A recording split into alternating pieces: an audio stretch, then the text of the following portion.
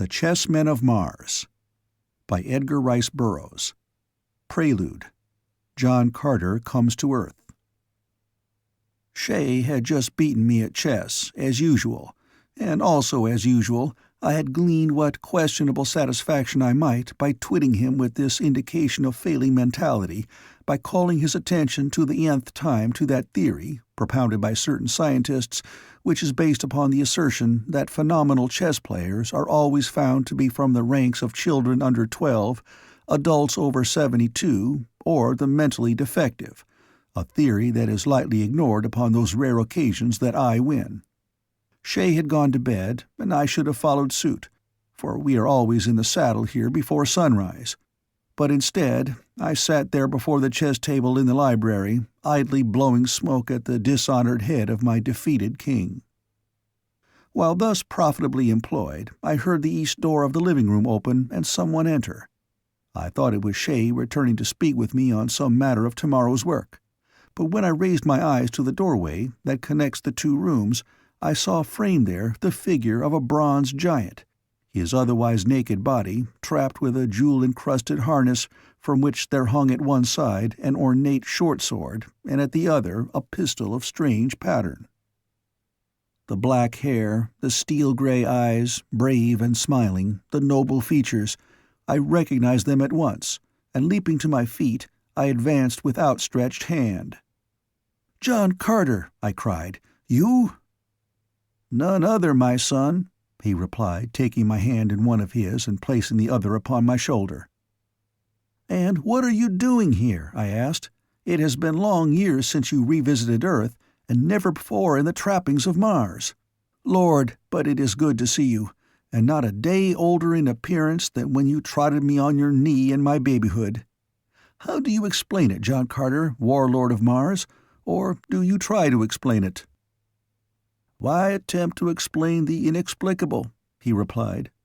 "As I have told you before, I am a very old man. I do not know how old I am.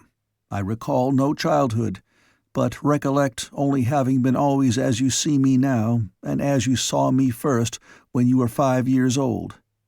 You yourself have aged, though not as much as most men in a corresponding number of years, which may be accounted for by the fact that the same blood runs in our veins. But I have not aged at all. I have discussed the question with a noted Martian scientist, a friend of mine, but his theories are still only theories. However, I am content with the fact I never age, and I love life and the vigor of youth. And now as to your natural question as to what brings me to Earth again, and in this, to earthly eyes, strange habiliment. We may thank Kar Komak, the bowman of Lothar. It was he who gave me the idea upon which I have been experimenting until at last I have achieved success. As you know, I have long possessed the power to cross the void in spirit, but never before have I been able to impart to inanimate things a similar power. Now, however, you see me for the first time precisely as my Martian fellows see me. You see the very short sword that has tasted the blood of many a savage foeman, the harness with the devices of Helium and the insignia of my rank, the pistol that was presented to me by Taurus Tarkus, Jeddak of Thark. Aside from you, which is my principal reason for being here, and satisfying myself that I can transport inanimate things from Mars to Earth, and therefore animate things if I so desire, I have no purpose. Earth is not for me. My every interest is upon Barsoom. My wife, my children, my work, all are there. I will spend a quiet evening with you and then back to the world I love even better than I love life." As he spoke, he dropped into the chair upon the opposite side of the chess table. "You spoke of children," I said. "Have you more than Carthoris?" "A daughter," he replied, "only a little younger than Carthoris, and barring one, the fairest thing that ever breathed the thin air of dying Mars. Only Dejah Thoris, her mother, could be more beautiful than Tara of Helium." For a moment he fingered the chessmen idly. "We have a game on Mars similar to chess," he said. "Very similar." and there is a race there that plays it grimly with men and naked swords. We call the game Jetan. It is played on a board like yours, except that there are 100 squares, and we use 20 pieces on each side. I never see it played without thinking of Tara of Helium and what befell her among the chessmen of Barsoom. Would you like to hear her story?" I said that I would, and so he told it to me, and now I shall try to retell it for you as nearly in the words of the warlord of Mars as I can recall them, but in the third person. If there be inconsistencies and errors, let the blame fall not upon John Carter, but rather upon my faulty memory, where it belongs. It is a strange tale, and utterly Barsoomian. Chapter 1. Tara in a Tantrum. Tara of Helium rose from the pile of silks and soft furs upon which she had been reclining, stretched her lithe body languidly, and crossed toward the center of the room, where, above a large table, a bronze disk depended from the low ceiling. Her carriage was that of health and physical perfection, the effortless harmony of faultless coordination. A scarf of silken gossamer crossing over one shoulder was wrapped about her body. Her black hair was piled high upon her head. With a wooden stick, she tapped upon the bronze disk lightly, and presently the summons was answered by a slave girl, who entered smiling, to be greeted similarly by her mistress. "Are my father's guests arriving?" asked the princess. "Yes, Tara of Helium, they come," replied the slave. "I have seen Kantos Kan, overlord of the navy, and Prince Soran of Tarth, and Jor Kantos, son of Kantos Kan." She shot a roguish glance at her mistress as she mentioned Jor Kantos' name. "And, oh, there were others. Many have come." "The bath, then, Euthea," said her mistress. "And why, Euthea," she added, "do you look thus and smile when you mention the name of Jor Kantos?" The slave girl laughed gaily. "It is so plain to all that he worships you," she replied. "It is not plain to me," said Tara of Helium. "He is the friend of my brother Carthoris, and so he is here much, but not to see me. It is his friendship for Carthoris that brings him thus often to the palace of my father." "But Carthoris is hunting in the north with Talu, Jeddak of Okar," Euthea reminded her. "My bath, Euthea," cried Tara of Helium. "That tongue of yours will bring you to some misadventure yet." "The bath is ready, Tara of Helium," the girl responded, her eyes still twinkling with merriment, for she well knew that in the heart of her mistress was no anger that could displace the love of the princess for her slave. Preceding the daughter of the warlord, she opened the door of an adjoining room where lay the bath, a gleaming pool of scented water in a marble basin. Golden stanchions supported a chain of gold encircling it, and leading down into the water on either side of marble steps. A glass dome let in the sunlight, which flooded the interior, glancing from the polished white of the marble walls and the procession of bathers and fishes, which, in conventional design, were inlaid with gold in a broad band that circled the room. Tara of Helium removed the scarf from about her and handed it to the slave. Slowly she descended the steps to the water, the temperature of which she tested with a symmetrical foot, undeformed by tight shoes and high heels. A lovely foot, as God intended that feet should be, and seldom are. Finding the water to her liking, the girl swam leisurely to and fro about the pool. With the silken ease of the seal she swam, now at the surface, now below, her smooth muscles rolling softly beneath her clear skin, a wordless song of health and happiness and grace. Presently she emerged and gave herself into the hands of the slave girl, who rubbed the body of her mistress with a sweet-smelling, semi-liquid substance contained in a golden urn until the glowing skin was covered with a foamy lather, then a quick plunge into the pool and a drying with soft towels, and the bath was over. Typical of the life of the princess was the simple elegance of her bath. No retinue of useless slaves, no pomp, no idle waste of precious moments. In another half-hour her hair was dried and built into the strange but becoming coiffure of her station. Her leathern trappings, encrusted with gold and jewels, had been adjusted to her figure, and she was ready to mingle with the guests that had been bidden to the midday function at the palace of the warlord.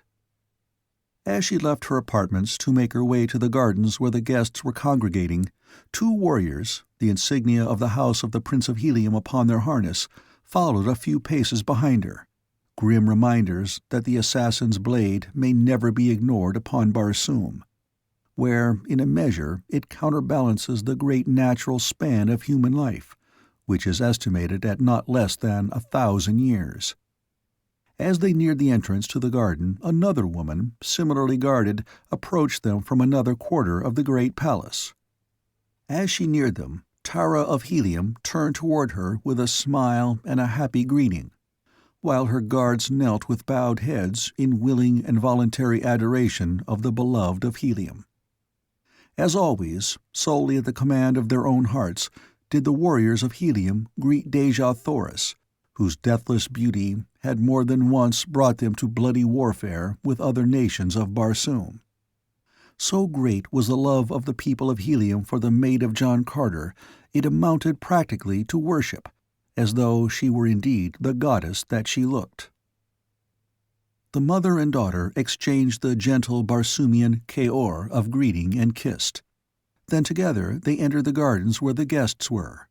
A huge warrior drew his short sword and struck his metal shield with the flat of it, the brazen sound ringing out above the laughter and the speech. "The princess comes!" he cried. "Dejah Thoris, the princess comes! Tara of Helium!" Thus always is royalty announced. The guests arose. The two women inclined their heads. The guards fell back upon either side of the entranceway. A number of nobles advanced to pay their respects. The laughing and the talking were resumed, and Dejah Thoris and her daughter moved simply and naturally among their guests, no suggestion of differing rank apparent in the bearing of any who were there, though there was more than a single Jeddak and many common warriors whose only title lay in brave deeds or noble patriotism. Thus it is upon Mars, where men are judged upon their own merits rather than upon those of their grandsires, even though pride of lineage be great. Tara of Helium let her slow gaze wander among the throng of guests, until presently it halted upon one she sought. Was the faint shadow of a frown that crossed her brow an indication of displeasure at the sight that met her eyes, or did the brilliant rays of the noonday sun distress her? Who may say? She had been reared to believe that one day she should wed Jor Kantos, son of her father's best friend. It had been the dearest wish of Kantos Kan and the warlord that this should be, and Tara of Helium had accepted it as a matter of all but accomplished fact. Jor Kantos had seemed to accept the matter in the same way. They had spoken of it casually as something that would, as a matter of course, take place in the indefinite future, as, for instance, his promotion in the Navy, in which he was now a padwar, or the set of functions of the court of her grandfather, Tardos Mors, Jeddak of Helium, or death. They had never spoken of love, and that had puzzled Tara of Helium upon the rare occasions she gave it thought, for she knew that people who were to wed were usually much occupied with the matter of love, and she had all of a woman's curiosity. She wondered what love was like. She was very fond of Jor Kantos, and she knew that he was very fond of her. They liked to be together, for they liked the same things and the same people and the same books, and their dancing was a joy, not only to themselves, but to those who watched them. She could not imagine wanting to marry anyone other than Jor Kantos. So perhaps it was only the sun that made her brows contract just the tiniest bit at the same instant that she discovered Jor Kantos sitting in earnest conversation with Olvia Marthis, daughter of the Jed of Hastor. It was Jor Kantos' duty immediately to pay his respects to Dejah Thoris and Tara of Helium, but he did not do so, and presently the daughter of the warlord frowned indeed. She looked long at Olvia Marthis, and though she had seen her many times before and knew her well, she looked at her today through new eyes that saw, apparently for the first time, that the girl from Hastur was noticeably beautiful, even among those other beautiful women of Helium. Tara of Helium was disturbed. She attempted to analyze her emotions, but found it difficult. Olvia Marthis was her friend. She was very fond of her, and she felt no anger toward her. Was she angry with Jorg Cantos? No, she finally decided that she was not. It was merely surprise, then, that she felt. Surprise that Jorg Cantos could be more interested in another than in herself. She was about to cross the garden and join them when she heard her father's voice directly behind her. "Tara of Helium," he called, and she turned to see him approaching with a strange warrior whose harness and metal bore devices with which she was unfamiliar.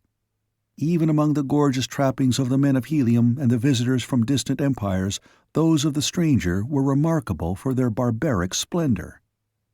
The leather of his harness was completely hidden beneath ornaments of platinum, thickly set with brilliant diamonds, as were the scabbards of his swords and the ornate holster that held his long Martian pistol. Moving through the sunlit garden at the side of the great warlord, the scintillant rays of his countless gems enveloping him as in an aureole of light imparted to his noble figure a suggestion of godliness.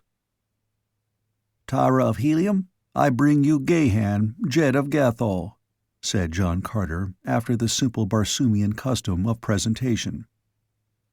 "Kaor, Gahan, Jed of Gathol," returned Tara of Helium. "My sword is at your feet, Tara of Helium," said the young chieftain. The warlord left them, and the two seated themselves upon an ursite bench beneath a spreading serapis tree. "Far Gathol," mused the girl. "Ever in my mind has it been connected with mystery and romance and the half-forgotten lore of the ancients. I cannot think of Gathol as existing today, possibly because I have never before seen a Gatholian. And perhaps, too, because of the great distance that separates Helium and Gathol, as well as the comparative insignificance of my little free city, which might easily be lost in one corner of mighty Helium," added Gahan. "But what we lack in power, we make up in pride," he continued, laughing. "We believe ours the oldest inhabited city upon Barsoom. It is one of the few that has retained its freedom, and this despite the fact that its ancient diamond mines are the richest known, and unlike practically all the other fields, are today apparently as inexhaustible as ever." "Tell me of Gathol," urged the girl. "The very thought fills me with interest." Nor was it likely that the handsome face of the young Jed detracted anything from the glamour of Far Gathol. Nor did Gahan seem displeased with the excuse for further monopolizing the society of his fair companion. His eyes seemed chained to her exquisite features, from which they moved no further than to a rounded breast, part hid beneath its jeweled covering, a naked shoulder, or the symmetry of a perfect arm, resplendent in bracelets of barbaric magnificence. "Your ancient history has doubtless told you that Gathol was built upon an island in Throxius, mightiest of the 5 oceans of old Barsoom. As the ocean receded, Gathol crept down the sides of the mountain, the summit of which was the island upon which she had been built, until today she covers the slopes from summit to base, while the bowels of the great hill are honeycombed with the galleries of her mines. Entirely surrounding us is a great salt marsh, which protects us from invasion by land, while the rugged and oft-times vertical topography of our mountain renders the landing of hostile airships a precarious undertaking." "That and your brave warriors?" suggested the girl. Gahan smiled. "We do not speak of that except to enemies," he said, "and then with tongues of steel rather than of flesh." "But what practice in the art of war has a people which nature has thus protected from attack?"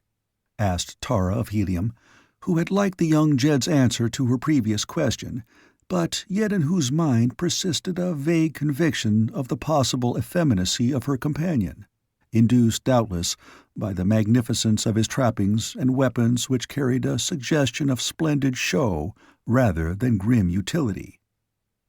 Our natural barriers, while they have doubtless saved us from defeat on countless occasions, have not by any means rendered us immune from attack, he explained. For so great is the wealth of Gathol's diamond treasury that there yet may be found those who will risk almost certain defeat in an effort to loot our unconquered city. So thus we find occasional practice in the exercise of arms. But there is more to Gathol than the mountain city. My country extends from Polydona, equator, north 10 karads, and from the 10th karad west of Hortz to the 20th west, including thus 1,000,000 square hods, the greater proportion of which is fine grazing land, where run our great herds of thoats and zitidars. Surrounded as we are by predatory enemies, our herdsmen must indeed be warriors, or we should have no herds. And you may be assured they get plenty of fighting. Then there is our constant need of workers in the mines. The Gatholians consider themselves a race of warriors, and as such prefer not to labor in the mines. The law is, however, that each male Gatholian shall give an hour a day in labor to the government. That is practically the only tax that is levied upon them. They prefer, however, to furnish a substitute to perform this labor, and as our people will not hire out for labor in the mines, it has been necessary to obtain slaves, and I do not need to tell you that slaves are not won without fighting. We sell these slaves in the public market, the proceeds going half and half to the government and the warriors who bring them in. The purchasers are credited with the amount of labor performed by their particular slaves. At the end of a year, a good slave will have performed the labor tax of his master for 6 years, and if slaves are plentiful, he is freed and permitted to return to his own people. "You fight in platinum and diamonds?" asked Tara, indicating his gorgeous trappings with a quizzical smile. Gahan laughed. "We are a vain people," he admitted, good-naturedly. "And it is possible that we place too much value on personal appearances. We vie with one another in the splendor of our accoutrements when trapped for the observance of the lighter duties of life, though when we take the field our leather is the plainest I ever have seen worn by fighting men of Barsoom. We pride ourselves, too, upon our physical beauty, and especially upon the beauty of our women. May I dare to say, Tara of Helium, that I am hoping for the day when you will visit Gathol, that my people may see one who is really beautiful?" "The women of Helium are taught to frown with displeasure upon the tongue of the flatterer," rejoined the girl, but Gahan, Jet of Gathol, observed that she smiled as she said it. A bugle sounded, clear and sweet, above the laughter and the talk. "The dance of Barsoom!" exclaimed the young warrior. "I claim you for it, Tara of Helium." The girl glanced in the direction of the bench where she had last seen Jor Kantos. He was not in sight. She inclined her head in assent to the claim of the Gatholian. Slaves were passing among the guests, distributing small musical instruments of a single string. Upon each instrument were characters which indicated the pitch and length of its tone. The instruments were of skeel, the string of gut, and were shaped to fit the left forearm of the dancer, to which it was strapped. There was also a ring wound with gut which was worn between the first and second joints of the index finger of the right hand, and which, when passed over the string of the instrument, elicited the single note required of the dancer. The guests had risen and were slowly making their way toward the expanse of scarlet sward at the south end of the gardens where the dance was to be held, when Jor Kantos came hurriedly toward Tara of Helium. "I claim," he exclaimed as he neared her, but she interrupted him with a gesture. "You're too late, Jor Kantos," she cried in mock anger. "No laggard may claim Tara of Helium. But haste now, lest you lose also Olvia Marthis, whom I have never seen wait long to be claimed for this or any other dance." "I have already lost her," admitted Jor Kantos ruefully. "And you mean to say that you came for Tara of Helium only after having lost Olvia Marthis?" demanded the girl, still simulating displeasure. "Oh, Tara of Helium, you know better than that," insisted the young man. "Was it not natural that I should assume that you would expect me, who alone has claimed you for the dance of Barsoom for at least 12 times past?" "And sit and play with my thumbs until you saw fit to come for me?" she questioned. "Ah, no, Jorcantos. Tara of Helium is for no laggard." And she threw him a sweet smile and passed on toward the assembling dancers, with Gahan, Jed of Far Gathol. The dance of Barsoom bears a relation similar to the more formal dancing functions of Mars that the Grand March does to ours, though it is infinitely more intricate and more beautiful. Before a Martian youth of either sex may attend an important social function where there is dancing, he must have become proficient in at least 3 dances: the dance of Barsoom, his national dance, and the dance of his city. In these 3 dances the dancers furnish their own music, which never varies, nor do the steps or figures vary, having been handed down from time immemorial. All Barsoomian dances are stately and beautiful, but the dance of Barsoom is a wondrous epic of motion and harmony. There is no grotesque posturing, no vulgar or suggestive movements. It has been described as the interpretation of the highest ideals of a world that aspired to grace and beauty and chastity in woman, and strength and dignity and loyalty in man. Today, John Carter, Warlord of Mars, with Dejah Thoris, his mate, led in the dancing, and if there was another couple that vied with them in possession of the silent admiration of the guests, it was the resplendent Jed of Gathol and his beautiful partner. In the ever-changing figures of the dance, the man found himself now with the girl's hand in his, and again with an arm about the lithe body that the jeweled harness but inadequately covered, and the girl, though she had danced 1,000 dances in the past, realized for the first time the personal contact of a man's arm against her naked flesh. It troubled her that she should notice it, and she looked up questioningly and almost with displeasure at the man as though it was his fault. Their eyes met, and she saw in his that which she had never seen in the eyes of Jorcantos. It was at the very end of the dance, and they both stopped suddenly with the music and stood there looking straight into each other's eyes. It was Gahan of Gathol who spoke first. "Tara of Helium, I love you," he said. The girl drew herself to her full height. "The Jed of Gathol forgets himself," she exclaimed haughtily. "The Jed of Gathol would forget everything but you, Tara of Helium," he replied. Fiercely, he pressed the soft hand that he still retained from the last position of the dance. "I love you, Tara of Helium," he repeated. "Why should your ears refuse to hear what your eyes but just now did not refuse to see and answer?" "What meanest thou?" she cried. "Are the men of Gathol such boors, then?" "We are neither boors nor fools," he replied quietly. "They know when they love a woman and when she loves them." Tara of Helium stamped her little foot in anger. "Go," she said, "before it is necessary to acquaint my father with the dishonor of his guest." She turned and walked away. "Wait," cried the man. "Just another word." "Of apology?" she asked. "Of prophecy," he said. "I do not care to hear it," replied Tara of Helium, and left him standing there.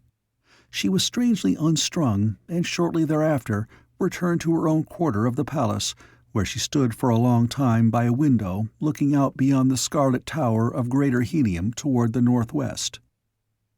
Presently she turned angrily away. "I hate him!" she exclaimed aloud. "Whom?" inquired the privileged Euthea. Tara of Helium stamped her foot. "That ill-mannered boor, the Jed of Gathol," she replied. Euthea raised her slim brows. At the stamping of the little foot, a great beast rose from the corner of the room and crossed to Tara of Helium, where it stood looking up into her face. She placed her hand upon the ugly head. "Dear old Woola," she said, "no love could be deeper than yours. yet it never offends. Would that men might pattern themselves after you. Chapter 2. At the Gale's Mercy. Tara of Helium did not return to her father's guests, but awaited in her own apartments the word from Jor Kantos which she knew must come, begging her to return to the gardens. She would then refuse haughtily. But no appeal came from Jor Kantos. At first, Tara of Helium was angry. Then she was hurt, and always she was puzzled. She could not understand. Occasionally she thought of the Jed of Gathol, and then she would stamp her foot, for she was very angry indeed with Gahan. The presumption of the man! He had insinuated that he read love for him in her eyes. Never had she been so insulted and humiliated. Never had she so thoroughly hated a man. Suddenly she turned toward Euthea. "My flying leather," she commanded. "But the guests," exclaimed the slave girl. "Your father, the warlord, will expect you to return." "He will be disappointed," snapped Tara of Helium. The slave hesitated. "He does not approve of your flying alone," she reminded her mistress. The young princess sprang to her feet and seized the unhappy slave by the shoulders, shaking her. "You are becoming unbearable, Euthea," she cried. "Soon there will be no alternative than to send you to the public slave market. Then possibly you will find a master to your liking." Tears came to the soft eyes of the slave girl. "It is because I love you, my princess," she said softly. Tara of Helium melted. She took the slave in her arms and kissed her. "I have the disposition of a thoat, Euthea," she said. "Forgive me. I love you, and there is nothing that I would not do for you, and nothing would I do to harm you.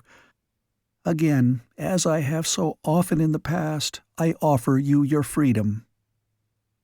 "I do not wish my freedom if it will separate me from you, Tara of Helium," replied Euthea. "I am happy here with you. I think that I should die without you." Again the girls kissed. "And you will not fly alone, then?" questioned the slave. Tara of Helium laughed and pinched her companion. "You persistent little pest," she cried. "Of course I shall fly. Does not Tara of Helium always do that which pleases her?" Euthea shook her head sorrowfully. "Alas, she does," she admitted. "Iron is the warlord of Barsoom to the influences of all but two. In the hands of Dejah Thoris and Tara of Helium he is as potter's clay." "Then run and fetch my flying leather like the sweet slave you are," directed the mistress.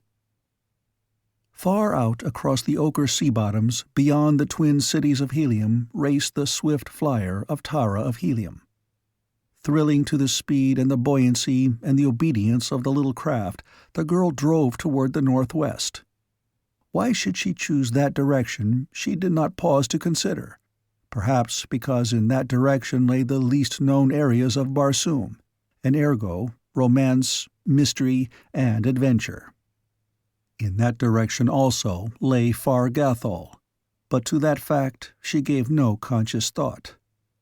She did, however, think occasionally of the Jed of that distant kingdom, but the reaction to these thoughts was scarcely pleasurable.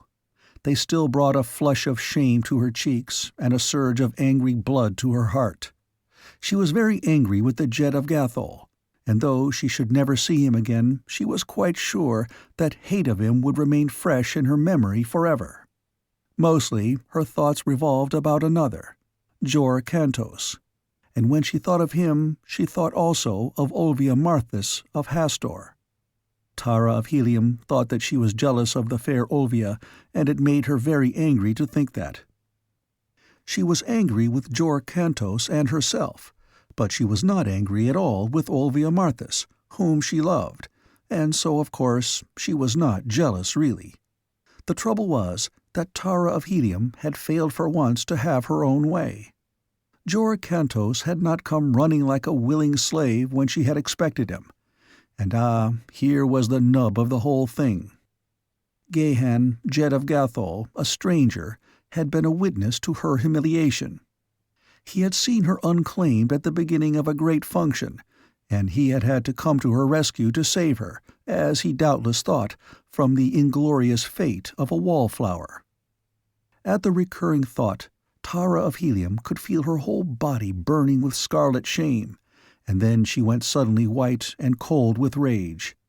Whereupon she turned her flyer about so abruptly that she was all but torn from her lashings upon the flat, narrow deck. She reached home just before dark. The guests had departed. Quiet had descended upon the palace. An hour later she joined her father and mother at the evening meal. "You deserted us, Tara of Helium," said John Carter. "It is not what the guests of John Carter should expect." "They did not come to see me," replied Tara of Helium. "I did not ask them." "They were no less your guests," replied her father. The girl rose and came and stood beside him and put her arms about his neck. "My proper old Virginian," she cried, rumpling his shock of black hair. "In Virginia, you would have been over your father's knee and spanked," said the man, smiling. She crept into his lap and kissed him. "You do not love me any more," she announced. "No one loves me." But she could not compose her features into a pout because bubbling laughter insisted upon breaking through. "The trouble is, there are too many who love you," he said. "And now there is another." "Indeed," she cried. "What do you mean?" "Gahan of Gathol has asked permission to woo you." The girl sat up very straight and tilted her chin in the air. "I would not wed with a walking diamond mine," she said. "I will not have him." "I told him as much," replied her father, "and that you were as good as betrothed to another. He was very courteous about it, but at the same time he gave me to understand that he was accustomed to getting what he wanted, and that he wanted you very much. I suppose it will mean another war. Your mother's beauty kept Helium at war for many years, and, well, Tara of Helium, if I were a young man, I should doubtless be willing to set all Barsoom afire to win you, as I still would to keep your divine mother." And he smiled across the Serapis table and its golden service at the undimmed beauty of Mars' most beautiful woman. "Our little girl should not yet be troubled with such matters," said Dejah Thoris. "Remember, John Carter, that you are not dealing with an Earth child, whose span of life would be more than half completed before a daughter of Barsoom reached actual maturity."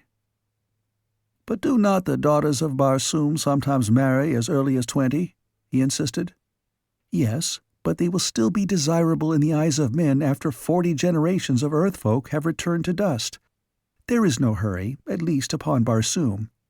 We do not fade and decay here, as you tell me those of your planet do, though you yourself belie your own words. When the time seems proper, Tara of Helium shall wed with Jor Kantos, and until then let us give the matter no further thought." "No," said the girl, "the subject irks me, and I shall not marry Jor Kantos, or another. I do not intend to wed." Her father and mother looked at her and smiled. "When Gahan of Gathol returns, he may carry you off," said the former. "He has gone?" asked the girl. "His flyer departs for Gathol in the morning," John Carter replied. "I have seen the last of him, then," remarked Tara of Helium with a sigh of relief. "He says not," returned John Carter. The girl dismissed the subject with a shrug, and the conversation passed to other topics. A letter had arrived from Thuvia of Tarth, who was visiting at her father's court, while Carthoris, her mate, hunted in Okar. Word had been received that the Tharks and Warhoons were again at war, or rather, that there had been an engagement, for war was their habitual state. In the memory of man, there had been no peace between these two savage green hordes, only a single temporary truce. 2 new battleships had been launched at Hastor. A little band of Holy Therns was attempting to revive the ancient and discredited religion of Issus, who they claimed still lived in spirit and had communicated with them. There were rumors of war from Dusar. A scientist claimed to have discovered human life on the further moon. A madman had attempted to destroy the atmosphere plant. 7 people had been assassinated in Greater Helium during the last 10 zodes, the equivalent of an Earth day. Following the meal, Dejah Thoris and the Warlord played at Jetan, the Barsoomian game of chess, which is played upon a board of 100 alternate black and orange squares. One player has 20 black pieces, the other 20 orange pieces. A brief description of the game may interest those Earth readers who care for chess, and will not be lost upon those who pursue this narrative to its conclusion, since, before they are done, they will find that a knowledge of Jetan will add to the interest and the thrills that are in store for them. The men are placed upon the board as in chess upon the first 2 rows next the players. In order from left to right, on the line of squares nearest the players, the Jetan pieces are warrior, padwar, dwar, flyer, chief, princess, flyer, dwar, padwar, warrior. In the next line are all panthans, except the end pieces, which are called thoats, and represent mounted warriors. The panthans, which are represented as warriors with 1 feather, may move 1 space in any direction except backward. The thoats, mounted warriors with 3 feathers, may move 1 straight and 1 diagonal, and may jump intervening pieces. Warriors, foot soldiers with 2 feathers, straight in any direction, or diagonally 2 spaces. Padwars, lieutenants wearing 2 feathers, 2 diagonal in any direction or combination. Dwars, captains wearing 3 feathers, 3 spaces straight in any direction or combination. Flyers, represented by a propeller with 3 blades, 3 spaces in any direction or combination diagonally, and may jump intervening pieces. The chief, indicated by a diadem with 10 jewels, 3 spaces in any direction, straight or diagonal. Princess, diadem with a single jewel, same as chief, and can jump intervening pieces. The game is won when a player places any of his pieces on the same square with his opponent's princess, or when a chief takes a chief. It is drawn when a chief is taken by any opposing piece other than the opposing chief, or when both sides have been reduced to 3 pieces or less of equal value, and the game is not terminated in the following 10 moves, 5 apiece. This is but a general outline of the game, briefly stated. It was this game that Dejah Thoris and John Carter were playing when Tara of Helium bid them good night, retiring to her own quarters and her sleeping silks and furs. "Until morning, my beloved," she called back to them as she passed from the apartment, nor little did she guess, nor her parents, that this might indeed be the last time that they would ever set eyes upon her. The morning broke dull and gray. Ominous clouds billowed restlessly and low. Beneath them, torn fragments scudded toward the northwest. From her window, Tara of Helium looked out upon this unusual scene. Dense clouds seldom overcast the Barsoomian sky. At this hour of the day, it was her custom to ride one of those small thoats that are the saddle animals of the Red Martians, but the sight of the billowing clouds lured her to a new adventure. Euthea still slept, and the girl did not disturb her. Instead, she dressed quietly and went to the hangar upon the roof of the palace directly above her quarters, where her own swift flyer was housed. She had never driven through the clouds. It was an adventure that always she had longed to experience. The wind was strong, and it was with difficulty that she maneuvered the craft from the hangar without incident, but once away, it raced swiftly out above the twin cities. The buffeting winds caught and tossed it, and the girl laughed aloud in sheer joy of the resultant thrills. She handled the little ship like a veteran, though few veterans would have faced the menace of such a storm in so light a craft. Swiftly she rose toward the clouds, racing with the scudding streamers of the storm-swept fragments, and a moment later she was swallowed by the dense masses billowing above. Here was a new world, a world of chaos, unpeopled except for herself. But it was a cold, damp, lonely world, and she found it depressing after the novelty of it had been dissipated by an overpowering sense of the magnitude of the forces surging about her. Suddenly, She felt very lonely and very cold and very little.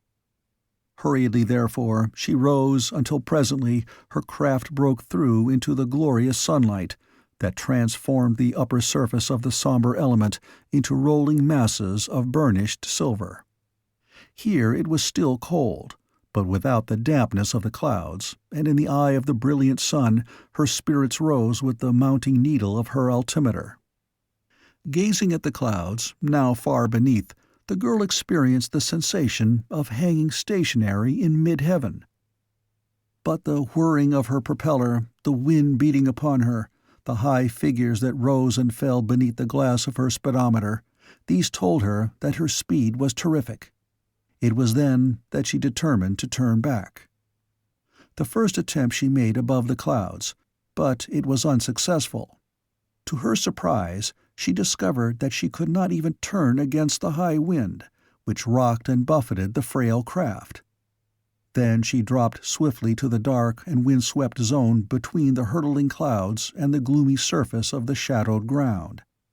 Here she tried again to force the nose of the flyer back toward Helium, but the tempest seized the frail thing and hurled it remorselessly about, rolling it over and tossing it as if it were a cork in a cataract. At last the girl succeeded in righting the flyer, perilously close to the ground. Never before had she been so close to death, yet she was not terrified. Her coolness had saved her, that and the strength of the deck lashings that held her. Traveling with the storm she was safe, but where was it bearing her? She pictured the apprehension of her father and mother when she failed to appear at the morning meal. They would find her flyer missing, and they would guess that somewhere in the path of the storm it lay a wrecked and tangled mass upon her dead body, and then brave men would go out in search of her, risking their lives. And that lives would be lost in the search she knew, for she realized now that never in her lifetime had such a tempest raged upon Barsoom. She must turn back. She must reach Helium before her mad lust for thrills had cost the sacrifice of a single courageous life.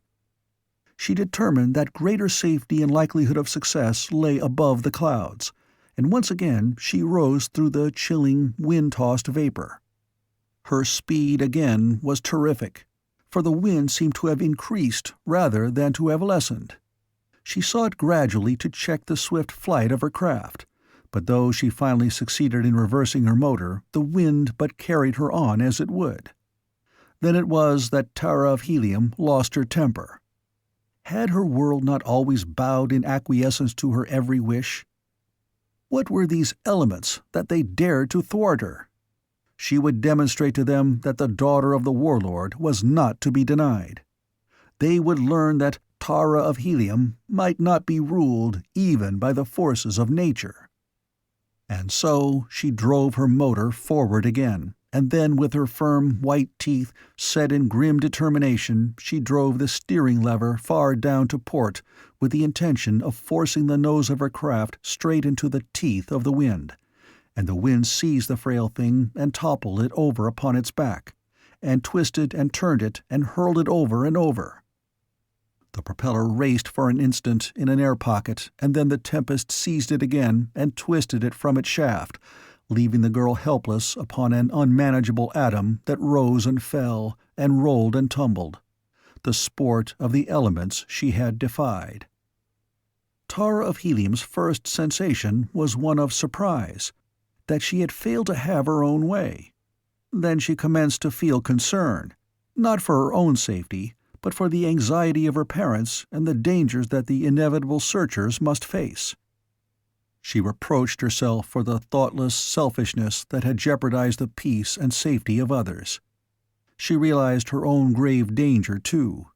But she was still unterrified, as befitted the daughter of Dejah Thoris and John Carter.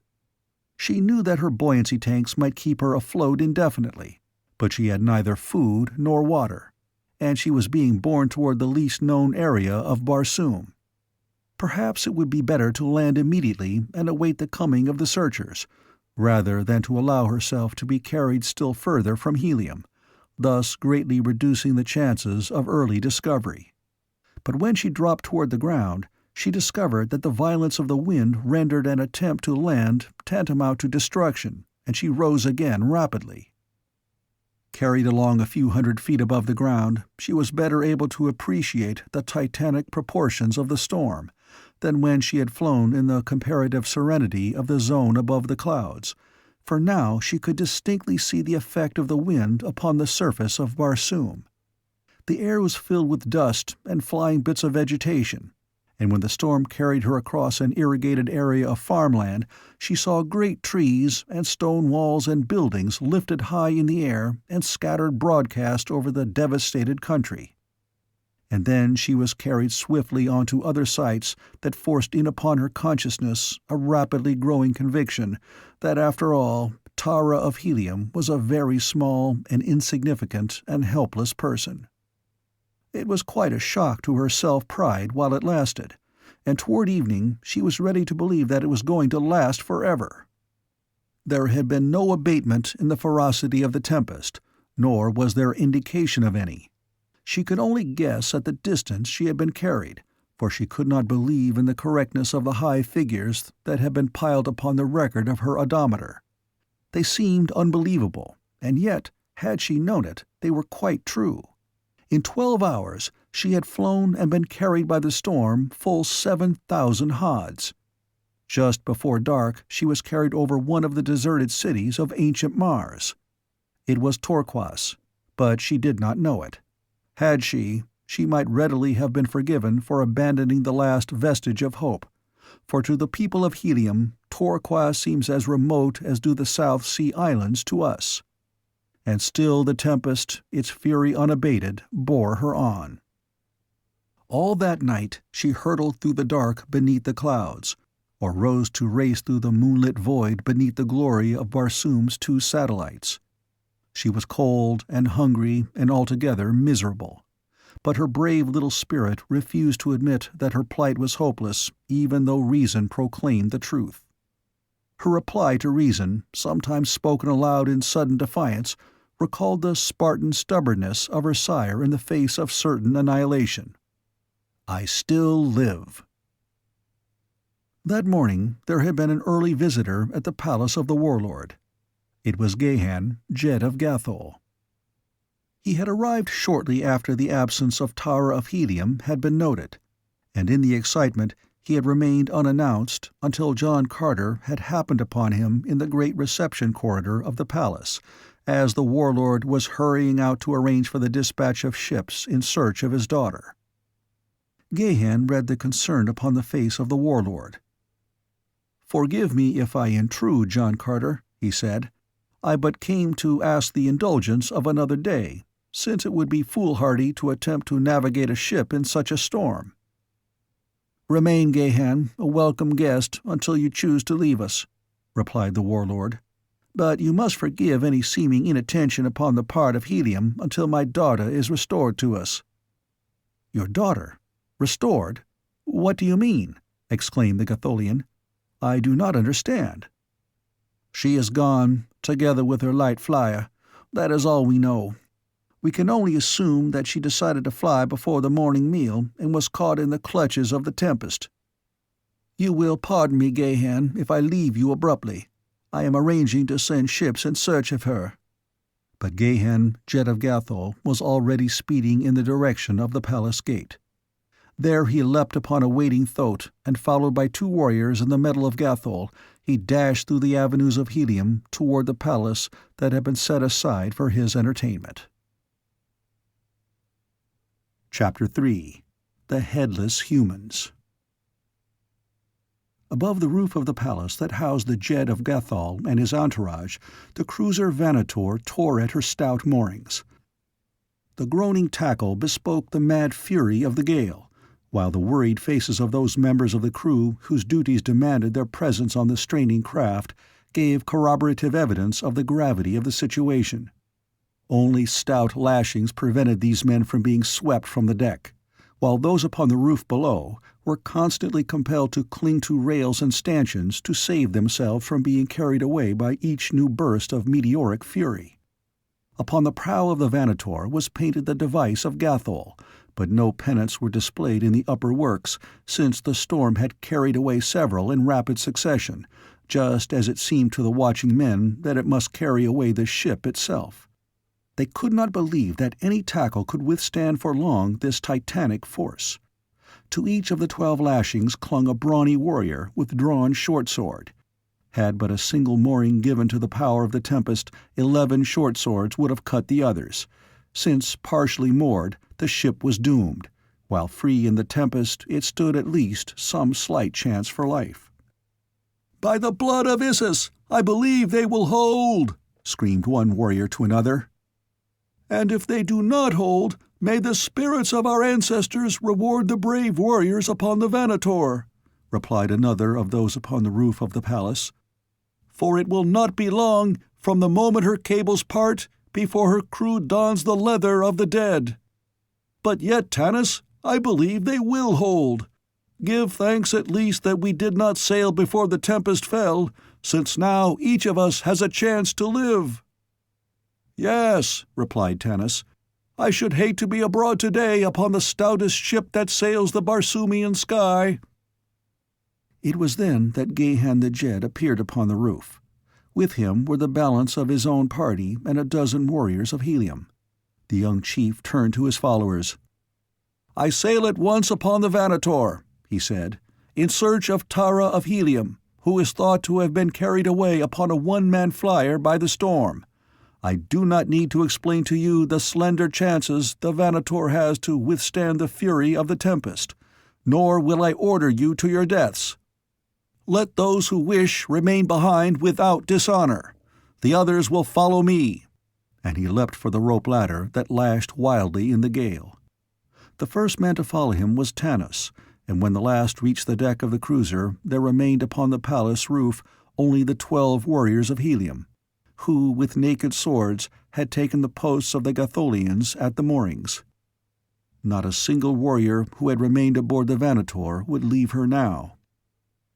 "I expected no less," said Gahan, as with the help of those already on the deck, he and the others found secure lashings. The commander of the Vanator shook his head. He loved his trim craft, the pride of her class in the little navy of Gathol. It was of her, he thought, not of himself. He saw her lying torn and twisted upon the ochre vegetation of some distant sea bottom, to be presently overrun and looted by some savage green horde. He looked at Gahan. "Are you ready, Santothis?" asked the Jed. "All is ready. Then cut away." Word was passed across the deck and over the side to the heliometic warriors below, that at the 3rd gun they were to cut away. 12 keen swords must strike simultaneously and with equal power, and each must sever completely and instantly 3 strands of heavy cable that no loose end fouling a block bring immediate disaster upon the Vanator. Boom! The voice of the signal gun rolled down through the screaming wind to the 12 warriors upon the roof. Boom! 12 swords were raised above 12 brawny shoulders. Boom! 12 keen edges severed 12 complaining moorings, clean and as one. The Vanator, her propellers whirling, shot forward with the storm. The tempest struck her in the stern as with a mailed fist, and stood the great ship upon her nose, and then it caught her and spun her as a child's top spins. And upon the palace roof the 12 men looked on in silent helplessness and prayed for the souls of the brave warriors who were going to their death. And others saw, from Helium's lofty landing stages and from 1,000 hangars upon 1,000 roofs.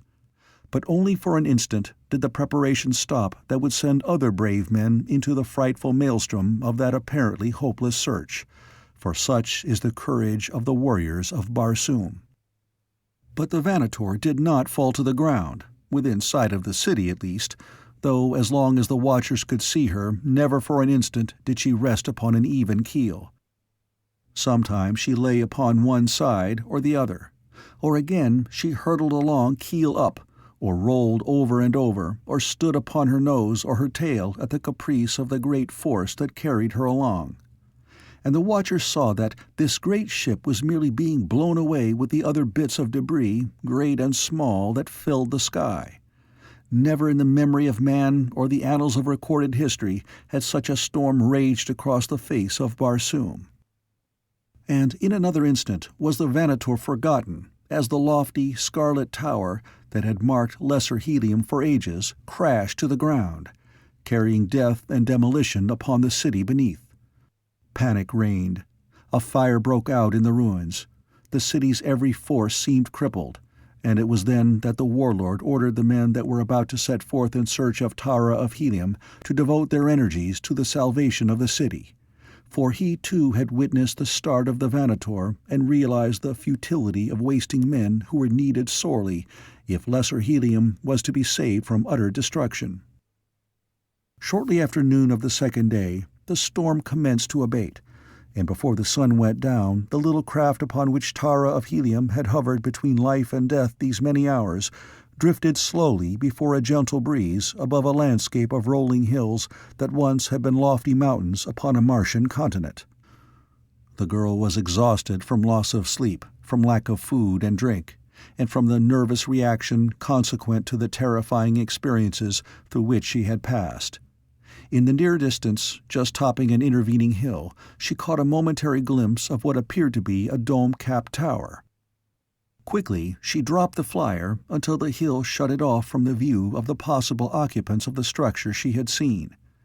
The tower meant to her the habitation of man, suggesting the presence of water and perhaps of food. If the tower was the deserted relic of a bygone age, she would scarcely find food there, but there was still a chance that there might be water. If it was inhabited, then must her approach be cautious, for only enemies might be expected to abide in so far distant a land. Tara of Helium knew that she must be far from the twin cities of her grandfather's empire, but had she guessed within even 1,000 haads of the reality, she had been stunned by realization of the utter hopelessness of her state. Keeping the craft low, for the buoyancy tanks were still intact, the girl skimmed the ground until the gently moving wind had carried her to the side of the last hill that intervened between her and the structure she had thought a man-built tower. Here she brought the flyer to the ground among some stunted trees, and dragging it beneath one where it might be somewhat hidden from craft passing above, she made it fast and set forth to reconnoiter.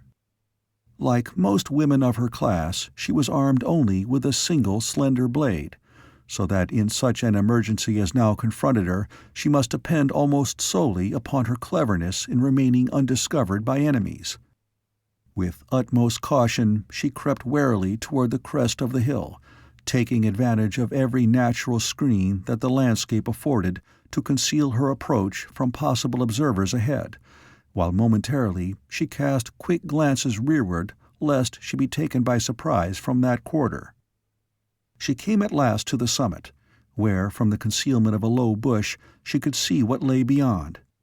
Beneath her spread a beautiful valley surrounded by low hills. Dotting it were numerous circular towers, dome-capped, and surrounding each tower was a stone wall enclosing several acres of ground.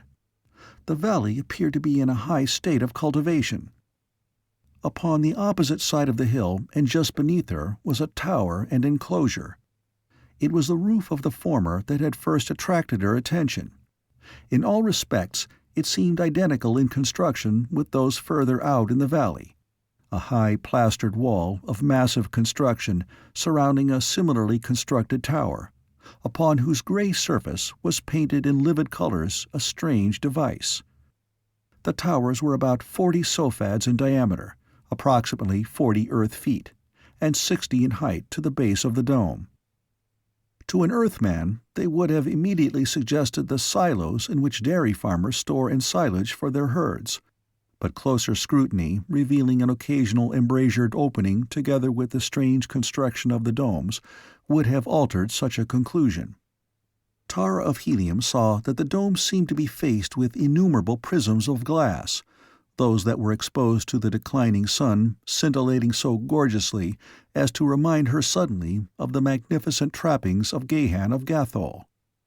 As she thought of the man, she shook her head angrily, and moved cautiously forward a foot or two, that she might get a less obstructed view of the nearer tower and its enclosure. As Tara of Helium looked down into the enclosure surrounding the nearest tower, her brows contracted momentarily in frowning surprise, and then her eyes went wide in an expression of incredulity tinged with horror, for what she saw was a score or two of human bodies, naked and headless. For a long moment she watched breathless, unable to believe the evidence of her own eyes, that these gruesome things moved and had life. She saw them crawling about on hands and knees over and across one another, searching about with their fingers, and she saw some of them at troughs, for which the others seemed to be searching, and those at the troughs were taking something from these receptacles and apparently putting it in a hole where their necks should have been. They were not far beneath her. She could see them distinctly, and she saw that there were the bodies of both men and women, and that they were beautifully proportioned, and that their skin was similar to hers, but of a slightly lighter red. At first she had thought that she was looking upon a shambles, and that the bodies, but recently decapitated, were moving under the impulse of muscular reaction. But presently she realized that this was their normal condition. The horror of them fascinated her, so that she could scarce take her eyes from them. It was evident from their groping hands that they were eyeless, and their sluggish movements suggested a rudimentary nervous system and a correspondingly minute brain.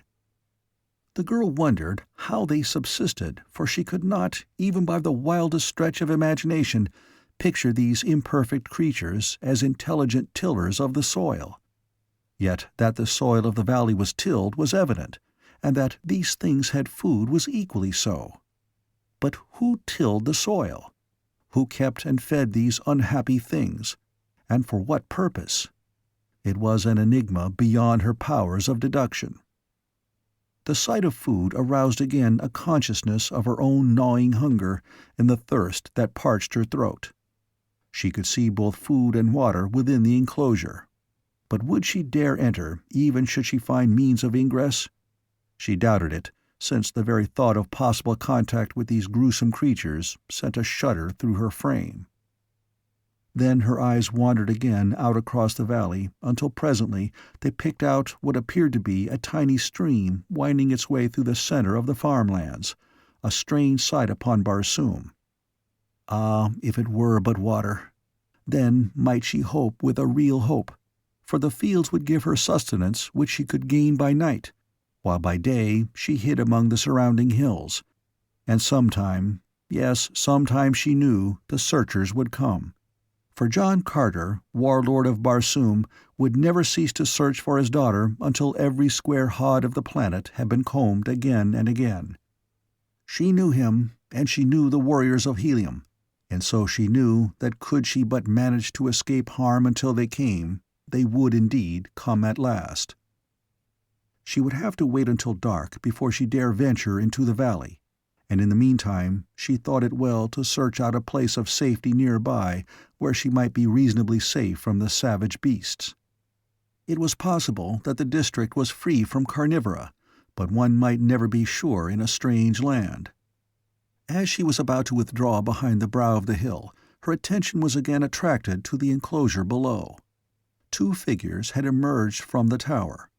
Their beautiful bodies seemed identical with those of the headless creatures among which they moved, but the newcomers were not headless.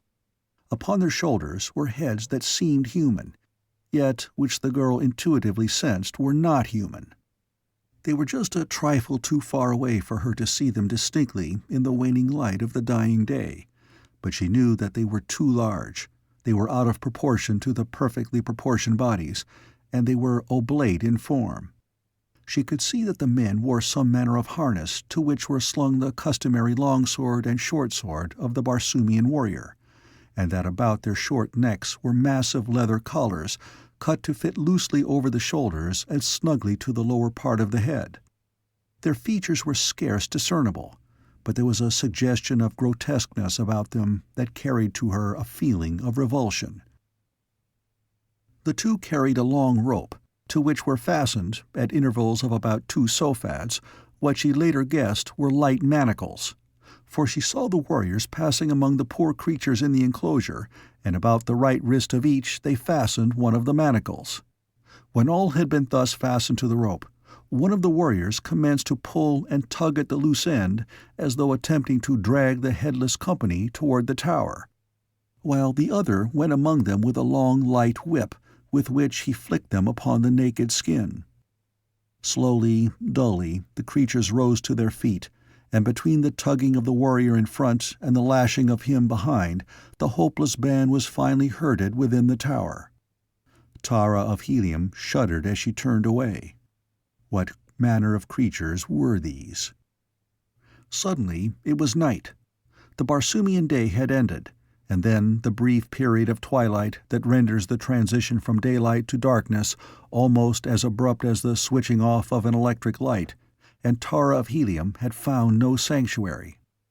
But perhaps there were no beasts to fear, or rather to avoid. Tara of Helium liked not the word fear. She would have been glad, however, had there been a cabin, even a very tiny cabin, upon her small flyer. But there was no cabin. The interior of the hull was completely taken up by the buoyancy tanks. Ah, she had it. How stupid of her not to have thought of it before. She could moor the craft to the tree beneath which it rested, and let it rise the length of the rope. Lashed to the deck rings, she would then be safe from any roaming beast of prey that chanced along. In the morning she could drop to the ground again before the craft was discovered. As Tara of Helium crept over the brow of the hill down toward the valley, her presence was hidden by the darkness of the night from the sight of any chance observer who might be loitering by a window in the nearby tower. Cluros, the farther moon, was just rising above the horizon to commence his leisurely journey through the heavens. 8 zodes later he would set, a trifle over 19.5 Earth hours, and during that time Thuria, his vivacious mate, would have circled the planet twice and be more than halfway around on her third trip. She had but just set. It would be more than 3.5 hours before she shot above the opposite horizon to hurtle, swift and low, across the face of the dying planet. During this temporary absence of the mad moon, Tara of Helium hoped to find both food and water, and gain again the safety of her flyer's deck. She groped her way through the darkness, giving the tower and its enclosure as wide a berth as possible. Sometimes she stumbled, for in the long shadows cast by the rising Cluros, objects were grotesquely distorted, though the light from the moon was still not sufficient to be of much assistance to her. Nor, as a matter of fact, did she want light. She could find the stream in the dark, by the simple expedient of going downhill until she walked into it, and she had seen that bearing trees and many crops grew throughout the valley, so that she would pass food in plenty ere she reached the stream. If the moon showed her the way more clearly, and thus saved her from an occasional fall, he would too show her more clearly to the strange denizens of the towers, and that, of course, must not be. Could she have waited until the following night, conditions would have been better, since Cluros would not appear in the heavens at all, and so, during Thuria's absence, utter darkness would reign. But the pangs of thirst and the gnawing of hunger could be endured no longer, with food and drink both in sight, and so she decided to risk discovery rather than suffer longer. Safely past the nearest tower, she moved as rapidly as she felt consistent with safety, choosing her way wherever possible so that she might take advantage of the shadows of the trees that grew at intervals and at the same time discover those which bore fruit. In this latter she met with almost immediate success, for the very third tree beneath which she halted was heavy with ripe fruit. Never, thought Tara of Helium, had aught so delicious impinged upon her palate, and yet it was naught else than the almost tasteless yussa, which is considered to be palatable only after having been cooked and highly spiced. It grows easily with little irrigation, and the trees bear abundantly. The fruit, which ranks high in food value, is one of the staple foods of the less well-to-do, and because of its cheapness and nutritive value forms one of the principal rations of both armies and navies upon Barsoom, a use which has won for it a Martian sobriquet, which, freely translated into English, would be the fighting potato. The girl was wise enough to eat but sparingly, but she filled her pocket pouch with the fruit before she continued upon her way. 2 towers she passed before she came at last to the stream, and here again she was temperate, drinking but little, and that very slowly, contenting herself with rinsing her mouth frequently and bathing her face, her hands, and her feet. And even though the night was cold, as Martian nights are, the sensation of refreshment more than compensated for the physical discomfort of the low temperature. Replacing her sandals, she sought among the growing track near the stream for whatever edible berries or tubers might be planted there, and found a couple of varieties that could be eaten raw. With these she replaced some of the yucca in her pocket pouch, not only to ensure a variety, but because she found them more palatable. Occasionally she returned to the stream to drink, but each time moderately. Always were her eyes and ears alert for the first signs of danger, but she had neither seen nor heard aught to disturb her. And presently the time approached when she felt she must return to her flyer lest she be caught in the revealing light of the low-swinging Thuria. She dreaded leaving the water, for she knew that she must become very thirsty before she could hope to come again to the stream. If she only had some little receptacle in which to carry water, even a small amount would tide her over until the following night. But she had nothing, and so she must content herself as best she could with the juices of the fruit and tubers she had gathered. After a last drink at the stream, the longest and deepest she had allowed herself, she rose to retrace her steps toward the hills. But even as she did so, she became suddenly tense with apprehension. What was that? She could have sworn that she saw something move in the shadows beneath a tree not far away. For a long minute the girl did not move. She scarce breathed. Her eyes remained fixed upon the dense shadows below the tree, her ears strained through the silence of the night. A low moaning came down from the hills where her flyer was hidden. She knew it well, the weird note of the hunting banth. And the great carnivore lay directly in her path. But he was not so close as this other thing, hiding there in the shadows just a little way off. What was it?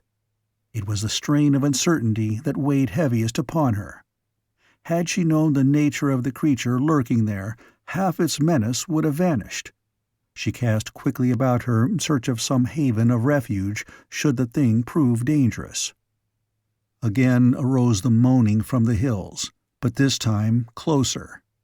Almost immediately it was answered from the opposite side of the valley, behind her, and then from the distance to the right of her, and twice upon her left.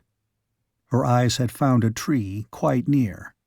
Slowly, and without taking her eyes from the shadows of that other tree, she moved toward the overhanging branches that might afford her sanctuary in the event of need, and at her first move a low growl rose from the spot she had been watching, and she heard the sudden moving of a big body.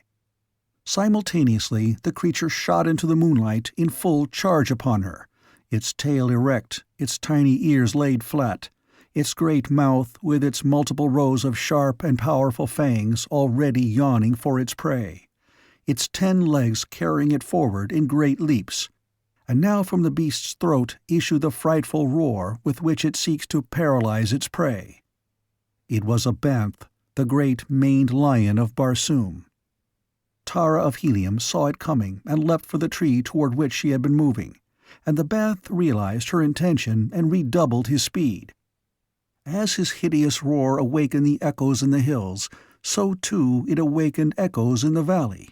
But these echoes came from the living throats of others of its kind, until it seemed to the girl that fate had thrown her into the midst of a countless multitude of these savage beasts. Almost incredibly swift is the speed of a charging banth, and fortunate it was that the girl had not been caught farther in the open. As it was, her margin of safety was next to negligible, for as she swung nimbly to the lower branches, the creature in pursuit of her crashed among the foliage almost upon her as it sprang upward to seize her. It was only a combination of good fortune and agility that saved her. A stout branch deflected the raking talons of the carnivore, but so close was the call that a giant forearm brushed her flesh in the instant before she scrambled to the higher branches.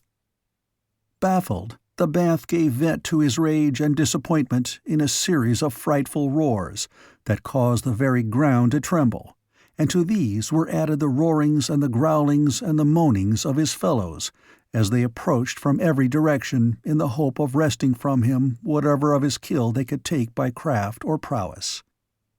And now he turned snarling upon them as they circled the tree, while the girl, huddled in a crotch above them, looked down upon the gaunt, yellow monsters padding on noiseless feet in a restless circle about her.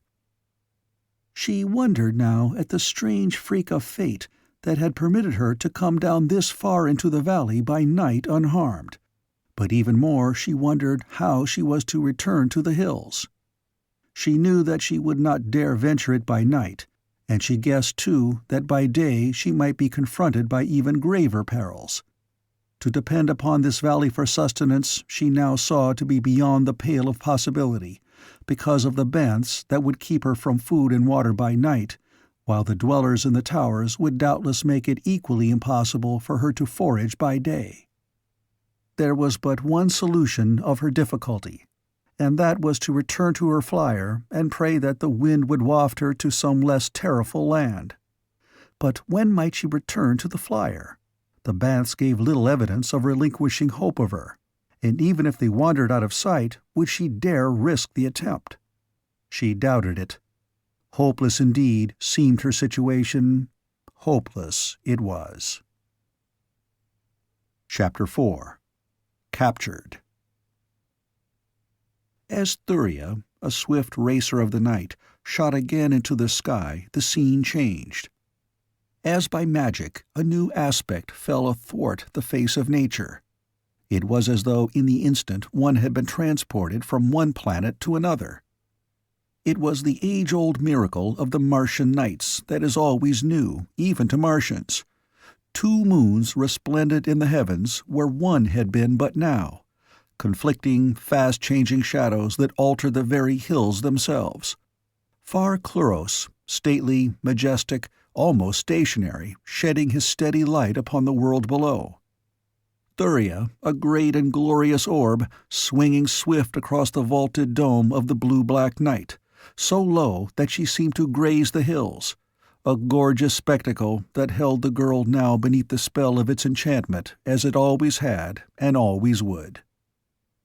"Ah, Thuria, mad queen of heaven," murmured Tara of Helium.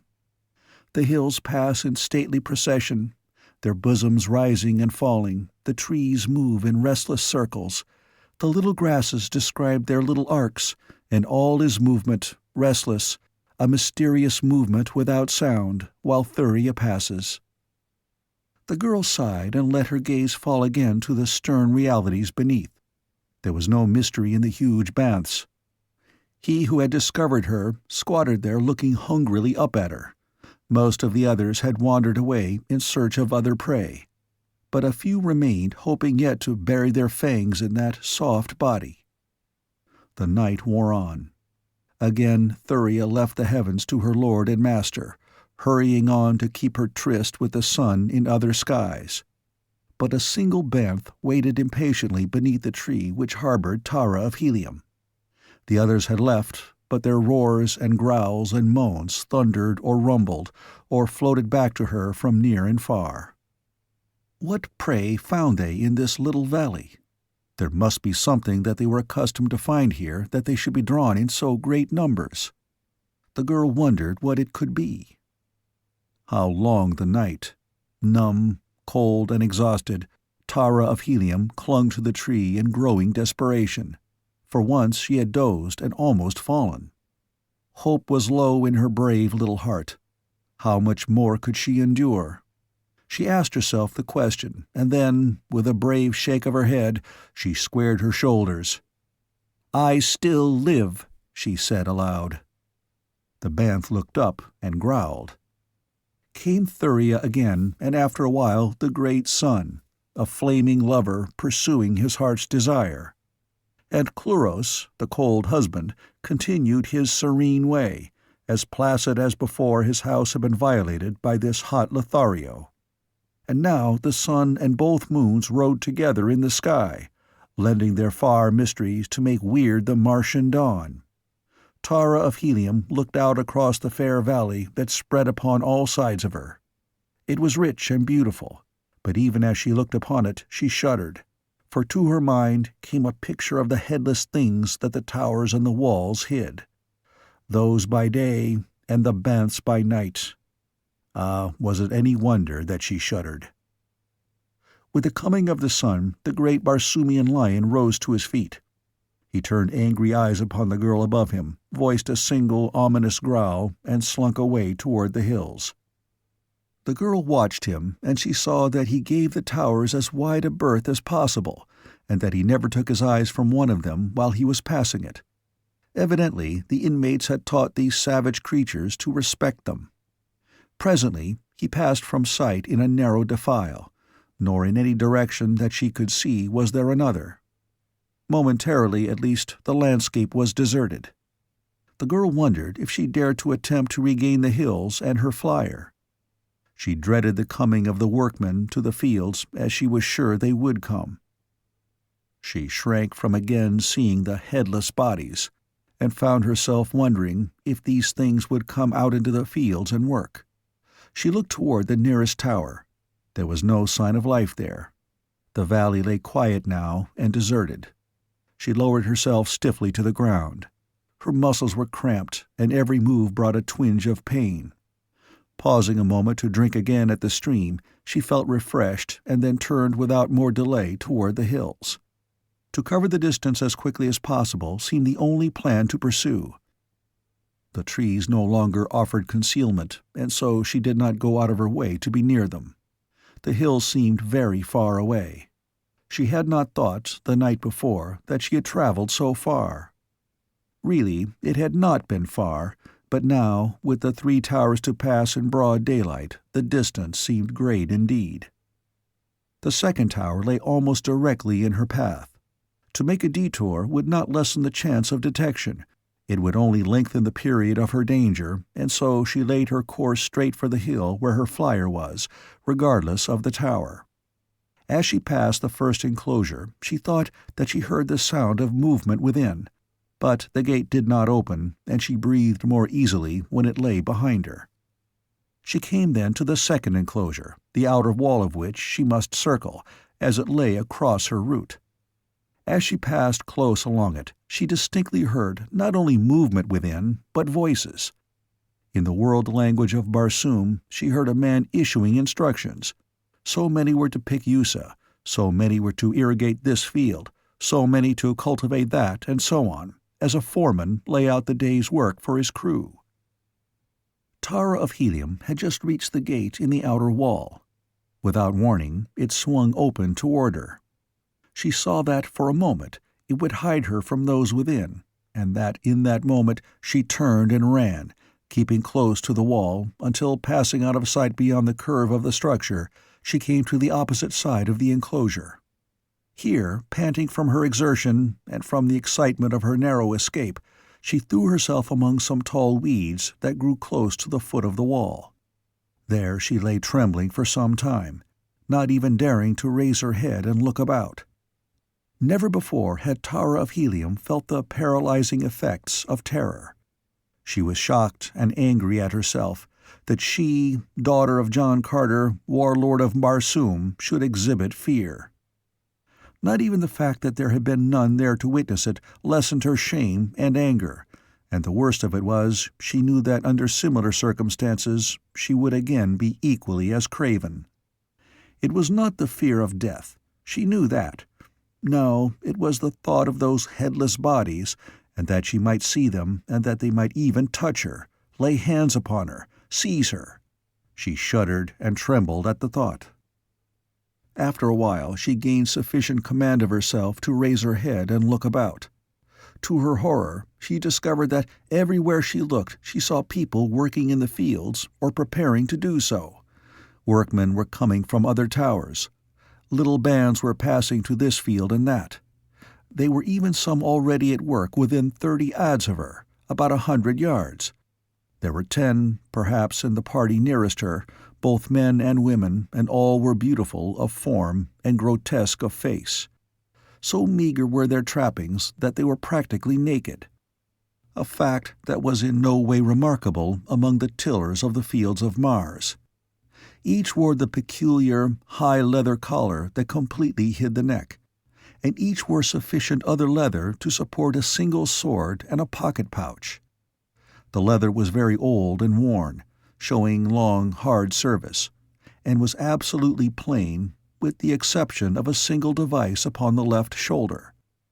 The heads, however, were covered with ornaments of precious metals and jewels, so that little more than eyes, nose, and mouth were discernible.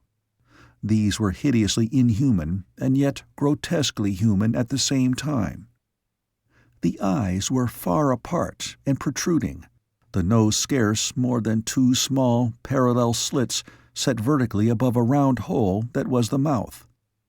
The heads were peculiarly repulsive, so much so that it seemed unbelievable to the girl that they formed an integral part of the beautiful bodies below them. So fascinated was Tara of Helium that she could scarce take her eyes from the strange creatures, a fact that was to prove her undoing, for in order that she might see them she was forced to expose a part of her own head, and presently, to her consternation, she saw that one of the creatures had stopped his work and was staring directly at her. She did not dare move, for it was still possible that the thing had not seen her, or at least was only suspicious that some creature lay hid among the weeds. If she could allay this suspicion by remaining motionless, the creature might believe that he had been mistaken and return to his work. But alas, such was not to be the case. She saw the thing call the attention of others to her, and almost immediately 4 or 5 of them started to move in her direction. It was impossible now to escape discovery. Her only hope lay in flight. If she could elude them and reach the hills and the flyer ahead of them, she might escape, and that could be accomplished in but one way: flight, immediate and swift. Leaping to her feet, she darted along the base of the wall which she must skirt to the opposite side, beyond which lay the hill that was her goal. Her act was greeted by strange whistling sounds from the things behind her, and casting a glance over her shoulder, she saw them all in rapid pursuit. There were also shrill commands that she halt, but to these she paid no attention. Before she had half-circled the enclosure, she discovered that her chances for successful escape were great, since it was evident to her that her pursuers were not so fleet as she. High indeed, then, were her hopes when she came in sight of the hill, but they were soon dashed by what lay before her. For there, in the fields that lay between, were fully 100 creatures similar to those behind her, and all were on the alert, evidently warned by the whistling of their fellows. Instructions and commands were shouted to and fro, with the result that those before her spread roughly into a great half-circle to intercept her, and when she turned to the right, hoping to elude the net, she saw others coming from the fields beyond, and to the left the same was true. But Tara of Helium would not admit defeat. Without once pausing, she turned directly toward the center of the advancing semicircle, beyond which lay her single chance of escape, and as she ran she drew her long, slim dagger. Like her valiant sire, if die she must, she would die fighting. There were gaps in the thin line confronting her, and toward the widest of one of these she directed her course. The things on either side of the opening guessed her intent, for they closed in to place themselves in her path. This widened the openings on either side of them, and as the girl appeared almost to rush into their arms, she turned suddenly at right angles, ran swiftly in the new direction for a few yards, and then dashed quickly toward the hill again. Now only a single warrior, with a wide gap on either side of him, barred her clear way to freedom, though all the others were speeding as rapidly as they could to intercept her. If she could pass this one without too much delay, she could escape. Of that she was certain. Her every hope hinged on this. The creature before her realized it too, for he moved cautiously, though swiftly, to intercept her, as a rugby fullback might maneuver in the realization that he alone stood between the opposing team and a touchdown. At first, Tara of Helium had hoped that she might dodge him, for she could not but guess that she was not only more fleet but infinitely more agile than these strange creatures. But soon there came to her realization that in the time consumed in an attempt to elude his grasp, his nearer fellows would be upon her, and escape then impossible, so she chose instead to charge straight for him, and when he guessed her decision, he stood, half crouching and with outstretched arms, awaiting her. In one hand was his sword, but a voice arose, crying in tones of authority, "Take her alive! Do not harm her!" Instantly the fellow returned his sword to its scabbard, and then Tara of Helium was upon him. Straight for that beautiful body she sprang, and in the instant that the arms closed to seize her, her sharp blade drove deep into the naked chest. The impact hurled them both to the ground, and as Tara of Helium sprang to her feet again, she saw, to her horror, that the loathsome head had rolled from the body and was now crawling away from her on 6 short, spider-like legs. The body struggled spasmodically and lay still. As brief as had been the delay caused by the encounter, it still had been of sufficient duration to undo her, for even as she rose 2 more of the things fell upon her, and instantly thereafter she was surrounded. Her blade sank once more into naked flesh, and once more a head rolled free and crawled away. Then they overpowered her, and in another moment she was surrounded by fully 100 of the creatures, all seeking to lay hands upon her. At first she thought that they wished to tear her to pieces in revenge for her having slain 2 of their fellows, but presently she realized that they were prompted more by curiosity than by any sinister motive. "Come," said one of her captors, both of whom had retained a hold upon her. As he spoke, he tried to lead her away with him toward the nearest tower. "She belongs to me," cried the other. "Did not I capture her? She will come with me to the Tower of Moak." "Never," insisted the first. "She is Lude's. To Lude I will take her, and whosoever interferes may feel the keenness of my sword in the head." He almost shouted the last 3 words. "Come, enough of this," cried one who spoke with some show of authority. "She was captured in Lude's fields, she will go to Lude." "She was discovered in Moak's fields, at the very foot of the Tower of Moak," insisted he who had claimed her for Moak. "You have heard the Nolak speak," cried the Lude. "It shall be as he says." "Not while this Moak holds a sword," replied the other. "Rather will I cut her in twain and take my half to Moak than to relinquish her all to Lude." And he drew his sword, or rather he laid his hand upon its hilt in a threatening gesture. But before ever he could draw it, the Lude had whipped his out, and with a fearful blow cut deep into the head of his adversary. Instantly the big round head collapsed, almost as a punctured balloon collapses, as a grayish, semi-fluid matter spurted from it. The protruding eyes, apparently lidless, merely stared. The sphincter-like muscle of the mouth opened and closed, and then the head toppled from the body to the ground. The body stood dully for a moment, and then slowly started to wander aimlessly about, until one of the others seized it by the arm. One of the 2 heads crawling about on the ground now approached. "This Rykor belongs to Moak," it said. "I am a Moak. I will take it." And without further discussion, it commenced to crawl up the front of the headless body, using its 6 short, spider-like legs and 2 stout chellae which grew just in front of its legs and strongly resembled those of an earthly lobster, except that they were both of the same size. The body, in the meantime, stood in passive indifference, its arms hanging idly at its sides. The head climbed to the shoulders and settled itself inside the leather collar that now hid its chellae and legs. Almost immediately the body gave evidence of intelligent animation.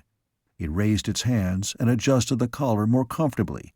It took the head between its palms and settled it in place, and when it moved around, it did not wander aimlessly, but instead its steps were firm and to some purpose. The girl watched all these things in growing wonder, and presently No other of the Moaks seeming inclined to dispute the right of the Lu to her, she was led off by her captor toward the nearest tower.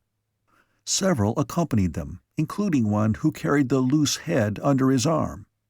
The head that was being carried conversed with the head upon the shoulders of the thing that carried it. Tara of Helium shivered. It was horrible. All that she had seen of these frightful creatures was horrible. And to be a prisoner, wholly in their power. Shadow of her first ancestor, what had she done to deserve so cruel a fate?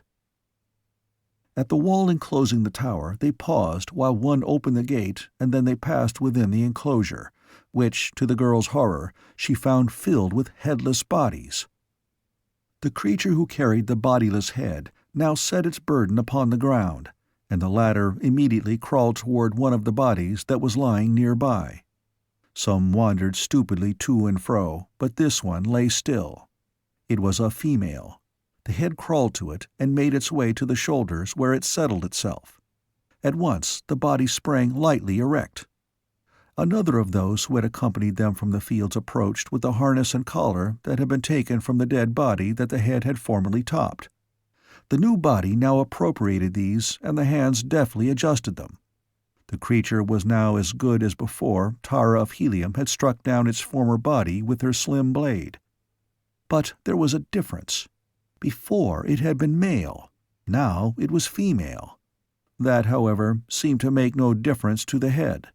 In fact, Tara of Helium had noticed during the scramble and the fight about her that sex differences seemed of little moment to her captors. Males and females had taken equal part in her pursuit.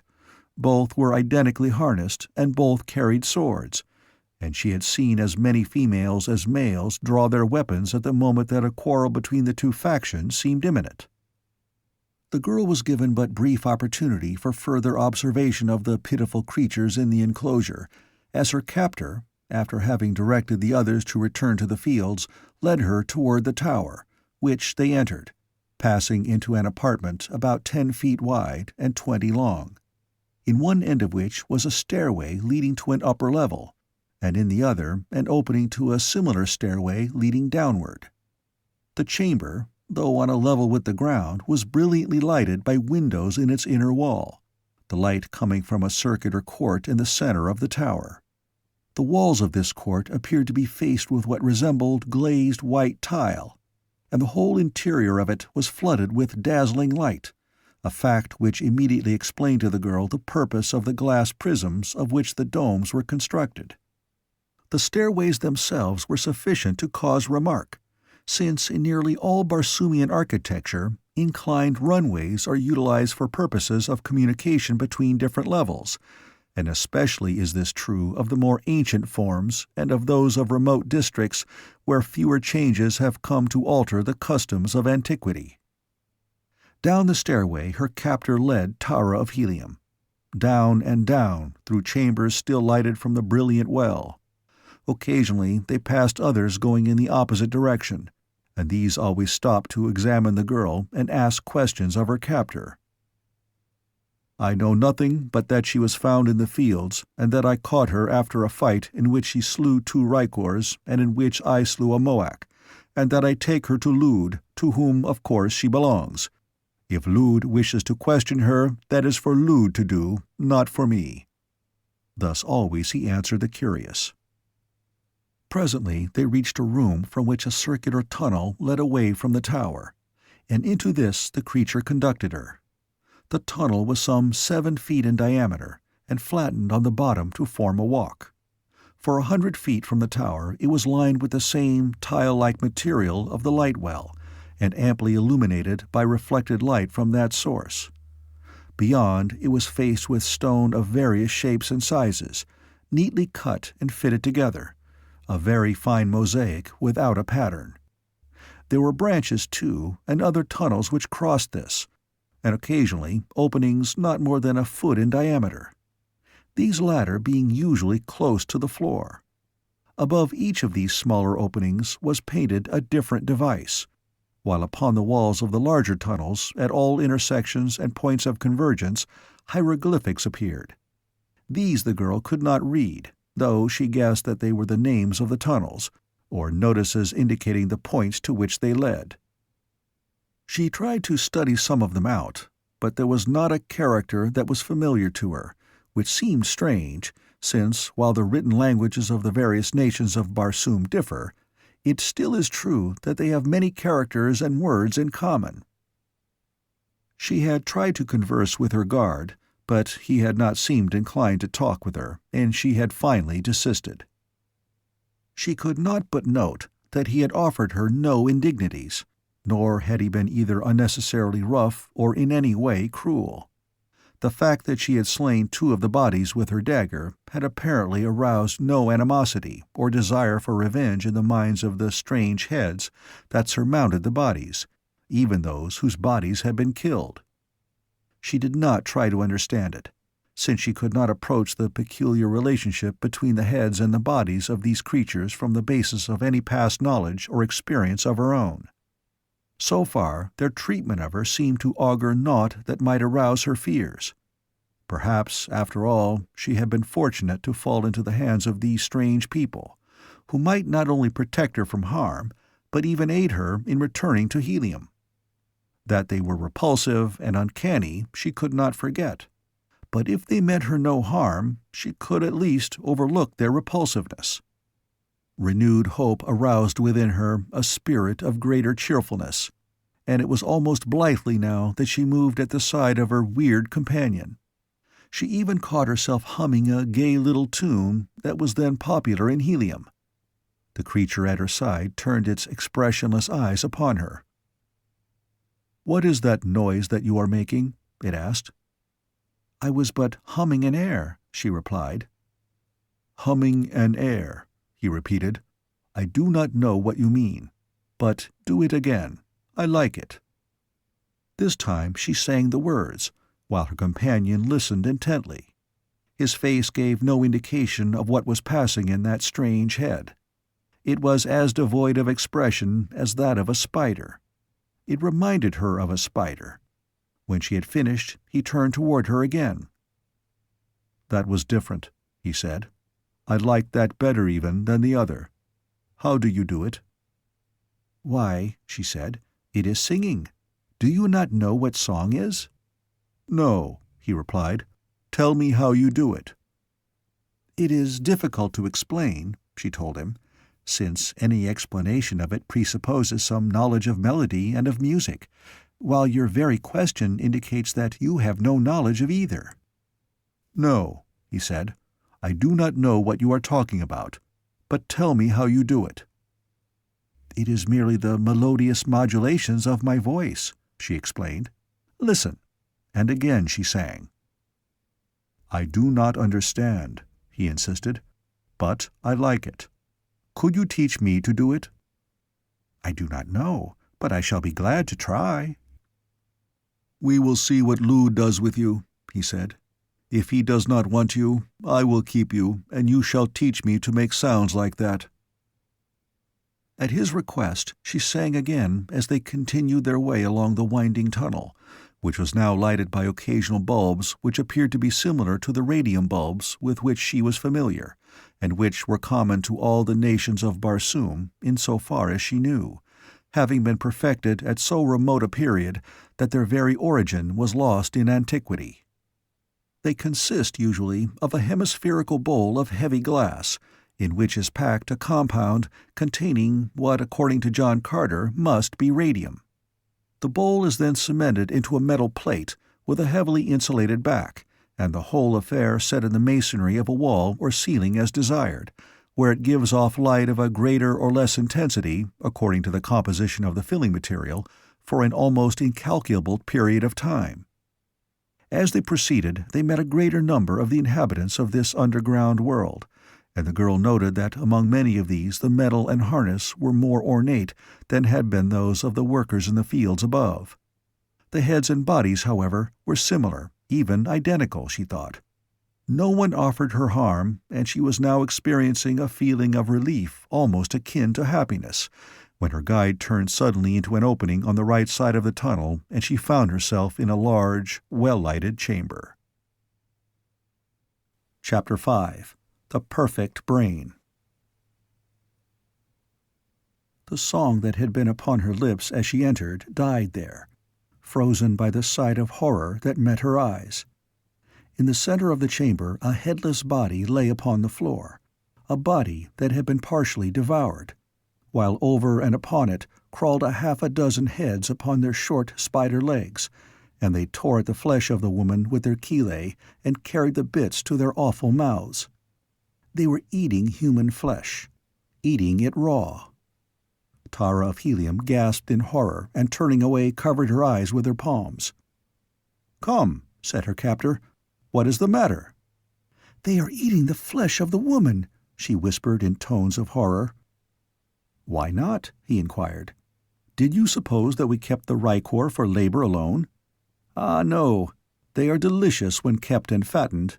Fortunate, too, are those that are bred for food, since they are never called upon to do aught but eat."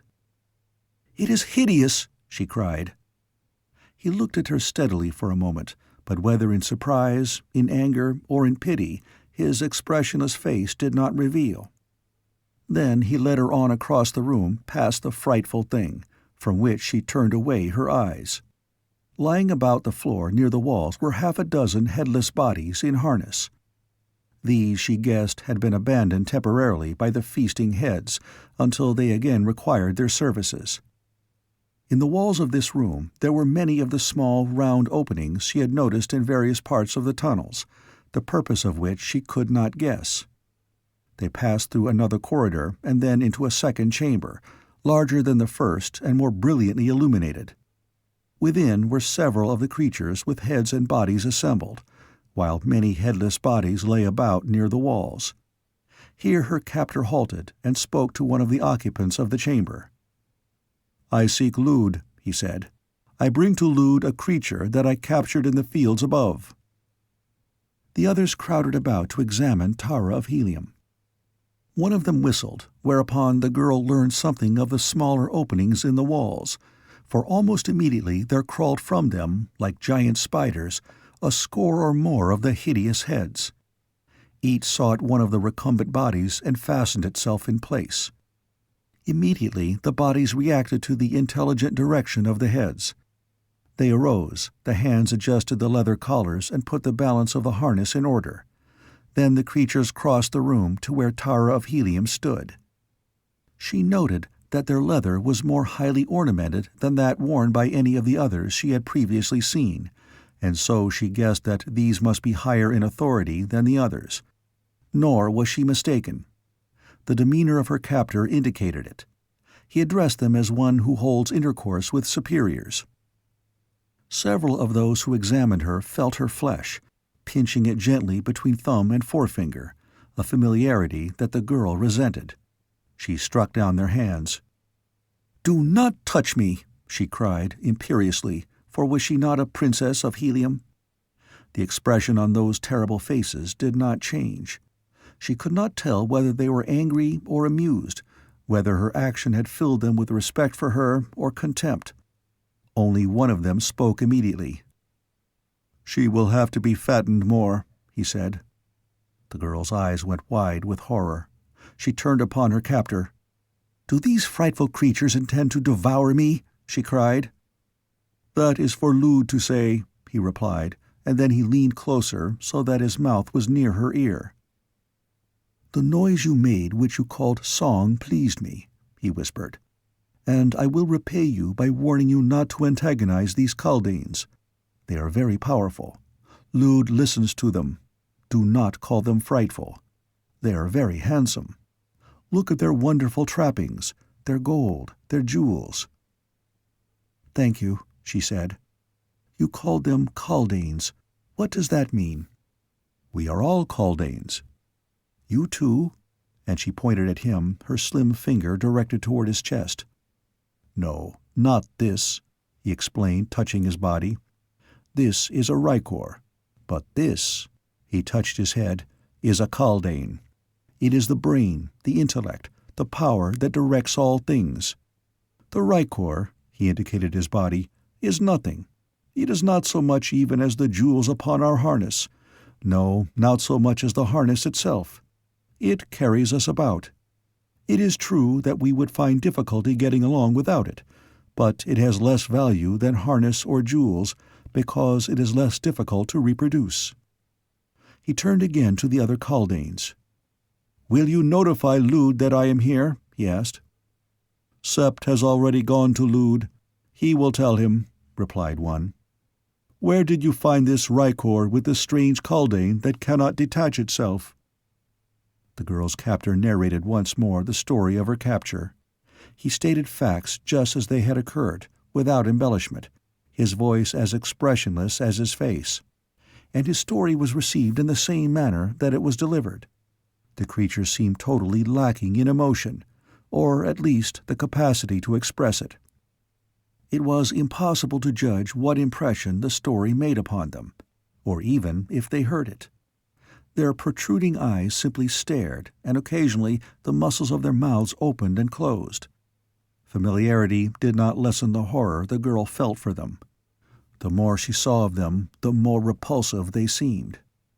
Often her body was shaken by convulsive shudders as she looked at the Kaldanes, but when her eyes wandered to the beautiful bodies, and she could for a moment expunge the heads from her consciousness, the effect was soothing and refreshing, though when the bodies lay headless upon the floor, they were quite as shocking as the heads mounted on bodies. But by far the most gruesome and uncanny sight of all was that of the heads crawling about upon their spider legs. If one of these should approach and touch her, Tara of Helium was positive that she should scream, while should one attempt to crawl up her person— ugh, the very idea induced a feeling of faintness. Sept returned to the chamber. "Lude will see you and the captive. Come," he said, and turned toward a door opposite that through which Tara of Helium had entered the chamber. "What is your name?" His question was directed to the girl's captor. "I am Ghek, third foreman of the fields of Lude," he answered. "And hers?" "I do not know." "It makes no difference. Come." The patrician brows of Tara of Helium went high. It made no difference indeed. She, a princess of Helium, only daughter of the warlord of Barsoom. "Wait," she cried. "It makes much difference who I am. If you are conducting me into the presence of your Jed, you may announce the Princess Tara of Helium, daughter of John Carter, the warlord of Barsoom." "Hold your peace," commanded Sept. "Speak when you are spoken to. Come with me." The anger of Tara of Helium all but choked her. "Come," admonished Ghek, and took her by the arm, and Tara of Helium came. She was naught but a prisoner. Her rank and titles meant nothing to these inhuman monsters. They led her through a short, S-shaped passageway into a chamber entirely lined with the white, tile-like material with which the interior of the light wall was faced. Close to the base of the walls were numerous smaller apertures, circular in shape, but larger than those of similar aspect that she had noted elsewhere. The majority of these apertures were sealed. Directly opposite the entrance was one framed in gold, and above it a peculiar device was inlaid in the same precious metal. Sept and Ghek halted just within the room, the girl between them, and all three stood silently facing the opening in the opposite wall. On the floor beside the aperture lay a headless male body of almost heroic proportions, and on either side of this stood a heavily armed warrior with drawn sword. For perhaps 5 minutes the three waited, and then something appeared in the opening. It was a pair of large chelae, and immediately thereafter there crawled forth a hideous Kaldane of enormous proportions. He was half again as large as any that Tara of Helium had yet seen, and his whole aspect was infinitely more terrible. The skin of the others was a bluish gray. This one was of a little bluer tinge, and the eyes were ringed with bands of white and scarlet, as was its mouth. From each nostril a band of white and one of scarlet extended outward horizontally the width of the face. No one spoke or moved. The creature crawled to the prostrate body and affixed itself to the neck. Then the two rose as one and approached the girl. He looked at her and then spoke to her captor. "You are the third foreman of the fields of Lud?" he asked. "Yes, Lud. I am called Ghek." "Tell me what you know of this," and he nodded toward Tara of Helium.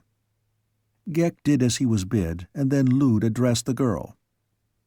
"What were you doing within the borders of Barsoom?" he asked. "I was blown hither in a great storm that injured my flyer and carried me I knew not where. I came down into the valley at night for food and drink.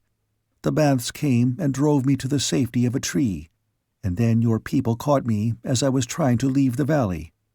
I do not know why they took me. I was doing no harm. All I ask is that you let me go my way in peace." "None who enters Barsoom ever leaves," replied Lud. "But my people are not at war with yours. I am a princess of Helium. My great-grandfather is a Jeddak, my grandfather a Jed, and my father is warlord of all Barsoom. You have no right to keep me, and I demand that you liberate me at once." "None who enters Barsoom ever leaves," repeated the creature without expression. "I know nothing of the lesser creatures of Barsoom of whom you speak. There is but one high race, the race of Bantoomians. All nature exists to serve them. You shall do your share, but not yet. You are too skinny." "We shall have to put some fat upon it, Sept. I tire of Rykor. Perhaps this will have a different flavor. The baths are too rank, and it is seldom that any other creature enters the valley. And you, Ghek, you shall be rewarded. I shall promote you from the fields to the burrows. Hereafter you shall remain underground, as every Bantoomian longs to. No more shall you be forced to endure the hated sun, or look upon the hideous sky, or the hateful growing things that defile the surface. For the present you shall look after this thing that you have brought me, seeing that it sleeps and eats and does nothing else. You understand me, Ghek? Nothing else." "I understand, Lud," replied the other. "Take it away," commanded the creature. Ghek turned and led Tara of Helium from the apartment. The girl was horrified by the contemplation of the fate that awaited her, a fate from which it seemed there was no escape. It was only too evident that these creatures possessed no gentle or chivalric sentiments to which she could appeal, and that she might escape from the labyrinthine mazes of their underground burrows appeared impossible. Outside the audience chamber, Sept overtook them and conversed with Ghek for a brief period.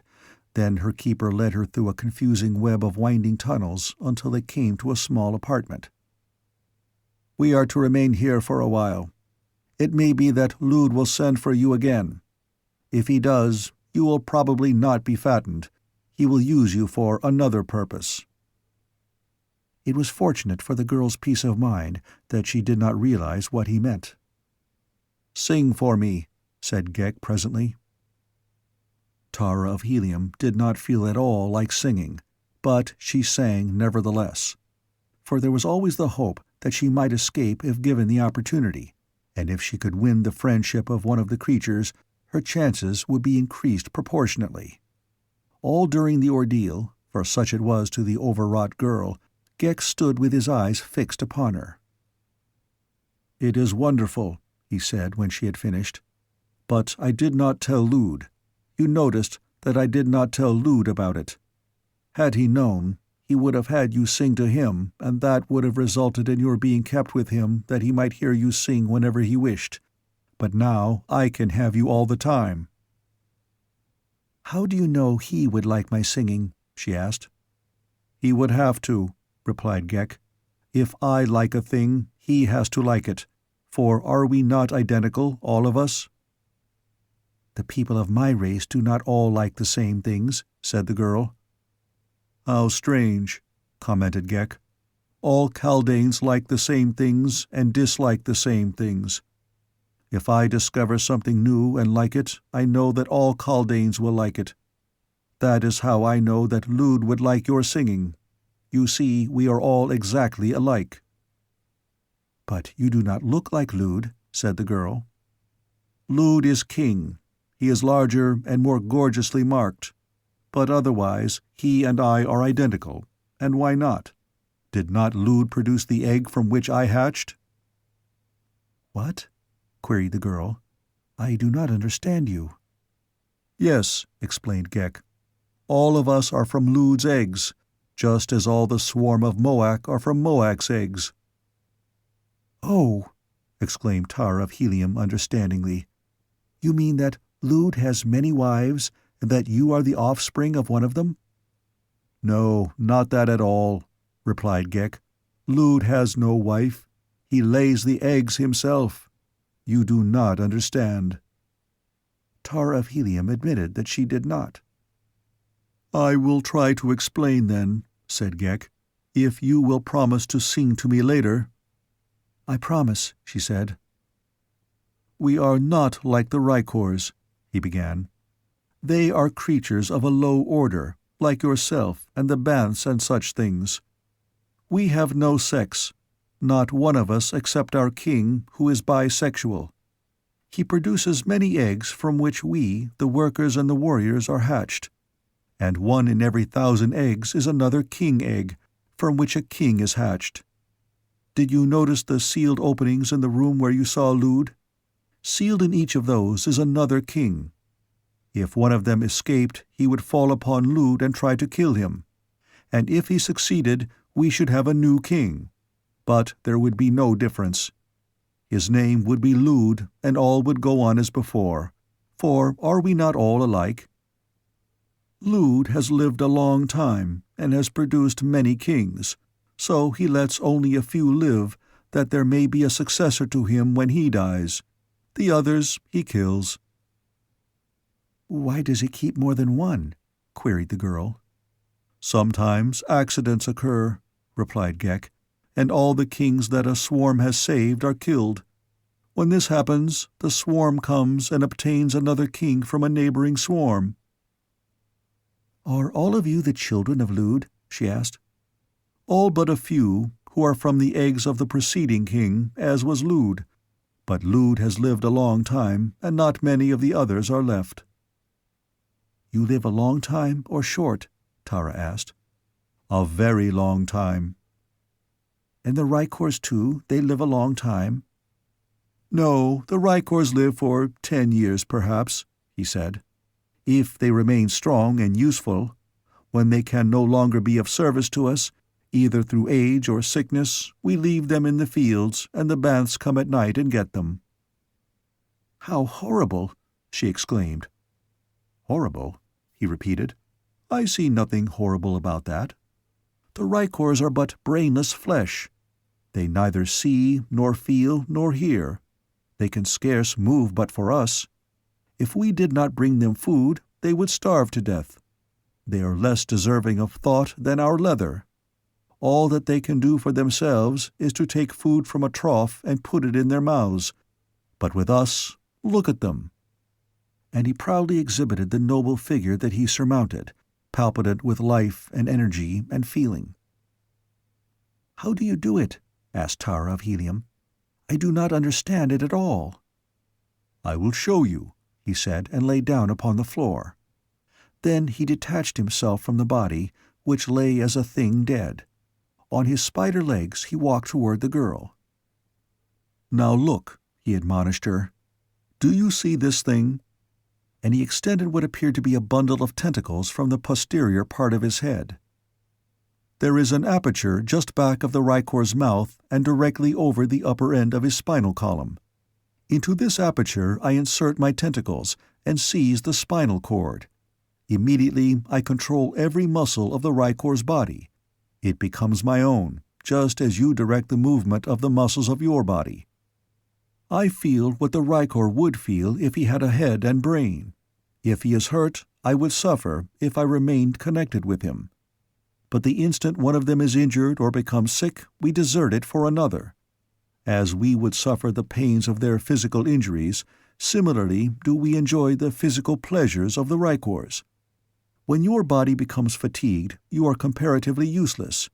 It is sick, you are sick. If it is killed, you die. You are the slave of a mass of stupid flesh and bone and blood. There is nothing more wonderful about your carcass than there is about the carcass of a Banth. It is only your brain that makes you superior to the Banth, but your brain is bound by the limitations of your body. Not so ours.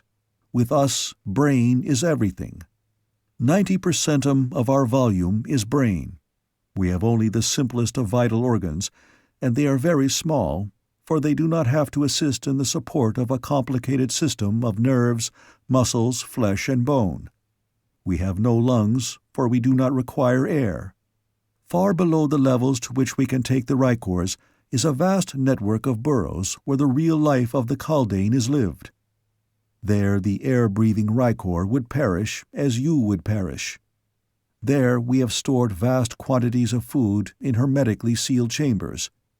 It will last forever. Far beneath the surface is water that will flow for countless ages after the surface water is exhausted. We are preparing for the time we know must come, the time when the last vestige of the Barsoomian atmosphere is spent, when the waters and the food are gone. For this purpose were we created, that there might not perish from the planet nature's divinest creation, the perfect brain. "But what purpose can you serve when that time comes?" asked the girl. "You do not understand," he said. "It is too big for you to grasp, but I will try to explain it. Barsoom, the moons, the sun, the stars were created for a single purpose. From the beginning of time, nature has labored arduously toward the consummation of this purpose. At the very beginning, things existed with life, but with no brain. Gradually, rudimentary nervous systems and minute brains evolved. Evolution proceeded. The brains became larger and more powerful. In us you see the highest development. But there are those of us who believe that there is yet another step, that sometime in the far future our race shall develop into the super-thing, just brain. The incubus of legs and chelae and vital organs will be removed. The future Kaldane will be nothing but a great brain. Deaf, dumb, and blind, it will lie sealed in its buried vault far beneath the surface of Barsoom. Just a great, wonderful, beautiful brain with nothing to distract it from eternal thought." "You mean it will just lie there and think?" cried Tara of Helium. "Just that," he exclaimed. "Could aught be more wonderful?" "Yes," replied the girl. "I can think of a number of things that would be infinitely more wonderful." Chapter 6. In the Toils of Horror. What the creature had told her gave Tara of Helium food for thought. She had been taught that every created thing fulfilled some useful purpose, and she tried conscientiously to discover just what was the rightful place of the Kaldane in the universal scheme of things. She knew that it must have its place, but what that place was, it was beyond her to conceive. She had to give it up. They recalled to her mind a little group of people in Helium who had forsworn the pleasures of life in the pursuit of knowledge. They were rather patronizing in their relations with those whom they thought not so intellectual. They considered themselves quite superior. She smiled at recollection of a remark her father had once made concerning them, to the effect that if one of them ever dropped his egotism and broke it, it would take a week to fumigate Helium. Her father liked normal people. People who knew too little and people who knew too much were equally a bore. Tara of Helium was like her father in this respect, and like him too she was both sane and normal. Outside of her personal danger, there was much in this strange world that interested her. The Rykors aroused her keenest pity and vast conjecture. How and from what form had they evolved? She asked Ghek. "Sing to me again, and I will tell you," he said. "If Lude would let me have you, you should never die. I should keep you always to sing to me." The girl marveled at the effect her voice had upon the creature. Somewhere in that enormous brain there was a chord that was touched by melody. It was the sole link between herself and the brain when detached from the Rykor. When it dominated the Rykor, it might have other human instincts, but these she dreaded even to think of. After she had sung, she waited for Ghek to speak. For a long time he was silent, just looking at her through those awful eyes. "I wonder," he said presently, "if it might not be pleasant to be of your race. Do you all sing?" "Nearly all, a little," she said. "But we do many other interesting and enjoyable things. We dance and play and work and love, and sometimes we fight, for we are a race of warriors." "Love," said the Kaldane. "I think I know what you mean. But we, fortunately, are above sentiment, when we are detached. But when we dominate the Rykor, that is different. And when I hear you sing and look at your beautiful body, I know what you mean by love. I could love you." The girl shrank from him. "You promised to tell me the origin of the Rykor," she reminded him. "Ages ago," he commenced, "our bodies were larger and our heads smaller. Our legs were very weak, and we could not travel fast or far. There was a stupid creature that went upon 4 legs. It lived in a hole in the ground, to which it brought its food, so we ran our burrows into this hole and ate the food it brought. But it did not bring enough for all, for itself and all the Kaldanes that lived upon it, so we had also to go abroad and get food. This was hard work for our weak legs. Then it was that we commenced to ride upon the backs of these primitive Rykors. It took many ages, undoubtedly, but at last came the time when the Kaldane had found means to guide the Rykor, until presently the latter depended entirely upon the superior brain of his master to guide him to food. The brain of the Rykor grew smaller as time went on. His ears went, and his eyes, for he no longer had use for them. The Kaldane saw and heard for him. By similar steps the Rykor came to go upon its hind feet that the Kaldane might be able to see farther. As the brain shrank, so did the head. The mouth was the only feature of the head that was used, and so the mouth alone remains. Members of the Red race fell into the hands of our ancestors from time to time. They saw the beauties and the advantages of the form that nature had given the Red race over that which the Rykor was developing into. By intelligent crossing, the present Rykor was achieved. He is really solely the product of the superintelligence of the Kaldane. He is our body, to do with as we see fit, just as you do what you see fit with your body, only we have the advantage of possessing an unlimited supply of bodies. Do you not wish that you were a Kaldane?" For how long they kept her in the subterranean chamber, Tara of Helium did not know. It seemed a very long time. She ate and slept and watched the interminable lines of creatures that passed the entrance to her prison. There was a laden line passing from above carrying food, food, food. In the other line they returned empty-handed. When she saw them, she knew that it was daylight above. When they did not pass, she knew it was night, and that the banths were about devouring the Rykors that had been abandoned in the fields the previous day. She commenced to grow pale and thin. She did not like the food they gave her. It was not suited to her kind, nor would she have eaten overmuch palatable food for the fear of becoming fat. The idea of plumpness had a new significance here, a horrible significance. Ghek noted that she was growing thin and white. He spoke to her about it, and she told him that she could not thrive thus beneath the ground, that she must have fresh air and sunshine, or she would wither and die. Evidently he carried her words to Lude, since it was not long after that he told her that the king had ordered that she be confined in the tower, and to the tower she was taken. She had hoped against hope that this very thing might result from her conversation with Ghek.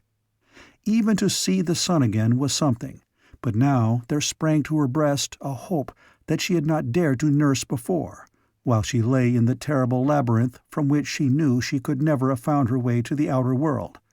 But now there was some slight reason to hope. At least she could see the hills, and if she could see them, might there not come also the opportunity to reach them? If she could have but 10 minutes, just 10 little minutes. The flyer was still there. She knew that it must be. Just 10 minutes and she would be free, free forever from this frightful place. But the days wore on, and she was never alone, not even for half of 10 minutes. Many times she planned her escape. Had it not been for the baths, it had been easy of accomplishment by night. Ghek always detached his body then and sank into what seemed a semi-comatose condition. It could not be said that he slept, or at least it did not appear like sleep, since his lidless eyes were unchanged. But he lay quietly in a corner. Tara of Helium enacted 1,000 times in her mind the scene of her escape. She would rush to the side of the Rykor and seize the sword that hung in its harness. Before Ghek knew what she purposed, she would have this, and then before he could give an alarm, she would drive the blade through his hideous head. It would take but a moment to reach the enclosure. The Rykors could not stop her, for they had no brains to tell them that she was escaping. She had watched from her window the opening and closing of the gate that led from the enclosure out into the fields, and she knew how the great latch operated. She would pass through and make a quick dash for the hill. It was so near that they could not overtake her. It was so easy. Or it would have been but for the baths. The baths at night and the workers in the fields by day.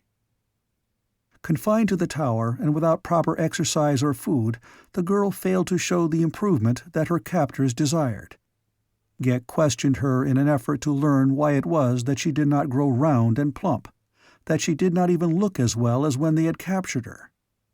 His concern was prompted by repeated inquiries on the part of Lude, and finally resulted in suggesting to Tara of Helium a plan whereby she might find a new opportunity of escape. "I am accustomed to walking in the fresh air and the sunlight," she told Ghek. "I cannot become as I was before if I am to be always shut away in this one chamber, breathing poor air and getting no proper exercise. Permit me to go out in the fields every day and walk about while the sun is shining. Then I am sure I shall become nice and fat." "You would run away," he said. "But how could I if you are always with me?" she asked. "And even if I wished to run away, where could I go? I do not know even the direction of Helium. It must be very far. The very first night the baths would get me, would they not?" "They would," said Ghek. "I will ask Lude about it." The following day he told her that Lude had said that she was to be taken into the fields. He would try that for a time and see if she improved. "If you do not grow fatter, he will send for you anyway," said Ghek. "But he will not use you for food." Tara of Helium shuddered. That day and for many days thereafter she was taken from the tower, through the enclosure and out into the fields. Always was she alert for an opportunity to escape, but Ghek was always close by her side. It was not so much his presence that deterred her from making the attempt as the number of workers that were always between her and the hills where the flyer lay. She could easily have eluded Ghek, but there were too many of the others. And then, one day, Ghek told her as he accompanied her into the open that this would be the last time. "Tonight you go to Lude," he said. "I am sorry, as I shall not hear you sing again." "Tonight?" She scarce breathed the word, yet it was vibrant with horror. She glanced quickly toward the hills. They were so close. Yet between were the inevitable workers, perhaps a score of them. "Let us walk over there," she said, indicating them. "I should like to see what they are doing." "It is too far," said Ghek. "I hate the sun. It is much pleasanter here where I can stand beneath the shade of this tree." "All right," she agreed. "Then you stay here, and I will walk over. It will take me but a minute." "No," he answered. "I will go with you. You want to escape, but you are not going to." "I cannot escape," she said. "I know it," agreed Ghek. "But you might try. I do not wish you to try. Possibly it will be better if we return to the tower at once. It would go hard with me should you escape." Tara of Helium saw her last chance fading into oblivion. There would never be another after today. She cast about for some pretext to lure him even a little nearer to the hills. "It is very little that I ask," she said. "Tonight you will want me to sing to you. It will be the last time. If you do not let me go and see what those Kaldanes are doing, I shall never sing to you again." Ghek hesitated. "I will hold you by the arm all the time, then," he said. "Why, of course, if you wish," she assented. "Come." The two moved toward the workers and the hills. The little party was digging tubers from the ground. She had noted this, and that nearly always they were stooped low over their work, the hideous eyes bent upon the upturned soil. She led Ghek quite close to them, pretending that she wished to see exactly how they did the work, and all the time he held her tightly by her left wrist. "It is very interesting," she said with a sigh, and then suddenly, "Look, Ghek!" and pointed quickly back in the direction of the tower. The Kaldane, still holding her, turned half away from her to look in the direction she had indicated, and simultaneously, with the quickness of a banth, she struck him with her right fist, backed by every ounce of strength she possessed, struck the back of the pulpy head just above the collar. The blow was sufficient to accomplish her design, dislodging the Kaldane from its ricor and tumbling it to the ground. Instantly, the grasp upon her wrist relaxed as the body, no longer controlled by the brain of Ghek, stumbled aimlessly about for an instant before it sank to its knees and then rolled over on its back. But Tara of Helium waited not to note the full results of her act. The instant the fingers loosened upon her wrist, she broke away and dashed toward the hills. Simultaneously, a warning whistle broke from Ghek's lips, and in instant response the workers leapt to their feet, one almost in the girl's path. She dodged the outstretched arms and was away again toward the hills and freedom, when her foot caught in one of the hoe-like instruments with which the soil had been upturned, and which had been left half embedded in the ground. For an instant she ran on, stumbling, in a mad effort to regain her equilibrium, but the upturned furrows caught her feet. Again she stumbled, and this time went down, and as she scrambled to rise again, a heavy body fell upon her and seized her arms. A moment later she was surrounded and dragged to her feet, and as she looked around she saw Ghek crawling to his prostrate ricor. A moment later he advanced to her side. The hideous face, incapable of registering emotion, gave no clue to what was passing in the enormous brain. Was he nursing thoughts of anger, of hate, of revenge? Tara of Helium could not guess, nor did she care. The worst had happened. She had tried to escape, and she had failed. There would never be another opportunity. "Come," said Ghek. "We will return to the tower." The deadly monotone of his voice was unbroken. It was worse than anger, for it revealed nothing of his intentions. It but increased her horror of these great brains that were beyond the possibility of human emotions. And so she was dragged back to her prison in the tower, and Ghek took up his vigil again, squatting by the doorway. But now he carried a naked sword in his hand, and did not quit his ricor, only to change to another that Bee had brought to him when the first gave indications of weariness. The girl sat looking at him. He had not been unkind to her, but she felt no sense of gratitude, nor, on the other hand, any sense of hatred. The brains, incapable themselves of any of the finer sentiments, awoke none in her. She could not feel gratitude, or affection, or hatred of them. There was only the same unceasing sense of horror in their presence. She had heard great scientists discuss the future of the Red Race, and she recalled that some had maintained that eventually the brain would entirely dominate the man. There would be no more instinctive acts or emotions. Nothing would be done on impulse. But on the contrary, reason would direct every act. The propounder of the theory regretted that he might never enjoy the blessings of such a state, which, he argued, would result in the ideal life for mankind.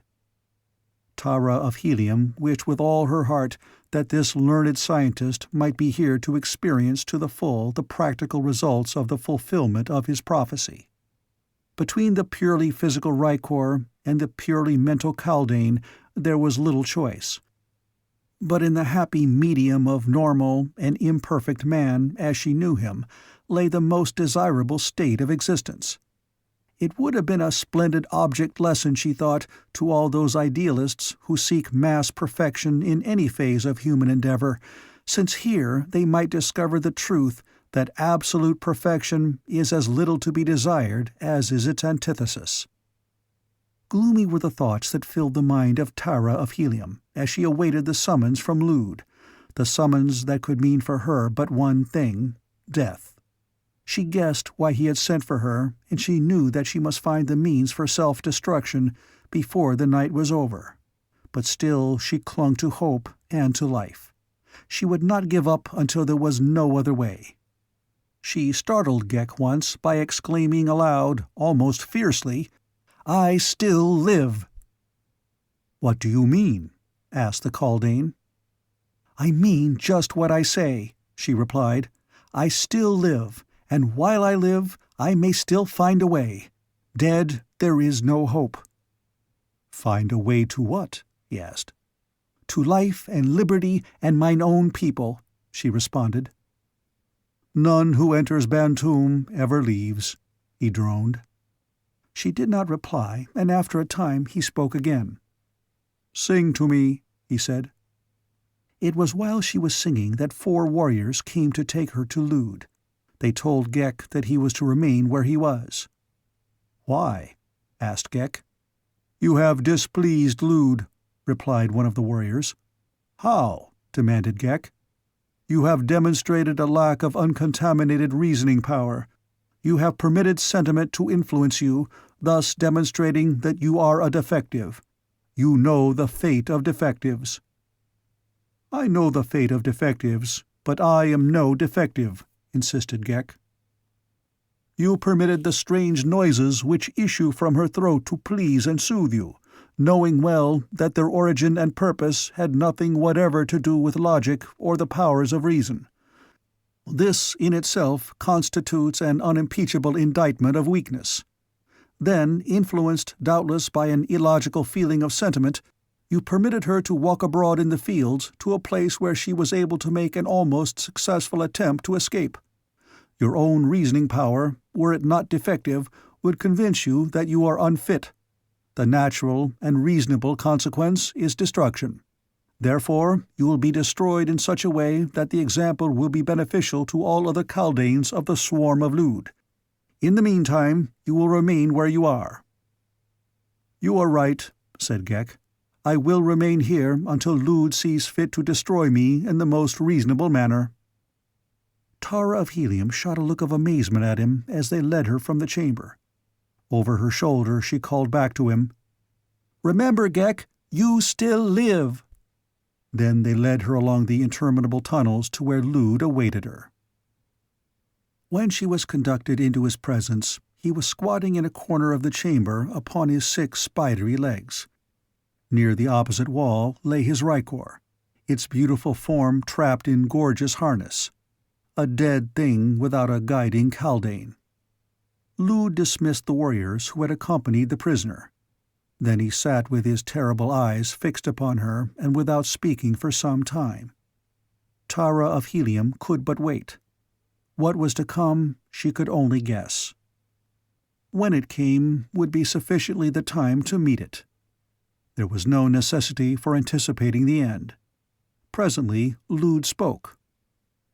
"You think to escape," he said in the deadly, expressionless monotone of his kind, the only possible result of orally expressing reason uninfluenced by sentiment. "You will not escape. You are merely the embodiment of 2 imperfect things, an imperfect brain and an imperfect body. The 2 cannot exist together in perfection. There you see a perfect body." He pointed toward the Rykor. "It has no brain. Here," and he raised one of his chelae to his head, "is the perfect brain. It needs no body to function perfectly and properly as a brain. You would pit your feeble intellect against mine. Even now you are planning to slay me. If you are thwarted in that, you expect to slay yourself. You will learn the power of mind over matter. I am the mind. You are the matter. What brain you have is too weak and ill-developed to deserve the name of brain. You have permitted it to be weakened by impulsive acts dictated by sentiment. It has no value. It has practically no control over your existence. You will not kill me. You will not kill yourself.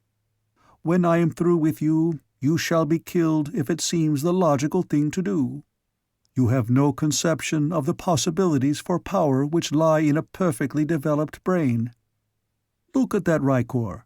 He has no brain. He can move but slightly of his own volition. An inherent mechanical instinct that we have permitted to remain in him allows him to carry food to his mouth. But he could not find food for himself.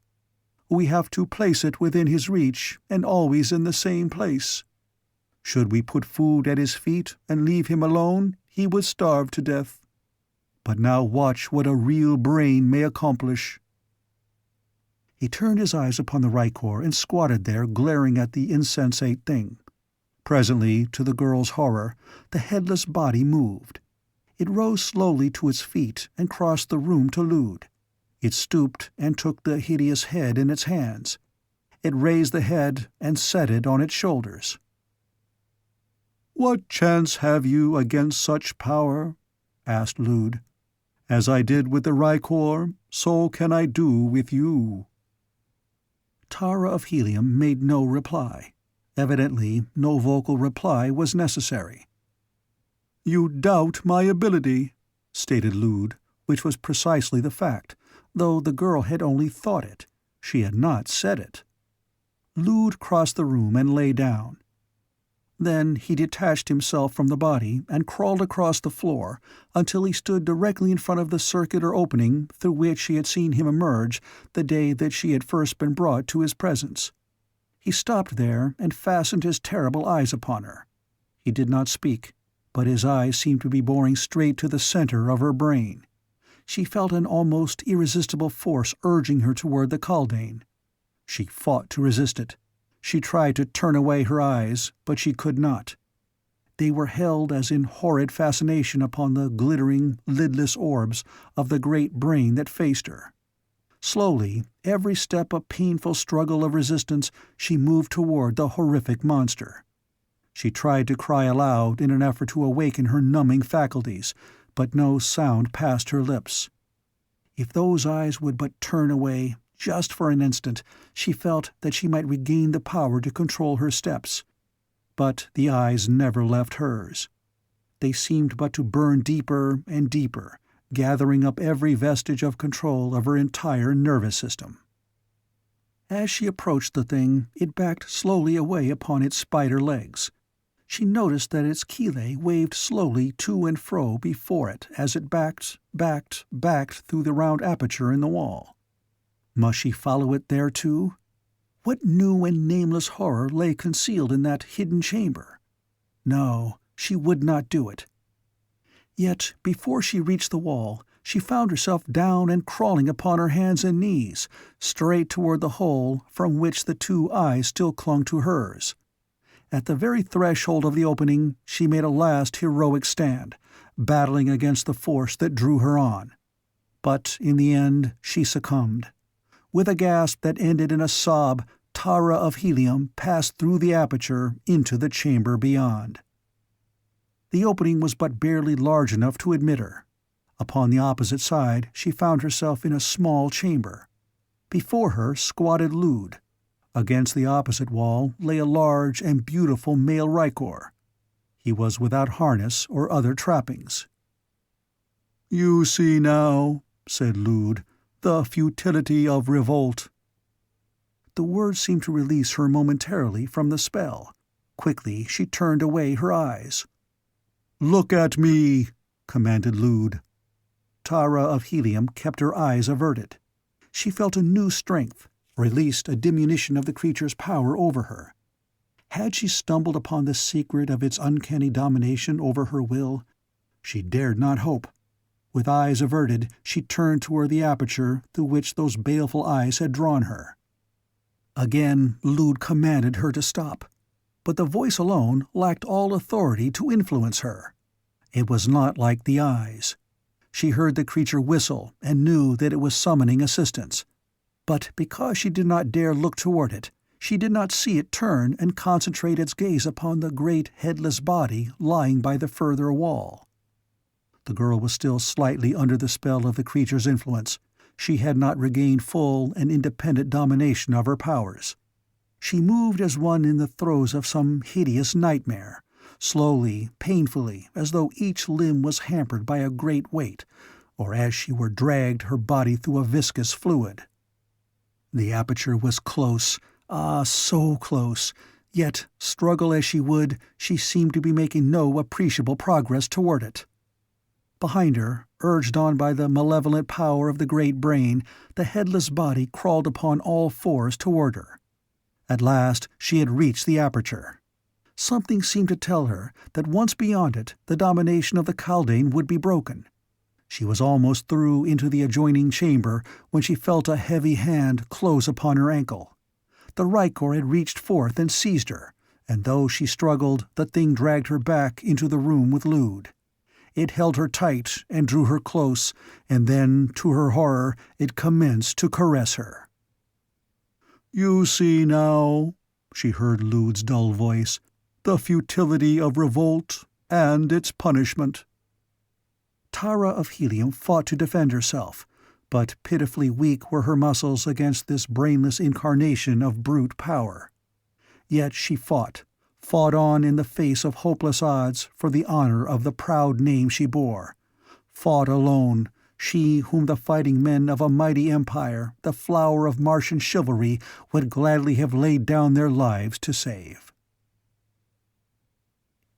Chapter 7. A Repellant Sight. The cruiser Venator careened through the tempest. That she had not been dashed to the ground or twisted by the force of the elements into tangled wreckage was due entirely to the caprice of nature. For all the duration of the storm she rode a helpless derelict upon those storm-tossed waves of wind. But for all the dangers and vicissitudes they underwent, she and her crew might have borne charmed lives up to within an hour of the abating of the hurricane. It was then that the catastrophe occurred, a catastrophe indeed to the crew of the Venator and the kingdom of Gathol. The men had been without food or drink since leaving Helium, and they had been hurled about and buffeted in their lashings until all were worn to exhaustion. There was a brief lull in the storm, during which one of the crew attempted to reach his quarters, after releasing the lashings which had held him to the precarious safety of the deck. The act in itself was a direct violation of orders, and in the eyes of the other members of the crew the effect, which came with startling suddenness, took the form of a swift and terrible retribution. Scarce had the men released the safety snaps ere a swift arm of the storm monster encircled the ship, rolling it over and over, with the result that the foolhardy warrior went overboard at the first turn. Unloosed from their lashing by the constant turning and twisting of the ship and the force of the wind, the boarding and landing tackle had been trailing beneath the keel, a tangled mass of cordage and leather.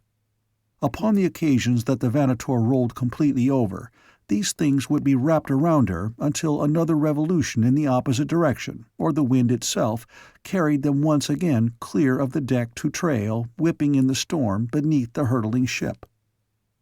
Into this fell the body of the warrior, and as a drowning man clutches at a straw, so the fellow clutched at the tangled cordage that caught him and arrested his fall. With the strength of desperation he clung to the cordage, seeking frantically to entangle his legs and body in it.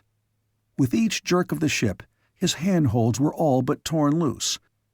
And though he knew that eventually they would be, and that he must be dashed to the ground beneath, yet he fought with the madness that is born of hopelessness for the pitiful second which but prolonged his agony.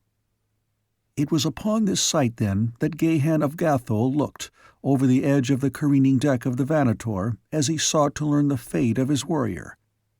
Lashed to the gunwale close at hand, a single landing leather that had not fouled the tangled mass beneath, whipped free from the ship's side, the hook snapping at its outer end. The Jet of Gathol grasped the situation in a single glance. Below him, one of his people looked into the eyes of death. To the Jed's hand lay the means for succor. There was no instant's hesitation. Casting off his deck lashings, he seized the landing leather and slipped over the ship's side. Swinging like a bob upon a mad pendulum, he swung far out and back again, turning and twisting 3,000 feet above the surface of Barsoom. And then, at last, the thing he had hoped for occurred. He was carried within reach of the cordage where the warriors still clung, though with rapidly diminishing strength. Catching one leg on a loop of the tangled strands, Gahan pulled himself close enough to seize another quite near to the fellow. Clinging precariously to this new hold, the Jed slowly drew in the landing leather, down which he had clambered until he could grasp the hook at its end. This he fastened to a ring in the warrior's harness, just before the man's weakened fingers slipped from their hold upon the cordage. Temporarily, at least, he had saved the life of his subject, and now he turned his attention toward ensuring his own safety. Inextricably entangled in the mess to which he was clinging were numerous other landing hooks such as he had attached to the warrior's harness, and with one of these he sought to secure himself until the storm should abate sufficiently to permit him to climb to the deck. But even as he reached for one that swung near him, the ship was caught in a renewed burst of the storm's fury. The thrashing cordage whipped and snapped to the lunging of the great craft, and one of the heavy metal hooks, lashing through the air, struck the Jed of Gathol fair between the eyes.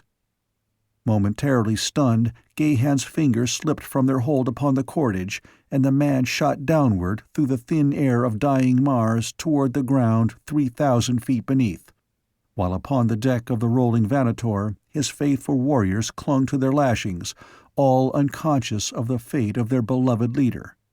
Nor was it until more than an hour later, after the storm had materially subsided, that they realized he was lost, or knew the self-sacrificing heroism of the act that had sealed his doom. The Vanator now rested upon an even keel as she was carried along by a strong, though steady, wind. The warriors had cast off their deck lashings, and the officers were taking account of losses and damage, when a weak cry was heard from oversides, attracting their attention to the man hanging in the cordage beneath the keel. Strong arms hoisted him to the deck, and then it was that the crew of the Vanator learned of the heroism of their Jed and his end. How far they had traveled since his loss they could only vaguely guess, nor could they return in search of him in the disabled condition of the ship. It was a saddened company that drifted onward through the air toward whatever destination fate was to choose for them. And Gahan, Jed of Gathol, what of him? Plummet-like he fell for 1,000 feet, and then the storm seized him in its giant clutch and bore him far aloft again. As a bit of paper borne upon a gale, he was tossed about in mid-air, the sport and plaything of the wind. Over and over it turned him, and upward and downward it carried him. But after each new sally of the element, he was brought nearer to the ground. The freaks of cyclonic storms are the rule of cyclonic storms. Demolish giant trees, and in the same gust they transport frail infants for miles and deposit them unharmed in their wake. And so it was with Gahan of Gathol. Expecting momentarily to be dashed to destruction, he presently found himself deposited gently upon the soft ochre moss of a dead sea bottom, bodily no worse off for his harrowing adventure than in the possession of a slight swelling upon his forehead where the metal hook had struck him. Scarcely able to believe that fate had dealt thus gently with him, the Jed arose slowly, as though more than half convinced that he should discover crushed and splintered bones that would not support his weight. But he was intact. He looked about him in a vain effort at orientation. The air was filled with flying dust and debris. The sun was obliterated. His vision was confined to a radius of a few hundred yards of ochre moss and dust-filled air. 500 yards away in any direction there might have arisen the walls of a great city, and he not known it. It was useless to move from where he was until the air cleared, since he could not know in what direction he was moving, and so he stretched himself upon the moss and waited, pondering the fate of his warriors and his ship, but giving little thought to his own precarious situation. Lashed to his harness were his swords, his pistols, and a dagger, and in his pocket pouch a small quantity of the concentrated rations that form a part of the equipment of the fighting men of Barsoom. These things, together with trained muscles, high courage, and an undaunted spirit, sufficed him for whatever misadventures might lie between him and Gathol, which lay in what direction he knew not, nor at what distance. The wind was falling rapidly, and with it the dust that obscured the landscape. That the storm was over, he was convinced, but he chafed at the inactivity the low visibility put upon him, nor did conditions better materially before night fell, so that he was forced to await the new day at the very spot at which the tempest had deposited him. Without his sleeping silks and furs, he spent a far from comfortable night, and it was with feelings of unmixed relief that he saw the sudden dawn burst upon him. The air was now clear, and in the light of the new day he saw an undulating plain stretching in all directions about him, while to the northwest there were barely discernible the outlines of low hills. Toward the southeast of Gathol was such a country, and as Gahan surmised the direction and the velocity of the storm to have carried him somewhere in the vicinity of the country he thought he recognized, he assumed that Gathol lay behind the hills he now saw, whereas in reality it lay far to the northeast. It was 2 days before Gahan had crossed the plain and reached the summit of the hills from which he hoped to see his own country, only to meet at last with disappointment. Before him stretched another plain, of even greater proportions than that he had but just crossed, and beyond this other hills. In one material respect this plain differed from that behind him, in that it was dotted with occasional isolated hills. Convinced, however, that Gathol lay somewhere in the direction of his search, he descended into the valley and bent his steps toward the northwest. For weeks Gahan of Gathol crossed valleys and hills in search of some familiar landmark that might point his way toward his native land, but the summit of each succeeding ridge revealed but another unfamiliar view. He saw few animals and no men, until he finally came to the belief that he had fallen upon the fabled area of ancient Barsoom, which lay under the curse of her olden gods, the once rich and fertile country whose people in their pride and arrogance had denied the deities, and whose punishment had been extermination. And then one day he scaled low hills and looked into an inhabited valley, a valley of trees and cultivated fields and plots of ground enclosed by stone walls surrounding strange towers. He saw people working in the fields, but he did not rush down to greet them. First, he must know more of them, and whether they might be assumed to be friends or enemies. Hidden by concealed shrubbery, he crawled to a vantage point upon a hill that projected further into the valley, and here he lay upon his belly, watching the workers closest to him. They were still quite a distance from him, and he could not quite be sure of them, but there was something verging upon the unnatural about them. Their heads seemed out of proportion to their bodies, too large. For a long time he lay watching them, and ever more forcibly it was borne in upon his consciousness that they were not as he, and that it would be rash to trust himself among them. Presently he saw a couple appear from the nearest enclosure and slowly approach those who were working nearest to the hill where he lay in hiding. Immediately he was aware that one of these differed from all the others. Even at the greater distance he noted that the head was smaller, and as they approached he was confident that the harness of one of them was not as the harness of its companion, or of that of any of those who tilled the fields. The two stopped often, apparently in argument, as though one would proceed in the direction that they were going, while the other demurred. But each time the smaller won reluctant consent from the other, and so they came closer and closer to the last line of workers toiling between the enclosure from which they had come and the hill where Gahan of Gathol lay watching. And then suddenly the smaller figure struck its companion full in the face. Gahan, horrified, saw the latter's head topple from its body, saw the body stagger and fall to the ground. The man half rose from his concealment, the better to view the happening in the valley below. The creature that had felled its companion was dashing madly in the direction of the hill upon which he was hidden. It dodged one of the workers that sought to seize it. Gahan hoped that it would gain its liberty. Why, he did not know, other than at closer range it had every appearance of being a creature of his own race. Then he saw it stumble and go down, and instantly its pursuers were upon it. Then it was that Gahan's eyes chanced to return to the figure of the creature the fugitive had felled. What horror was this that he was witnessing? Or were his eyes playing some ghastly joke upon him? No, impossible though it was true. The head was moving slowly to the fallen body. It placed itself upon the shoulders, the body rose, and the creature, seemingly as good as new, ran quickly to where its fellows were dragging the hapless captive to its feet. The watcher saw the creature take its prisoner by the arm and lead it back to the enclosure, and even across the distance that separated them from him he could note dejection and utter hopelessness in the bearing of the prisoner. And too, he was half convinced that it was a woman, perhaps a red Martian of his own race.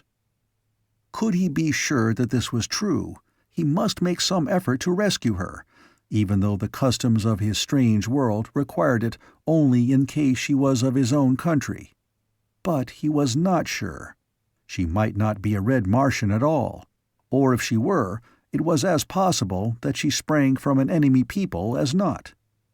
His first duty was to return to his own people with as little personal risk as possible, and though the thought of adventure stirred his blood, he put the temptation aside with a sigh and turned away from the peaceful and beautiful valley that he longed to enter, for it was his intention to skirt its eastern edge and continue his search for Gathol beyond. As Gahan of Gathol turned his steps along the southern slopes of the hills that bound Bantoom upon the south and east, his attention was attracted toward a small cluster of trees a short distance to his right. The low sun was casting long shadows. It would soon be night. The trees were off the path that he had chosen, and he had little mind to be diverted from his way. But as he looked again, he hesitated. There was something there besides boles of trees and underbrush. There were suggestions of familiar lines of the handicraft of man.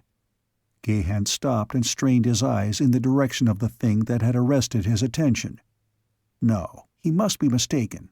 The branches of the trees and a low bush had taken on an unnatural semblance in the horizontal rays of the setting sun.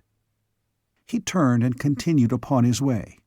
But as he cast another side glance in the direction of the object of his interest, the sun's rays were shot back into his eyes from a glistening point of radiance among the trees. Gahan shook his head and walked quickly toward the mystery, determined now to solve it. The shining object still lured him on, and when he had come closer to it, his eyes went wide in surprise, for the thing they saw was naught else than the jewel-encrusted emblem upon the prow of a small flyer. Gahan, his hand upon his short sword, moved silently forward. But as he neared the craft, he saw that he had naught to fear, for it was deserted. Then he turned his attention toward the emblem. As its significance was flashed to his understanding, his face paled and his heart went cold. It was the insignia of the house of the warlord of Barsoom. Instantly he saw the dejected figure of the captive being led back to her prison in the valley just beyond the hills. Tara of Helium. And he had been so near to deserting her to her fate. The cold sweat stood in beads upon his brow. A hasty examination of the deserted craft unfolded to the young Jed the whole tragic story. The same tempest that had proved his undoing had borne Tara of Helium to this distant country. Here, doubtless, she had landed in hope of obtaining food and water, since without a propeller she could not hope to reach her native city, or any other friendly port other than by the merest caprice of fate. The flyer seemed intact except for the missing propeller, and the fact that it had been carefully moored in the shelter of the clump of trees indicated that the girl had expected to return to it, while the dust and leaves upon its deck spoke of the long days and even weeks since she had landed. Mute yet eloquent proofs, these things, that Tara of Helium was a prisoner, and that she was the very prisoner whose bold dash for liberty he had so recently witnessed, he now had not the slightest doubt. The question now revolved solely about her rescue. He knew to which tower she had been taken, that much and no more. Of the number, the kind, or the disposition of her captors he knew nothing, nor did he care. For Tara of Helium he would face a hostile world alone. Rapidly he considered several plans for succoring her, but the one that appealed most strongly to him was that which offered the greatest chance of escape for the girl should he be successful in reaching her. His decision reached, he turned his attention quickly toward the flyer. Casting off its lashings, he dragged it out from beneath the trees, and mounting to the deck, tested out the various controls. The motor started at a touch and purred sweetly. The buoyancy tanks were well stocked, and the ship answered perfectly to the controls which regulated her altitude. There was nothing needed but a propeller to make her fit for the long voyage to Helium. Gahan shrugged impatiently. There must not be a propeller within 1,000 haads. But what mattered it? The craft even without a propeller would still answer the purpose his plan required of it, provided the captors of Tara of Helium were a people without ships, and he had seen nothing to suggest that they had ships. The architecture of their towers and enclosures assured him that they had not. The sudden Barsoomian night had fallen. Cluros rode majestically the high heavens. The rumbling roar of a banth reverberated among the hills. Gahan of Gathol let the ship rise a few feet from the ground, then, seizing a bow rope, he dropped over the side. To tow the little craft was now a thing of ease, and as Gahan moved rapidly toward the brow of the hill above Bantoom, the flyer floated behind him as lightly as a swan upon a quiet lake. Now, down the hill toward the tower dimly visible in the moonlight, the Gatholian turned his steps. Closer behind him sounded the roar of the hunting banth. He wondered if the beast sought him or was following some other spoor. He could not be delayed now by any hungry beast of prey, for what might that very instant be befalling Tara of Helium he could not guess, and so he hastened his steps. But closer and closer came the horrid screams of the great carnivore, and now he heard the swift fall of padded feet upon the hillside behind him. He glanced back just in time to see the beast break into a rapid charge. His hand leapt to the hilt of his longsword, but he did not draw, for in the same instant he saw the futility of armed resistance, since behind the first banth came a herd of at least a dozen others. There was but a single alternative to a futile stand, and that he grasped in the instant that he saw the overwhelming numbers of his antagonists. Springing lightly from the ground, he swarmed up the rope toward the bow of the flyer. His weight drew the craft slightly lower, and at the very instant that the man drew himself to the deck at the bow of the vessel, the leading banth sprang for the stern. Gahan leapt to his feet and rushed toward the great beast in hoping of dislodging it before it had succeeded in clambering aboard. At the same instant he saw that others of the banths were racing toward them with the quite evident intention of following their leader to the ship's deck. Should they reach it in any numbers, he would be lost. There was but a single hope. Leaping for the altitude control, Gahan pulled it wide. Simultaneously, 3 banths leapt for the deck. The craft rose swiftly. Gahan felt the impact of a body against the keel, followed by the soft thuds of the great bodies as they struck the ground beneath. His act had not been an instant too soon, and now the leader had gained the deck and stood at the stern with glaring eyes and snarling jaws. Gahan drew his sword. The beast, possibly disconcerted by the novelty of its position, did not charge. Instead, it crept slowly toward its intended prey. The craft was rising, and Gahan placed a foot upon the control and stopped the ascent. He did not wish to chance rising to some higher air current that would bear him away.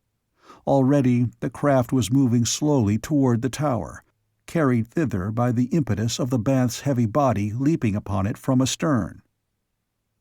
The man watched the slow approach of the monster, the slavering jowls, the malignant expression of the devilish face. The creature, finding the deck stable, appeared to be gaining confidence. And then the man leapt suddenly to one side of the deck, and the tiny flyer heeled as suddenly in response. The Banth slipped and clutched frantically at the deck. Gahan leapt in with his naked sword. The great beast caught itself and reared upon its hind legs to reach forth and seize this presumptuous mortal that dared question its right to the flesh it craved. And then the man sprang to the opposite side of the deck. The Banth toppled sideways at the same instant that it attempted to spring. A raking talon passed close to Gahan's head at the moment that his sword lunged through the savage heart, and as the warrior wrenched his blade from the carcass, it slipped silently over the side of the ship. A glance below showed that the vessel was drifting in the direction of the tower to which Gahan had seen the prisoner led. In another moment or two it would be directly over it. The man sprang to the control and let the craft drop quickly toward the ground, where followed the Banths, still hot for their prey. To land outside the enclosure spelled certain death, while inside he could see many forms huddled upon the ground as in sleep. The ship floated now but a few feet above the wall of the enclosure. There was nothing for it but to risk all on a bold bid for fortune, or drift helplessly past without hope of returning through the Banth-infested valley, from many points of which he could now hear the roars and growls of these fierce Barsoomian lions. Slipping over the side, Gahan descended by the trailing anchor rope until his feet touched the top of the wall, where he had no difficulty in arresting the slow drifting of the ship. Then he drew up the anchor and lowered it inside the enclosure. Still, there was no movement upon the part of the sleepers beneath. They lay as dead men. Dull light shone from openings in the tower, but there was no sign of guard or waking inmate. Clinging to the rope, Gahan lowered himself within the enclosure, where he had his first close view of the creatures lying there in what he had thought sleep. With a half-smothered exclamation of horror, the man drew back from the headless bodies of the Rykors. At first he thought them the corpses of decapitated humans like himself, which was quite bad enough. But when he saw them move and realized that they were endowed with life, his horror and disgust became even greater. Here, then, was the explanation of the thing he had witnessed that afternoon, when Tara of Helium had struck the back to its body. And to think that the pearl of Helium was in the power of such hideous things as these. Again the man shuddered, but he hastened to make fast the flyer, clamber again to its deck, and lower it to the floor of the enclosure. Then he strode toward a door in the base of the tower, stepping lightly over the recumbent forms of the unconscious Rykors, and crossing the threshold, disappeared within. Chapter 8. Close Work. Ghek, in his happier days third foreman of the Fields of Lude, sat nursing his anger and his humiliation. Recently something had awakened within him the existence of which he had never before even dreamed. Had the influence of the strange captive woman aught to do with his unrest and dissatisfaction? He did not know. He missed the soothing influence of the noise she called singing. Could it be that there were other things more desirable than cold logic and undefiled brain power? Was well-balanced imperfection more to be sought after, then, than the high development of a single characteristic? He thought of the great ultimate brain toward which all Kaldanes were striving. It would be deaf and dumb and blind. 1,000 beautiful strangers might sing and dance about it, but it could derive no pleasure from the singing or the dancing, since it would possess no perceptive faculties. Already had the Kaldanes shut themselves off from most of the gratifications of the senses. Ghek wondered if much was to be gained by denying themselves still further, and with the thought came a question as to the whole fabric of their theory. After all, perhaps the girl was right. What purpose could a great brain serve sealed in the bowels of the earth? And he, Ghek, was to die for this theory. Lude had decreed it. The injustice of it overwhelmed him with rage. But he was helpless. There was no escape. Beyond the enclosure, the Banths awaited him. Within, his own kind, equally as merciless and ferocious. Among them, there was no such thing as love or loyalty or friendship. They were just brains.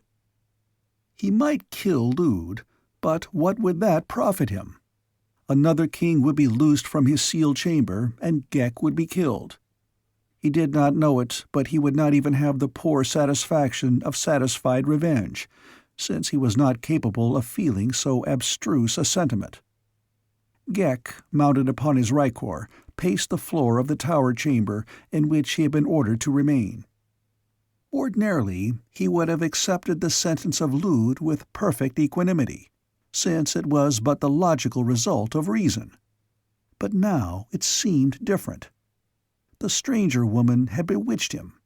Life appeared a pleasant thing. There were great possibilities in it. The dream of the ultimate brain had receded into a tenuous haze far in the background of his thoughts. At that moment there appeared in the doorway of the chamber a red warrior with a naked sword. He was a male counterpart of the prisoner whose sweet voice had undermined the cold, calculating reason of the Kaldane.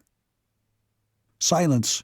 admonished the newcomer, his straight brows gathered in an ominous frown, and the point of his longsword playing menacingly before the eyes of the Kaldane. "I seek the woman, Tara of Helium. Where is she? If you value your life, speak quickly, and speak the truth." If he valued his life, it was a truth that Ghek had but just learned. He thought quickly. After all, a great brain is not without its uses. Perhaps here lay escape from the sentence of Lude. "You are of her kind?" he asked. "You come to rescue her?" "Yes." "Listen, then. I have befriended her, and because of this I am to die. If I help you to liberate her, will you take me with you?" Gahan of Gathol eyed the weird creature from crown to foot, the perfect body, the grotesque head, the expressionless face. Among such as these had the beautiful daughter of Helium been held captive for days and weeks. "If she lives and is unharmed," he said, "I will take you with us." "When they took her from me, she was alive and unharmed," replied Ghek. "I cannot say what has befallen her since. Lude sent for her." "Who is Lude? Where is he? Lead me to him." Gahan spoke quickly in tones vibrant with authority. "Come, then," said Ghek, leading the way from the apartment and down a stairway toward the underground burrows of the Kaldanes. "Lude is my king. I will take you to his chambers." "Hasten!" urged Gahan. "Sheath your sword," warned Ghek, "so that, should we pass others of my kind, I may say to them that you are a new prisoner with some likelihood of winning their belief." Gahan did as he was bid, but warning the Kaldane that his hand was ever ready at his dagger's hilt. "You need have no fear of treachery," said Ghek. "My only hope of life lies in you." "And if you fail me," Gahan admonished him, "I can promise you as sure a death as even your king might guarantee you." Ghek made no reply, but moved rapidly through the winding subterranean corridors until Gahan began to realize how truly was he in the hands of this strange monster. If the fellow should prove false, it would profit Gahan nothing to slay him, since without his guidance the Red Man might never hope to retrace his way to the tower and freedom. Twice they met and were accosted by other Kaldanes, but in both instances Ghek's simple statement that he was taking a new prisoner to Lude appeared to allay all suspicion, and then at last they came to the antechamber of the king. "Here now, Red Man, thou must fight if ever," whispered Ghek. "Enter there," and he pointed to a doorway before them. "And you?" asked Gahan, still fearful of treachery. "My Rykor is powerful," replied the Kaldane. "I shall accompany you and fight at your side. as well die thus as in torture later at the will of Lude. Come." But Gahan had already crossed the room and entered the chamber beyond. Upon the opposite side of the room was a circular opening guarded by 2 warriors. Beyond this opening he could see 2 figures struggling upon the floor, and the fleeting glimpse he had of one of the faces suddenly endowed him with the strength of 10 warriors and the ferocity of a wounded banth. It was Tara of Helium, fighting for her honor or her life. The warriors, startled by the unexpected appearance of a red man, stood for a moment in dumb amazement, and in that moment Gahan of Gathol was upon them, and one was down, a sword thrust through his heart. "Strike at the heads," whispered the voice of Ghek in Gahan's ear. The latter saw the head of the fallen warrior crawl quickly within the aperture leading to the chamber where he had seen Tara of Helium in the clutches of a headless body. Then the sword of Ghek struck the Kaldane of the remaining warrior from its rykor, and Gahan ran his sword through the repulsive head. Instantly the red warrior leapt for the aperture, while close behind him came Ghek. "Look not upon the eyes of Lude," warned the Kaldane, "or you are lost." Within the chamber, Gahan saw Tara of Helium in the clutches of a mighty body, while close to the wall upon the opposite side of the apartment crouched the hideous, spider-like Lude. Instantly the king realized the menace to himself and sought to fasten his eyes upon the eyes of Gahan, and in doing so he was forced to relax his concentration upon the rykor in whose embraces Tara struggled, so that almost immediately the girl found herself able to tear away from the awful headless thing. As she rose quickly to her feet, she saw for the first time the cause of the interruption of Lude's plans. A red warrior. Her heart leapt in rejoicing and thanksgiving. What miracle of fate had sent him to her? She did not recognize him, though, this travel-worn warrior in the plain harness which showed no single jewel. How could she have guessed him the same as the scintillant creature of platinum and diamonds that she had seen for a brief hour under such different circumstances at the court of her august sire? Lude saw Ghek following the strange warrior into the chamber. "Strike him down, Ghek," commanded the king. "Strike down the stranger, and your life shall be yours." Gahan glanced at the hideous face of the king. "Seek not his eyes!" screamed Tara in warning, but it was too late. Already the horrid, hypnotic gaze of the King Kaldane had seized upon the eyes of Gahan. The red warrior hesitated in his stride. His sword point drooped slowly toward the floor. Tara glanced toward Ghek. She saw the creature glaring with his expressionless eyes upon the broad back of the stranger. She saw the hand of the creature's rykor creeping stealthily toward the hilt of his dagger. And then Tara of Helium raised her eyes aloft and poured forth the notes of Mars' most beautiful melody, the Song of Love. Ghek drew his dagger from its sheath. His eyes turned toward the singing girl. Lude's glance wavered from the eyes of the man to the face of Tara, and the instant that the latter's song distracted his attention from his victim, Gahan of Gathol shook himself, and as with a supreme effort of will forced his eyes to the wall above Lude's hideous head. Ghek raised his dagger above his right shoulder, took a single quick step forward, and struck.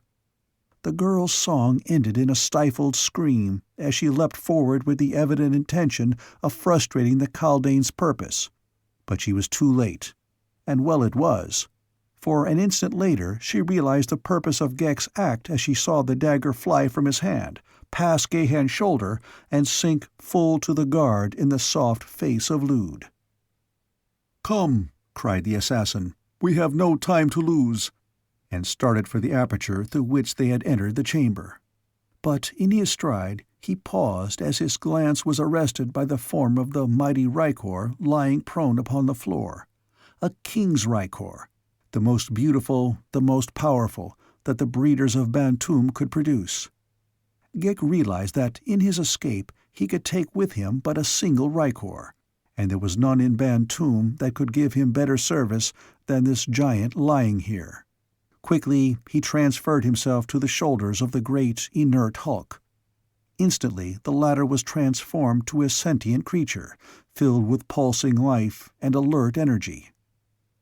"Now," said the Kaldane, "we are ready. Let whoso would revert to nothingness impede me." Even as he spoke, he stooped and crawled into the chamber beyond, while Gahan, taking Tara by the arm, motioned her to follow.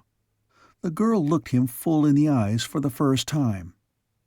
"The gods of my people have been kind," she said. "You came just in time. To the thanks of Tara of Helium shall be added those of the warlord of Barsoom and his people. Thy reward shall surpass thy greatest desires."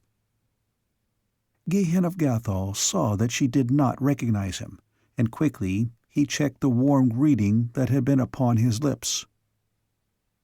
"Be thou Tara of Helium or another," he replied, "is immaterial. To serve thus a red woman of Barsoom is in itself sufficient reward." As they spoke, the girl was making her way through the aperture after Ghek, and presently all three had quitted the apartments of Lude and were moving rapidly along the winding corridors toward the tower. Ghek repeatedly urged them to greater speed, but the red men of Barsoom were never keen for retreat, and so the two that followed him moved all too slowly for the Kaldane. "There are none to impede our progress," urged Gahan, "so why tax the strength of the princess by needless haste?"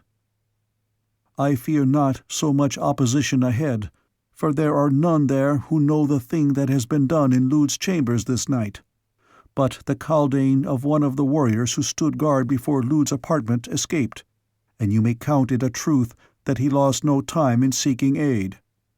That it did not come before we left is due solely to the rapidity with which events transpired in the king's room. Long before we reach the tower, they will be upon us from behind, and they will come in numbers far superior to ours, and with great and powerful rykors I well know." Footnote: I have used the word king in describing the rulers or chiefs of the Bantumian swarms, since the word itself is unpronounceable in English, nor does Jed or Jedak of the Red Martian tongue have quite the same meaning as the Bantumian word, which has practically the same significance as the English word queen as applied to the leader of a swarm of bees. J.C. Nor was Ghek's prophecy long in fulfillment. Presently the sounds of pursuit became audible in the distant clanking of accoutrements and the whistling call to arms of the Kaldanes. "The tower is but a short distance now," cried Ghek. "Make haste while yet you may, and if we can barricade it until the sun rises, we may yet escape." "We shall need no barricades, for we shall not linger in the tower," replied Gahan, moving more rapidly as he realized from the volume of sound behind them the great number of their pursuers. "But we may not go further than the tower tonight," insisted Ghek. "Beyond the tower await the banths and certain death." Gahan smiled. "Fear not the banths," he assured them. "Can we but reach the enclosure a little ahead of our pursuers, we have not to fear from any evil power within this accursed valley." Ghek made no reply, nor did his expressionless face denote either belief or skepticism. The girl looked into the face of the man questioningly. She did not understand. "Your flyer," he said. "It's moored before the tower." Her face lighted with pleasure and relief. "You found it!" she exclaimed. "What fortune!"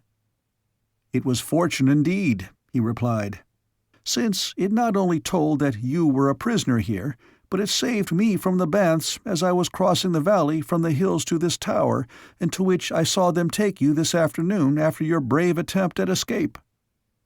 "How do you know it was I?" she asked, her puzzled brow scanning his face, as though she sought to recall from past memory some scene in which he figured. "Who is there but knows of the loss of the Princess Tara of Helium?" he replied. "And when I saw the device upon your flyer, I knew at once, though I had not known when I saw you among them in the fields a short time earlier. Too great was the distance for me to make certain whether the captive was man or woman. Had chance not divulged the hiding place of your flyer, I had gone my way, Tara of Helium. I shudder to think how close was the chance at that. But for the momentary shining of the sun upon the emblazoned device on the prow of your craft, I had passed on unknowing." The girl shuddered. "The gods sent you," she whispered reverently. "The gods sent me, Tara of Helium," he replied. "But I do not recognize you," she said. "I have tried to recall you, but I have failed. Your name, what may it be?" "It is not so strange that so great a princess should not recall the face of every roving panthan of Barsoom," he replied with a smile. "But your name," insisted the girl. "Call me Turan," replied the man, for it had come to him that if Tara of Helium recognized him as the man whose impetuous avowal of love had angered her that day in the gardens of the Warlord, her situation might be rendered infinitely less bearable than were she to believe him a total stranger. Then, too, as a simple panthan, soldier of fortune, freelance warrior, he might win a greater degree of her confidence by his loyalty and faithfulness, and a place in her esteem that seemed to have been closed to the resplendent Jet of Gathol. They had reached the tower now, and as they entered it from the subterranean corridor, a backward glance revealed the van of their pursuers, hideous Kaldanes mounted upon swift and powerful rykors. As rapidly as might be, the three ascended the stairways leading to the ground level, but after them, even more rapidly, came the minions of Lude. Ghek led the way, grasping one of Tara's hands the more easily to guide and assist her, while Gahan of Gathol followed a few paces in their rear, his bared sword ready for the assault that all realized must come upon them now before ever they reached the enclosure and the flyer. "Let Ghek drop behind to your side," said Tara, "and fight with you." "But there is but room for a single blade in these narrow corridors," replied the Gatholian. "Hasten on with Ghek and win to the deck of the flyer. Have your hand upon the control, and if I come far enough ahead of these to reach the dangling cable, you can rise at my word and I can clamber to the deck at my leisure. But if one of them emerges first into the enclosure, you will know that I shall never come, and you will rise quickly and trust to the gods of our ancestors to give you a fair breeze in the direction of a more hospitable people." Tara of Helium shook her head. "We will not desert you, Panthan," she said. Gahan, ignoring her reply, spoke above her head to Ghek. "Take her to the craft moored within the enclosure," he commanded. "It is our only hope. Alone, I may win to its deck, but have I to wait upon you two at the last moment, the chances are that none of us will escape. Do as I bid." His tone was haughty and arrogant, the tone of a man who has commanded other men from birth, and whose will has been law. Tara of Helium was both angered and vexed. She was not accustomed to being either commanded or ignored. But with all her royal pride, she was no fool, and she knew the man was right, that he was risking his life to save hers. So she hastened on with Ghek as she was bid, and after the first flush of anger she smiled, for the realization came to her that this fellow was but a rough, untutored warrior, skilled not in the finer usages of cultured courts. His heart was right, though, a brave and loyal heart, and gladly she forgave him the offense of his tone and manner. But what a tone! Recollection of it gave her sudden pause. Panthans were rough and ready men. Often they rose to positions of high command. So it was not the note of authority in the fellow's voice that seemed remarkable, but something else, a quality that was indefinable, yet as distinct as it was familiar. She had heard it before when the voice of her great-grandsire, Tordos Mors, Jeddak of Helium, had risen in command, and in the voice of her grandfather, Mors Kajak the Jed, and in the ringing tones of her illustrious sire, John Carter, warlord of Barsoom, when he addressed his warriors. But now she had no time to speculate upon so trivial a thing, for behind her came the sudden clash of arms, and she knew that Turan the Panthan had crossed swords with the first of their pursuers. As she glanced back, he was still visible beyond a turn in the stairway, so that she could see the quick swordplay that ensued.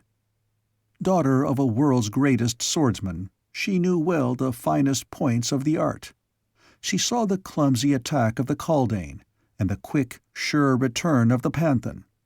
As she looked down from above upon his almost naked body, trapped only in the simplest of unadorned harness, and saw the play of the lithe muscles beneath the red bronze skin, and witnessed the quick and delicate play of his sword point, to her sense of obligation was added a spontaneous admission of admiration that was but the natural tribute of a woman to skill and bravery and perchance some trifle to manly symmetry and strength. 3 times the Panthan's blade changed its position, once to fend a savage cut, once to feint, and once to thrust. And as he withdrew it from the last position, the Kaldane rolled lifeless from its stumbling Rykor, and Turan sprang quickly down the steps to engage the next behind. And then Ghek had drawn Tara upward, and a turn in the stairway shut the battling Panthan from her view. But still she heard the ring of steel on steel, the clank of accoutrements, and the shrill whistling of the Kaldanes. Her heart moved her to turn back to the side of her brave defender, but her judgment told her that she could serve him best by being ready at the control of the flyer at the moment he reached the enclosure. Chapter 9. Adrift Over Strange Regions. Presently, Ghek pushed aside a door that opened from the stairway, and before them Tara saw the moonlight flooding the walled court where the headless Rykors lay beside their feeding troughs. She saw the perfect bodies, muscled as the best of her father's fighting men, and the females whose figures would have been the envy of many of Helium's most beautiful women. Ah, if she could but endow these with the power to act! Then indeed might the safety of the Panthan be assured. But they were only poor lumps of clay, nor had she the power to quicken them to life. Ever must they lie thus until dominated by the cold, heartless brain of the Kaldane. The girl sighed in pity even as she shuddered in disgust as she picked her way over and among the sprawled creatures toward the flyer. Quickly she and Ghek mounted to the deck after the latter had cast off the moorings. Tara tested the control, raising and lowering the ship a few feet within the walled space. It responded perfectly. Then she lowered it to the ground again and waited. From the open doorway came the sounds of conflict, now nearing them, now receding. The girl, having witnessed her champion's skill, had little fear of the outcome. Only a single antagonist could face him at a time upon the narrow stairway. He had the advantage of position and of the defensive, and he was a master of the sword, while they were clumsy bunglers by comparison. Their sole advantage was in their numbers, unless they might find a way to come upon him from behind. She paled at the thought. Could she have seen him, she might have been further perturbed, for he took no advantage of many opportunities to win nearer the enclosure. He fought coolly, but with a savage persistence that bore little semblance to purely defensive action. Often he clambered over the body of a fallen foe to leap against the next behind, and once there lay 5 dead Kaldanes behind him, so far had he pushed against his antagonists. They did not know it, these Kaldanes that he fought, nor did the girl awaiting him upon the flyer, but Gahan of Gathol was engaged in a more alluring sport than winning to freedom, for he was avenging the indignities that had been put upon the woman he loved. But presently he realized that he might be jeopardizing her safety uselessly, and so he struck down another before him and, turning, leapt quickly up the stairway, while the leading Kaldane slipped upon the brain-covered floor and stumbled in pursuit. Gahan reached the enclosure 20 paces ahead of them and raced toward the flyer. "Rise!" he shouted to the girl. "I will ascend the cable!" Slowly the small craft rose from the ground as Gahan leapt the inert bodies of the Rykors lying in his path. The first of the pursuers sprang from the tower just as Gahan seized the trailing rope. "Faster!" he shouted to the girl above, "or they will drag us down!" But the ship seemed scarcely to move, though in reality she was rising as rapidly as might have been expected of a one-man flyer carrying a load of 3. Gahan swung free above the top of the wall, but the end of the rope still dragged the ground as the Kaldanes reached it. They were pouring in a steady stream from the tower into the enclosure. The leader seized the rope. "Quick!" he cried. "Lay hold, and we will drag them down!" It needed but the weight of a few to accomplish his design. The ship was stopped in its flight, and then, to the horror of the girl, she felt it being dragged steadily downward. Gahan too realized the danger and the necessity for instant action. Clinging to the rope with his left hand, he had wound a leg about it, leaving his right hand free for his longsword, which he had not sheathed. A downward cut clove the soft head of a Kaldane, and another severed the taut rope beneath the Panthan's feet. The girl heard a sudden renewal of the shrill whistling of her foes, and at the same time she realized that the craft was rising again. Slowly it drifted upward, out of reach of the enemy, and a moment later she saw the figure of Turan clamber over the side. For the first time in many weeks her heart was filled with the joy of thanksgiving, but her first thought was of another. "You are not wounded?" she asked. "No, Tara of Helium," he replied. "They were scarce worth the effort of my blade, and never were they a menace to me because of their swords." "They should have slain you easily," said Ghek. "So great and highly developed is the power of reason among us that they should have known before you struck just where, logically, you must seek to strike, and so they should have been able to parry your every thrust and easily find an opening to your heart." "But they did not, Ghek," Gahan reminded him. "Their theory of development is wrong, for it does not tend toward a perfectly balanced whole. You have developed the brain and neglected the body, and you can never do with the hands of another what you can do with your own hands. Mine are trained to the sword. Every muscle responds instantly and accurately, and almost mechanically, to the need of the instant. I am scarcely objectively aware that I think when I fight, so quickly does my point take advantage of every opening, or spring to my defense if I am threatened, that it is almost as though the cold steel had eyes and brains. You, with your Kaldane brain and your Rykor body, never could hope to achieve in the same degree of perfection those things that I can achieve.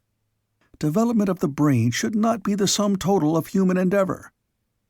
The richest and happiest peoples will be those who attain closest to well-balanced perfection of both mind and body, and even these must always be short of perfection. In absolute and general perfection lies stifling monotony and death. Nature must have contrasts. She must have shadows as well as highlights, sorrow with happiness, both wrong and right, and sin as well as virtue." "Always have I been taught differently," replied Ghek. "But since I have known this woman and you of another race, I have come to believe that there may be other standards fully as high and desirable as those of the Kaldanes. At least I have had a glimpse of the thing you call happiness, and I realize that it may be good, even though I have no means of expressing it. I cannot laugh nor smile, and yet within me is a sense of contentment when this woman sings, a sense that seems to open before me wondrous vistas of beauty and unguessed pleasure that far transcend the cold joys of a perfectly functioning brain. I would that I had been born of thy race."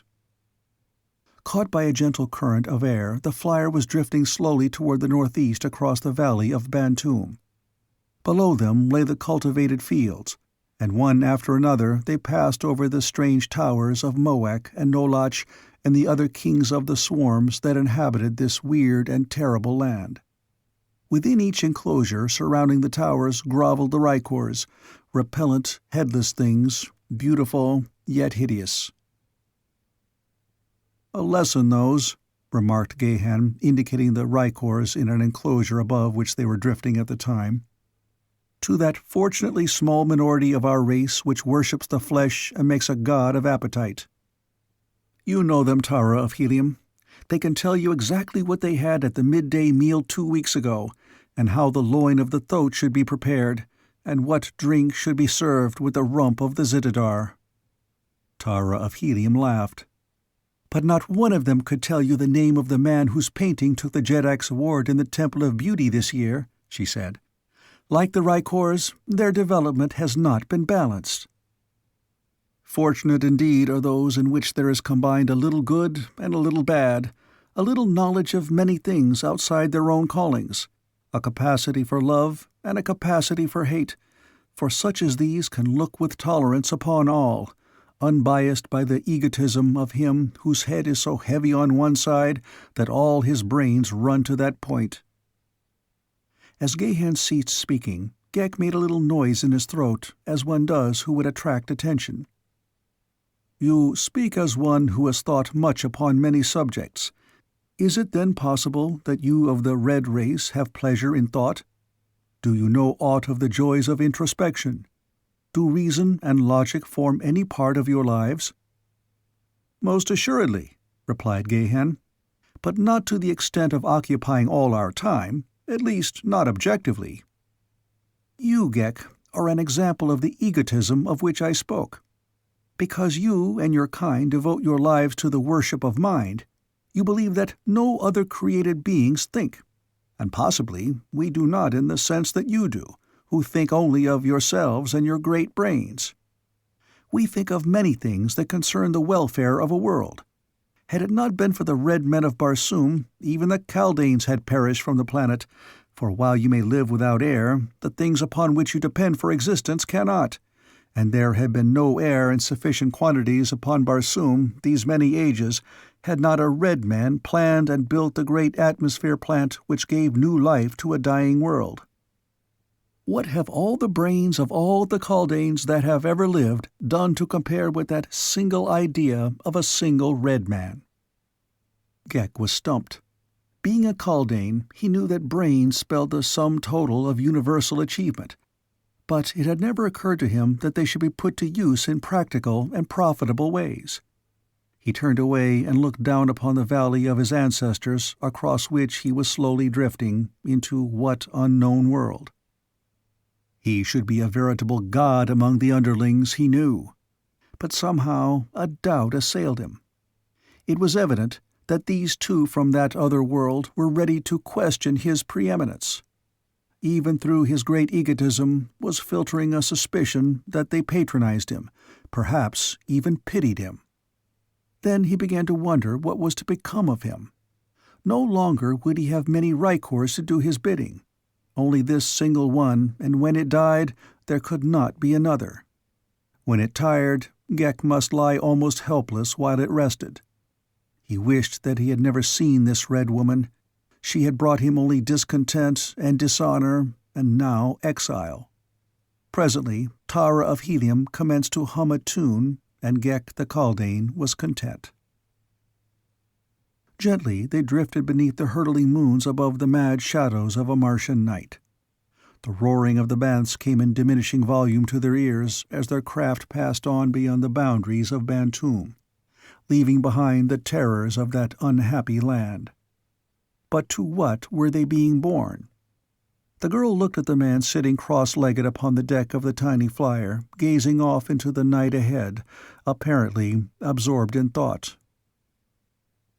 "Where are we?" she asked. "Toward what are we drifting?" Turan shrugged his broad shoulders. "The stars tell me that we are drifting toward the northeast," he replied. "But where we are, or what lies in our path, I cannot even guess.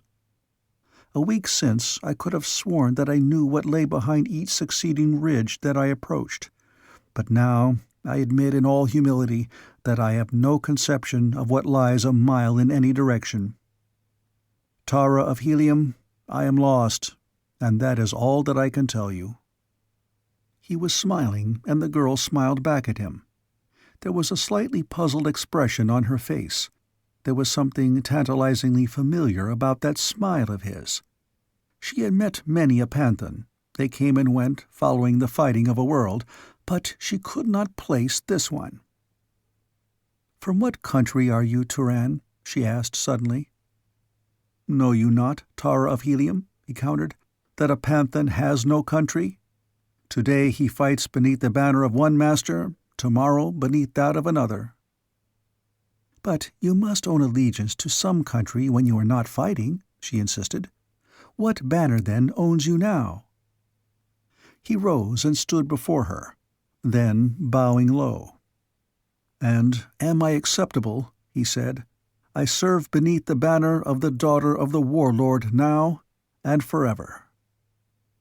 She reached forth and touched his arm with a slim brown hand. "Your services are accepted," she said. "And if ever we reach Helium, I promise that your reward shall be all that your heart could desire." "I shall serve faithfully, hoping for that reward," he said. But Tara of Helium did not guess what was in his mind, thinking rather that he was a mercenary. For how could the proud daughter of the warlord guess that a simple panthan aspired to her hand and heart? The dawn found them moving rapidly over an unfamiliar landscape. The wind had increased during the night and had borne them far from Bantoom. The country below them was rough and inhospitable. No water was visible, and the surface of the ground was cut by deep gorges, while nowhere was any but the most meager vegetation discernible. They saw no life of any nature, nor was there any indication that the country could support life. For 2 days they drifted over this horrid wasteland. They were without food or water, and suffered accordingly. Ghek had temporarily abandoned his Rykor after enlisting Turan's assistance in lashing it safely to the deck. The less he used it, the less would its vitality be spent. Already it was showing the effects of privation. Ghek crawled about the vessel like a great spider, over the side, down beneath the keel, and up over the opposite rail. He seemed equally at home one place as another. For his companions, however, the quarters were cramped, for the deck of a one-man flyer is not intended for 3. Turan sought always ahead for signs of water. Water they must have, or that water-giving plant which makes life possible upon many of the seemingly arid areas of Mars. But there was neither the one nor the other for these 2 days, and now the 3rd night was upon them. The girl did not complain, but Turan knew that she must be suffering, and his heart was heavy within him. Ghek suffered least of all, and he explained to them that his kind could exist for long periods without food or water. Turan almost cursed him as he saw the form of Tara of Helium slowly wasting away before his eyes, while the hideous Kaldane seemed as full of vitality as ever. "There are circumstances," remarked Ghek, "under which a gross and material body is less desirable than a highly developed brain." Turan looked at him, but said nothing. Tara of Helium smiled faintly. "One cannot blame him," she said. "Were we not a bit boastful in the pride of our superiority? When our stomachs were filled," she added. "Perhaps there is something to be said for their system," Turan admitted.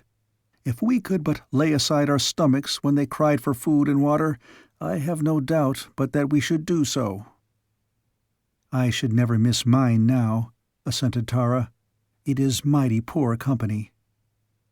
A new day had dawned, revealing a less desolate country and renewing again the hope that had been low within them.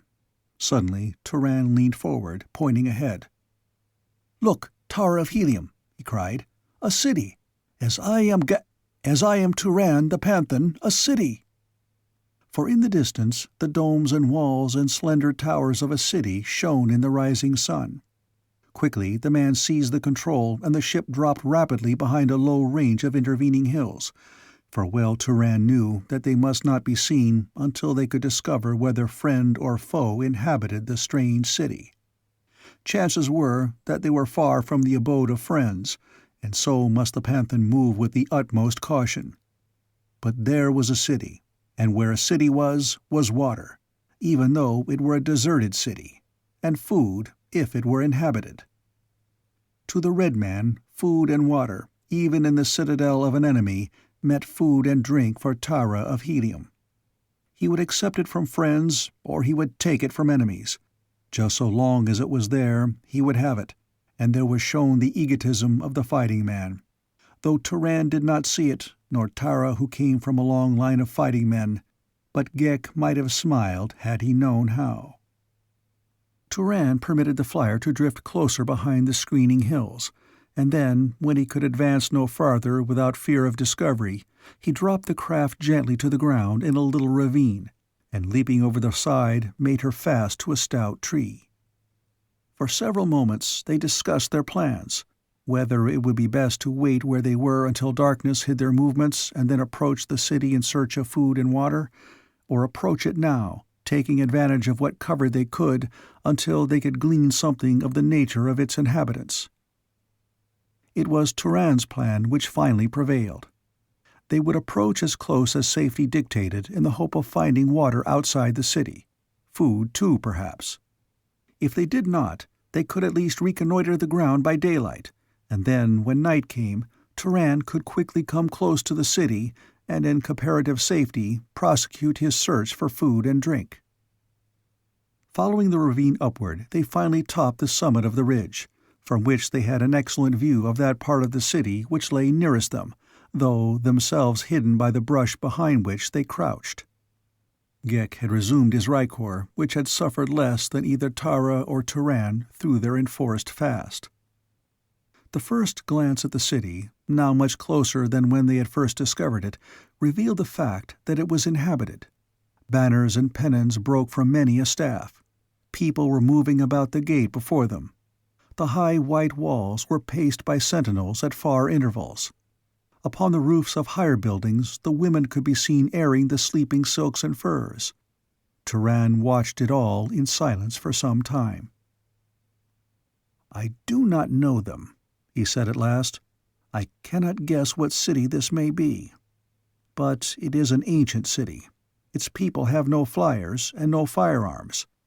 It must be old indeed." "How do you know they have not these things?" asked the girl. "There are no landing stages upon the roofs, not one that could be seen from here. While we were looking similarly at Helium, we would see hundreds. And they have no firearms because their defenses are all built to withstand the attack of spear and arrow, with spear and arrow.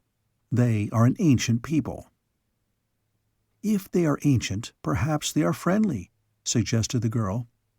"Did we not learn as children in the history of our planet that it was once peopled by a friendly, peace-loving race?" "But I fear they are not as ancient as that," replied Turan, laughing. "It has been long ages since the men of Barsoom loved peace." "My father loves peace," returned the girl. "And yet he is always at war," said the man. She laughed. "But he says he likes peace." "We all like peace," he rejoined. "Peace with honor. But our neighbors will not let us have it, and so we must fight." "And to fight well, men must like to fight," she added. "And to like to fight, they must know how to fight," he said. "For no man likes to do the thing that he does not know how to do well. Or that some other man can do better than he.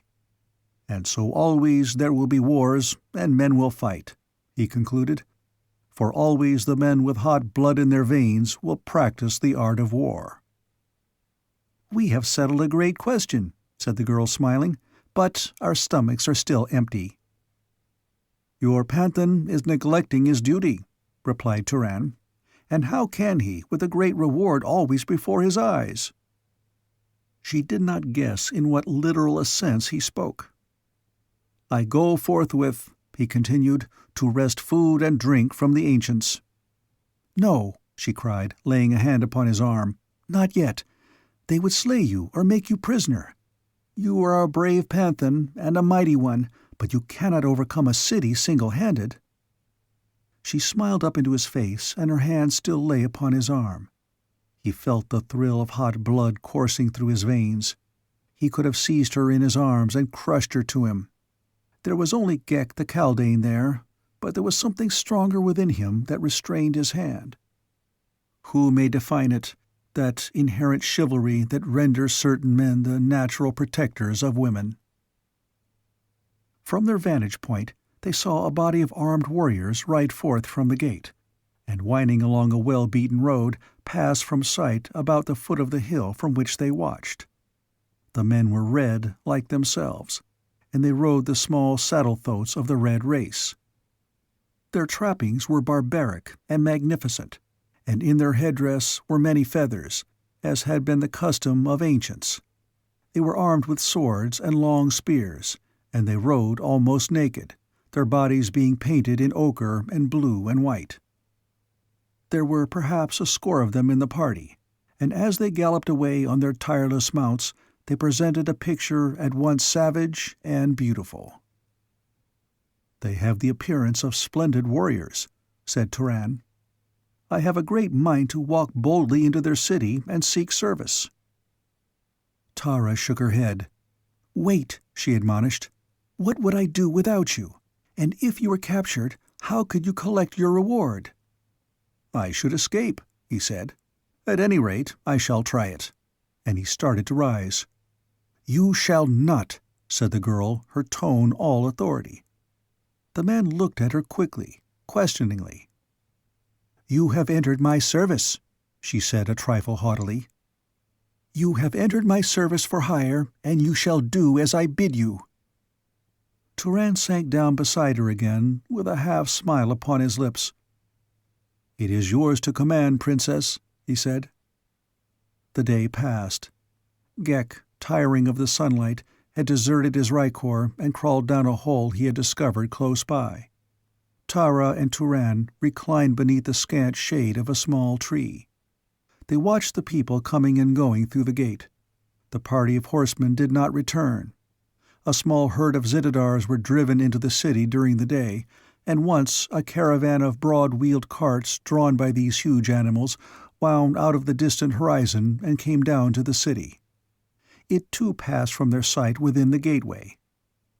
Then darkness came, and Tara of Helium bid her Panthan search for food and drink, but she cautioned him against attempting to enter the city.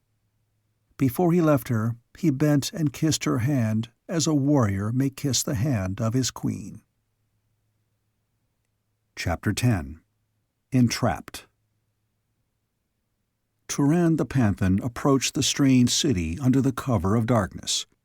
He entertained little hope of finding either food or water outside the wall, but he would try, and then, if he failed, he would attempt to make his way into the city, for Tara of Helium must have sustenance and have it soon. He saw that the walls were poorly sentineled, but they were sufficiently high to render an attempt to scale them foredoomed to failure. Taking advantage of the underbrush and trees, Turan managed to reach the base of the wall without detection. Silently, he moved north past the gateway, which was closed by a massive gate, which effectively barred even the slightest glimpse within the city beyond. It was Turan's hope to find upon the north side of the city away from the hills a level plain where grew the crops of the inhabitants, and here too water from their irrigating system. But though he traveled far along that seemingly interminable wall, he found no fields nor any water. He searched also for some means of ingress to the city, but here too failure was his only reward. And now, as he went, keen eyes watched him from above, and a silent stalker kept pace with him for a time upon the summit of the wall. But presently the shadower descended to the pavement within, and hurrying swiftly raced ahead of the stranger without. He came presently to a small gate beside which was a low building, and before the doorway of the building a warrior standing guard. He spoke a few quick words to the warrior, and then entered the building only to return almost immediately to the street, followed by fully 40 warriors. Cautiously opening the gate, the fellow peered carefully along the wall upon the outside in the direction from which he had come. Evidently satisfied, he issued a few words of instruction to those behind him, whereupon half the warriors returned to the interior of the building, while the other half followed the man stealthily through the gateway, where they crouched low among the shrubbery in a half-circle, just north of the gateway which they had left open. Here they waited in utter silence, nor had they long to wait before Turan the Panthan came cautiously along the base of the wall. To the very gate he came, and when he found it, and that it was open, he paused for a moment listening. Then he approached and looked within. Assured that there was none within sight to apprehend him, he stepped through the gateway into the city. He found himself in a narrow street that paralleled the wall. Upon the opposite side rose buildings of an architecture unknown to him, yet strangely beautiful. While the buildings were packed closely together, there seemed to be no two alike, and their fronts were of all shapes and heights and of many hues. The skyline was broken by spire and dome and minaret and tall, slender towers, while the walls supported many a balcony, and in the soft light of Cluros, the farther moon, now low in the west, he saw, to his surprise and consternation, the figures of people upon the balconies. Directly opposite him were two women and a man. They sat leaning upon the rail of the balcony, looking, apparently, directly at him. But if they saw him, they gave no sign. Turan hesitated a moment in the face of almost certain discovery, and then, assured that they must take him for one of their own people, he moved boldly into the avenue. Having no idea of the direction in which he might best hope to find what he sought, and not wishing to arouse suspicion by further hesitation, he turned to the left and stepped briskly along the pavement, with the intention of placing himself as quickly as possible beyond the observation of those nocturnal watchers. He knew that the night must be far spent, and so he could not but wonder why people should sit upon their balconies when they should have been asleep among their silks and furs. At first he had thought them the late guests of some convivial host, but the windows behind them were shrouded in darkness, and utter quiet prevailed, quite upsetting such a theory. And as he proceeded, he passed many another group sitting silently upon other balconies. They paid no attention to him, seeming not even to note his passing. Some leaned with a single elbow upon the rail, their chins resting in their palms. Others leaned upon both arms across the balcony, looking down into the street, while several that he saw held musical instruments in their hands, but their fingers moved not upon the strings. And then Turan came to a point where the avenue turned to the right, to skirt a building that jutted from inside of the city wall, and as he rounded the corner, he came full upon two warriors standing upon either side of the entrance to a building upon his right. It was impossible for them not to be aware of his presence, yet neither moved, nor gave other evidence that they had seen him. He stood there waiting, his hands upon the hilt of his longsword, but they neither challenged nor halted him. Could it be that these also thought him one of their own kind? Indeed, upon no other grounds could he explain their inaction. As Turan had passed through the gateway into the city and taken his unhindered way along the avenue, 20 warriors had entered the city and closed the gate behind them, and then one had taken to the wall and followed along its summit in the rear of Turan, and another had followed him along the avenue, while a third had crossed the street and entered one of the buildings upon the opposite side. The balance of them, with the exception of a single sentinel beside the gate, had re-entered the building from which they had been summoned. They were well-built, strapping, painted fellows, their naked figures covered now by gorgeous robes against the chill of night. As they spoke of the stranger, they laughed at the ease with which they had tricked him, and they were still laughing as they threw themselves upon their sleeping silks and furs to resume their broken slumber. It was evident that they constituted a guard detailed for the gate beside which they slept, and it was equally evident that the gates were guarded and the city watched more carefully than Turan had believed. Chagrined indeed had been the Jed of Gathol, had he dreamed that he was being so neatly tricked. As Turan proceeded along the avenue, he passed other sentries beside other doors, but now he gave them small heed, since they neither challenged nor otherwise outwardly noted his passing. But while at nearly every turn of the erratic avenue he passed one or more of these silent sentinels, he could not guess that he had passed one of them many times, and that his every move was watched by silent, clever stalkers. Scarce had he passed a certain one of these rigid guardsmen before the fellow awoke to sudden life, bounded across the avenue, entered a narrow opening in the outer wall, where he swiftly followed a corridor built within the wall itself, until presently he emerged a little distance ahead of Turan, where he assumed the stiff and silent attitude of a soldier upon guard. Nor did Turan know that a second followed in the shadows of the buildings behind him, nor of the third who hastened ahead of him upon some urgent mission. And so the Panthan moved through the silent streets of a strange city in search of food and drink for the woman he loved. Men and women looked down upon him from shadowy balconies, but spoke not, and sentinels saw him pass and did not challenge. Presently, from along the avenue before him, came the familiar sound of clanking accoutrements, the herald of marching warriors, and almost simultaneously he saw upon his right an open doorway dimly lighted from within. It was the only available place where he might seek to hide from the approaching company, and while he had passed several sentries unquestioned, he could scarce hope to escape scrutiny and questioning from a patrol, as he naturally assumed this body of men to be. Inside the doorway he discovered a passage turning abruptly to the right, and almost immediately thereafter to the left. There was none in sight within, and so he stepped cautiously around the second turn, the more effectually to be hidden from the street. Before him stretched a long corridor, dimly lighted like the entrance. Waiting there, he heard the party approach the building. He heard someone at the entrance to his hiding place, and then he heard the door past which he had come slam to. He laid his hand upon his sword, expecting momentarily to hear footsteps approaching along the corridor, but none came. He approached the turn and looked around it. The corridor was empty to the closed door. Whoever had closed it had remained upon the outside. Turan waited, listening. He heard no sound. Then he advanced to the door and placed an ear against it. All was silence in the street beyond. A sudden draught must have closed the door, or perhaps it was the duty of the patrol to see to such things. It was immaterial.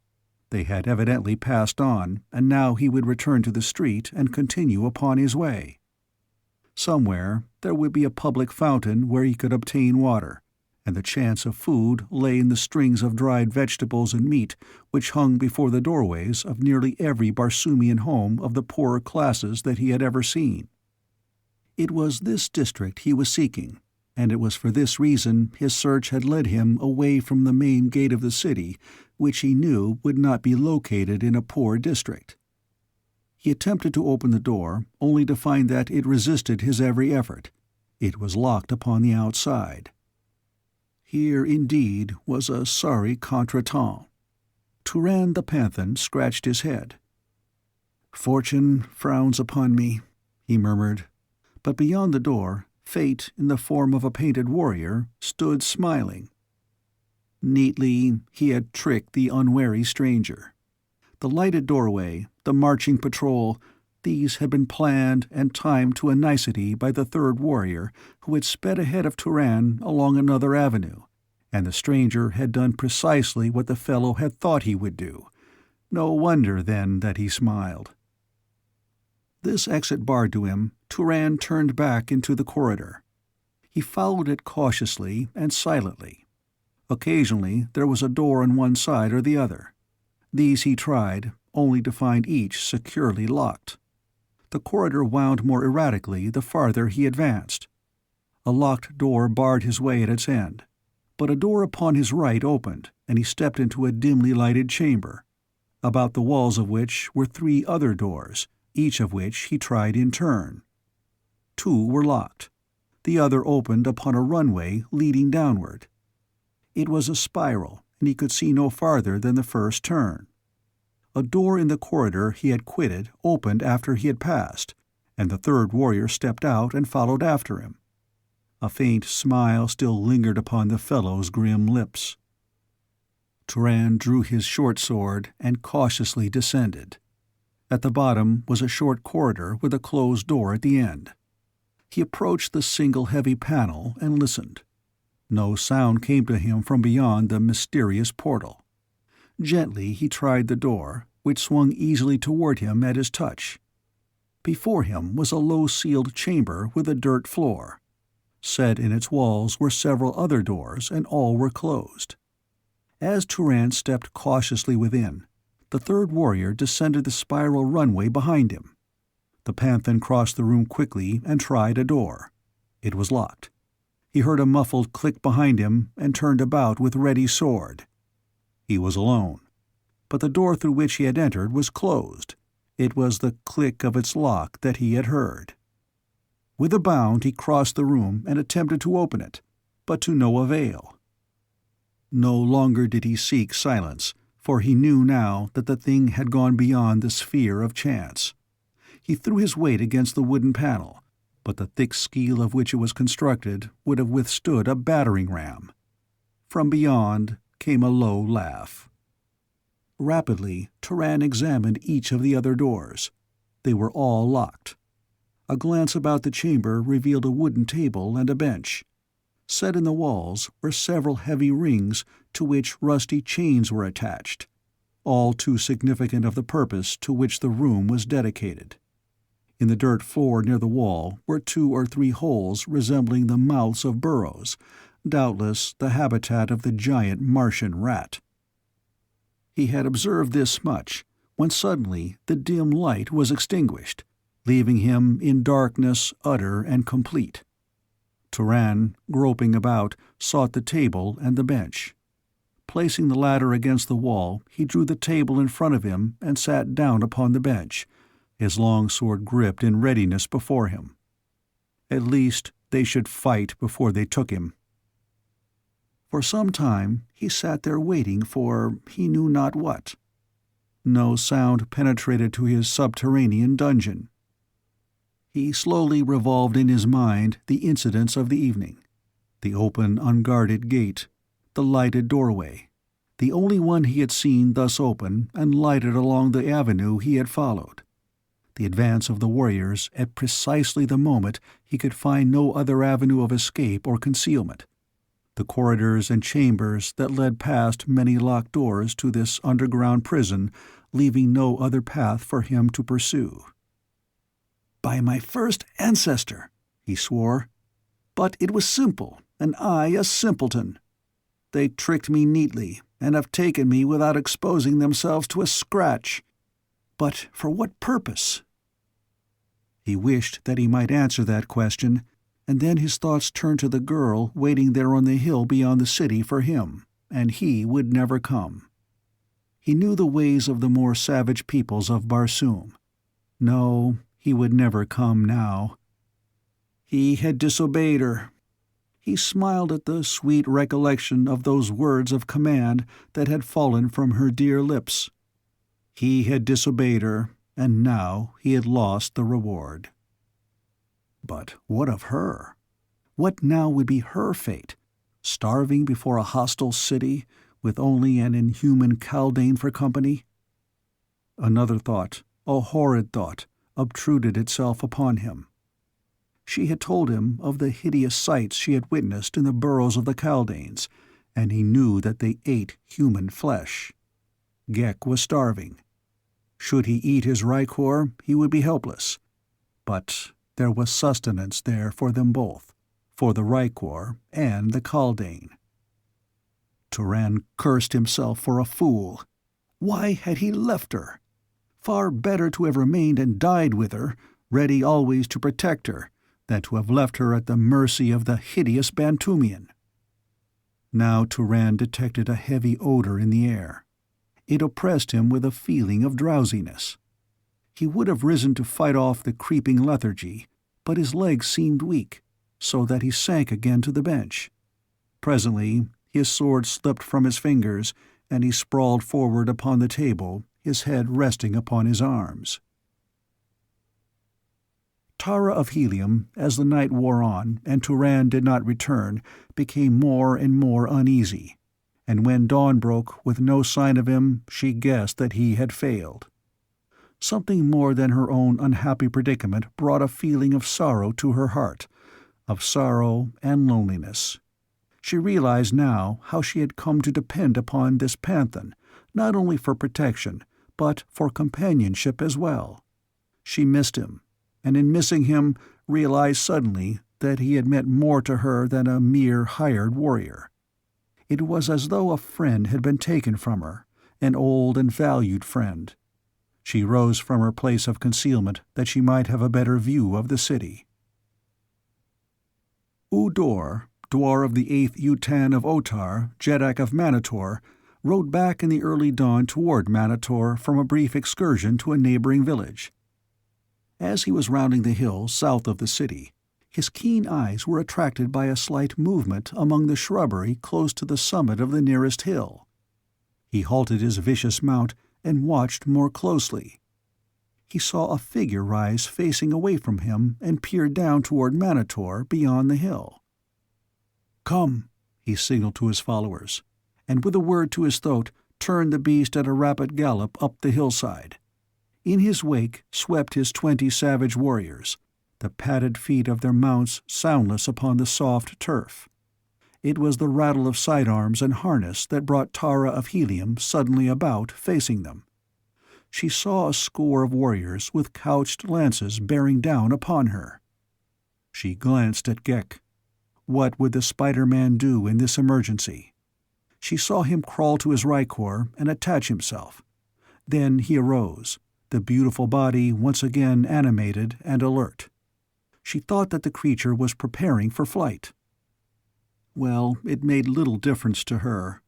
Against such as were streaming up the hill toward them, a single mediocre swordsman such as Ghek was worse than no defense at all.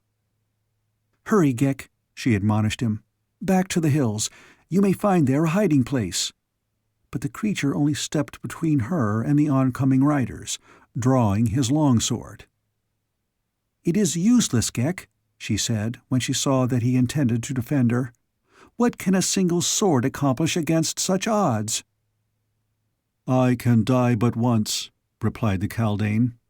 "You and your Panthan saved me from Lude, and I but do what your Panthan would do were he here to protect you." "It is brave, but it is useless," she replied. "Sheath your sword. They may not intend us harm." Ghek let the point of his weapon drop to the ground, but he did not sheath it, and thus the two stood waiting as Udor the dwar stopped his throat before them while his 20 warriors formed a rough circle about. For a long minute Udor sat his mount in silence, looking searchingly first at Tara of Helium and then at her hideous companion. "What manner of creature are you?" he asked presently. "And what do you before the gates of Manator?" "We are from far countries," replied the girl, "and we are lost and starving. We ask only food and rest and the privilege to go our way seeking our own homes." Udor smiled a grim smile. "Manator and the hills which guard it alone know the age of Manator," he said. "Yet in all the ages that have rolled by since Manator first was, there be no record in the annals of Manator of a stranger departing from Manator." "But I am a princess," cried the girl haughtily, "and my country is not at war with yours. You must give me and my companions aid and assist us to return to our own land. It is the law of Barsoom." "Manator knows only the laws of Manator," replied Udor. "But come, you shall go with us to the city, where you, being beautiful, need have no fear. I myself will protect you if Otar so decrees. And as for your companion— But hold, you said companions. There are others of your party, then?" "You see what you see," replied Tara haughtily. "Be that as it may," said Udor. "If there be more, they shall not escape Manator. But, as I was saying, if your companion fights well, he too may live, for Otar is just, and just are the laws of Manator. Come." Ghek demurred. "It is useless," said the girl, seeing that he would have stood his ground and fought them. "Let us go with them. Why pit your puny blade against their mighty ones when there should lie in your great brain the means to outwit them?" She spoke in a low whisper, rapidly. "You are right, Tara of Helium. he replied, and sheathed his sword. And so they moved down the hillside toward the gates of Manator, Tara, Princess of Helium, and Ghek, the Kaldane of Bantoom. And surrounding them rode the savage, painted warriors of Udar, Dwar of the 8th Yutan of Otar, Jeddak of Manator. Chapter 11. The Choice of Tara. The dazzling sunlight of Barsoom clothed Manator in an aureole of splendor as the girl and her captors rode into the city through the Gate of Enemies. Here the wall was some 50 feet thick, and the sides of the passageway within the gate were covered with parallel shelves of masonry from bottom to top. Within these shelves, or long horizontal niches, stood row upon row of small figures, appearing like tiny, grotesque statuettes of men, their long black hair falling below their feet and sometimes trailing to the shelf beneath. The figures were scarce a foot in height, but for their diminutive proportions might have been the mummified bodies of once living men. The girl noticed that as they passed, the warriors saluted the figures with their spears, after the manner of Barsoomian fighting men in extending a military courtesy, and then they rode on into the avenue beyond, which ran, wide and stately, through the city toward the east. On either side were great buildings wondrously wrought. Paintings of great beauty and antiquity covered many of the walls, their colors softened and blended by the suns of ages. Upon the pavement, the life of the newly awakened city was already afoot. Women in brilliant trappings, befeathered warriors, their bodies daubed with paint. Artisans, armed but less gaily caparisoned, took their various ways upon the duties of the day. A giant zitidar, magnificent in rich harness, rumbled its broad-wheeled cart along the stone pavement toward the Gate of Enemies. Life and color and beauty wrought together a picture that filled the eyes of Tara of Helium with wonder and with admiration, for here was a scene out of the dead past of dying Mars. Such had been the cities of the founders of her race before Throxius, mightiest of oceans, had disappeared from the face of a world. And from balconies on either side, men and women looked down in silence upon the scene below. The people in the street looked at the two prisoners, especially at the hideous Ghek, and called out in question or comment to their guard. But the watchers upon the balcony spoke not, nor did one so much as turn ahead to note their passing. There were many balconies on each building, and not a one that did not hold its silent party of richly trapped men and women, with here and there a child or two, but even the children maintained the uniform silence and immobility of their elders. As they approached the center of the city, the girl saw that even the roofs bore companies of these idle watchers, harnessed and bejeweled as for some gala day of laughter and music. But no laughter broke from those silent lips, nor any music from the strings of the instruments that many of them held in jeweled fingers. And now the avenue widened into an immense square, at the far end of which rose a stately edifice gleaming white in virgin marble, among the gaily painted buildings surrounding it and its scarlet sward and gaily flowering, green-foliaged shrubbery. Toward this, Udor led his prisoners and their guard to the great arched entrance before which a line of 50 mounted warriors barred the way. When the commander of the guard recognized Udor, the guardsmen fell back to either side, leaving a broad avenue through which the party passed. Directly inside the entrance were inclined runways running upward on either side. Udor turned to the left and led them upward to the second floor and down a long corridor. Here they passed other mounted men, and in chambers upon either side they saw more. Occasionally there was another runway leading either up or down. A warrior, his steed at full gallop, dashed into sight from one of these and raced swiftly past them upon some errand. Nowhere as yet had Tara of Helium seen a man afoot in this great building.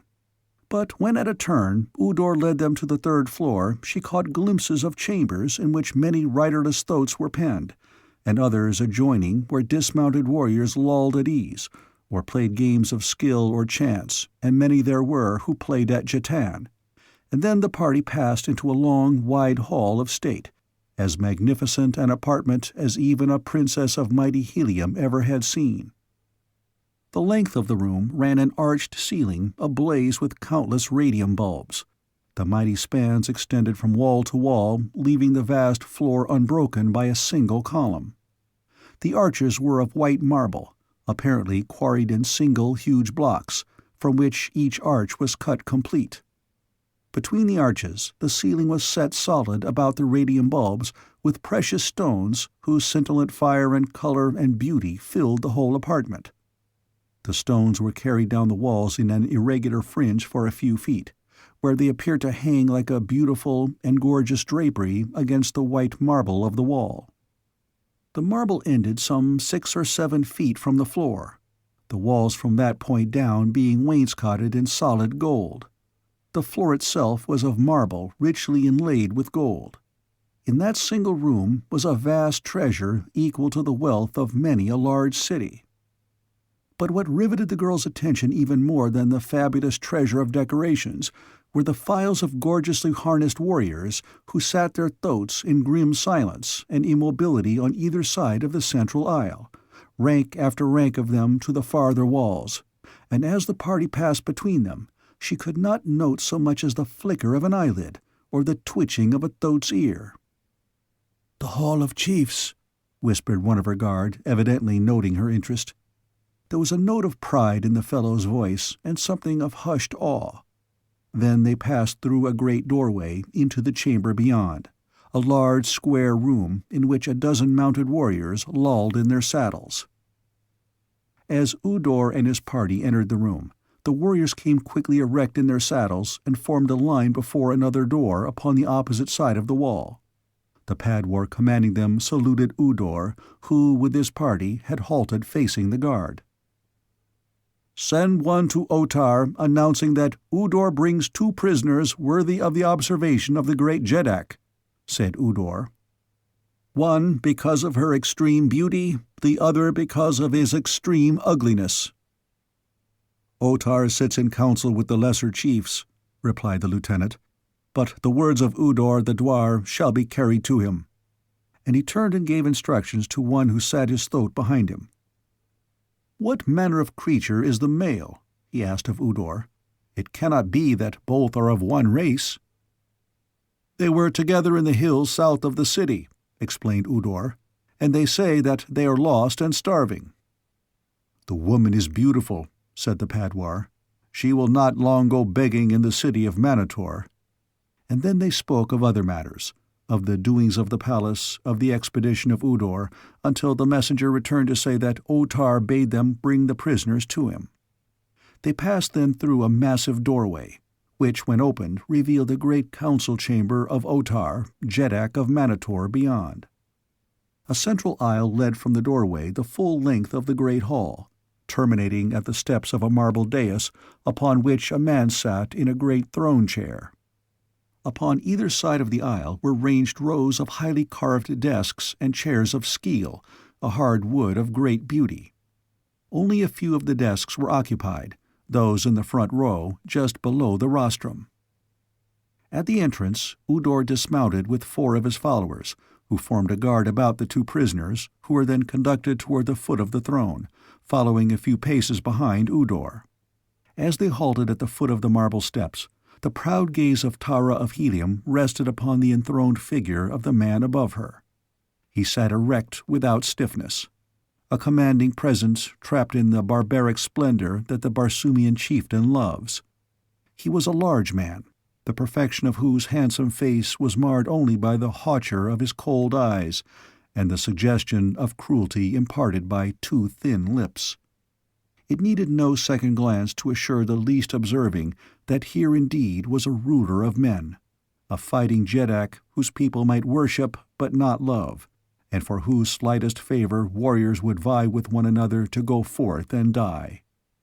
This was Otar, Jeddak of Manator, and as Tara of Helium saw him for the first time, she could not but acknowledge a certain admiration for this savage chieftain, who so virilely personified the ancient virtues of the god of war. Udor and the Jeddak interchanged the simple greetings of Barsoom, and then the former recounted the details of the discovery and the capture of the prisoners. Otar scrutinized them both intently during Udor's narration of events, his expression revealing naught of what passed in the brain behind those inscrutable eyes. When the officer had finished, the Jeddak fastened his gaze upon Ghek. "And you," he asked, "what manner of thing are you? From what country? Why are you in Manator?" "I am a Kaldane," replied Ghek, "the highest type of created creature upon the face of Barsoom. I am mind, you are matter. I come from Bantoom. I am here because we are lost and starving." "And you," Otar turned suddenly on Tara, "you too are a Kaldane?" "I am a princess of Helium," replied the girl. "I was a prisoner in Bantoom. This Kaldane and a warrior of my own race rescued me. The warrior left us to search for food and water. He has doubtless fallen into the hands of your people. I ask you to free him and give us food and drink and let us go upon our way. I am a granddaughter of a Jeddak, the daughter of a Jeddak of Jeddaks, the warlord of Barsoom. I ask only the treatment that my people would accord you or yours." "Helium," repeated Otar. "I know naught of Helium, nor does the Jeddak of Helium rule Manator. I, Otar, am Jeddak of Manator. I alone rule. I protect my own. You have never seen a woman or a warrior of Manator captive in Helium? Why should I protect the people of another Jeddak? It is his duty to protect them. If he cannot, he is weak, and his people must fall into the hands of the strong. I, Otar, am strong. I will keep you. That," he pointed at Ghek, "can it fight?" "It is brave," replied Tara of Helium, "but it has not the skill at arms which my people possess." "There is none then to fight for you?" asked Otar. "We are a just people," he continued without waiting for a reply, "and had you one to fight for you, he might win to freedom for himself and you as well." "But Udor assured me that no stranger ever had departed from Manator," she answered. Otar shrugged. "That does not disprove the justice of the laws of Manator," replied Otar, "but rather that the warriors of Manator are invincible. Had there come one who could defeat our warriors, that one had won to liberty." "And you fetch my warrior," cried Tara haughtily. "You shall see such sword-play as doubtless the crumbling walls of your decaying city never have witnessed, and if there be no trick in your offer, we are already as good as free." Otar smiled more broadly than before, and Udor smiled too, and the chiefs and warriors who looked on nudged one another and whispered, laughing. And Tara of Helium knew then that there was trickery in their justice. But though her situation seemed hopeless, she did not cease to hope, for was she not the daughter of John Carter, warlord of Barsoom, whose famous challenge to fate, "I still live," remained the one irreducible defense against despair? At thought of her noble sire, the patrician chin of Tara of Helium rose a shade higher. Ah, if he but knew where she was, there were little to fear then. The hosts of Helium would batter at the gates of Manator, the great green warriors of John Carter's savage allies would swarm up from the dead sea bottoms, lusting for pillage and for loot. The stately ships of her beloved navy would soar above the unprotected towers and minarets of the doomed city, which only capitulation and heavy tribute could then save. But John Carter did not know. There was only one other to whom she might hope to look, Turan the Panthan. But where was he? She had seen his sword in play, and she knew that it had been wielded by a master hand, and who should know swordplay better than Tara of Helium, who had learned it well under the constant tutorage of John Carter himself. Tricks she knew that discounted even far greater physical prowess than her own, and a method of attack that might have been at once the envy and despair of the cleverest of warriors. And so it was that her thoughts turned to Turan the Panthan, though not alone because of the protection he might afford her. She had realized, since he had left her in search of food, that there had grown between them a certain comradeship that she now missed. There had been that about him which seemed to have bridged the gulf between their stations in life. With him she had failed to consider that he was a panthan, or that she was a princess. They had been comrades. Suddenly she realized that she missed him for himself more than for his sword. She turned toward Otar. "Where is Turan, my warrior?" she demanded. "You shall not lack for warriors," replied the Jeddak. "One of your beauty will find plenty ready to fight for her. Possibly it shall not be necessary to look farther than the Jeddak of Manator. You please me, woman. What say you to such an honor?"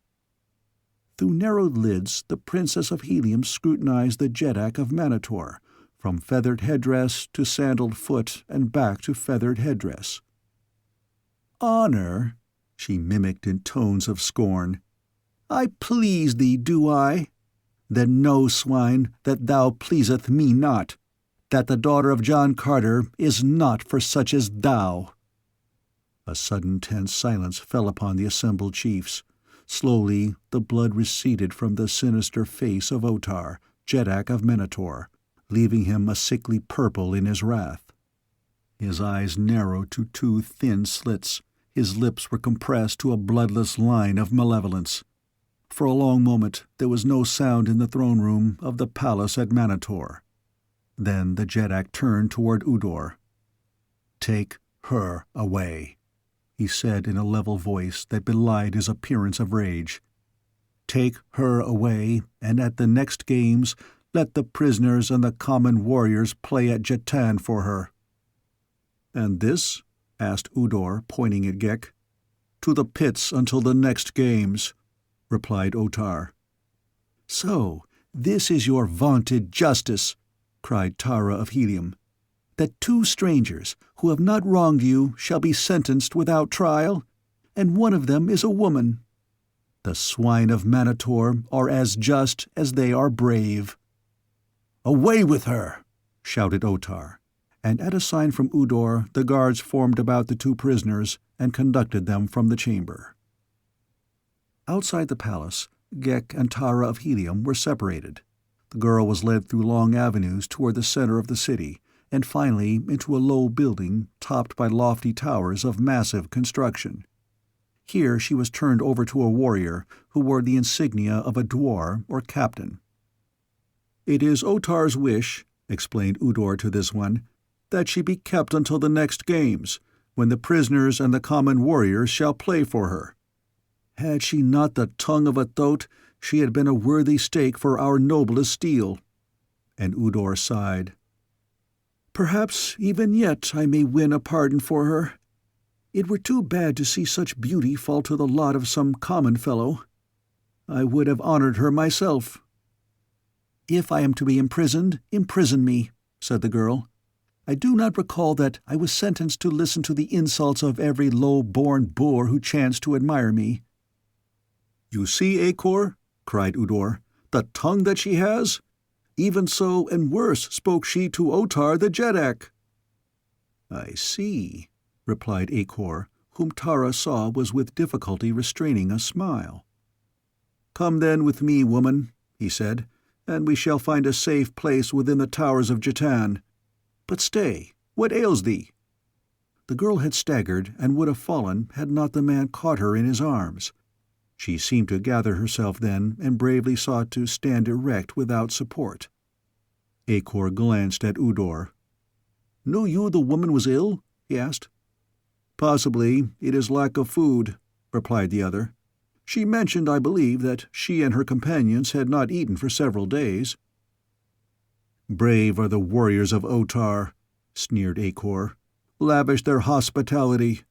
Udor, whose riches are uncounted, and the brave Otar, whose squealing thoats are stabled within marble halls and fed from troughs of gold, can spare no crust to feed a starving girl."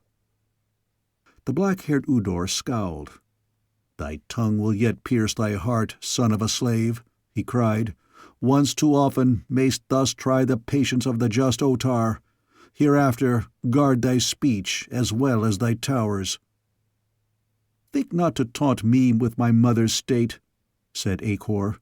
"'Tis the blood of the slave-woman that fills my veins with pride, and my only shame is that I am also the son of thy Jeddak."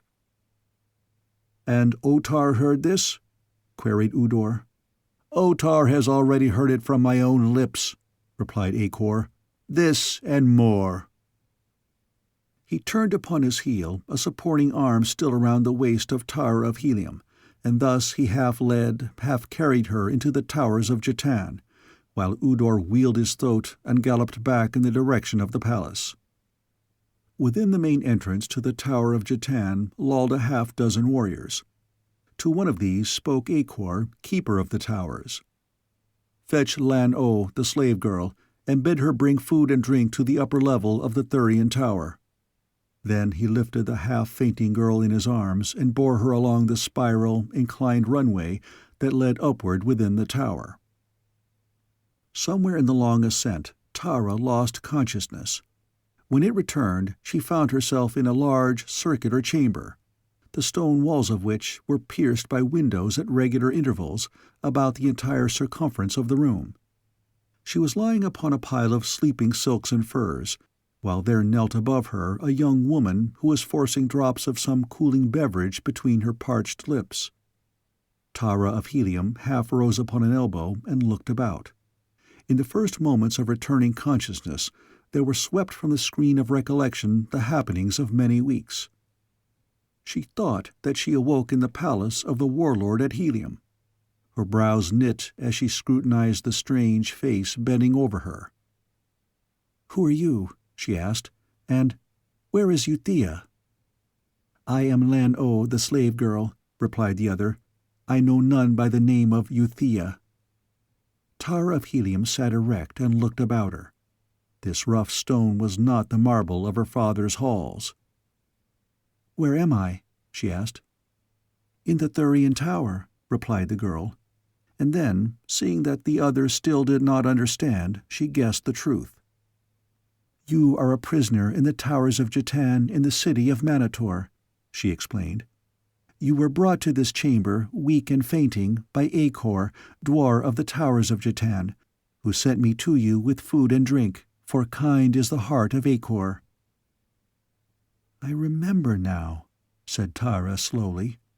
"I remember. But where is Turan, my warrior? Did they speak of him?" "I heard naught of another," replied Lan-O. "You alone were brought to the towers. In that you are fortunate, for there be no nobler man in Manator than Akor. It is his mother's blood that makes him so. She was a slave girl from Gathol." "Gathol!" exclaimed Tara of Helium. "Lies Gathol close by Manator?" "Not close, yet still the nearest country," replied Lan-O. "About 22 degrees east it lies, approximately 814 Earth miles." "Gathol," murmured Tara. "Far Gathol." "But you are not from Gathol," said the slave girl. "Your harness is not of Gathol." "I am from Helium," said Tara. "It is far from Helium to Gathol," said the slave girl. "But in our studies we learned much of the greatness of Helium, we of Gathol, so it seems not so far away." "You too are from Gathol?" asked Tara. "Many of us are from Gathol who are slaves in Manator," replied the girl. "It is to Gathol, nearest country, that the Manatorians look for slaves most often. They go in great numbers at intervals of 3 or 7 years and haunt the roads that lead to Gathol, and thus they capture whole caravans, leaving none to bear warning to Gathol of their fate, nor do any ever escape from Manator to carry word of us back to Gehan, our Jed." Tara of Helium ate slowly and in silence. The girl's words aroused memories of the last hours she had spent in her father's palace, and the great midday function at which she had met Gehan of Gathol. Even now she flushed as she recalled his daring words. Upon her reveries the door opened, and a burly warrior appeared in the opening, a hulking fellow with thick lips and an evil, leering face. The slave girl sprang to her feet, facing him. "What does this mean, Emed?" she cried. "Was it not the will of Akor that this woman not be disturbed?" "The word of Akor indeed," the man sneered. "The will of Acor is without power in the towers of Jatan, or elsewhere, for Acor lies now in the pits of Otar, and Emed is dwar of the towers." Tara of Helium saw the face of the slave girl pale, and the terror in her eyes. Chapter 12. Ghek Plays Pranks. While Tara of Helium was being led to the towers of Jatan, Ghek was escorted to the pits beneath the palace, where he was imprisoned in a dimly lighted chamber. Here he found a bench and a table standing upon the dirt floor near the wall, and set in the wall several rings from which depended short lengths of chain. At the base of the walls were several holes in the dirt floor. These alone of the several things he saw interested him. Ghek sat down upon the bench and waited in silence, listening. Presently the lights were extinguished. If Ghek could have smiled, he would have then, for Ghek could see as well in the dark as in the light, better perhaps. He watched the dark openings of the holes in the floor and waited. Presently he detected a change in the air about him. It grew heavy with a strange odor, and once again, might Ghek have smiled, could he have smiled? Let them replace all the air in the chamber with their most deadly fumes. It would be all the same to Ghek the Kaldane, who, having no lungs, required no air. With the Rykor it might be different. Deprived of air, it would die. But if only a sufficient amount of the gas was introduced to stupefy an ordinary creature, it would have no effect upon the Rykor, who had no objective mind to overcome. So long as the excess of carbon dioxide in the blood was not sufficient to prevent heart action, the Rykor would suffer only a diminution of vitality, but would still respond to the exciting agency of the Kaldane's brain. Ghek caused the Rykor to assume a sitting position with its back against the wall, where it might remain without direction from his brain. Then he released his contact with its spinal cord, but remained in position upon its shoulders, waiting and watching, for the Kaldane's curiosity was aroused. He had not long to wait before the lights were flashed on and one of the locked doors opened to admit a half-dozen warriors. They approached him rapidly and worked quickly. First, they removed all his weapons and then, snapping a fetter about one of the Rykor's ankles, secured him to the end of one of the chains hanging from the walls. Next, they dragged the long table to a new position, and there bolted it to the floor so that an end, instead of the middle, was directly before the prisoner. On the table before him they set food and water, and upon the opposite end of the table they laid the key to the fetter. Then they unlocked and opened all the doors and departed. When Turan the Panthan regained consciousness, it was to the realization of a sharp pain in one of his forearms. The effects of the gas departed as rapidly as they had overcome him, so that as he opened his eyes he was in full possession of all his faculties.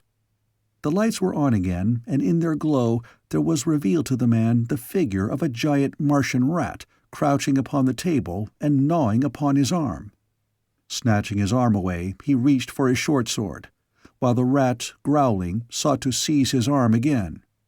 It was then that Turan discovered that his weapons had been removed: short sword, long sword, dagger, and pistol. The rat charged him then, and striking the creature away with his hand, the man rose and backed off, searching for something with which to strike a harder blow. Again the rat charged, and as Turan stepped quickly back to avoid the menacing jaws, something seemed to jerk suddenly upon his right ankle, and as he drew his left foot back to regain his equilibrium, his heel caught upon a taut chain and he fell heavily backward to the floor, just as the rat leapt upon his breast and sought his throat. The Martian rat is a fierce and unlovely thing. It is many-legged and hairless, its hide resembling that of a newborn mouse in repulsiveness. In size and weight it is comparable to a large Airedale terrier. Its eyes are small and close-set, and almost hidden in deep, fleshy apertures. But its most ferocious and repulsive feature is its jaws, the entire bony structure of which protrudes several inches beyond the flesh, revealing 5 sharp, spade-like teeth in the upper jaw, and the same number of similar teeth in the lower, the whole suggesting the appearance of a rotting face from which much of the flesh has sloughed away. It was such a thing that leapt upon the breast of the panthan to tear at his jugular. Twice Turan struck it away as he sought to regain his feet, but both times it returned with increased ferocity to renew the attack. Its only weapons are its jaws, since its broad, splay feet are armed with blunt talons. With its protruding jaws, it excavates its winding burrows, and with its broad feet, it pushes the dirt behind it. To keep the jaws from his flesh, then, was Turan's only concern, and this he succeeded in doing until chance gave him a hold upon the creature's throat. After that, the end was but a matter of moments. Rising at last, he flung the lifeless thing from him with a shudder of disgust. Now he turned his attention to a hurried inventory of the new conditions which surrounded him since the moment of his incarceration. He realized vaguely what had happened. He had been anesthetized and stripped of his weapons, and as he rose to his feet, he saw that one ankle was fettered to a chain in the wall. He looked about the room. All the doors swung wide open. His captors would render his imprisonment the more cruel by leaving ever before him tempting glimpses of open aisles to the freedom he could not attain. Upon the end of the table, and within easy reach, was food and drink.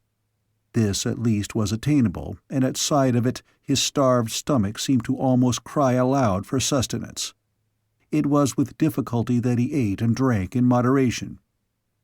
As he devoured the food, his eyes wandered about the confines of his prison until suddenly they seized upon a thing that lay on the table at the end farthest from him. It was a key. He raised his fettered ankle and examined the lock. There could be no doubt of it. The key that lay there on the table before him was the key to that very lock. A careless warrior had laid it there and departed, forgetting. Hope surged high in the breast of Gahan of Gathol, of Turan the Panthan. Furtively his eyes sought the open doorways. There was no one in sight. Ah, if he could but gain his freedom! He would find some way from this odious city back to her side, and never again would he leave her until he had won safety for her or death for himself. He rose and moved cautiously toward the opposite end of the table where lay the coveted key. The fettered ankle halted his first step, but he stretched at full length along the table, extending eager fingers toward the prize. They almost laid hold upon it. A little more, and they would touch it. He strained and stretched, but still the thing lay just beyond his reach. He hurled himself forward until the iron fetter bit deep into his flesh, but all futilely. He sat back upon the bench then and glared at the open doors and the key, realizing now that they were part of a well-laid scheme of refined torture, none the less demoralizing because it inflicted no physical suffering. For just a moment, the man gave way to useless regret and foreboding. Then he gathered himself together, his brows cleared, and he returned to his unfinished meal. At least they should not have the satisfaction of knowing how sorely they had hit him. As he ate, it occurred to him that by dragging the table along the floor, he could bring the key within his reach. But when he essayed to do so, he found that the table had been securely bolted to the floor during the period of his unconsciousness. Again Gahan smiled and shrugged and resumed his eating. When the warriors had departed from the prison in which Ghek was confined, the Kaldane crawled from the shoulders of the Rykor to the table. Here he drank a little water and then directed the hands of the Rykor to the balance of it and to the food, upon which the brainless thing fell with avidity. While it was thus engaged, Ghek took his spider-like way along the table to the opposite end where lay the key to the fetter. Seizing it in a kila, he leapt to the floor and scurried rapidly toward the mouth of one of the burrows against the wall, into which he disappeared. For long had the brain been contemplating these burrow entrances. They appealed to his Kaldanian tastes, and further, they pointed a hiding place for the key and a lair for the only kind of food that the Kaldane relished: flesh and blood. Ghek had never seen an ulsio, since these great Martian rats had long ago disappeared from Bantoom, their flesh and blood having been greatly relished by the Kaldanes.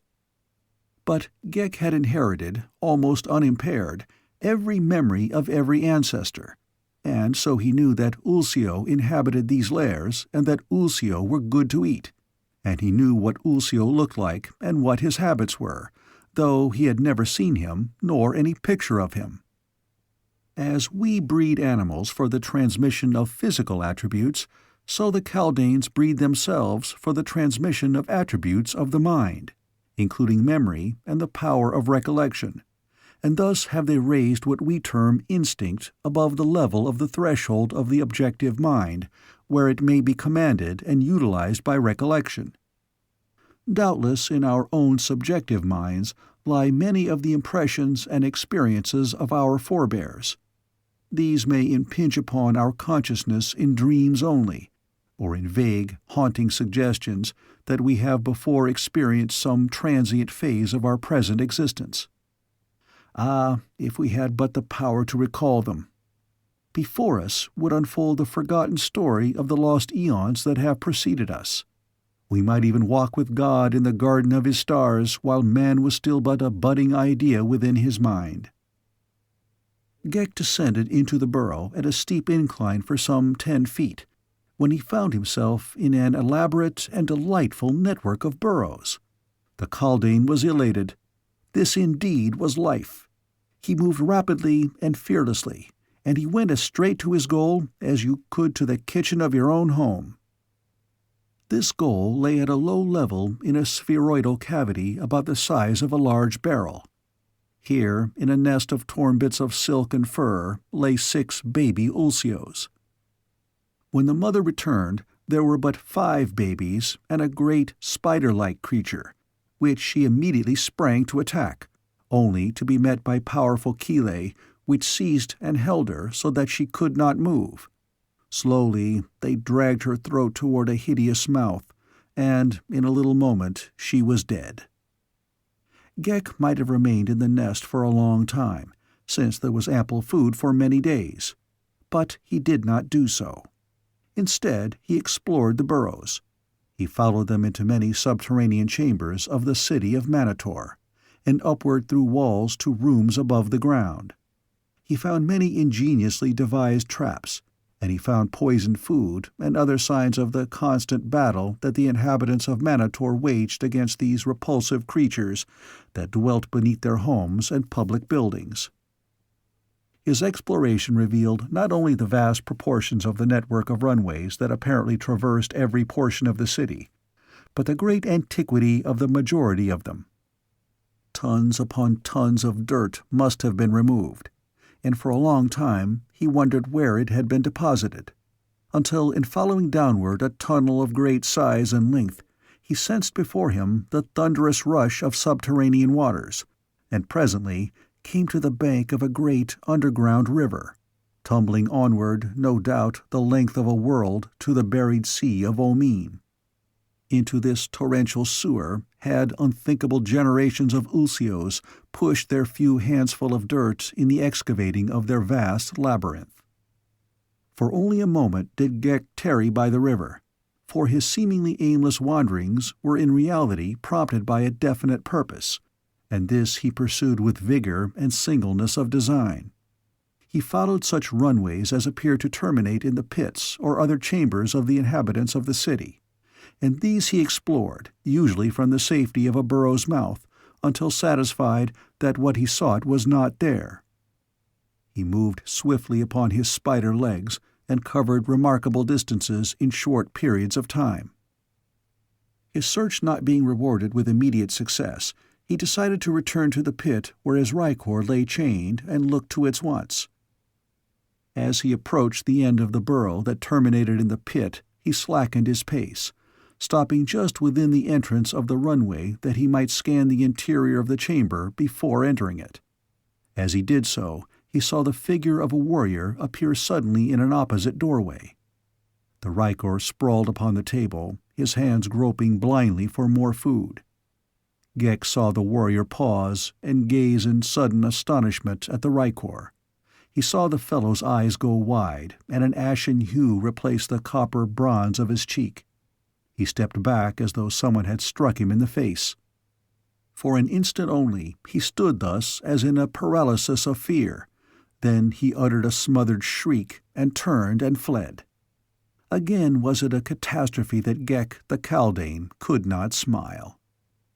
Quickly entering the room, he crawled to the tabletop and affixed himself to the shoulders of his Rykor, and there he waited. And who may say that Ghek, though he could not smile, possessed not a sense of humor? For a half-hour he sat there, and then there came to him the sound of men approaching along the corridors of stone. He could hear their arms clank against the rocky walls, and he knew that they came at a rapid pace. But just before they reached the entrance to his prison, they paused and advanced more slowly. In the lead was an officer, and just behind him, wide-eyed and perhaps still a little ashen, the warrior who had so recently departed in haste. At the doorway they halted, and the officer turned sternly upon the warrior. With upraised finger he pointed at Ghek. "There sits the creature. Didst thou dare lie, then, to thy dwar?" "I swear," cried the warrior, "that I spoke the truth. But a moment since the thing grovelled, headless, upon this very table, and may my first ancestor strike me dead upon the spot if I speak other than a true word." The officer looked puzzled. The men of Mars seldom, if ever, lie. He scratched his head. Then he addressed Ghek. "How long have you been here?" he asked. "Who knows better than those who placed me here and chained me to a wall?" he returned in reply. "Saw you this warrior enter here a few minutes since?" "I saw him," replied Ghek. "And sat you there where you sit now?" continued the officer. "Look thou to my chain and tell me then where else I might sit," cried Ghek. "Art the people of thy city all fools?" 3 other warriors pressed behind the 2 in front, craning their necks to view the prisoner, while they grinned at the discomfiture of their fellow. The officer scowled at Ghek. "Thy tongue is as venomous as that of the she-banth Otar sent to the towers of Chetan," he said. "You speak of the young woman who was captured with me?" asked Ghek, his expressionless monotone and face revealing naught of the interest he felt. "I speak of her," replied the dwar, and then turning to the warrior who had summoned him, "Return to thy quarters and remain there until the next games.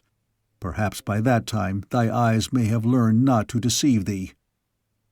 The fellow cast a venomous glance at Ghek and turned away. The officer shook his head. "I do not understand it," he muttered. "Always has Uvan been a true and dependable warrior. Could it be—" He glanced piercingly at Ghek. "Thou hast a strange head that misfits thy body, fellow," he cried. "Our legends tell us of those ancient creatures that place hallucinations upon the mind of their fellows. If thou be such, then maybe Uvan suffered from thy forbidden powers. If thou be such, Otar will know well how to deal with thee." He wheeled about and motioned his warriors to follow him. "Wait," cried Ghek. "Unless I am to be starved, send me food." "You have had food," replied the warrior. "Am I to be fed but once a day?" asked Ghek. "I require food oftener than that. Send me food." "You shall have food," replied the officer. "None may say that the prisoners of Manator are ill-fed. Just are the laws of Manator." And he departed. No sooner had the sounds of their passing died away in the distance than Ghek clambered from the shoulders of his Rykor and scurried to the burrow where he had hidden the key.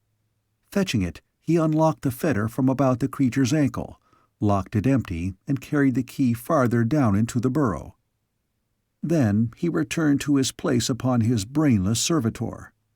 After a while he heard footsteps approaching, whereupon he rose and passed into another corridor from that down which he knew the warrior was coming. Here he waited out of sight, listening.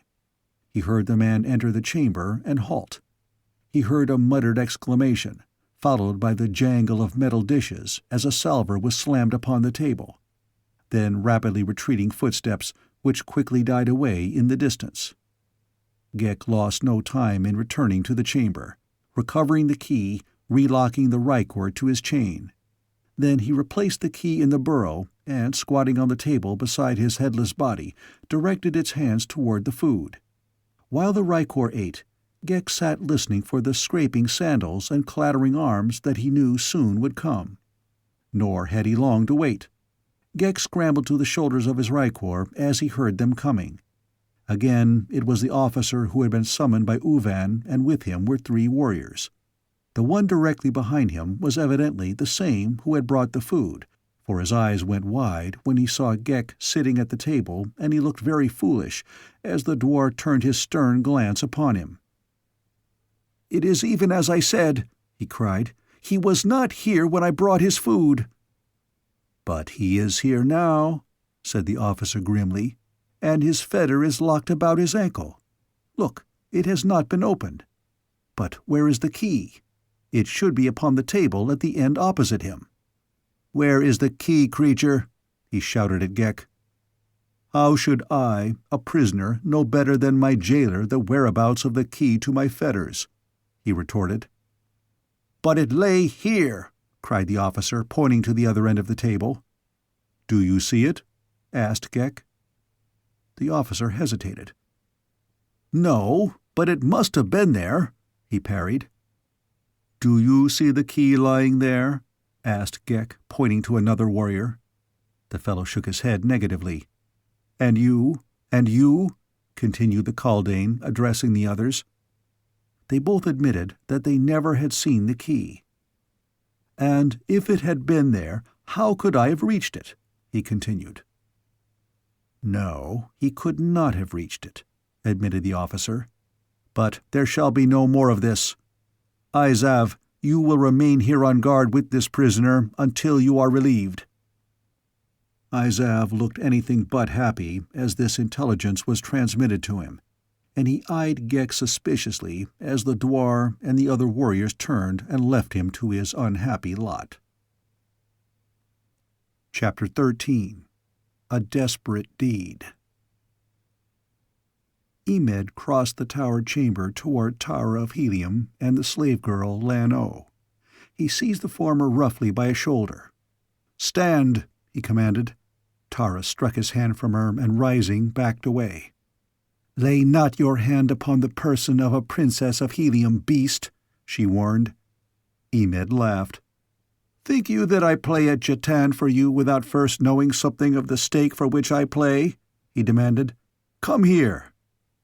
The girl drew herself to her full height, folding her arms across her breast, nor did Emed note that the slim fingers of her right hand were inserted beneath the broad leather strap of her harness where it passed over her left shoulder. "And Otar learns of this, you shall rue it, Emed," cried the slave girl. "There be no law in Manator that gives you this girl before you shall have won her fairly." "What cares Otar for her fate?" replied Emed. "Have I not heard? Did she not flout the great Jeddak, heaping abuse upon him? By my first ancestor, I think Otar might make a Jed of the man who subdued her."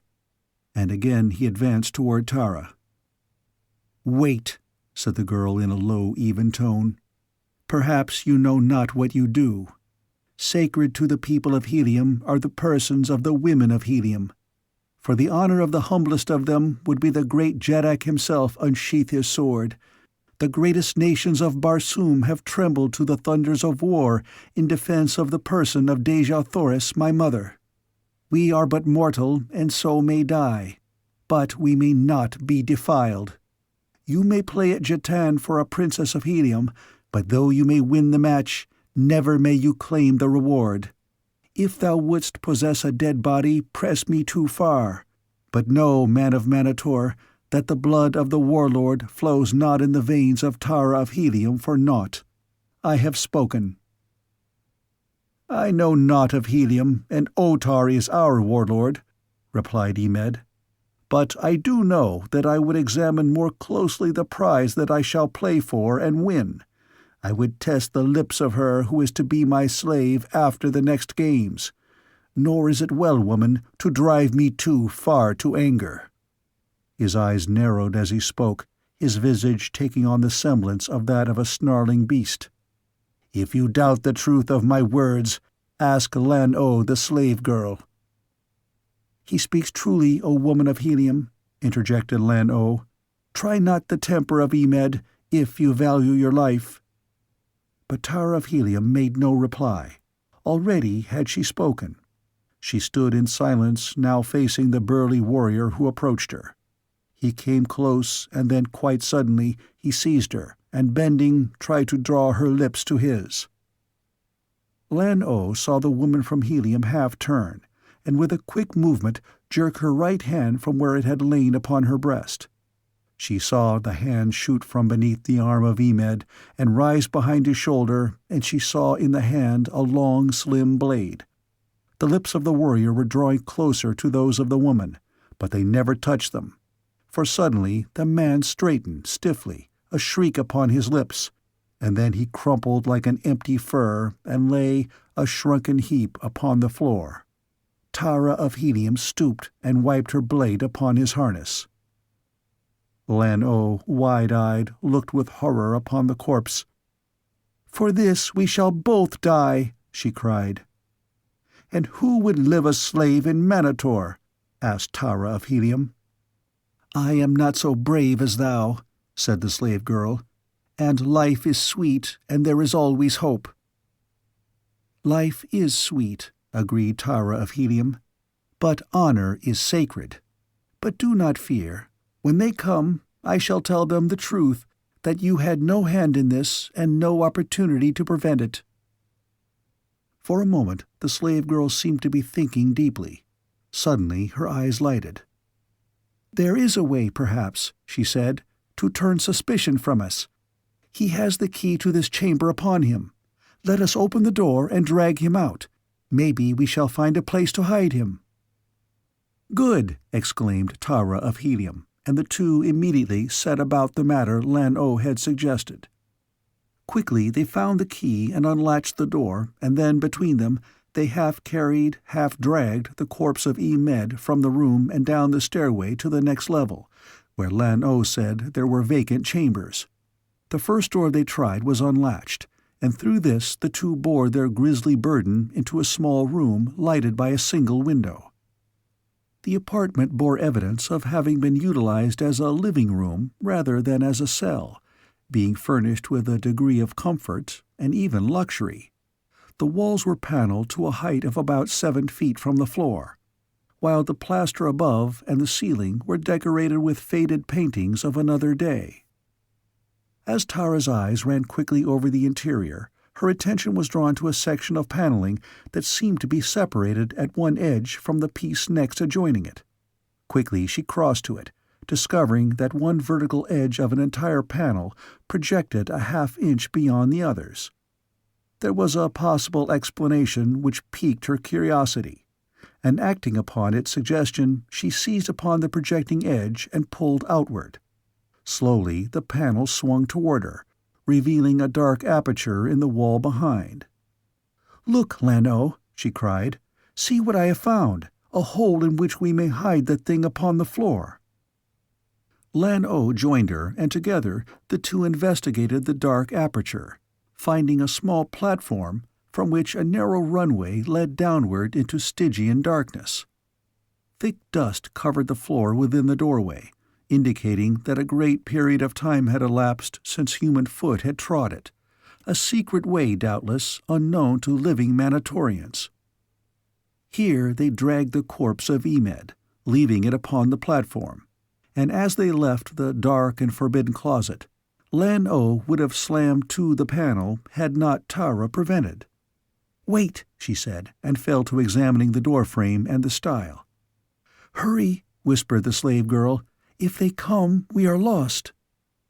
"It may serve us well to know how to open this place again," replied Tara of Helium, and then suddenly she pressed a foot against a section of the carved base at the right of the open panel. "Ah," she breathed, a note of satisfaction in her tone, and closed the panel until it fitted snugly in its place. "Come," she said, and turned toward the outer doorway of the chamber. They reached their own cell without detection, and closing the door, Tara locked it from the inside and placed the key in a secret pocket in her harness. "Let them come," she said. "Let them question us. What could two poor prisoners know of the whereabouts of their noble jailer? I ask you, Lan-O, what could they?" "Nothing," admitted Lan-O, smiling with her companion. "Tell me of these men of Manator," said Tara presently. "Are they all like Emed, or are some of them like Acor, who seemed a brave and chivalrous character?" "They are not unlike the peoples of other countries," replied Lan-O. "There be among them both good and bad. They are brave warriors and mighty. Among themselves they are not without chivalry and honor, but in their dealings with strangers they know but one law, the law of might. The weak and unfortunate of other lands fill them with contempt, and arouse all that is worst in their natures, which doubtless accounts for their treatment of us, their slaves." "But why should they feel contempt for those who have suffered the misfortune of falling into their hands?" queried Tara. "I do not know," said Lan-O. "Acor says that he believes that it is because their country has never been invaded by a victorious foe. In their stealthy raids never have they been defeated, because they have never waited to face a powerful force, and so they have come to believe themselves invincible, and the other peoples are held in contempt as inferior in valor and the practice of arms." "Yet Acor is one of them," said Tara. "He is a son of Otar the Jeddak," replied Lan-O. "But his mother is a high-born Gatholian, captured and made slave by Otar, and Acor boasts that in his veins runs only the blood of his mother, and indeed is he different from the others. His chivalry is of a gentler form, though not even his worst enemy has dared question his courage, while his skill with the sword and the spear and the thoat is famous throughout the length and breadth of Manator." "What think you they will do with him?" asked Tara of Helium. "Sentence him to the games," replied Lan-O. "If Otar be not greatly angered, he may be sentenced to but a single game, in which case he may come out alive. But if Otar wishes really to dispose of him, he will be sentenced to the entire series, and no warrior has ever survived the full 10, or rather none who was under a sentence from Otar." "What are the games? I do not understand," said Tara. "I have heard them speak of playing at Jetan, but surely no one can be killed at Jetan. We play it often at home." "But not as they play it in the arena at Manator," replied Lan-O. "Come to the window." And together the two approached an aperture facing toward the east.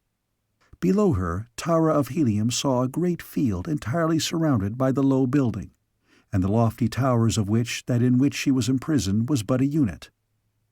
About the arena were tiers of seats, but the thing that caught her attention was a gigantic Jetan board laid out upon the floor of the arena in great squares of alternate orange and black. "Here they play at Jetan with living pieces.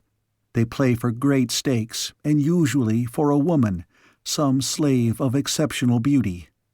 Otar himself might have played for you, had you not angered him. But now you will be played for in an open game by slaves and criminals, and you will belong to the side that wins, not to a single warrior, but to all who survive the game." The eyes of Tara of Helium flashed, but she made no comment. "Those who direct the play do not necessarily take part in it," continued the slave girl, "but sit in those two great thrones which you see at either end of the board, and direct their pieces from square to square." "But where lies the danger?" asked Tara of Helium. "If a piece be taken, it is merely removed from the board. This is a rule of Jetan as old almost as the civilization of Barsoom." "But here in Manator, when they play in the great arena with living men, the rule is altered," explained Lan-O. "When a warrior is moved to a square occupied by an opposing piece, the two battle to the death for possession of the square, and the one that is successful advantages by the move.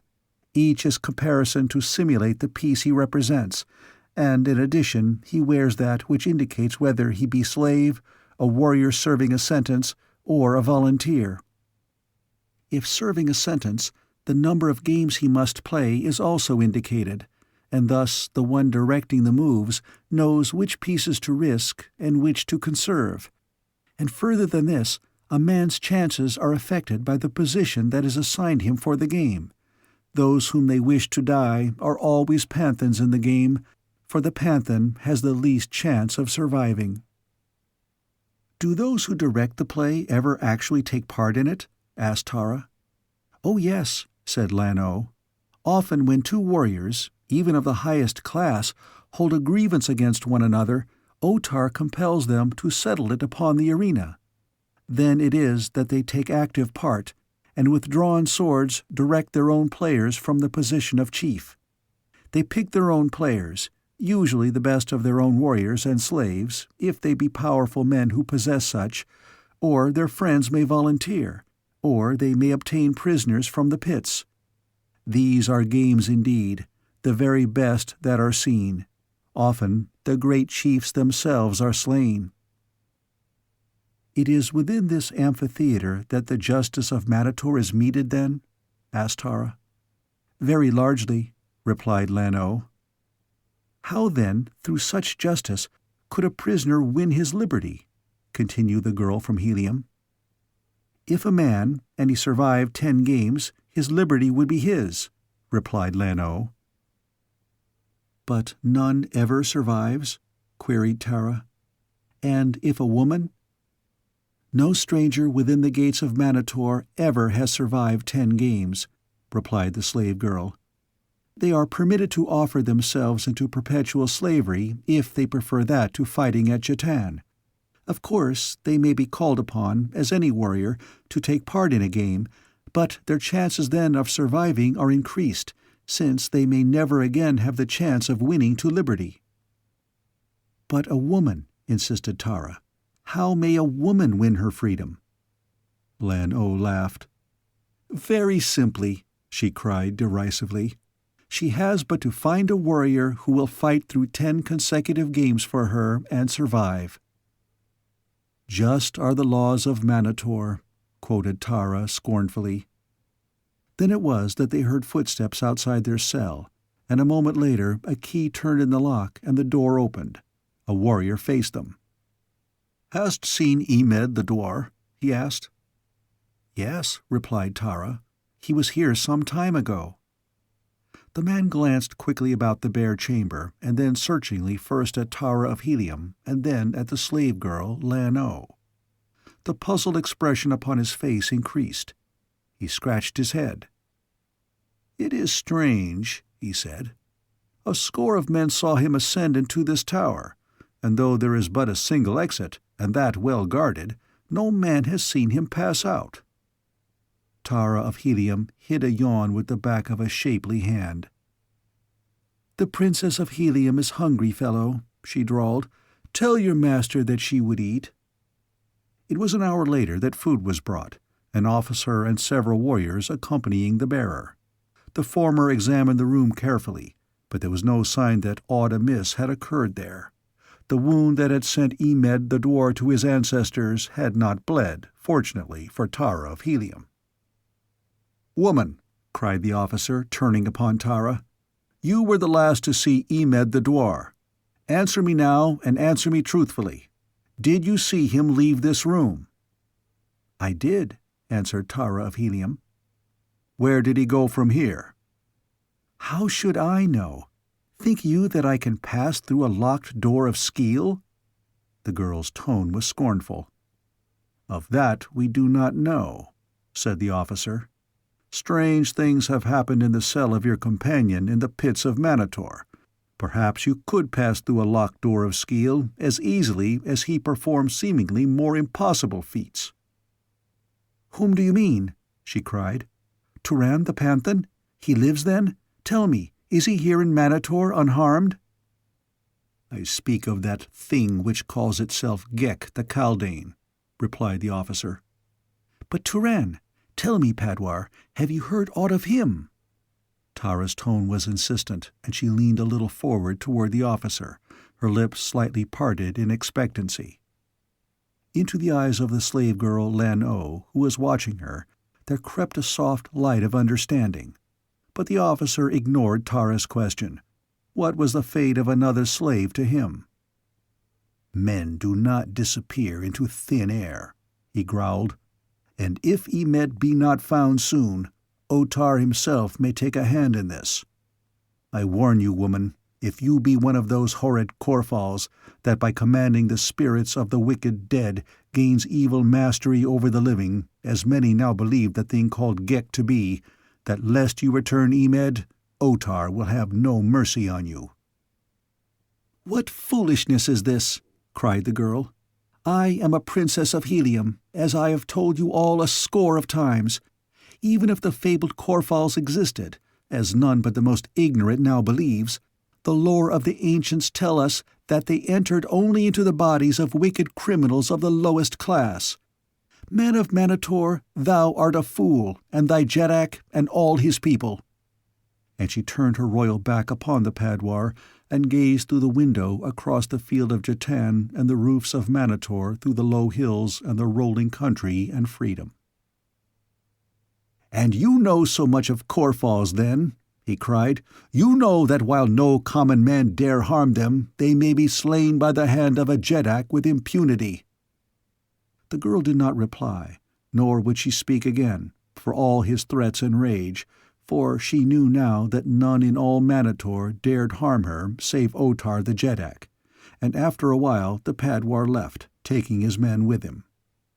And after they had gone, Tara stood for long looking out upon the city of Manator, and wondering what more of cruel wrongs fate held in store for her. She was standing thus in silent meditation when there rose to her the strains of martial music from the city below, the deep, mellow tones of the long war trumpets of mounted troops, the clear, ringing notes of foot soldiers' music. The girl raised her head and looked about, listening, and Lan-O, standing at an opposite window, looking toward the west, motioned Tara to join her. Now they could see across roofs and avenues to the Gate of Enemies, through which troops were marching into the city. "The great Jed is coming," said Lan-O. "None other dares enter thus, with blaring trumpets, the city of Manator. It is Uthor, Jed of Manatos, second city of Manator. They call him the great Jed, the length and breadth of Manator, and because the people love him, Otar hates him. They say, who know, that it would need but slight provocation to inflame the two to war. How such a war would end, no one could guess. For the people of Manator worship the great Otar, though they do not love him. Uthor they love, but he is not the Jeddak." And Tara understood, as only a Martian may, how much that simple statement encompassed. The loyalty of a Martian to his Jeddak is almost an instinct, and second not even to the instinct of self-preservation at that.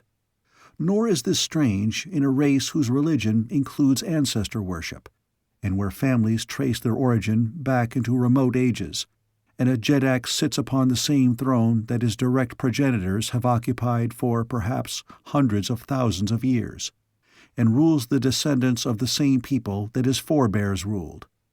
Wicked Jeddaks have been dethroned, but seldom are they replaced by other than members of the imperial house, even though the law gives to the Jeds the right to select whom they please. "Uthor is a just man and good, then?" asked Tara of Helium. "There be none nobler," replied Lan-O. "In Manatos, none but wicked criminals who deserve death are forced to play at Jatan, and even then the play is fair and they have their chance for freedom. Volunteers may play, but the moves are not necessarily to the death, a wound and even sometimes points in swordplay deciding the issue. There they look upon Jatan as a martial sport. Here it is but butchery. And Uthor is opposed to the ancient slave raids and to the policy that keeps Manator forever isolated from the other nations of Barsoom. But Uthor is not a Jeddak, and so there is no change." The two girls watched the column moving up the broad avenue from the Gate of Enemies toward the Palace of Otar, a gorgeous, barbaric procession of painted warriors in jewel-studded harness and waving feathers, vicious, squealing thoats caparisoned in rich trappings. Far above their heads, the long lances of their riders bore fluttering pennons, foot soldiers swinging easily along the stone pavement, their sandals of zitidar hide giving forth no sound, and at the rear of each utan a train of painted chariots, drawn by mammoth zitidars carrying the equipment of the company to which they are attached. Utan after utan entered through the great gate, and even when the head of the column reached the Palace of Otar, they were not all within the city. "I have been here many years," said the girl Lano, "but never have I seen even the great Jed bring so many fighting men into the city of Manator." Through half-closed eyes, Tara of Helium watched the warriors marching up the broad avenue, trying to imagine them the fighting men of her beloved Helium coming to the rescue of their princess. That splendid figure upon the great thoat might be John Carter himself, warlord of Barsoom, and behind him utan after utan of the veterans of the Empire. And then the girl opened her eyes again and saw the host of painted, befeathered barbarians, and sighed. But yet she watched, fascinated by the martial scene, and now she noted again the groups of silent figures upon the balconies. No waving silks, no cries of welcome, no showers of flowers and jewels such as would have marked the entry of such a splendid, friendly pageant into the twin cities of her birth. "The people do not seem friendly to the warriors of Manatos," she remarked to Lano. "I have not seen a single welcoming sign from the people on the balconies." The slave girl looked at her in surprise. "It cannot be that you do not know," she exclaimed. "Why, they are—" But she got no further. The door swung open, and an officer stood before them. "The slave girl, Tara, is summoned to the presence of Otar the Jeddak," he announced. Chapter 14. At Ghek's Command. Turan the Panthan chafed in his chains. Time dragged. Silence and monotony prolonged minutes into hours. Uncertainty of the fate of the woman he loved turned each hour into an eternity of hell. He listened impatiently for the sound of approaching footsteps, that he might see and speak to some living creature and learn, perchance, some word of Tara of Helium. After torturing hours, his ears were rewarded by the rattle of harness and arms. Men were coming. He waited breathlessly. Perhaps they were his executioners. But he would welcome them notwithstanding. He would question them. But if they knew naught of Tara, he would not divulge the location of the hiding place in which he had left her. Now they came, a half-dozen warriors and an officer, escorting an unarmed man. A prisoner, doubtless. Of this Turan was not left long in doubt, since they brought the newcomer and chained him to an adjoining ring. Immediately the Panthan commenced to question the officer in charge of the guard. "Tell me," he demanded, "why I have been made prisoner, and if other strangers were captured since I entered your city." "What other prisoners?" asked the officer. "A woman and a man with a strange head," replied Turan. "It is possible," said the officer, "but what were their names?" "The woman was Tara, Princess of Helium, and the man was Ghek, a Kaldane of Bantoom." "These were your friends?" asked the officer. "Yes," replied Turan. "It is what I would know," said the officer, and with a curt command to his men to follow him, he turned and left the cell. "Tell me of them!" cried Turan after him. "Tell me of Tara of Helium! Is she safe?" But the man did not answer, and soon the sound of their departure died in the distance. "Tara of Helium was safe but a short time since," said the prisoner chained at Turan's side. The Panthan turned toward the speaker, seeing a large man, handsome of face and with a manner both stately and dignified. "You have seen her?" he asked. "They captured her then? She is in danger?" "She is being held in the towers of Jatan as a prize for the next games," replied the stranger. "And who are you?" asked Turan. "And why are you here, a prisoner?" "I am Akor, the dwarf, keeper of the towers of Jatan," replied the other. "I am here because I dared speak the truth of Otar the Jeddak to one of his officers." "And your punishment?" asked Turan. "I do not know. Otar has not yet spoken. Doubtless the games, perhaps the full 10, for Otar does not love Akor, his son." "You are the Jeddak's son?" asked Turan. "I am the son of Otar and of a slave, Haja of Gathol, who was a princess in her own land." Turan looked searchingly at the speaker. A son of Haja of Gathol, a son of his mother's sister. This man, then, was his own cousin. Well did Gahan remember the mysterious disappearance of Princess Haja and the entire Utan of her personal troops. She had been upon a visit far from the city of Gathol, and returning home, had vanished with her whole escort from the sight of man. So this was the secret of the seeming mystery. Doubtless it explained many other similar disappearances that extended nearly as far back as the history of Gathol. Turan scrutinized his companion, discovering many evidences of resemblance to his mother's people. Akor might have been 10 years younger than he, but such differences in age are scarce accounted among a people who seldom or never age outwardly after maturity, and whose span of life may be 1,000 years. "And where lies Gathol?" asked Turan. "Almost due east of Manator," replied Akor. "And how far?" "Some 21 degrees it is from the city of Manator to the city of Gathol," replied Akor. "But little more than 10 degrees between the boundaries of the two countries. Between them, though, there lies a country of torn rocks and yawning chasms." Well did Gahan know this country that bordered his upon the west. Even the ships of the air avoided it because of the treacherous currents that rose from the deep chasms, and the almost total absence of safe landings. He knew now where Manator lay, and for the first time in long weeks the way to his own Gathol, and here was a man, a fellow prisoner, in whose veins flowed the blood of his own ancestors, a man who knew Manator, its people, its customs, and the country surrounding it. One who could aid him, with advice at least, to find a plan for the rescue of Tara of Helium and for escape. But would Akor, could he dare broach the subject? He could do no less than try. "And Otar, you think, will sentence you to death?" he asked. "And why?" "He would like to," replied Akor. "For the people chafe beneath his iron hand, and their loyalty is but the loyalty of a people to the long line of illustrious Jeddaks from which he has sprung.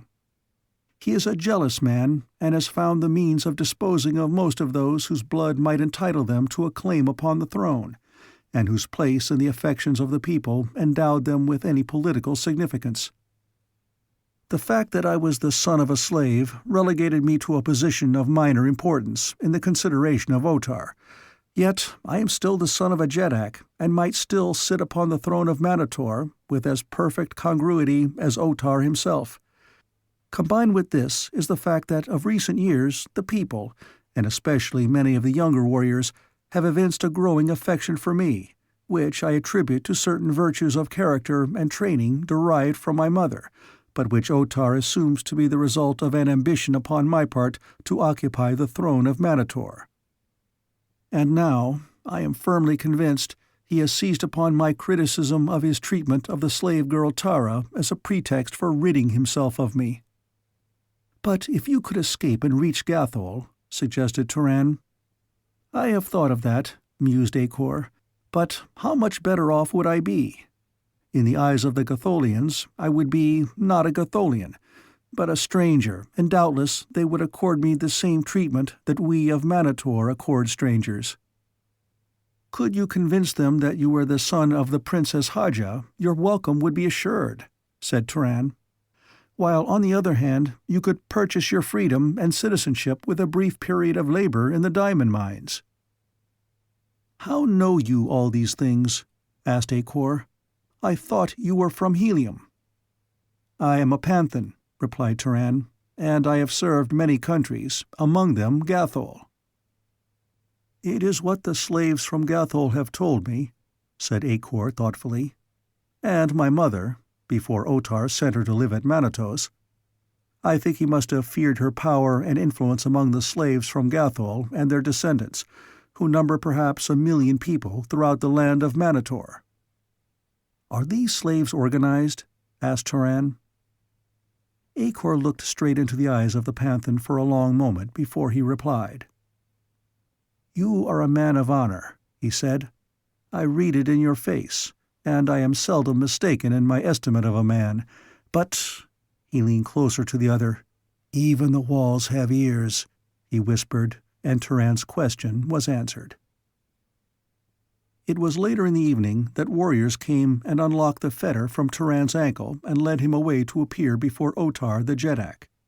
They conducted him toward the palace along narrow, winding streets and broad avenues. But always from the balconies there looked down upon them in endless ranks the silent people of the city. The palace itself was filled with life and activity. Mounted warriors galloped through the corridors and up and down the runways connecting adjacent floors. It seemed that no one walked within the palace other than a few slaves. Squealing, fighting thoats were stabled in magnificent halls, while their riders, if not upon some duty of the palace, played at jetan with small figures carved from wood. Turan noted the magnificence of the interior architecture of the palace, the lavish expenditure of precious jewels and metals, the gorgeous mural decorations which depicted almost exclusively martial scenes, and principally duels which seemed to be fought upon jetan boards of heroic size. The capitals of many of the columns supporting the ceilings of the corridors and chambers through which they passed were wrought into formal likenesses of jetan pieces. Everywhere there seemed a suggestion of the game. Along the same path that Tara of Helium had been led, Turan was conducted toward the throne room of Otar the Jeddak, and when he entered the Hall of Chiefs his interest turned to wonder and admiration as he viewed the ranks of statuesque thoatmen decked in their gorgeous martial panoply. Never, he thought, had he seen upon Barsoom more soldierly figures, or thoats so perfectly trained to perfection of immobility as these. Not a muscle quivered, not a tail lashed, and the riders were as motionless as their mounts, each warlike eye straight to the front, the great spears inclined at the same angle. It was a picture to fill the breast of a fighting man with awe and reverence. Nor did it fail in its effect upon Turan as they conducted him the length of the chamber, where he waited before great doors until he should be summoned into the presence of the ruler of Manator. When Tara of Helium was ushered into the throne room of Otar, she found the great hall filled with the chiefs and officers of Otar and Uthor, the latter occupying the place of honor at the foot of the throne, as was his due.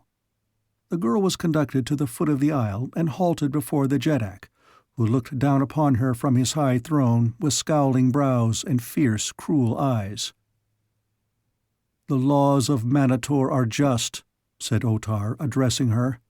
"Thus is it that you have been summoned here again to be judged by the highest authority of Manator. Word has reached me that you are suspected of being a Korfal. What word have you to say in refutation of the charge?" Tara of Helium could scarce restrain a sneer as she answered the ridiculous accusation of witchcraft. "So ancient is the culture of my people," she said, "that authentic history reveals no defense for that which we know existed only in the ignorant and superstitious minds of the most primitive peoples of the past. To those who are yet so untutored as to believe in the existence of Korfals, there can be no argument that will convince them of their error. Only long ages of refinement and culture can accomplish their release from the bondage of ignorance. I have spoken." "Yet you do not deny the accusation," said Otar. "It is not worthy the dignity of a denial," she responded haughtily. "And I were you, woman," said a deep voice at her side, "I should nevertheless deny it." Tara of Helium turned to see the eyes of Uthor, the great Jed of Manatos, upon her. Brave eyes they were, but neither cold nor cruel. Otar rapped impatiently upon the arm of his throne. "Uthor forgets," he cried, "that Otar is the Jeddak."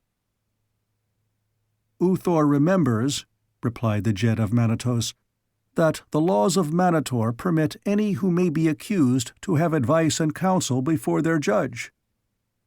Tara of Helium saw that, for some reason, this man would have assisted her, and so she acted upon his advice. "I deny the charge," she said. "I am no Korfal." "Of that we shall learn," snapped Otar. "Udor, where are those who have knowledge of the powers of this woman?" And Udor brought several who recounted the little that was known of the disappearance of Emed, and others who told of the capture of Ghek and Tara, suggesting by deduction that, having been found together, they had sufficient in common to make it reasonably certain that one was as bad as the other, and that, therefore, it remained but to convict one of them of Korfalism to make certain the guilt of both.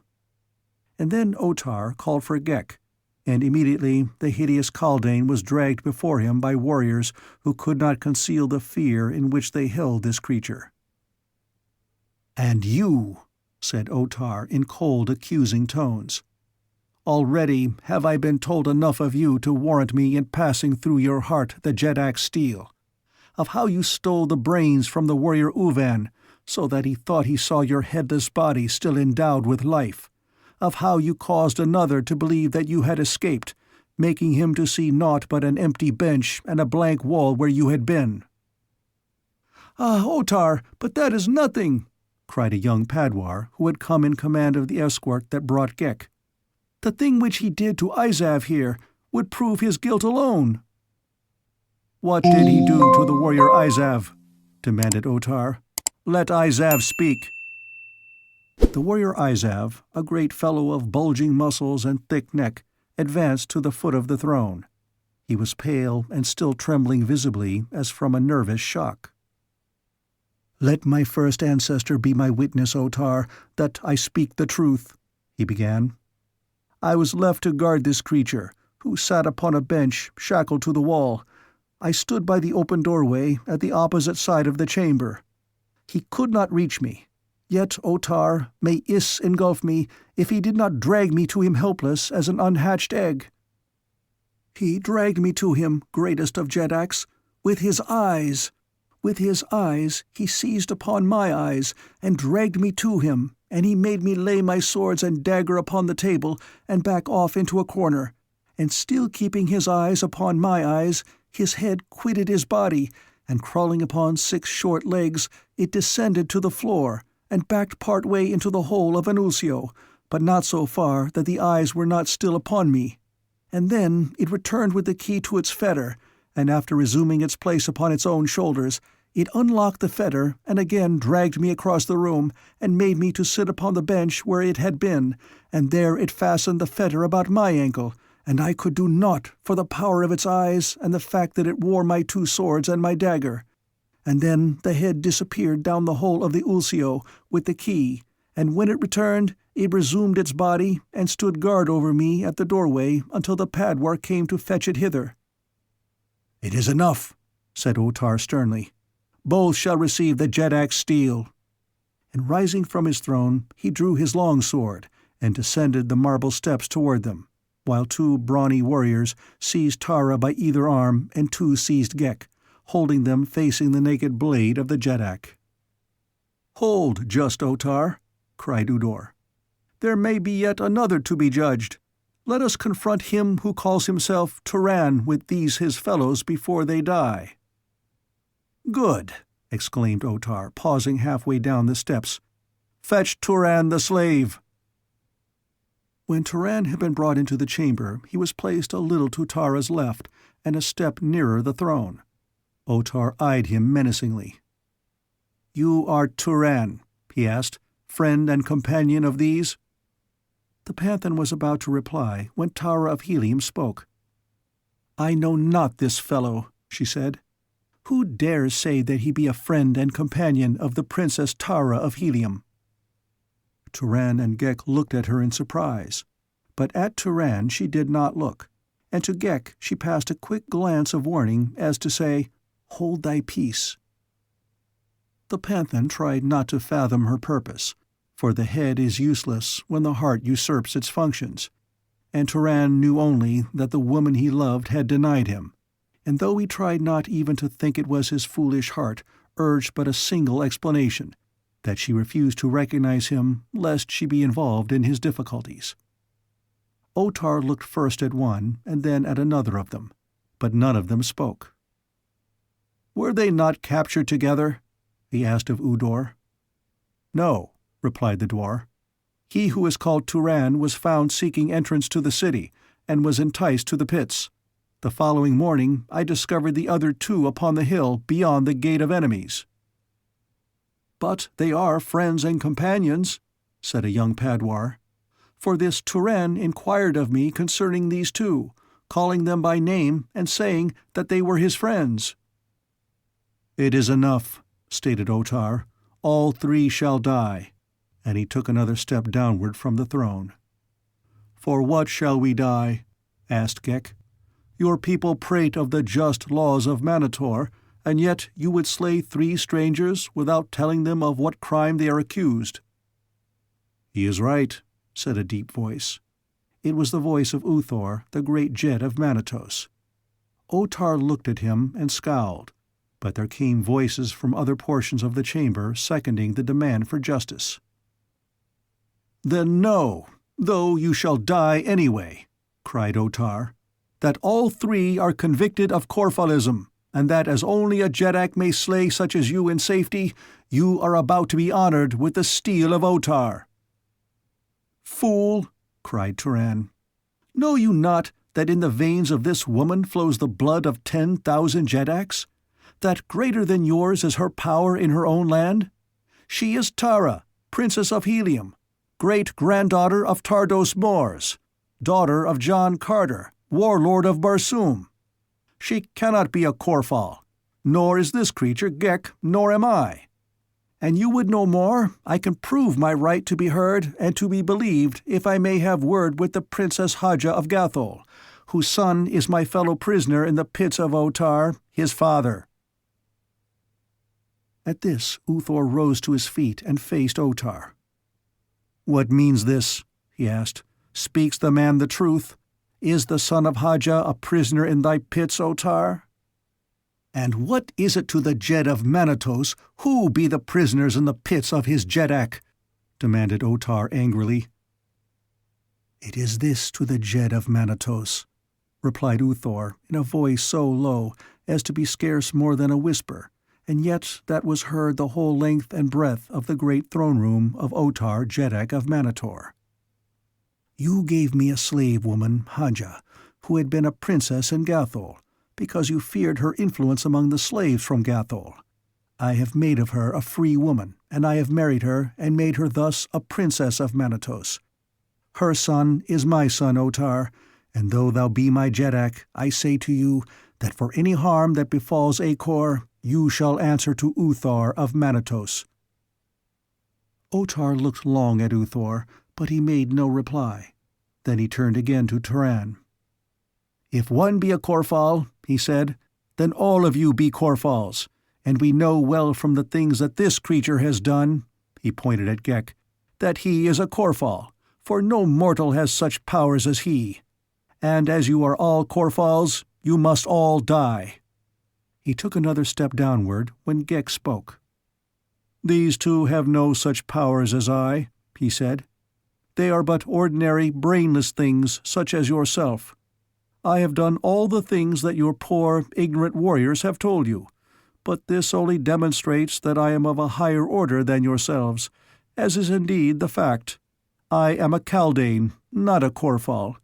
There is nothing supernatural or mysterious about me, other than that to the ignorant all things which they cannot understand are mysterious.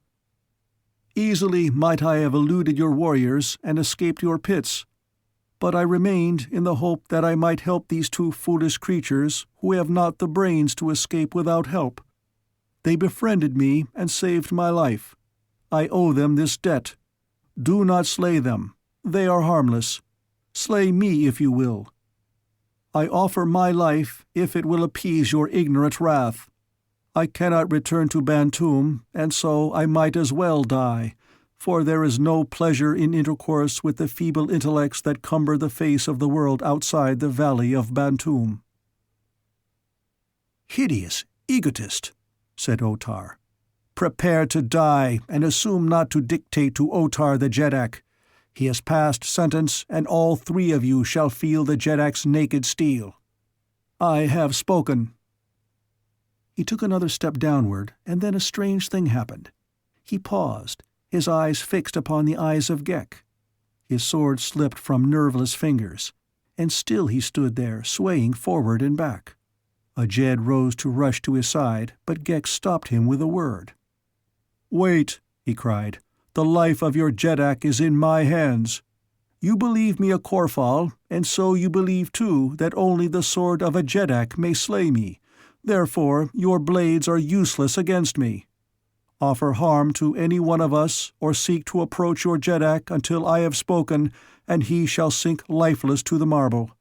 Release the two prisoners, and let them come to my side. I would speak to them privately. Quick, do as I say. I would as lief as not slay Otar. I but let him live, that I may gain freedom for my friends. Obstruct me, and he dies." The guards fell back, releasing Tara and Turan, who came close to Ghek's side. "Do as I tell you, and do it quickly," whispered the Kaldane. "I cannot hold this fellow long, nor could I kill him thus. There are many minds working against mine, and presently mine will tire, and Otar will be himself again. You must make the best of your opportunity while you may. Behind the arras that you see hanging in the rear of the throne above you is a secret opening. From it a corridor leads to the pits of the palace, where there are storerooms containing food and drink. Few people go there. From these pits lead others to all parts of the city. Follow one that runs due west, and it will bring you to the Gate of Enemies. The rest will then lie with you. I can do no more. Hurry before my waning powers fail me. I am not as Lud, who was a king. He could have held this creature forever. Make haste. Go." Chapter 15. The Old Man of the Pits. "I shall not desert you, Ghek," said Tara of Helium simply. "Go, go," whispered the Kaldane. "You can do me no good, or all I have done is for naught." Tara shook her head. "I cannot," she said. "They will slay her," said Ghek to Turan, and the Panthan, torn between loyalty to this strange creature who had offered its life for him and the love of the woman, hesitated but a moment. Then he swept Tara from her feet and, lifting her in his arms, leapt up the steps that led to the throne of Manator. Behind the throne he parted the arras and found the secret opening. Into this he bore the girl, and down a long narrow corridor and winding runways that led to lower levels, until they came to the pits of the palace of Otar. Here was a labyrinth of passages and chambers presenting 1,000 hiding places. As Turan bore Tara up the steps toward the throne, a score of warriors rose as though to rush forward to intercept them. "Stay," cried Ghek, "or your Jeddak dies." And they halted in their tracks, waiting the will of this strange, uncanny creature. Presently Ghek took his eyes from the eyes of Otar, and the Jeddak shook himself as one who would be rid of a bad dream, and straightened up, half dazed still. "Look," said Ghek then, "I have given your Jeddak his life, nor have I harmed one of those whom I might easily have slain when they were in my power. No harm have I or my friends done in the city of Manator. Why then should you persecute us? Give us our lives. Give us our liberty." Otar, now in command of his faculties, stooped and regained his sword. In the room was silence, as all waited to hear the Jeddak's answer. "Just are the laws of Manator," he said at last. "Perhaps, after all, there is truth in the words of the stranger. Return him then to the pits, and pursue the others and capture them. Through the mercy of Otar, they shall be permitted to win their freedom upon the field of Jatan in the coming games." Still ashen was the face of the Jeddak as Ghek was led away, and his appearance was that of a man who had been snatched from the brink of eternity into which he has gazed, not with the composure of great courage, but with fear. There were those in the throne room who knew that the execution of the 3 prisoners had but been delayed, and the responsibility placed upon the shoulders of others, and one of those who knew was Uthor, the great Jed of Manatos. His curling lip betokened his scorn of the Jeddak, who had chosen humiliation rather than death. He knew that Otar had lost more of prestige in those few moments than he could regain in a lifetime, for the Martians are jealous of the courage of their chiefs.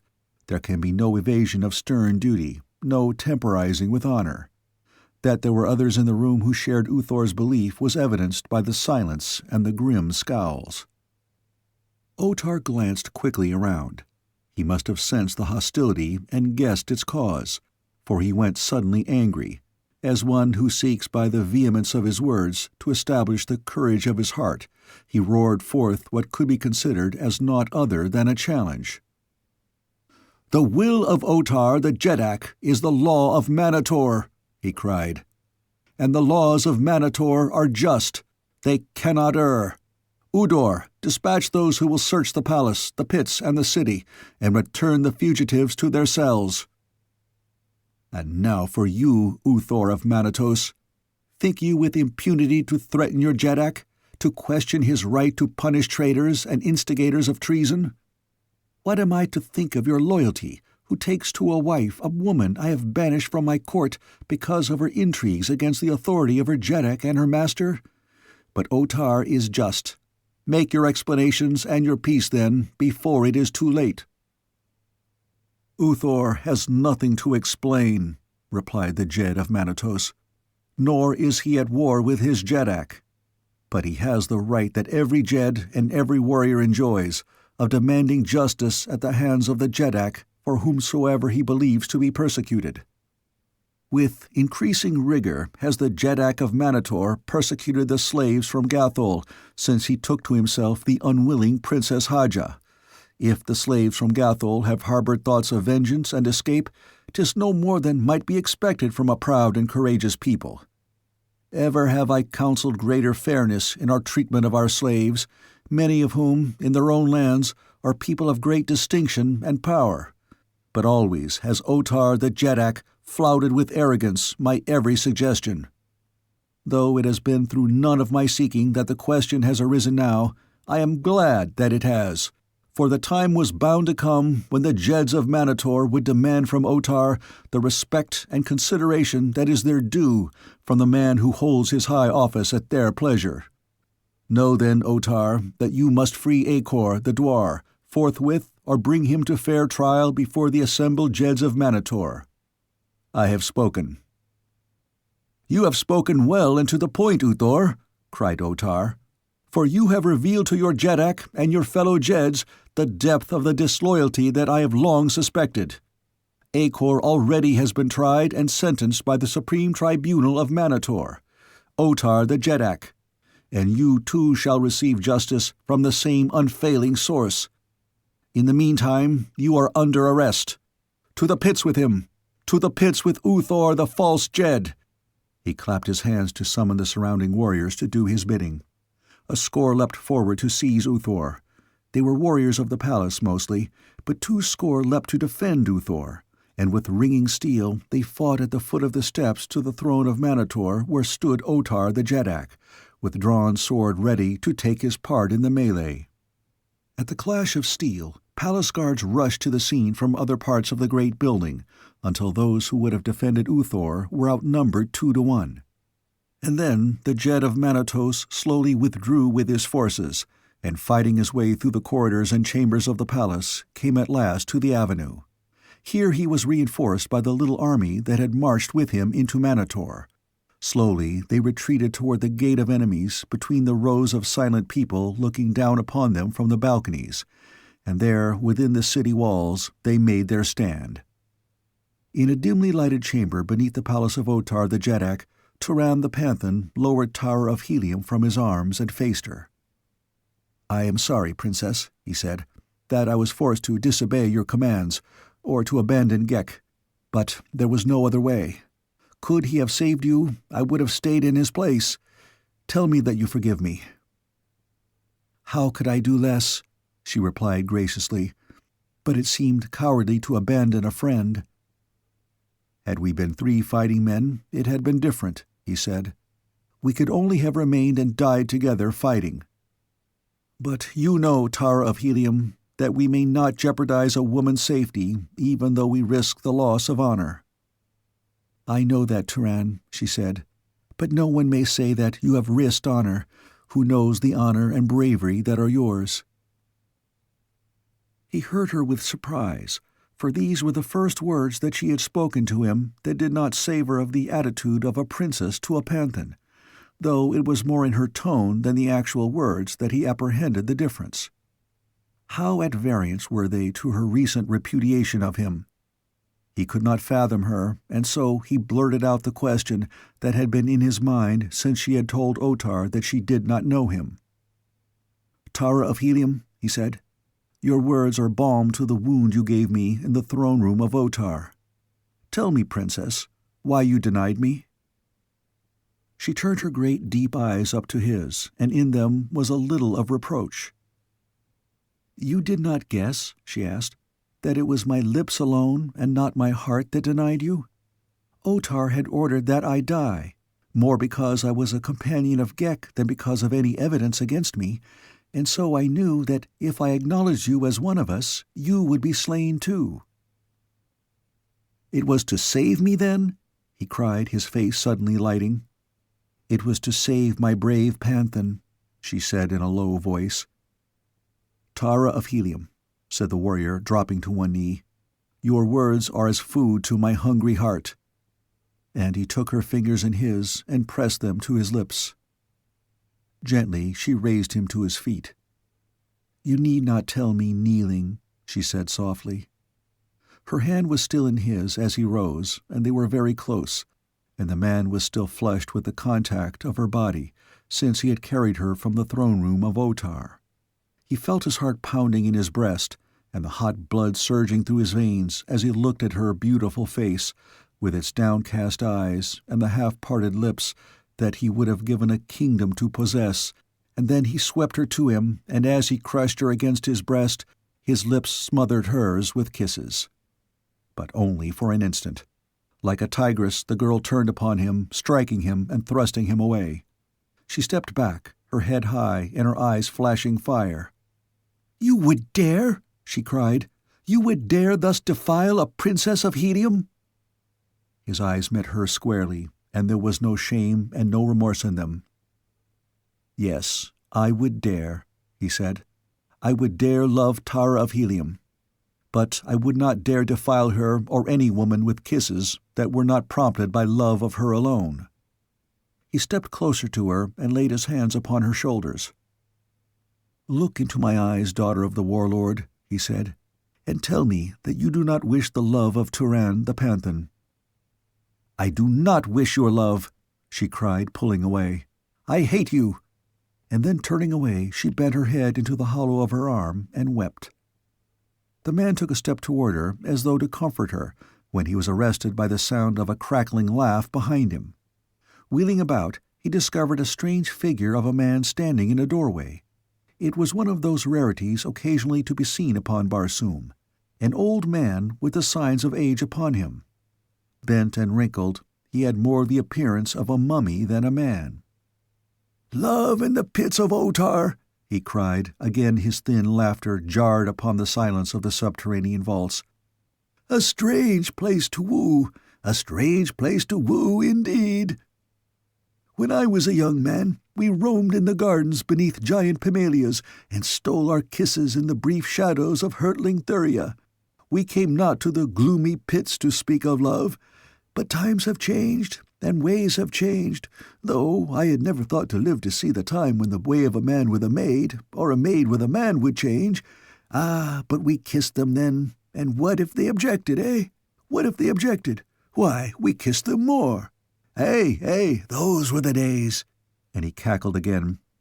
Well do I recall the first of them I ever kissed, and I've kissed an army of them since.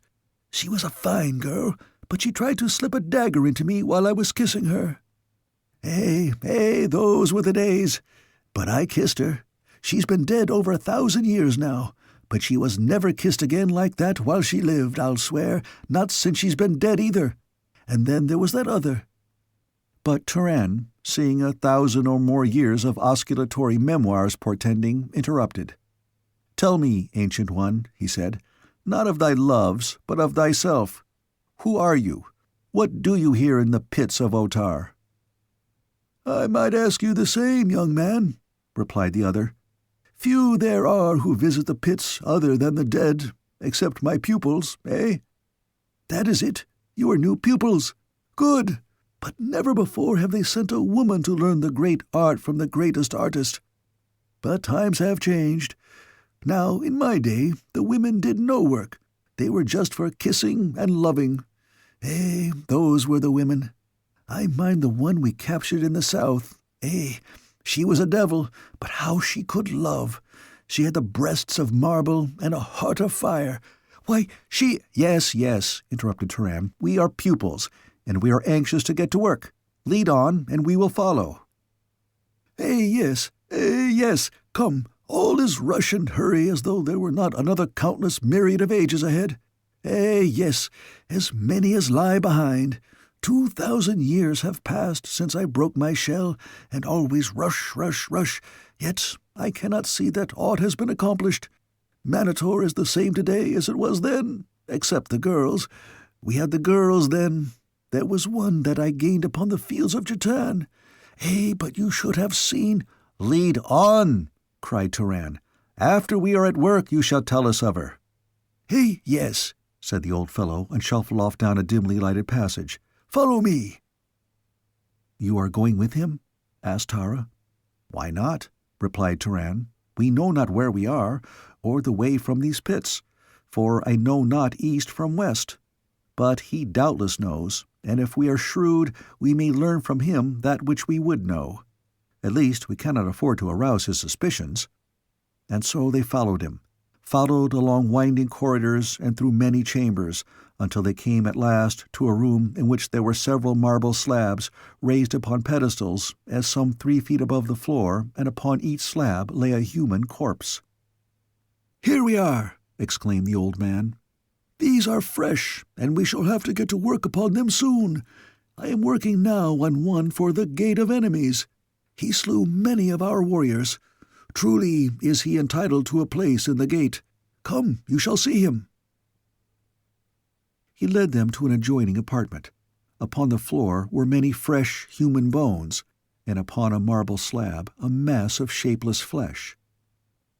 "You will learn this later," announced the old man, "but it will not harm you to watch me now, for there are not many thus prepared, and it may be long before you will have the opportunity to see another prepared for the Gate of Enemies. First, you see, I remove all the bones, carefully, that the skin may be damaged as little as possible. The skull is the most difficult, but it can be removed by a skillful artist. You see, I have made but a single opening. This I now sew up, and that done, the body is hung so." And he fastened a piece of rope to the hair of the corpse and swung the horrid thing to a ring in the ceiling. Directly below it was a circular manhole in the floor, from which he removed the cover, revealing a well partially filled with a reddish liquid. "Now we lower it into this, the formula for which you shall learn in due time. We fasten it thus to the bottom of the cover, which we now replace. In a year it will be ready, but it must be examined often in the meantime, and the liquid kept above the level of its crown. It will be a very beautiful piece, this one, when it is ready. And you are fortunate again, for there is one to come out today." He crossed to the opposite side of the room and raised another cover, reached in and dragged a grotesque-looking figure from the hole. It was a human body, shrunk by the action of the chemical in which it had been immersed to a little figure scarce a foot high. Is it not fine?" cried the little old man. "Tomorrow it will take its place in the Gate of Enemies." He dried it off with cloths and packed it away carefully in a basket. "Perhaps you would like to see some of my life work," he suggested, and without waiting for their ascent led them to another apartment, a large chamber in which were 40 or 50 people. All were sitting or standing quietly about the walls, with the exception of one huge warrior who bestrode a great thoat in the very center of the room, and all were motionless. Instantly there sprang to the minds of Tara and Turan the rows of silent people upon the balconies that lined the avenues of the city, and the noble array of mounted warriors in the Hall of Chiefs, and the same explanation came to both, but neither dared voice the question that was in his mind, for fear of revealing by his ignorance the fact that they were strangers in Manator and therefore impostors in the guise of pupils. "It is very wonderful," said Turan. "It must require great skill and patience and time." "That it does," replied the old man, "though, having done it so long, I am quicker than most, but mine are the most natural. Why, I would defy the wife of that warrior to say that, insofar as appearances are concerned, he does not live." And he pointed at the men upon the thoat. "Many of them, of course, are brought here wasted or badly wounded, and these I have to repair. That is where great skill is required, for everyone wants his dead to look as they did at their best in life. But you shall learn to mount them and paint them and repair them, and sometimes to make an ugly one look beautiful. And it will be a great comfort to be able to mount your own. Why, for 1,500 years no one has mounted my own dead but myself. I have many, my balconies are crowded with them, but I keep a great room for my wives. I have them all, as far back as the first one, and many is the evening I spend with them, quiet evenings and very pleasant. And then the pleasure of preparing them and making them even more beautiful than in life partially recompenses one for their loss. I take my time with them, looking for a new one while I am working on the old. When I am not sure about a new one, I bring her to the chamber where my wives are and compare her charms with theirs, and there is always a great satisfaction at such times in knowing that they will not object. I love harmony." "Did you prepare all the warriors in the Hall of Chiefs?" asked Turan. "Yes, I prepare them and repair them," replied the old man. "Otar will trust no other. Even now I have 2 in another room who were damaged in some way and brought down to me. Otar does not like to have them gone long, since it leaves 2 riderless thoats in the hall, but I shall have them ready presently. He wants them all there in the event any momentous question arises upon which the living Jeds cannot agree, or do not agree with Otar. Such questions he carries to the Jeds in the Hall of Chiefs. There he shuts himself up alone with the great chiefs who have attained wisdom through death. It is an excellent plan, and there is never any friction or misunderstandings. Otar has said that it is the finest deliberative body upon Barsoom, much more intelligent than that composed of the living Jeds. But come, we must get to work. Come into the next chamber, and I will begin your instruction." He led the way into the chamber in which lay the several corpses upon their marble slabs, and going to a cabinet he donned a pair of huge spectacles and commenced to select various tools from little compartments. This done, he turned again toward his 2 pupils. "Now, let me have a look at you," he said. "My eyes are not what they once were, and I need these powerful lenses for my work, or to see distinctly the features of those around me." He turned his eyes upon the 2 before him. Turan held his breath, for he knew that now the man must discover that they wore not the harness or insignia of Manator. He had wondered before why the old fellow had not noticed it, for he had not known that he was half blind. The other examined their faces, his eyes lingering long upon the beauty of Tara of Helium, and then they drifted to the harness of the 2. Turan thought that he noted an appreciable start of surprise on the part of the taxidermist, but if the old man noticed anything, his next words did not reveal it. "Come with Igos," he said to Turan. "I have materials in the next room which I would have you fetch hither. Remain here, woman, we shall be gone but a moment." He led the way to one of the numerous doors opening into the chamber and entered ahead of Turan. Just inside the door he stopped, and pointing to a bundle of silks and furs upon the opposite side of the room, directed Turan to fetch them. The latter had crossed the room and was stooping to raise the bundle when he heard the click of a lock behind him. Wheeling instantly, he saw that he was alone in the room and that the single door was closed.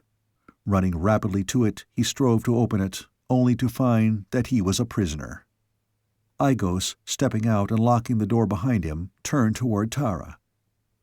"Your leather betrayed you," he said, laughing his cackling laugh. "You sought to deceive old Igos, but you found that though his eyes are weak, his brain is not. But it shall not go ill with you. You are beautiful, and Igos loves beautiful women. I might not have you elsewhere in Manator, but here there is none to deny old Igos. Few come to the pits of the dead, only those who bang the dead, and they hasten away as fast as they can. No one will know that Igos has a beautiful woman locked with his dead. I shall ask you no questions, and then I will not have to give you up, for I will not know to whom you belong, eh? And when you die, I shall mount you beautifully and place you in the chamber with my other women. Will not that be fine, eh?" And he approached until he stood close beside the horrified girl. "Come," he cried, seizing her by the wrist. "Come to Igos." Chapter 16. Another Change of Name. Turan dashed himself against the door of his prison in a vain effort to break through the solid skeel to the side of Tara, whom he knew to be in grave danger. But the heavy panels held, and he succeeded only in bruising his shoulders and his arms. At last he desisted and set about searching his prison for some other means of escape. He found no other opening in the stone walls, but his search revealed a heterogeneous collection of odds and ends of arms and apparel, of harness and ornaments and insignia, and sleeping silks and furs in great quantities. There were swords and spears and several large two-bladed battle-axes, the heads of which bore a striking resemblance to the propeller of a small flyer. Seizing one of these, he attacked the door once more with great fury. He expected to hear something from Igos at this ruthless destruction, but no sound came to him from beyond the door, which was, he thought, too thick for the human voice to penetrate. But he would have wagered much that Igos heard him. Bits of the hard wood splintered at each impact of the heavy axe, but it was slow work and heavy. Presently he was compelled to rest, and so it went for what seemed hours, working almost to the verge of exhaustion and then resting for a few minutes. But ever the hole grew larger, though he could see nothing of the interior of the room beyond, because of the hanging that Igos had drawn across it after he had locked Turan within. At last, however, the Panthan had hewn an opening through which his body could pass, and seizing a long sword that he had brought close to the door for the purpose, he crawled through into the next room. Flinging aside the arras, he stood ready, sword in hand, to fight his way to the side of Tara of Helium, but she was not there. In the center of the room lay Igos, dead upon the floor, but Tara of Helium was nowhere to be seen. Turan was nonplussed.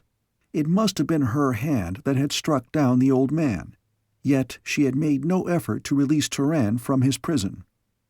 And then he thought of those last words of hers, "I do not want your love, I hate you," and the truth dawned upon him. She had seized upon this first opportunity to escape him. With downcast heart, Turan turned away. What should he do? There could be but one answer. While he lived and she lived, he must still leave no stone unturned to effect her escape and safe return to the land of her people. But how? How was he even to find his way from this labyrinth? How was he to find her again? He walked to the nearest doorway. It chanced to be that which led into the room containing the mounted dead, awaiting transportation to balcony or grim room or whatever place was to receive them. His eyes traveled to the great painted warrior on the thoat, and as they ran over the splendid trappings and the serviceable arms, a new light came into the pain-dulled eyes of the Panthan. With a quick step, he crossed to the side of the dead warrior and dragged him from his mount. With equal celerity, he stripped him of his harness and his arms, and tearing off his own, donned the regalia of the dead man. Then he hastened back to the room in which he had been trapped, for there he had seen that which he needed to make his disguise complete. In a cabinet he found them, pots of paint that the old taxidermist had used to place the war paint in its wide bands across the cold faces of the dead warriors. A few moments later, Gahan of Gathol emerged from the room a warrior of Manator in every detail of harness, equipment, and ornamentation. He had removed from the leather of the dead man the insignia of his house and rank, so that he might pass, with the least danger of arousing suspicion, as a common warrior. To search for Tara of Helium in the vast, dim labyrinth of the pits of Otar seemed to the Gatholian a hopeless quest, foredoomed to failure. It would be wiser to seek the streets of Manator, where he might hope to learn first if she had been recaptured, and if not, then he could return to the pits and pursue the hunt for her. To find egress from the maze, he must perforce travel a considerable distance through the winding corridors and chambers, since he had no idea as to the location or direction of any exit. In fact, he could not have retraced his steps 100 yards toward the point at which he and Tara had entered the gloomy caverns, and so he set out in the hope that he might find by accident either Tara of Helium or a way to the street level above. For a time he passed room after room filled with the cunningly preserved dead of Manator, many of which were piled in tiers, after the manner that firewood is corded, and as he moved through the corridor and chamber, he noticed hieroglyphics painted upon the walls above every opening and at each fork or crossing of corridors, until by observation he reached the conclusion that these indicated the designations of passageways, so that one who understood them might travel quickly and surely through the pits. But Turan did not understand them. Even could he have read the language of Manator, they might not materially have aided one unfamiliar with the city. But he could not read them at all, since, though there is but one spoken language upon Barsoom, there are as many different written languages as there are nations. One thing, however, soon became apparent to him.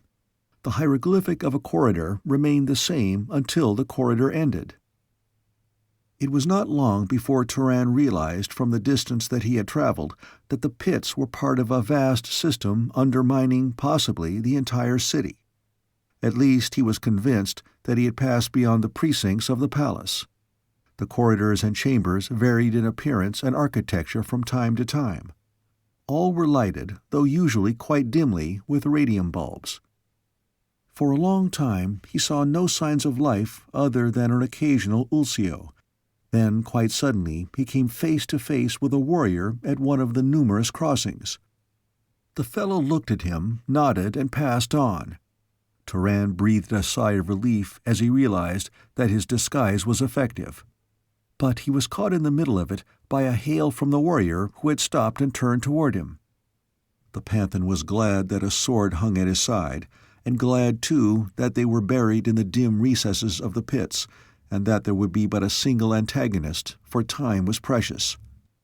"Have you any word of the other?" called the warrior to him. "No," replied Turan, who had not the faintest idea to whom or what the fellow referred.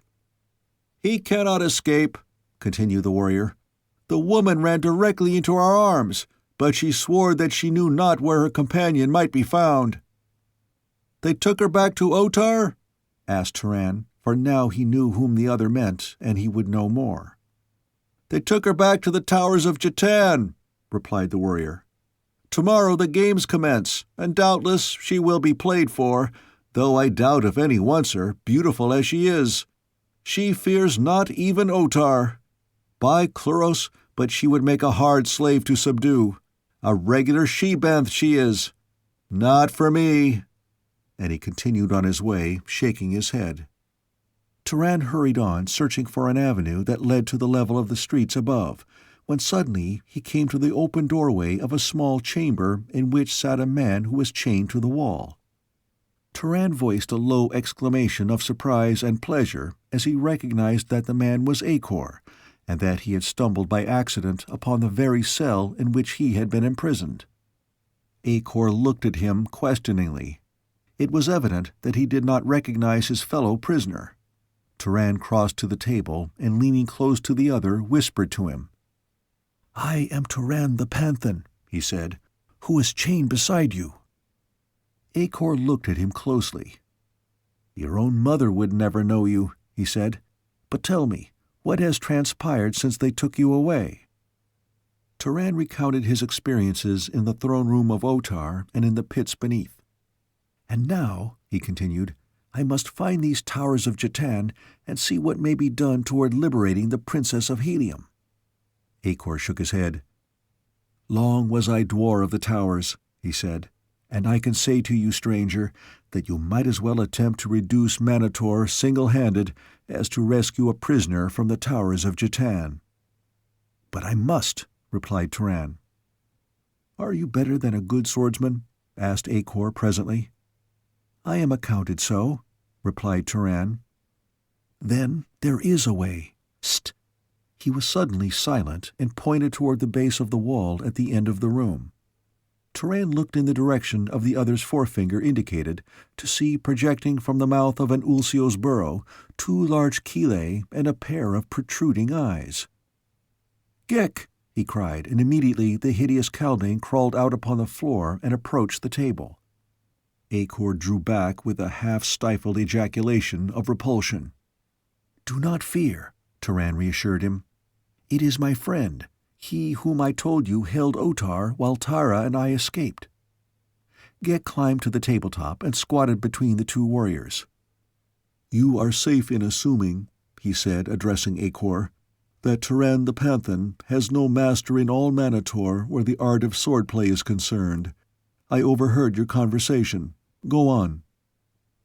"You are his friend," continued Acor, "and so I may explain safely in your presence the only plan I know whereby he may hope to rescue the Princess of Helium. She is to be the stake of one of the games, and it is Otar's desire that she be won by slaves and common warriors, since she repulsed him. Thus would he punish her. Not a single man, but all who survive upon the winning side are to possess her. With money, however, one may buy off the others before the game.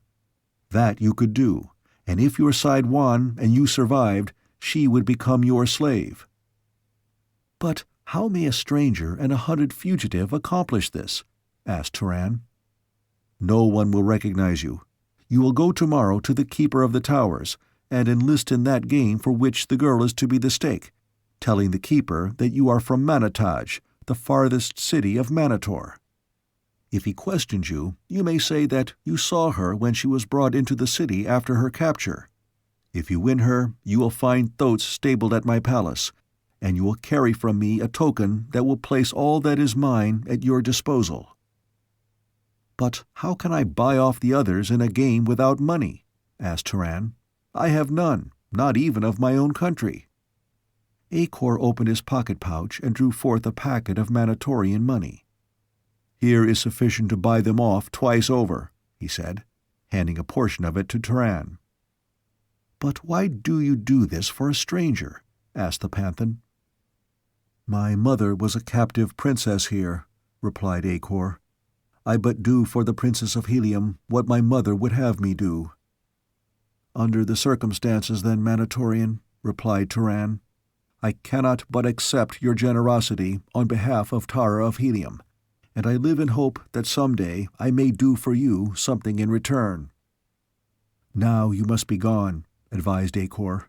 "At any minute a guard may come and discover you here. Go directly to the Avenue of Gates, which circles the city just within the outer wall. There you will find many places devoted to the lodging of strangers. You will know them by the Thoats head carved above the doors. Say that you are here from Manataj to witness the games. Take the name of Ukal.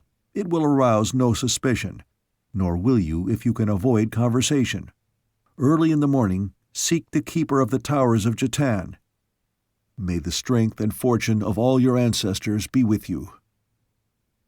Bidding goodbye to Ghek and Acor, the Panthan, following directions given him by Acor, set out to find his way to the Avenue of Gates, nor had he any great difficulty.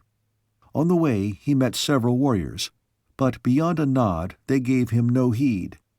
With ease he found a lodging place where there were many strangers from other cities of Manator. As he had had no sleep since the previous night, he threw himself among the silks and furs of his couch To gain the rest which he must have, was he to give the best possible account of himself in the service of Tara of Helium the following day. It was already morning when he awoke, and rising, he paid for his lodgings, sought a place to eat, and a short time later was on his way toward the towers of Jatan, which he had no difficulty in finding, owing to the great crowds that were winding along the avenues toward the games. The new keeper of the towers, who had succeeded Emed, was too busy to scrutinize entries closely, for in addition to the many volunteer players, there were scores of slaves and prisoners being forced into the games by their owners or the government. The name of each must be recorded, as well as the position he was to play and the game or games in which he was to be entered. And then there were the substitutes for each that was entered in more than a single game, one for each additional game that an individual was entered for, that no succeeding game might be delayed by the death or disablement of a player. "Your name?" asked a clerk as Turan presented himself. "Ukal," replied the Panthan. "Your city?" "Manataj." The keeper, who was standing beside the clerk, looked at Turan. "You have come a great way to play at Jatan," he said. "It is seldom that the men of Manataj attend other than the decennial games. Tell me of Ozar. Will he attend next year? Ah, but he was a noble fighter. If you be half the swordsman, Okal, the fame of Manataj will increase this day. But tell me, what of Ozar?" "He is well," replied Turan glibly, "and he sent greetings to his friends in Manator." "Good," exclaimed the keeper. "And now, in what game would you enter?" "I would play for the Heliometic princess, Tara," replied Turan. "But man, she is to be the stake of a game for slaves and criminals," cried the keeper. "You would not volunteer for such a game." "But I would," replied Turan. "I saw her when she was brought into the city, and even then I vowed to possess her." "But you will have to share her with the survivors, even if your color wins," objected the other. "They may be brought to reason," insisted Turan.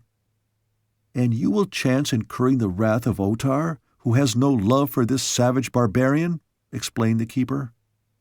"And I win her, Otar will be rid of her," said Turan. The keeper of the towers of Jatan shook his head. "You are rash," he said. "I would that I might dissuade the friend of my friend Ozar from such madness." "Would you favor the friend of Ozar?" asked Turan. "Gladly," exclaimed the other. "What may I do for him?" "Make me chief of the Black, and give me for my pieces all slaves from Gathol, for I understand that those be excellent warriors," replied the Panthan. "It is a strange request," said the keeper, "but for my friend Ozar I would do even more, though, of course," he hesitated, "it is customary for one who would be chief to make some slight payment." "Certainly," Turan hastened to assure him. "I had not forgotten that. I was about to ask you what the customary amount is." "For the friend of my friend, it shall be nominal," replied the keeper, naming a figure that Gahan, accustomed to the high price of wealthy Gathol, thought ridiculously low.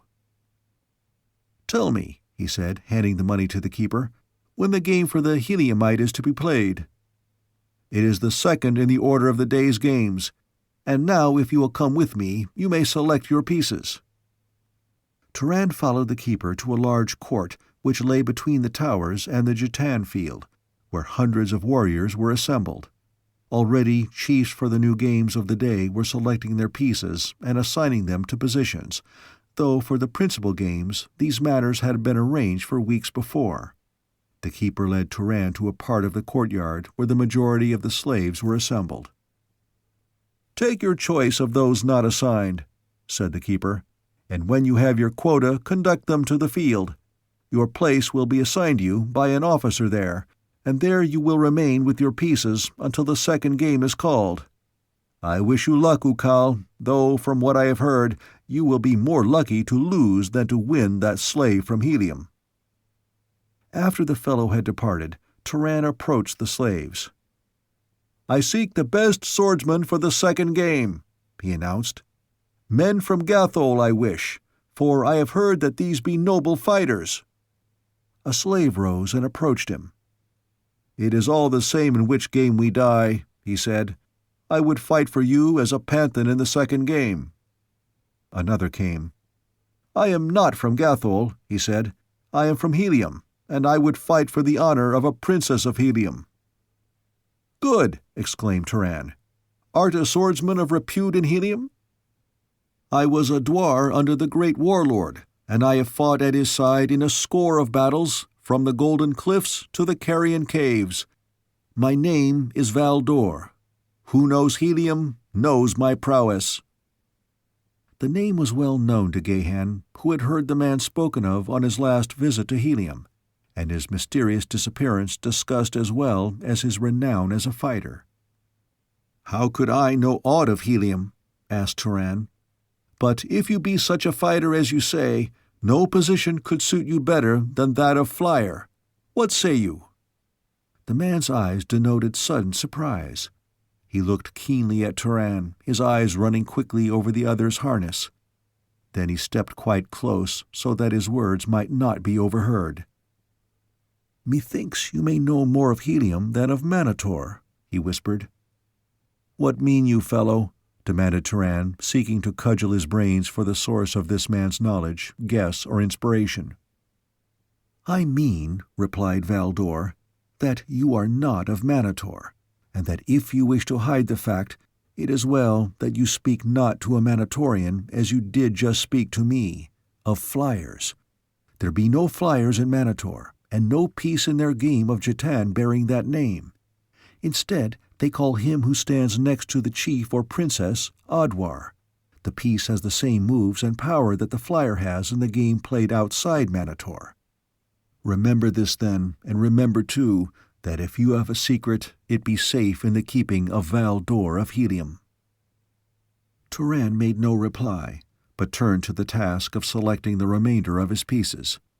Valdor, the Heliumite, and Floran, the volunteer from Gathol, were of great assistance to him, since one or the other of them knew most of the slaves from which his selection was to be made.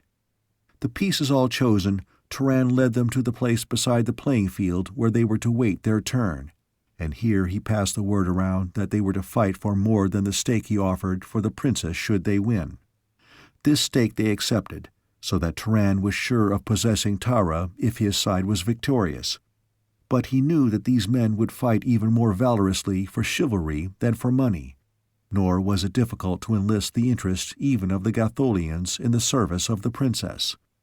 And now he held out the possibility of a still further reward. "I cannot promise you," he explained, "but I may say I have heard that this day which makes it possible that should we win this game, we may even win your freedom." They leapt to their feet and crowded around him with many questions. "It may not be spoken of aloud," he said, "but Floran and Valdor know, and they assure me that you may all be trusted. Listen, what I would tell you places my life in your hands, and you must know that every man will realize that he is fighting today the greatest battle of his life, for the honor and the freedom of Barsoom's most wondrous princess, and for his own freedom as well, for the chance to return each to his own country and to the woman who awaits him there. First, then, is my secret. I am not of Manator. Like yourselves, I am a slave, though for the moment disguised as a Manatorian from Manataj. My country and my identity must remain undisclosed for reasons that have no bearing upon our game today. I, then, am one of you. I fight for the same things that you will fight for. And now for that which I have but just learned. Uthor, the great Jed of Manatos, quarreled with Otar in the palace the day before yesterday, and their warriors set upon one another. Uthor was driven as far as the Gate of Enemies, where he now lies encamped. At any moment the fight may be renewed. But it is thought that Uthor has sent to Manatos for reinforcements. Now, men of Gathol, here is the thing that interests you. Uthor has recently taken to wife the Princess Haja of Gathol, who was slave to Otar, and whose son, Akor, was Dwar of the Towers of Jatan. Hadja's heart is filled with loyalty for Gathol and compassion for her sons who are here enslaved, and this latter sentiment she has to some extent transmitted to Uthor. Aid me, therefore, in freeing the Princess of Tara of Helium, and I believe that I can aid you and her and myself to escape the city. Bend close your ears, slaves of Otar, that no cruel enemy may hear my words." And Gahan of Gathol whispered in low tones the daring plan he had conceived. "And now," he demanded when he had finished, "let him who does not dare speak now." None replied. "Is there none?" "And it would not betray you should I cast my sword at thy feet. It had been done ere this," said one in low tones, pregnant with suppressed feeling. "And I, and I, and I," chorused the others in vibrant whispers. Chapter 17. A Play to the Death. Clear and sweet, a trumpet spoke across the fields of Jatan. From the high tower, its cool voice floated across the city of Manator and above the babble of human discords rising from the crowded mass that filled the seats of the stadium below. It called the players for the first game, and simultaneously there fluttered to the peaks of 1,000 staffs on tower and battlement and the great wall of the stadium the rich, gay pennons of the fighting chiefs of Manator. Thus was marked the opening of the Jedax Games, the most important of the year and second only to the Grand Decennial Games. Gahan of Gathol watched every play with eagle eye. The match was an unimportant one, being but to settle some petty dispute between two chiefs, and was played with professional Jatan players for points only. No one was killed, and there was but little blood spilled. It lasted about an hour, and was terminated by the chief of the losing side deliberately permitting himself to be outpointed, that the game might be called a draw. Again the trumpet sounded, this time announcing the second and last game of the afternoon. While this was not considered an important match, those being reserved for the fourth and fifth days of the games, it promised to afford sufficient excitement since it was a game to the death. The vital difference between the game played with living men and that in which inanimate pieces are used lies in the fact that while in the latter the mere placing of a piece upon a square occupied by an opponent piece terminates the move, in the former the two pieces thus brought together engage in a duel for possession of the square. Therefore there enters into the former game not only the strategy of Jatan, but the personal prowess and bravery of each individual piece, so that a knowledge not only of one's own men but of each player upon the opposing side is of vast value to a chief. In this respect was Gahan handicapped, though the loyalty of his players did much to offset his ignorance of them, since they aided him in arranging the board to the best advantage and told him honestly the faults and virtues of each. One fought best in a losing game, another was too slow, another too impetuous. This one had fire and a heart of steel, but lacked endurance. Of the opponents, though, they knew little or nothing. And now, as the two sides took their places upon the black and orange squares of the great Jatan board, Gahan obtained, for the first time, a close view of those who opposed him. The Orange Chief had not yet entered the field, but his men were all in place. Val Dor turned to Gahan. "They are all criminals from the pits of Manator," he said. "There is no slave among them. We shall not have to fight against a single fellow countryman, and every life we take will be the life of an enemy." "It is well," replied Gahan. "But where is their chief, and where the two princesses?" "They are coming now, see?" And he pointed across the field to where two women could be seen approaching under guard. As they came nearer, Gahan saw that one was indeed Tara of Helium, but the other he did not recognize, and then they were brought to the center of the field midway between the two sides, and there waited until the Orange Chief arrived. Florin voiced an exclamation of surprise when he recognized him. "By my first ancestor, if it is not one of their great chiefs," he said, "and we were told that slaves and criminals were to play for the stake of this game." His words were interrupted by the Keeper of the Towers, whose duty it was not only to announce the games and the stakes, but to act as referee as well. Of this, the second game of the first day of the Jedak's Games in the 433rd year of Otar, Jedak of Manator, the princesses of each side shall be the sole stakes, and to the survivors of the winning side shall belong both princesses, to do with as they shall see fit. The orange princess is the slave woman Lan-O of Gathol. The black princess is the slave woman Tara, a princess of Helium. The black chief is Ukal of Manataj, a volunteer player. The orange chief is the Dwar Udor of the 8th Utan of the Jedak of Manator, also a volunteer player. The square shall be contested to the death. Just are the laws of Manator. I have spoken." The initial move was won by Udor, following which the two chiefs escorted their respective princesses to the square each was to occupy. It was the first time Gahan had been alone with Tara since she had been brought upon the field.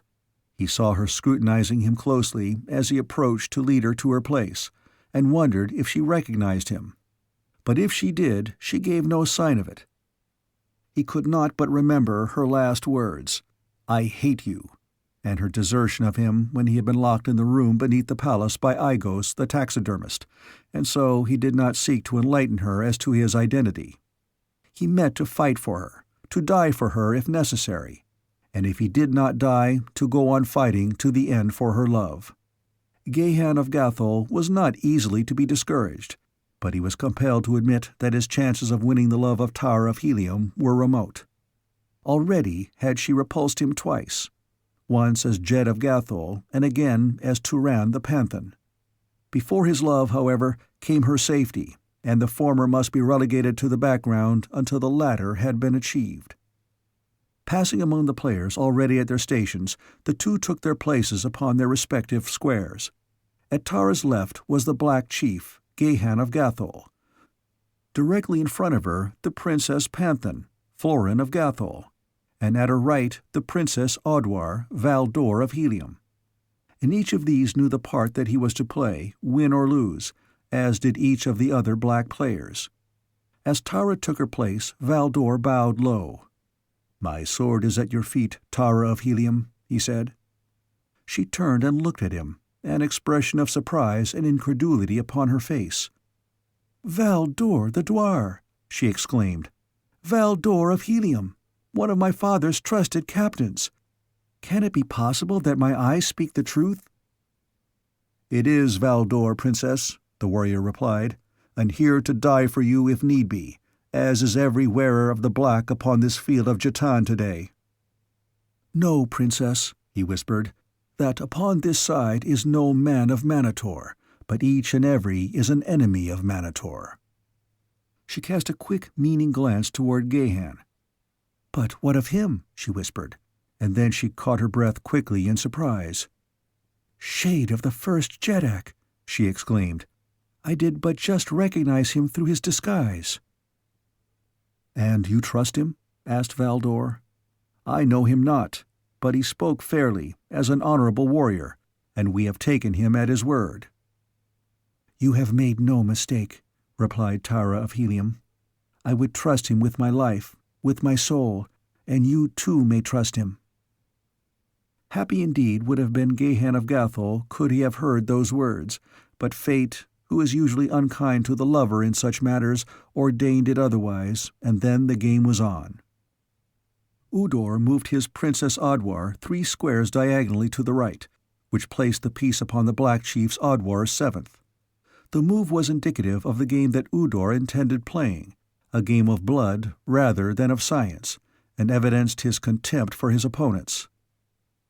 Gahan followed with his Audwar's Panthan 1 square straight forward, a more scientific move, which opened up an avenue for himself through his line of Panthans, as well as announcing to the players and spectators that he intended having a hand in the fighting himself, even before the exigencies of the game forced it upon him. The move elicited a ripple of applause from those sections of seats reserved for the common warriors and their women, showing perhaps that Udor was none too popular with these, and too it had its effect upon the morale of Gahan's pieces. A chief may, and often does, play almost an entire game without leaving his own square, where, mounted upon a thoat, he may overlook the entire field and direct each move. Nor may he be reproached for lack of courage should he elect thus to play the game, since, by the rules, were he to be slain or so badly wounded as to be compelled to withdraw, a game that might otherwise have been won by the science of his play and the prowess of his men would be drawn. To invite personal combat, therefore, denotes confidence in his own swordsmanship and great courage, two attributes that were calculated to fill the black players with hope and valor when evinced by their chief thus early in the game. Udor's next move placed Lano's Adwar upon Tara's Adwar's fourth, within striking distance of the Black Princess. Another move, and the game would be lost to Gehan unless the Orange Adwar was overthrown, or Tara moved to a position of safety. But to move his princess now would be to admit his belief in the superiority of the Orange. In the 3 squares allowed him, he could not place himself squarely upon the square occupied by the Adwar of Udor's princess. There was only one player upon the black side that might dispute the square with the enemy, and that was the chief's Adwar, who stood upon Gehan's left. Gehan turned upon his thoat and looked at the man. He was a splendid-looking fellow, resplendent in the gorgeous trappings of an Adwar, the 5 brilliant feathers which denoted his position rising defiantly erect from his thick black hair. In common with every player upon the field and every spectator in the crowded stands, he knew what was passing in his chief's mind. He dared not speak, the ethics of the game forbade it. But what his lips might not voice, his eyes expressed in martial fire and eloquently.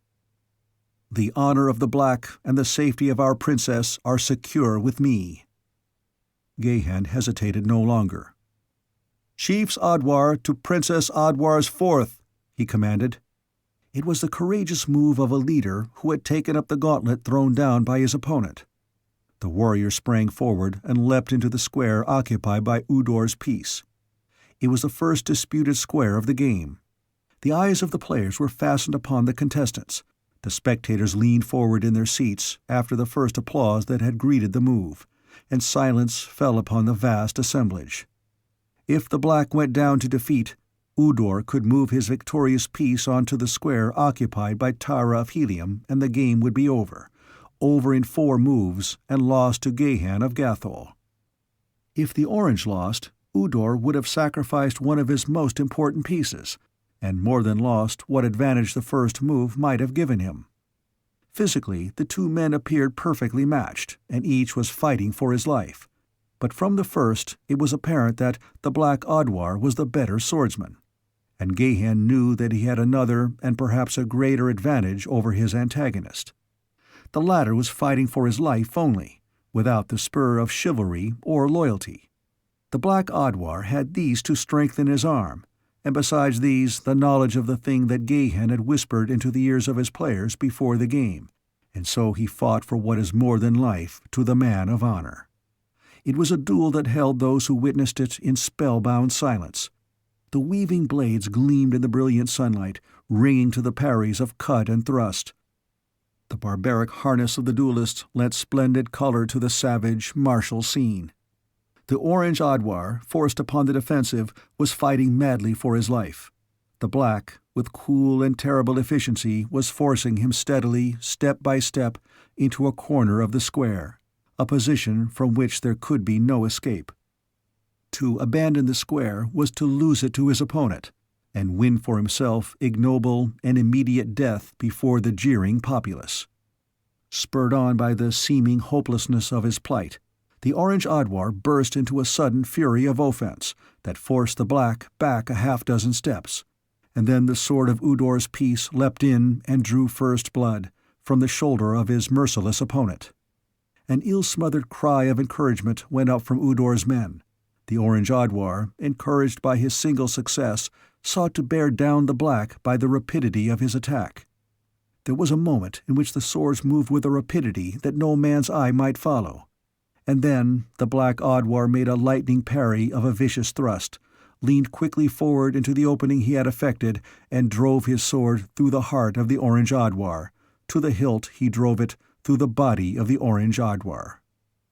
A shout arose from the stands. for wherever may have been the favor of the spectators, none there was who could say that it had not been a pretty fight, or that the better man had not won. And from the black players came a sigh of relief as they relaxed from the tension of the past moments. I shall not weary you with the details of the game. Only the high features of it are necessary to your understanding of the outcome. The fourth move after the victory of the Black Odwar found Gahan upon Udor's fourth. An orange panthan was on the adjoining square diagonally to his right, and the only opposing piece that could engage him other than Udor himself. It had been apparent to both players and spectators for the past two moves that Gahan was moving straight across the field into the enemy's country to seek personal combat with the Orange Chief, that he was staking all upon his belief in the superiority of his own swordsmanship, since if the two chiefs engage, the outcome decides the game. Udor could move out and engage Gahan, or he could move his Princess Panthan upon the square occupied by Gahan in the hope that the former would defeat the Black Chief and thus draw the game, which is the outcome if any other than a chief slays the opposing chief. Or he could move away and escape temporarily the necessity for personal combat. Or at least that is evidently what he had in mind, as was obvious to all who saw him scanning the board about him. And his disappointment was apparent when he finally discovered that Gahan had so placed himself that there was no square to which Udor could move that it was not within Gahan's power to reach at his own next move. Udor had placed his own princess 4 squares east of Gahan when her position had been threatened, and he had hoped to lure the Black Chief after her and away from Udor.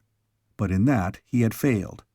He now discovered that he might play his own Odwar into personal combat with Gahan, but he had already lost one Odwar and could ill spare the other. His position was a delicate one, since he did not wish to engage Gahan personally, while it appeared that there was little likelihood of his being able to escape. There was just one hope, and that lay in his Princess Panthan. So, without more deliberation, he ordered the piece onto the square occupied by the Black Chief. The sympathies of the spectators were all with Gahan now. If he lost, the game would be declared a draw, nor do they think better of drawn games upon Barsoom than do Earthmen. If he won, it would doubtless mean a duel between the two chiefs, a development for which they all were hoping. The game already bade fair to be a short one, and it would be an angry crowd should it be decided a draw with only 2 men slain. There were great, historic games on record, where of the 40 pieces on the field when the game opened, only 3 survived, the 2 princesses and the victorious chief. They blamed Udor, though in fact he was well within his rights in directing his play as he saw fit, nor was a refusal on his part to engage the Black Chief necessarily an imputation of cowardice. He was a great chief who had conceived a notion to possess the slave Tara. There was no honor that could accrue to him from engaging in combat with slaves and criminals, or an unknown warrior from Manataj, nor was the stake of sufficient import to warrant the risk. By now the duel between Gahan and the Orange Panthan was on, and the decision of the next move was no longer in other hands than theirs. It was the first time that these Manatorians had seen Gahan of Gathol fight, but Tara of Helium knew that he was a master of his sword.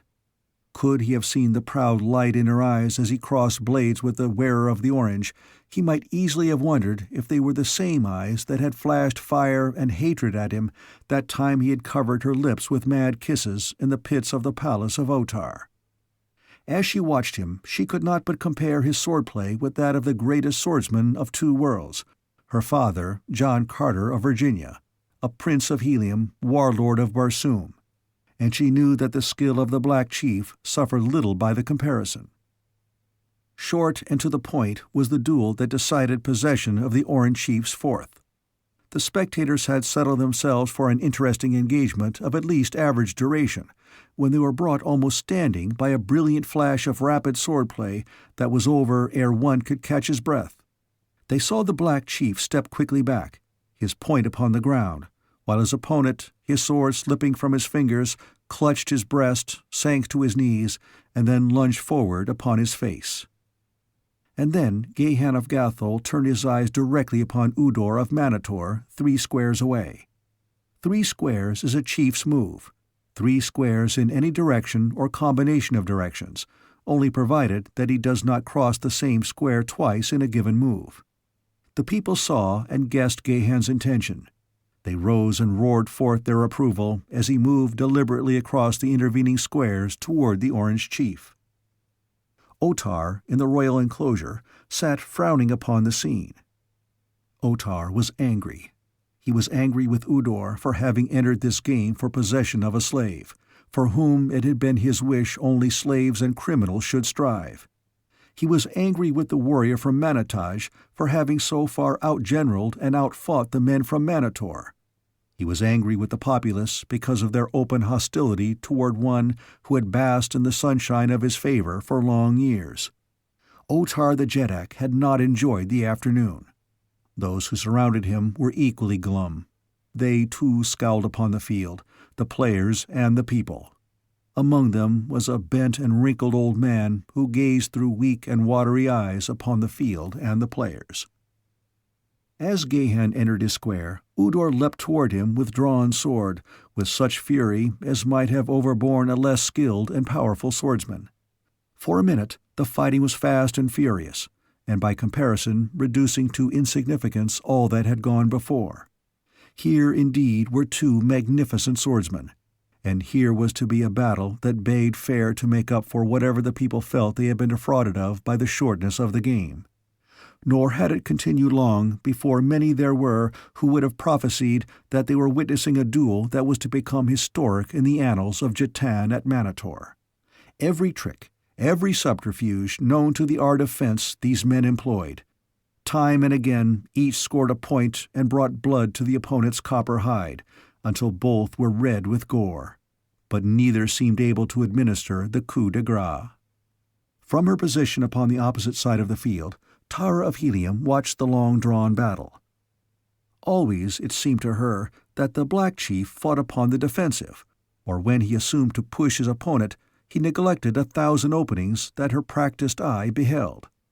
Never did he seem in real danger, nor never did he appear to exert himself to quite the pitch needful for victory. The duel already had been long contested, and the day was drawing to a close. Presently the sudden transition from daylight to darkness, which, owing to the tenuity of the air upon Barsoom, occurs almost without the warning twilight of Earth, would occur. Would the fight never end? Would the game be called a draw after all? What ailed the Black Chief? Tara wished that she might answer at least the last of these questions, for she was sure that Turan the Panthan, as she knew him, while fighting brilliantly, was not giving of himself all that he might. She could not believe that fear was restraining his hand, but that there was something beside inability to push Udor more fiercely she was confident. What it was, however, she could not guess. Once she saw Gahan glance quickly up toward the sinking sun. In 30 minutes it would be dark. And then she saw, and all those others saw, a strange transition steal over the swordplay of the Black Chief. It was as though he had been playing with the great dwar Udor all these hours, and now he still played with him, but there was a difference. He played with him terribly, as a carnivore plays with its victim in the instant before the kill. The Orange Chief was helpless now in the hands of a swordsman so superior that there could be no comparison, and the people sat in open-mouthed wonder and awe as Gahan of Gathol cut his foe to ribbons and then struck him down with a blow that cleft him to the chin. In 20 minutes the sun would set. But what of that? Chapter 18. A Task for Loyalty. Long and loud was the applause that rose above the field of Jatan at Manator, as the keeper of the towers summoned the 2 princesses and the victorious chief to the center of the field and presented to the latter the fruits of his prowess. And then, as custom demanded, the victorious players, headed by Gahan and the 2 princesses, formed in procession behind the keeper of the towers and were conducted to the place of victory before the royal enclosure, that they might receive the commendation of the Jeddak. Those who were mounted gave up their thoats to slaves, as all must be on foot for this ceremony. Directly beneath the royal enclosure are the gates to one of the tunnels that, passing beneath the seats, gave ingress or egress to or from the field. Before this gate, the party halted, while Otar looked down upon them from above. Valdor and Florin, passing quietly ahead of the others, went directly to the gates, where they were hidden from those who occupied the enclosure with Otar. The keeper of the towers may have noticed them, but so occupied was he with the formality of presenting the victorious chief to the Jeddak that he paid no attention to them. "I bring you Otar, Jeddak of Manator, Ukal of Manataj," he cried in a loud voice that might be heard by as many as possible. "Victor over the Orange in the second of the Jeddak's games of the 433rd year of Otar, and the slave woman Tara and the slave woman Len-O, that you may bestow these, the stakes, upon Ukal." As he spoke, a little wrinkled old man peered over the rail of the enclosure down upon the three who stood directly behind the keeper, and strained his weak and watery eyes in an effort to satisfy the curiosity of old age, in a manner of no particular import, for what were 2 slaves and a common warrior from Manataj to any who sat with Otar the Jeddak? "Ukal of Manataj," said Otar, "you have deserved the stakes. Seldom have we looked upon more noble swordplay. And you Tyre of Manataj, there be always here in the city of Manator a place for you in the Jeddak's guard." While the Jeddak was speaking, the little old man, failing clearly to discern the features of the Black Chief, reached into his pocket-pouch and drew forth a pair of thick-lensed spectacles, which he placed upon his nose. For a moment he scrutinized Gahan closely. Then he leapt to his feet and addressed Otar, pointing a shaking finger at Gahan. As he rose, Tara of Helium clutched the Black Chief's arm. "Turan," she whispered, "it is Igos, whom I thought to have slain in the pits of Otar. It is Igos, and he recognizes you, and will—" But what Igos would do was already transpiring. In his falsetto voice he fairly screamed, "It is the slave Turan who stole the woman Tara from your throne room, Otar. He desecrated the dead chief Aimal and wears his harness now." Instantly all was pandemonium. Warriors drew their swords and leapt to their feet. Gahan's victorious players rushed forward in a body, sweeping the keeper of the towers from his feet. Valdor and Florin threw open the gates beneath the royal enclosure, opening the tunnel that led to the avenue in the city beyond the towers. Gahan, surrounded by his men, drew Tara and Len-O into the passageway, and at a rapid pace the party sought to reach the opposite end of the tunnel before their escape could be cut off. They were successful, and when they emerged into the city, the sun had set and darkness had come, relieved only by an antiquated and ineffective lighting system, which cast but a pale glow over the shadowy streets. Now it was that Tara of Helium guessed why the Black Chief had drawn out his duel with Udor, and realized that he might have slain his man at almost any moment had he elected. The whole plan that Gahan had whispered to his players before the game was thoroughly understood. They were to make their way to the Gate of Enemies and there offer their services to Uthor, the great Jed of Manatos. The fact that most of them were Gatholians, and that Gahan could lead rescuers to the pit where Acor, the son of Uthor's wife, was confined, convinced the Jed of Gathol that they would meet with no rebuff at the hands of Uthor. But even should he refuse them, still were they bound together to go on toward freedom, if necessary cutting their way through the forces of Uthor at the Gate of Enemies. 20 men against a small army, but of such stuff are the warriors of Barsoom.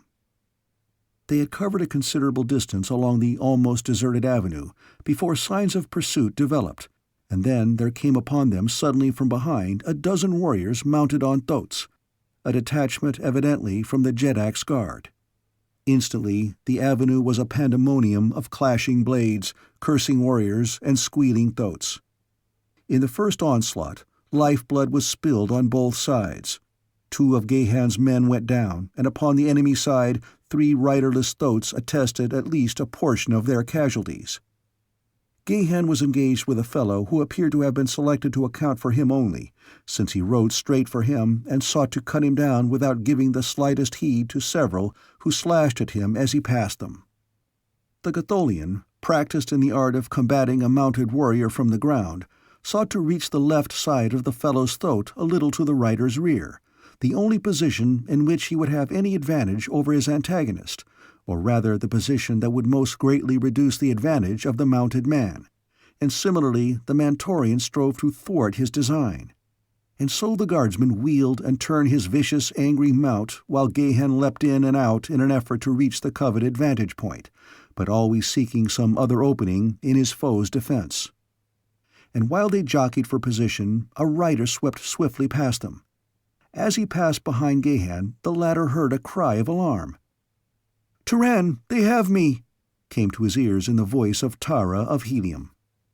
A quick glance across his shoulder showed him the galloping thoatman in the act of dragging Tara to the withers of the beast, and then, with the fury of a demon, Gahan of Gathol leapt for his own man, dragged him from his mount, and as he fell, smote his head from his shoulders with a single cut of his keen sword. Scarce had the body touched the pavement when the Gatholian was upon the back of the dead warrior's mount, and galloping swiftly down the avenue after the diminishing figures of Tara and her abductor, the sounds of the fight waning in the distance as he pursued his quarry along the avenue that passes the palace of Otar and leads to the Gate of Enemies. Gahan's mount, carrying but a single rider, gained upon that of the Mentorian, so that as they neared the palace Gahan was scarce 100 yards behind, and now, to his consternation, he saw the fellow turn into the great entranceway. For a moment only was he halted by the guards, and then he disappeared within. Gahan was almost upon them then, but evidently he had warned the guards, for they leapt out to intercept the Gatholian. But no, the fellow could not have known that he was pursued, since he had not seen Gahan seize him out, nor would he have thought that pursuit would come so soon. If he had passed then, so could Gahan pass, for did he not wear the trappings of a Mentorian? The Gatholian thought quickly, and stopping his throat, called to the guardsmen to let him pass. "In the name of Otar!" They hesitated a moment. "Aside!" cried Gahan. "Must the Jedak's messenger parley for the right to deliver his message?"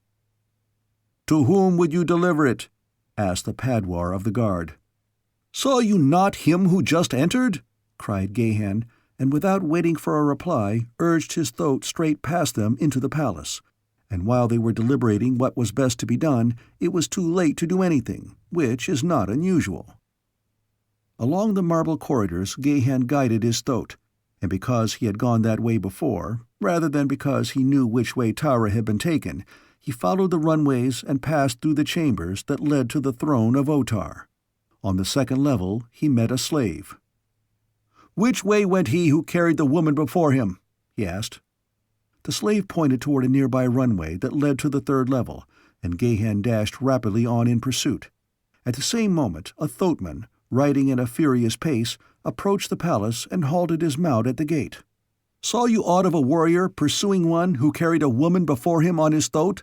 he shouted to the guard. "He but just passed in," replied the Padwar, "saying that he was Otar's messenger." "He lied!" cried the newcomer. "He was Turan the slave, who stole the woman from the throne room 2 days since. Arouse the palace. He must be seized, and alive if possible. It is Otar's command." Instantly warriors were dispatched to search for the Gatholian and to warn the inmates of the palace to do likewise. Owing to the games, there were comparatively few retainers in the great building, but those whom they found were immediately enlisted in the search, so that presently at least 50 warriors were seeking through the countless chambers and corridors of the palace of Otar. As Gahan's throat bore him to the third level, the man glimpsed the hindquarters of another throat disappearing at the turn of a corridor far ahead. Urging his own animal forward, he raced swiftly in pursuit, and making the turn, discovered only an empty corridor ahead. Along this he hurried to discover near its farther end a runway to the fourth level, which he followed upward. Here he saw that he had gained upon his quarry, who was just turning through a doorway 50 yards ahead. As Gahan reached the opening, he saw that the warrior had dismounted, and was dragging Tara toward a small door on the opposite side of the chamber. At the same instant, the clank of harness to his rear caused him to cast a glance behind, where, along the corridor he had just traversed, he saw 3 warriors approaching on foot at a run. Leaping from his throat, Gahan sprang into the chamber where Tara was struggling to free herself from the grasp of her captor, slammed the door behind him, shot the great bolt into its seat, and drawing his sword, crossed the room at a run to engage the Mentorian. The fellow, thus menaced, called aloud to Gahan to halt, at the same time thrusting Tara at arm's length and threatening her heart with the point of his short sword. "Stay," he cried, "or the woman dies, for such is the command of Otar, rather than that she again fall into your hands." Gahan stopped. But a few feet separated him from Tara and her captor, yet he was helpless to aid her. Slowly, the warrior backed toward the open doorway behind him, dragging Tara with him. The girl struggled and fought, but the warrior was a powerful man, and having seized her by the harness from behind, was able to hold her in a position of helplessness. "Save me, Turan," she cried. "Let them not drag me to a fate worse than death. Better that I die now while my eyes behold a brave friend, than later, fighting alone among enemies in defense of my honor." He took a step nearer. The warrior made a threatening gesture with his sword close to the soft, smooth skin of the princess, and Gahan halted. "I cannot, Tara of Helium," he cried. "Think not ill of me that I am weak, that I cannot see you die. Too great is my love for you, daughter of Helium." The Manatorian warrior, a derisive grin upon his lips, backed steadily away. He had almost reached the doorway when Gahan saw another warrior in the chamber toward which Tara was being borne, a fellow who moved silently, almost stealthily across the marble floor as he approached Tara's captor from behind. In his right hand he grasped a longsword. 2-1, thought Gahan, and a grim smile touched his lips, for he had no doubt that once they had Tara safely in the adjoining chamber, the two would set upon him. If he could not save her, he could at least die for her. And then suddenly, Gahan's eyes fastened with amazement upon the figure of the warrior behind the grinning fellow who held Tara, and was forcing her to the doorway. He saw the newcomer step almost within arm's reach of the other. He saw him stop, an expression of malevolent hatred upon his features. He saw the great sword swing through the arc of a great circle, gathering swift and terrific momentum from its own weight, backed by the brawn of the steel thews that guided it. He saw it pass through the feathered skull of the Mentorian, splitting his sardonic grin in twain, and open him to the middle of his breastbone. As the dead hand relaxed its grasp upon Tara's wrist, the girl leapt forward, without a backward glance, to Gahan's side. His left arm encircled her, nor did she draw away, as with ready sword the Gatholian awaited fate's next decree.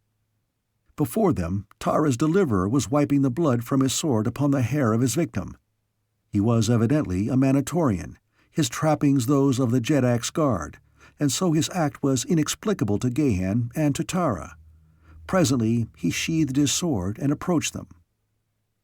"When a man chooses to hide his identity behind an assumed name," he said, looking straight into Gahan's eyes, "whatever friend pierces the deception were no friend if he divulged the other's secret." He paused, as though awaiting a reply. "Your integrity has perceived, and your lips voiced an unalterable truth," replied Gahan, whose mind was filled with wonder if the implication could by any possibility be true that this Mentorian had guessed his identity. "We are thus agreed," continued the other, "and I may tell you that, though I am here known as Azor, my real name is Tassor." He paused and watched Gahan's face intently for any sign of the effect of this knowledge, and was rewarded with a quick, though guarded expression of recognition. Tassor, friend of his youth, the son of that great Gatholian noble who had given his life so gloriously, however futilely, in an attempt to defend Gahan's sire from the daggers of the assassins.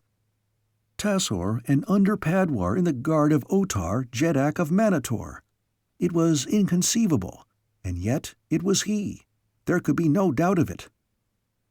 "Tassor," Gahan repeated aloud. "But it is no Manatorian name." The statement was half interrogatory, for Gahan's curiosity was aroused. He would know how his friend and loyal subject had become a Manatorian. Long years had passed since Tassor had disappeared as mysteriously as the Princess Haja and many other of Gahan's subjects. The Jed of Gathol had long supposed him dead. "No," replied Tassor, "nor is it a Manatorian name. Come, while I search for a hiding place for you in some forgotten chamber in one of the untenanted portions of the palace, and as we go, I will tell you briefly how Tassor the Gatholian became Aesor the Manatorian." It befell that as I rode with a dozen of my warriors along the western border of Gathol, searching for Zittatars that had strayed from my herds, we were set upon and surrounded by a great company of Manatorians. They overpowered us, though not before half our number was slain and the balance helpless from wounds. And so I was brought a prisoner to Manataj, a distant city of Manator, and there sold into slavery. A woman bought me, a princess of Manataj, whose wealth and position were unequaled in the city of her birth. She loved me, and when her husband discovered her infatuation, she beseeched me to slay him, and when I refused, she hired another to do it. Then she married me, but none would have aught to do with her in Manataj, for they suspected her guilty knowledge of her husband's murder. And so we set out from Manataj for Manatos, accompanied by a great caravan bearing all her worldly goods and jewels and precious metals, and on the way she caused the rumor to be spread that she and I had died. Then we came to Manator instead, she taking a new name, and I the name Aesor, that we might not be traced through our names. With her great wealth, she bought me a post in the Jedak's guard, and none knows that I am not a Manatorian, for she is dead. She was beautiful, but she was a devil." "And you never sought to return to your native city?" asked Gahan. "Never has the hope been absent from my heart, or my mind empty of a plan," replied Tassor. "I dream of it by day and by night, but always must I return to the same conclusion, that there can be but a single means for escape. I must wait until fortune favors me with a place in a raiding party to Gathol. Then, once within the boundaries of my own country, they shall see me no more." "Perhaps your opportunity lies already within your grasp," said Gahan. "Has not your fealty to your own Jed been undermined by years of association with the men of Manator?" The statement was half challenge.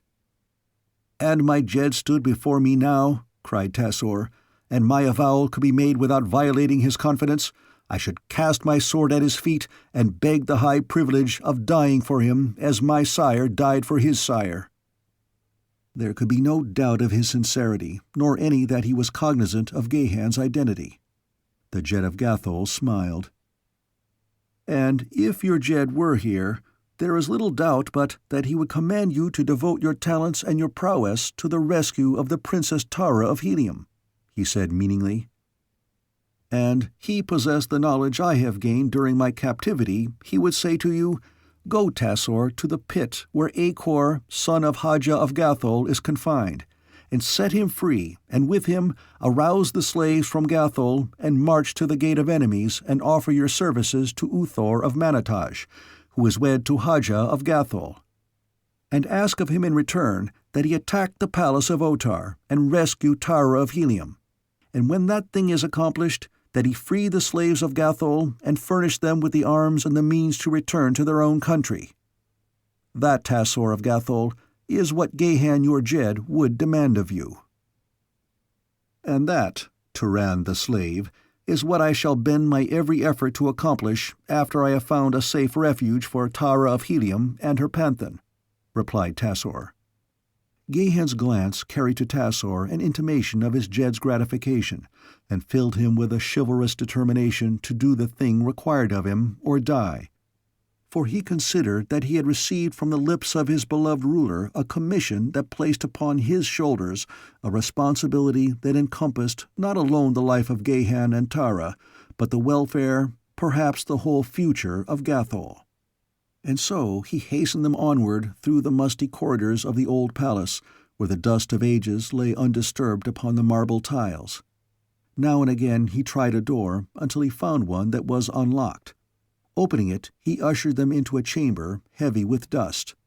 Crumbling silks and furs adorned the walls, with ancient weapons and great paintings, whose colors were toned by age to wondrous softness. "This be as good as any place," he said. "No one comes here. Never have I been here before, so I know no more of the other chambers than you. But this one, at least, I can find again when I bring you food and drink. Omai the Cruel occupied this portion of the palace during his reign, 5,000 years before Otar.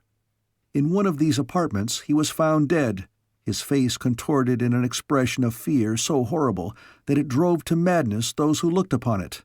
Yet there was no mark of violence upon him. Since then, the quarters of Omai have been shunned, for the legends have it that the ghosts of Corphals pursue the spirit of the wicked Jeddak nightly through these chambers, shrieking and moaning as they go. But," he added, as though to reassure himself as well as his companions, "such things may not be countenanced by the culture of Gathol or Helium." Gahan laughed. "And if all who looked upon him were driven mad, who then was there to perform the last rites, or prepare the body of the Jeddak for them?" "There was none," replied Tassor. "Where they found him, they left him, and there to this very day his mouldering bones lie hid in some forgotten chamber of this forbidden suite." Tassor left them then, assuring them that he would seek the first opportunity to speak with Acor, and upon the following day he would bring them food and drink. Footnote: those who have read John Carter's description of the Green Martians in A Princess of Mars will recall that these strange people could exist for considerable periods of time without food or water, and to a lesser degree is the same true of all Martians. After Tassor had gone, Tara turned to Gahan and, approaching, laid a hand upon his arm. "So swiftly have events transpired since I recognized you beneath your disguise," she said, "that I have had no opportunity to assure you of my gratitude and the high esteem that your valor has won for you in my consideration. Let me now acknowledge my indebtedness, and if promises be not vain from one whose life and liberty are in grave jeopardy, accept my assurance of the great reward that awaits you at the hand of my father in Helium." "I desire no reward," he replied, "other than the happiness of knowing that the woman I love is happy." For an instant the eyes of Tara of Helium blazed as she drew herself haughtily to her full height, and then they softened and her attitude relaxed as she shook her head sadly. "I have it not in my heart to reprimand you, Turan," she said, "however great your fault, for you have been an honorable and a loyal friend to Tara of Helium, but you must not say what my ears must not hear." "You mean," he asked, "that the ears of a princess must not listen to words of love from a panthan?" "It is not that, Turan," she replied, "but rather that I may not in honor listen to words of love from another than him to whom I am betrothed, a fellow countryman, Jor Kantos." "You mean, Tara of Helium," he cried, "that were it not for that, you would—" "Stop," she commanded. "You have no right to assume aught else than my lips testify." "The eyes are ofttimes more eloquent than the lips, Tara," he replied, "and in yours I have read that which is neither hatred nor contempt for Turan the Panthan, and my heart tells me that your lips bore false witness when they cried in anger, 'I hate you.'" "I do not hate you, Turan, nor yet may I love you," said the girl simply. "When I broke my way out of the chamber of Aigos, I was indeed upon the verge of believing that you did hate me," he said. "For only hatred, it seemed to me, could account for the fact that you had gone without making an effort to liberate me. But presently both my heart and my judgment told me that Tara of Helium could not have deserted a companion in distress, and though I am still in ignorance of the facts, I know that it was beyond your power to aid me." "It was indeed," said the girl. "Scarce had Aigos fallen at the bite of my dagger than I heard the approach of warriors. I ran then to hide until they had passed, thinking to return and liberate you. But in seeking to elude the party I had heard, I ran full into the arms of another. They questioned me as to your whereabouts, and I told them that you had gone ahead and that I was following you, and thus I led them from you." "I knew," was Gahan's only comment, but his heart was glad with elation, as a lover's must be who has heard from the lips of his divinity an avowal of interest and loyalty, however little tinged by a suggestion of warmer regard it may be. To be abused even by the mistress of one's heart is better than to be ignored. As the two conversed in the ill-lit chamber, the dim bulbs of which were encrusted with the accumulated dust of centuries, a bent and withered figure traversed slowly the gloomy corridors without, his weak and watery eyes peering through thick lenses at the signs of passage written upon the dusty floor. Chapter 19. The Menace of the Dead. The night was still young when there came one to the entrance of the banquet hall where Otar of Manator dined with his chiefs, and brushing past the guards entered the great room with the insolence of a privileged character, as in truth he was. As he approached the head of the long board, Otar took notice of him. "Well, hoary one," he cried, "what brings you out of your beloved and stinking burrow again this day? We thought that the sight of the multitude of living men at the games would drive you back to your corpses as quickly as you could go." The cackling laugh of Igos acknowledged the royal sally. "Eh, Otar," squeaked the Ancient One. "Igos goes out not upon pleasure bound, but when one does ruthlessly desecrate the dead of Igos, vengeance must be had." "You refer to the act of the slave Turan?" demanded Otar. "Turan, yes, and the slave Tara, who slipped beneath my hide a murderous blade. Another fraction of an inch, Otar, and Igos' ancient and wrinkled covering were even now in some apprentice tanner's hands. Eh. "But they have again eluded us," cried Otar.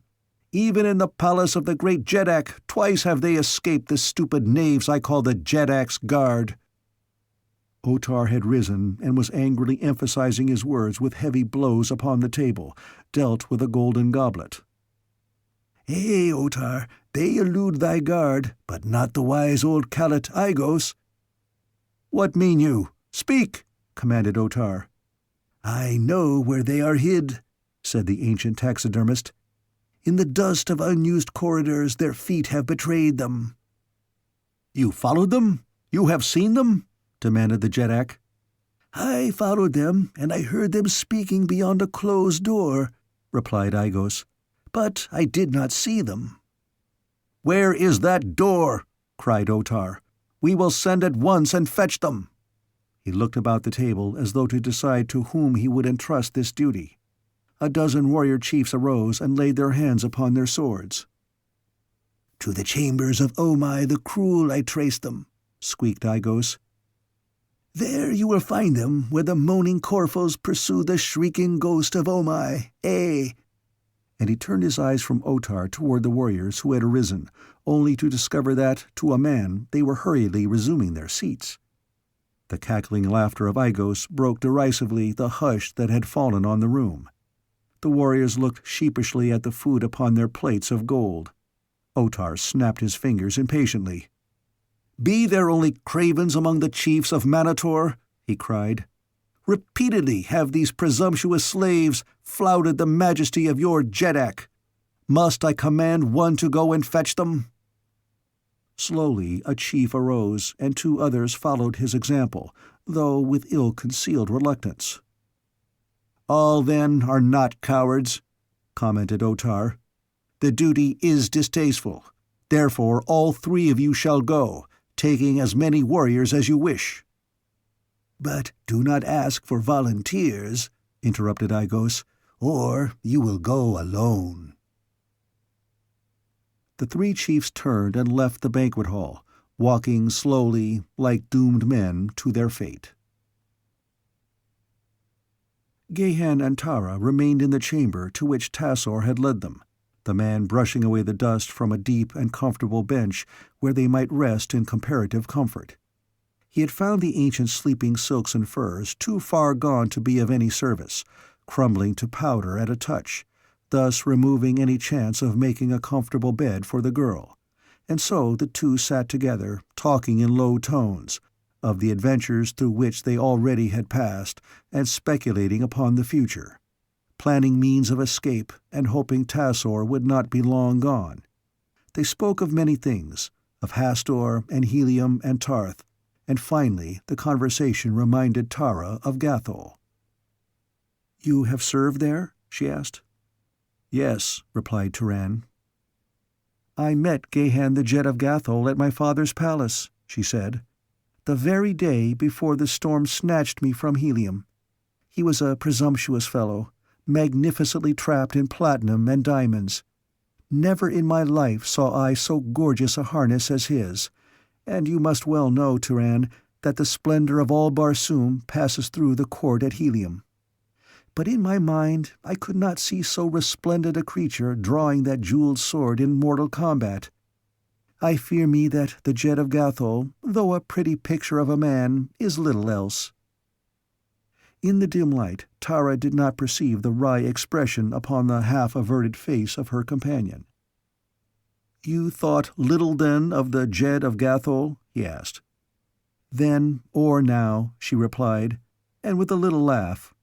"How it would pique his vanity to know, if he might, that a poor panthan had won a higher place in the regard of Tara of Helium."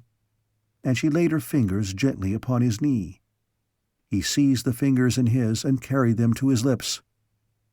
"O Tara of Helium," he cried, "think you that I am a man of stone?" One arm slipped about her shoulders and drew the yielding body toward him. "May my first ancestor forgive my weakness," she cried, as her arms stole about his neck and she raised her panting lips to his. For long they clung there in love's first kiss, and then she pushed him away gently. "I love you, Turan," she half-sobbed. "I love you so. It is my only poor excuse for having done this wrong to Jor Kantos, whom now I know I never loved, who knew not the meaning of love. And if you love me as you say, Turan, your love must protect me from greater dishonor, for I am but as clay in your hands." Again he crushed her to him, and then as suddenly released her, and rising, strode rapidly to and fro across the chamber, as though he endeavored by violent exercise to master and subdue some evil spirit that had laid hold upon him. Ringing through his brain and heart and soul like some joyous paean were those words that had so altered the world for Gahan of Gathol. "I love you, Turan, I love you so." And it had come so suddenly. He had thought that she felt for him only gratitude for his loyalty, and then, in an instant, her barriers were all down. She was no longer a princess. But instead, His reflections were interrupted by a sound from beyond the closed door. His sandals of Zitidar hide had given forth no sound upon the marble floor he strode, and as his rapid pacing carried him past the entrance to the chamber, there came faintly from the distance of the long corridor the sound of metal on metal, the unmistakable herald of the approach of armed men. For a moment Gahan listened intently, close to the door, until there could be no doubt but that a party of warriors was approaching.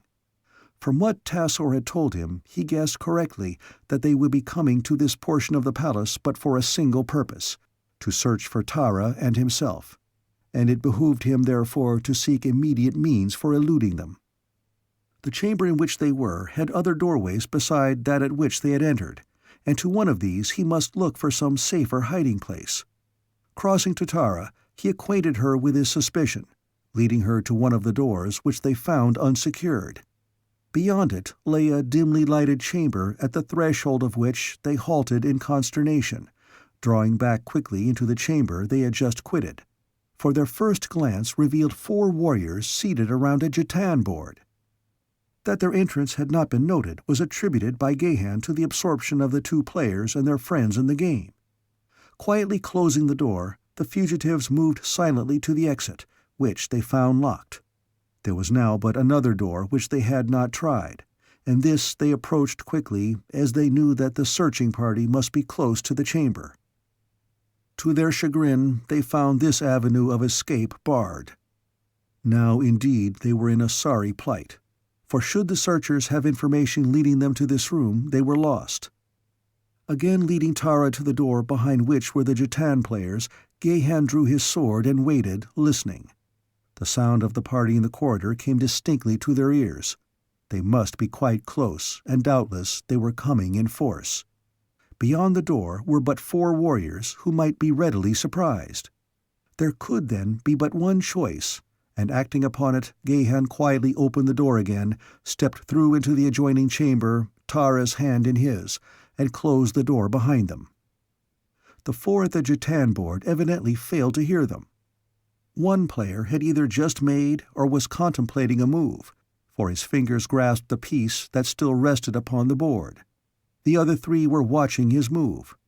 For an instant, Gahan looked at them, playing Jatan there in the dim light of this forgotten and forbidden chamber. And then a slow smile of understanding lighted his face. "Come," he said to Tara, "we have nothing to fear from these. For more than 5,000 years they have sat thus, a monument to the handiwork of some ancient taxidermist." As they approached more closely, they saw that the lifelike figures were coated with dust, but that otherwise the skin was in as fine a state of preservation as the most recent of Igo's groups. And then they heard the door of the chamber they had quitted open, and they knew that the searchers were close upon them. Across the room they saw the opening of what appeared to be a corridor, and which investigation proved to be a short passageway, terminating in a chamber in the center of which was an ornate sleeping dais. The room, like the others, was but poorly lighted, time having dimmed the radiance of its bulbs and coated them with dust. A glance showed that it was hung with heavy goods, and contained considerable massive furniture in addition to the sleeping platform, a second glance at which revealed what appeared to be the form of a man lying partially on the floor and partially on the dais. No doorways were visible other than that at which they had entered, though both knew that others might be concealed by the hangings. Gahan, his curiosity aroused by the legend surrounding this portion of the palace, crossed to the dais to examine the figure that apparently had fallen from it, to find the dried and shriveled corpse of a man lying upon his back on the floor, with arms outstretched and fingers stiffly outspread. One of his feet was doubled partially beneath him, while the other was still entangled in the sleeping silks and furs upon the dais. After 5,000 years, the expression of the withered face and the eyeless sockets retained the aspect of horrid fear to such an extent that Gahan knew that he was looking upon the body of Omai the Cruel.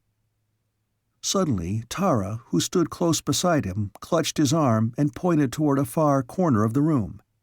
Gahan looked, and looking, felt the hairs upon his neck rising.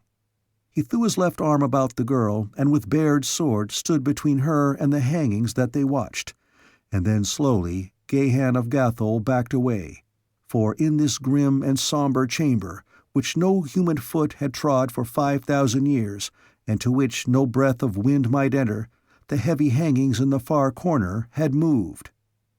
Not gently had they moved, as a draught might have moved them had there been a draught, but suddenly they had bulged out as though pushed against from behind.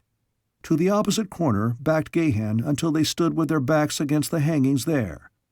And then, hearing the approach of their pursuers across the chamber beyond, Gahan pushed Tara through the hangings, and following her, kept open with his left hand, which he had disengaged from the girl's grasp, a tiny opening through which he could view the apartment and the doorway upon the opposite side through which the pursuers would enter if they came this far.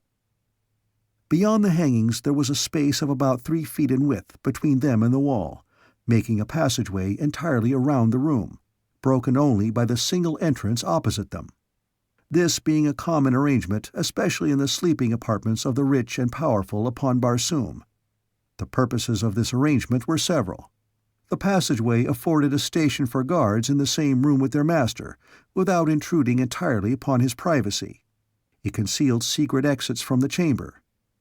It permitted the occupant of the room to hide eavesdroppers and assassins for use against enemies that he might lure to his chamber.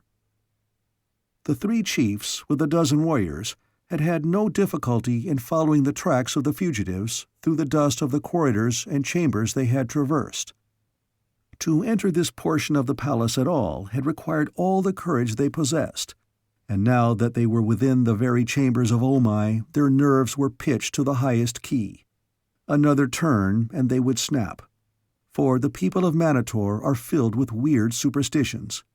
As they entered the outer chamber, they moved slowly, with drawn swords, no one seeming anxious to take the lead, and the 12 warriors hanging back in unconcealed and shameless terror, while the 3 chiefs, spurred on by fear of Otar and by pride, pressed together for mutual encouragement as they slowly crossed the dimly lighted room.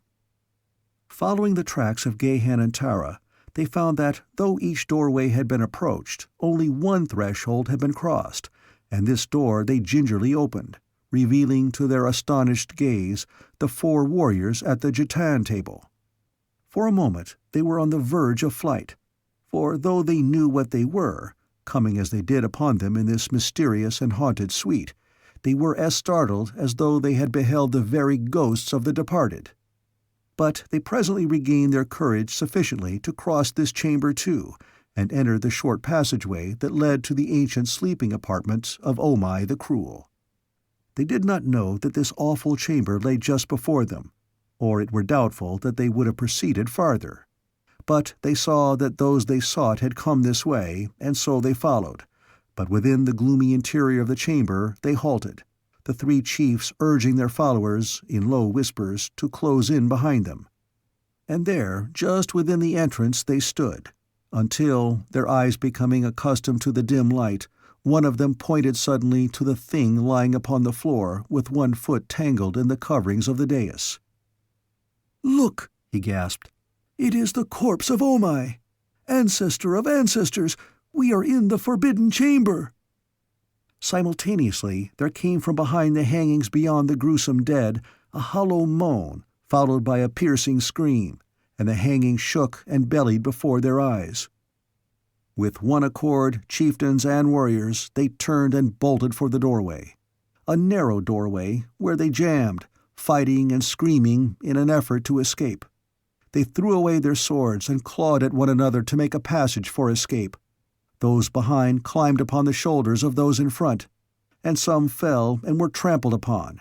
But at last they all got through, and the swiftest first, they bolted across the 2 intervening chambers to the outer corridor beyond, nor did they halt their mad retreat before they stumbled, weak and trembling, into the banquet hall of Otar. At sight of them, the warriors who had remained with the Jeddak leapt to their feet with drawn swords, thinking that their fellows were pursued by many enemies. But no one followed them into the room, and the 3 chieftains came and stood before Otar with bowed heads and trembling knees. "Well?" demanded the Jeddak. "What ails you? Speak!" "Otar," cried one of them when at last he could master his voice, "when have we 3 failed you in battle or combat? Have our swords been not always among the foremost in defense of your safety and your honor?" "Have I denied this?" demanded Otar. "Listen then, O Jeddak, and judge us with leniency. We followed the 2 slaves to the apartments of Omai the Cruel. We entered the accursed chambers, and still we did not falter. We came at last to that horrid chamber no human eye had scanned before in 50 centuries, and we looked upon the dead face of Omai, lying as he has lain for all this time. To the very death chamber of Omai the Cruel we came, and yet we were ready to go farther, when suddenly there broke upon our horrified ears the moans and the shrieking that marked these haunted chambers, and the hangings moved and rustled in the dead air. Otar, it was more than human nerves could endure. We turned and fled. We threw away our swords and fought with one another to escape. With sorrow, but without shame, I tell it, for there be no man in all Manator that would not have done the same. If these slaves be Korfals, they are safe among their fellow ghosts. If they be not Korfals, then already are they dead in the chambers of Omai, and there may they rot for all of me, for I would not return to that accursed spot for the harness of a Jeddak and the half of Barsoom for an empire. I have spoken." Otar knitted his scowling brows. "Are all my chieftains cowards and cravens?" he demanded presently in sneering tones. From among those who had not been of the searching party a chieftain arose and turned a scowling face upon Otar. "The Jeddak knows," he said, that in the annals of Manator, her Jedaks have ever been accounted the bravest of her warriors. Where my Jedak leads, I will follow, nor may any Jedak call me a coward or a craven unless I refuse to go where he dares to go. I have spoken." After he had resumed his seat, there was a painful silence, for all knew that the speaker had challenged the courage of Otar, the Jedak of Manator, and all awaited the reply of their ruler. In every mind was the same thought. Otar must lead them at once to the chamber of Omai the Cruel, or accept forever the stigma of cowardice, and there could be no coward upon the throne of Manator. That they all knew, and that Otar knew as well. But Otar hesitated. He looked about upon the faces of those around him at the banquet board, but he saw only the grim visages of relentless warriors. There was no trace of leniency in the face of any. And then his eyes wandered to a small entrance at one side of the great chamber. An expression of relief expunged the scowl of anxiety from his features. "Look," he exclaimed, "see who has come!" Chapter 20. The Charge of Cowardice. Gahan, watching through the aperture between the hangings, saw the frantic flight of their pursuers. A grim smile rested upon his lips as he viewed the mad scramble for safety, and saw them throw away their swords and fight with one another to be the first from the chamber of fear. And when they were all gone, he turned back toward Tara, the smile still upon his lips. But the smile died the instant that he turned, for he saw that Tara had disappeared.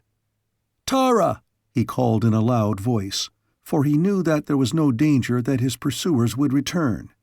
But there was no response, unless it was a faint sound as of cackling laughter from afar. Hurriedly, he searched the passageway behind the hangings, finding several doors, one of which was ajar. Through this he entered the adjoining chamber, which was lighted more brilliantly for the moment by the soft rays of hurtling Thuria taking her mad way through the heavens. Here he found the dust upon the floor disturbed, and the imprint of sandals. They had come this way, Tara and whatever the creature was that had stolen her. But what could it have been? Gahan, a man of culture and high intelligence, held few, if any, superstitions. In common with nearly all races of Barsoom, he clung, more or less inherently, to a certain exalted form of ancestor worship, though it was rather the memory or legends of the virtues and heroic deeds of his forebears that he deified rather than themselves. He never expected any tangible evidence of their existence after death. He did not believe that they had the power either for good or for evil, other than the effect that their example while living might have had upon following generations. He did not believe, therefore, in the materialization of dead spirits. If there was a life hereafter, he knew nothing of it, for he knew that science had demonstrated the existence of some material cause for every seemingly supernatural phenomenon of ancient religions and superstitions. Yet he was at a loss to know what power might have removed Tara so suddenly and mysteriously from his side, in a chamber that had not known the presence of man for 5,000 years. In the darkness he could not see whether there were the imprints of other sandals than Tara's, only that the dust was disturbed, and when it led him to gloomy corridors he lost the trail altogether. A perfect labyrinth of passages and apartments were now revealed to him, as he hurried on through the deserted quarters of Omai. Here was an ancient bath, doubtless that of the Jedak himself, and again he passed through a room in which a meal had been laid upon a table 5,000 years before, the untasted breakfast of Omai, perhaps. There passed before his eyes, in the brief moments that he traversed the chambers, a wealth of ornaments and jewels and precious metals that surprised even the Jed of Gathol, whose harness was of diamonds and platinum, and whose riches were the envy of a world. But at last his search of Omai's chambers ended in a small closet in the floor of which was the opening to a spiral runway leading straight down into Stygian darkness. The dust at the entrance of the closet had been freshly disturbed, and as this was the only possible indication that Gahan had of the direction taken by the abductor of Tara, it seemed as well to follow on as to search elsewhere. so without hesitation he descended into the utter darkness below. Feeling with a foot before taking a forward step, his descent was necessarily slow. But Gahan was a Barsoomian, and so knew the pitfalls that might await the unwary in such dark, forbidden portions of a Jedak's palace. He had descended for what he judged might be 3 full levels and was pausing, as he occasionally did, to listen, when he distinctly heard a peculiar shuffling, scraping sound approaching him from below. Whatever the thing was, it was ascending the runway at a steady pace, and would soon be near him. Gahan laid his hand upon the hilt of his sword and drew it slowly from its scabbard that he might make no noise that would apprise the creature of his presence. He wished that there might be even the slightest lessening of the darkness. If he could see but the outline of the thing that approached him, he would feel that he had a fairer chance in the meeting. But he could see nothing. And then, because he could see nothing, the end of his scabbard struck the stone side of the runway, giving off a sound that the stillness and the narrow confines of the passage and the darkness seemed to magnify to a terrific clatter. Instantly, the shuffling sound of approach ceased. For a moment, Gahan stood in silent waiting. Then, casting aside discretion, he moved on again down the spiral. The thing, whatever it might be, gave forth no sound now by which Gahan might locate it. At any moment it might be upon him, and so he kept his sword in readiness. Down, ever downward, the steep spiral led. The darkness and the silence of the tomb surrounded him. Yet somewhere ahead was something. He was not alone in that horrid place. Another presence that he could not hear or see hovered before him. Of that he was positive. Perhaps it was the thing that had stolen Tara. Perhaps Tara herself, still in the clutches of some nameless horror, was just ahead of him. He quickened his pace. It became almost a run at the thought of the danger that threatened the woman he loved. And then he collided with a wooden door that swung open to the impact. Before him was a lighted corridor. On either side were chambers.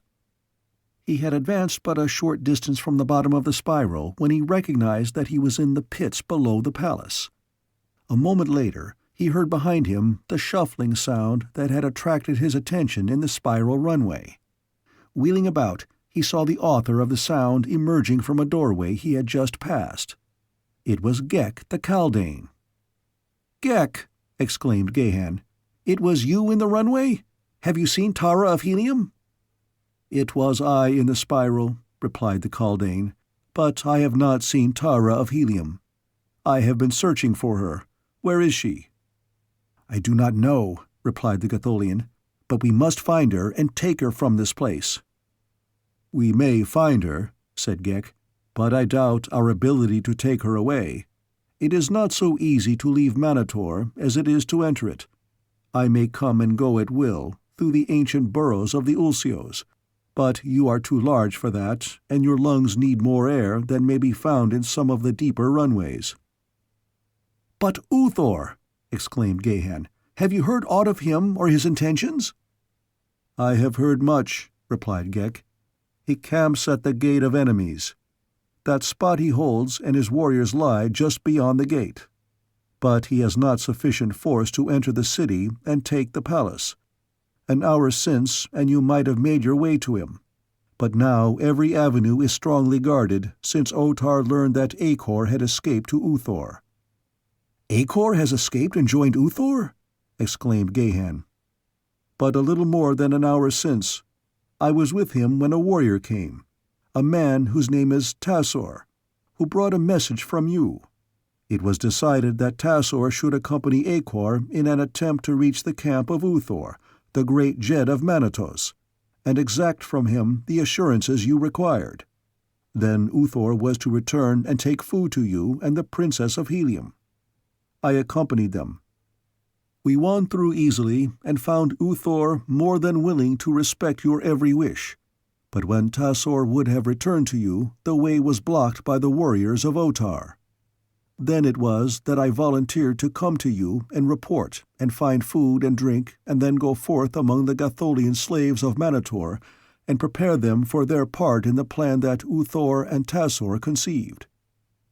"And what is this plan?" "Uthor has sent for reinforcements. To Manatos he has sent, and to all the outlying districts that are his.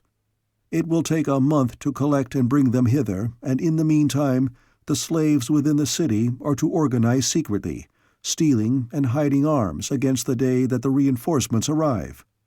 When that day comes, the forces of Uthor will enter the Gate of Enemies, and as the warriors of Otar rush to repulse them, the slaves from Gathol will fall upon them from the rear with the majority of their numbers, while the balance will assault the palace. They hope thus to divert so many from the gate that Uthor will have little difficulty in forcing an entrance to the city." "Perhaps they will succeed," commented Gahan. "But the warriors of Otar are many, and those who fight in defense of their homes and their Jeddak have always an advantage. Ghek, would that we had the great warships of Gathol or of Helium to pour their merciless fire into the streets of Manator, while Uthor marched to the palace over the corpses of the slain." He paused, deep in thought, then turned his gaze again upon the Kaldane. "Heard you aught of the party that escaped with me from the field of Jatan, of Florin, Valdor, and the others? What of them?" 10 of these won through to Uthor at the Gate of Enemies, and were well received by him. 8 fell in the fighting upon the way.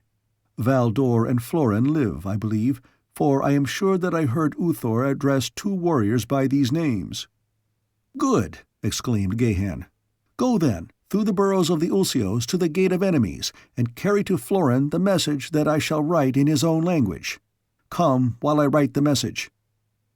In a nearby room they found a bench and table, and there Gahan sat and wrote in the strange, stenographic characters of Martian script a message to Florin of Gathol. "Why," he asked when he had finished it, "did you search for Tara through the spiral runway where we nearly met?" "Tassor told me where you were to be found, and as I have explored the greater part of the palace by means of the Ulsio runways and the darker and less frequented passages, I knew precisely where you were and how to reach you. This secret spiral ascends from the pits to the roof of the loftiest of the palace towers. It has secret openings at every level, but there is no living Manatorian, I believe, who knows of its existence. At least never have I met one within it, and I have used it many times. Thrice have I been in the chamber where Omai lies, though I knew nothing of his identity or the story of his death until Tassor told it to us in the camp of Uthor." "You know the palace thoroughly, then?" Gahan interrupted. "Better than Otar himself or any of his servants." "Good. And you would serve the Princess Tara Ghek, you may serve her best by accompanying Florin and following his instructions. I will write them here at the close of my message to him, for the walls have ears, Ghek, while none but a Gatholian may read what I have written to Florin. He will transmit it to you. Can I trust you?" "I may never return to Bantoom," replied Ghek. "Therefore I have but 2 friends in all Barsoom. What better may I do than serve them faithfully? You may trust me, Gatholian, who, with a woman of your kind, has taught me that there be finer and nobler things than perfect mentality, uninfluenced by the unreasoning tuitions of the heart. I go." As Otar pointed to the little doorway, all eyes turned in the direction he indicated, and surprise was writ large upon the faces of the warriors when they recognized the 2 who had entered the banquet hall. There was Aigos, and he dragged behind him one who was gagged and whose hands were fastened behind with a ribbon of tough silk. It was the slave girl. Aigos' cackling laughter rose above the silence of the room. "Ay, ay!" he shrilled. "What the young warriors of Otar cannot do, old Aigos does alone." "Only a Korfal might capture a Korfal," growled one of the chiefs who had fled from the chambers of Omai. Aigos laughed. "Terror turn your heart to water," he replied, "and shame your tongue to libel. This be no Korfal, but only a woman of Helium. Her companion a warrior who can match blades with the best of you and cut your putrid hearts. Not so in the days of Aigos' youth. Ah, then there were men in Manator. Well do I recall that day that I—" "Peace, doddering fool," commanded Otar. "Where is the man?" "Where I found the woman, in the death chamber of Omai. Let your wise and brave chieftains go thither and fetch him. I am an old man, and could bring but one." "You have done well, Aigos," Otar hastened to assure him, for when he learned that Gahan might still be in the haunted chambers, he wished to appease the wrath of Aigos, knowing well the vitriolic tongue and temper of the Ancient One. "You think she is no Corfal, then, Aigos?" he asked, wishing to carry the subject from the man who was still at large. "No more than you," replied the ancient taxidermist. Otar looked long and searchingly at Tara of Helium. All the beauty that was hers seemed suddenly to be carried to every fiber of his consciousness. She was still garbed in the rich harness of a black princess of Jatan, and as Otar the Jeddak gazed upon her, he realized that never before had his eyes rested upon a more perfect figure, a more beautiful face. "She is no Corfal," he murmured to himself. "She is no Corfal, and she is a princess of Helium, and by the golden hair of the holy Hekador, she is beautiful. Take the gag from her mouth and release her hands," he commanded aloud. "Make room for the Princess Tara of Helium at the side of Otar of Manator. She shall dine as she becomes a princess." Slaves did as Otar bid, and Tara of Helium stood with flashing eyes behind the chair that was offered her. "Sit," commanded Otar. The girl sank into the chair. "I sit as a prisoner," she said, "not as a guest at the board of my enemy, Otar of Manator." Otar motioned his followers from the room. "I would speak alone with the Princess of Helium," he said. The company and the slaves withdrew, and once more the Jeddak of Manator turned toward the girl. "Otar of Manator would be your friend," he said. Tara of Helium sat with arms folded upon her small, firm breasts, her eyes flashing from behind narrowed lids, nor did she deign to answer his overture. Otar leaned closer to her. He noted the hostility of her bearing, and he recalled his first encounter with her. She was a she-banth, but she was beautiful. She was by far the most desirable woman that Otar had ever looked upon, and he was determined to possess her. He told her so. "I could take you as my slave," he said to her, "but it pleases me to make you my wife. You shall be Jeddara of Manator. You shall have 7 days in which to prepare for the great honor that Otar is conferring upon you, and at this hour of the 7th day you shall become an empress and the wife of Otar in the throne room of the Jeddaks of Manator." He struck a gong that stood beside him upon the table, and when a slave appeared he bade him recall the company. Slowly the chiefs filed in and took their places at the table. Their faces were grim and scowling, for there was still unanswered the question of their Jeddak's courage. If Otar had hoped they would forget, he had been mistaken in his men. Otar arose. "In 7 days," he announced, "there will be a great feast in honor of the new Jeddara of Manator," and he waved his hand toward Tara of Helium. "The ceremony will occur at the beginning of the 7th Zode," about 8:30 p.m. Earth time, "in the throne room. In the meantime, the Princess of Helium will be cared for in the tower of the women's quarters of the palace.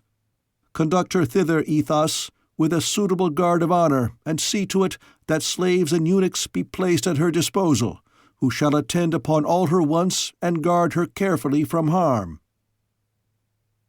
Now Ethos knew that the real meaning concealed in these fine words was that he should conduct the prisoner under a strong guard to the women's quarters and confine her there in the tower for 7 days, placing about her trustworthy guards who would prevent her escape or frustrate any attempted rescue. As Tara was departing from the chamber with Ethos and the guard, Otar leaned close to her ear and whispered, "Consider well during these 7 days the high honor I have offered you, and its sole alternative." As though she had not heard him, the girl passed out of the banquet hall, her head high and her eyes straight to the front.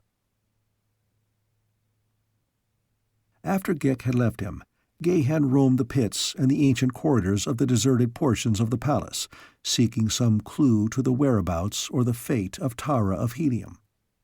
He utilized the spiral runway in passing from level to level, until he knew every foot of it, from the pits to the summit of the high tower, and into what apartments it opened at the various levels, as well as the ingenious and hidden mechanisms that operated the locks of the cleverly concealed doors leading to it. For food, he drew upon the stores he found in the pits, and when he slept he lay upon the royal couch of Omai in the forbidden chamber sharing the dais with the dead foot of the ancient Jeddak. In the palace about him seethed, all unknown to Gehan, a vast unrest. Warriors and chieftains pursued the duties of their vocations with dour faces, and little knots of them were collecting here and there with frowns of anger, discussing some subject that was uppermost in the minds of all.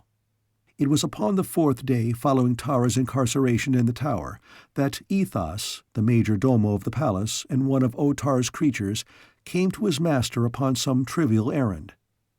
Otar was alone in one of the smaller chambers of his personal suite when the major domo was announced, and after the matter upon which Ethos had come was disposed of, the Jeddak signed him to remain. "From the position of an obscure warrior, I have elevated you, Ethos, to the honors of a chief. Within the confines of the palace, your word is second only to mine.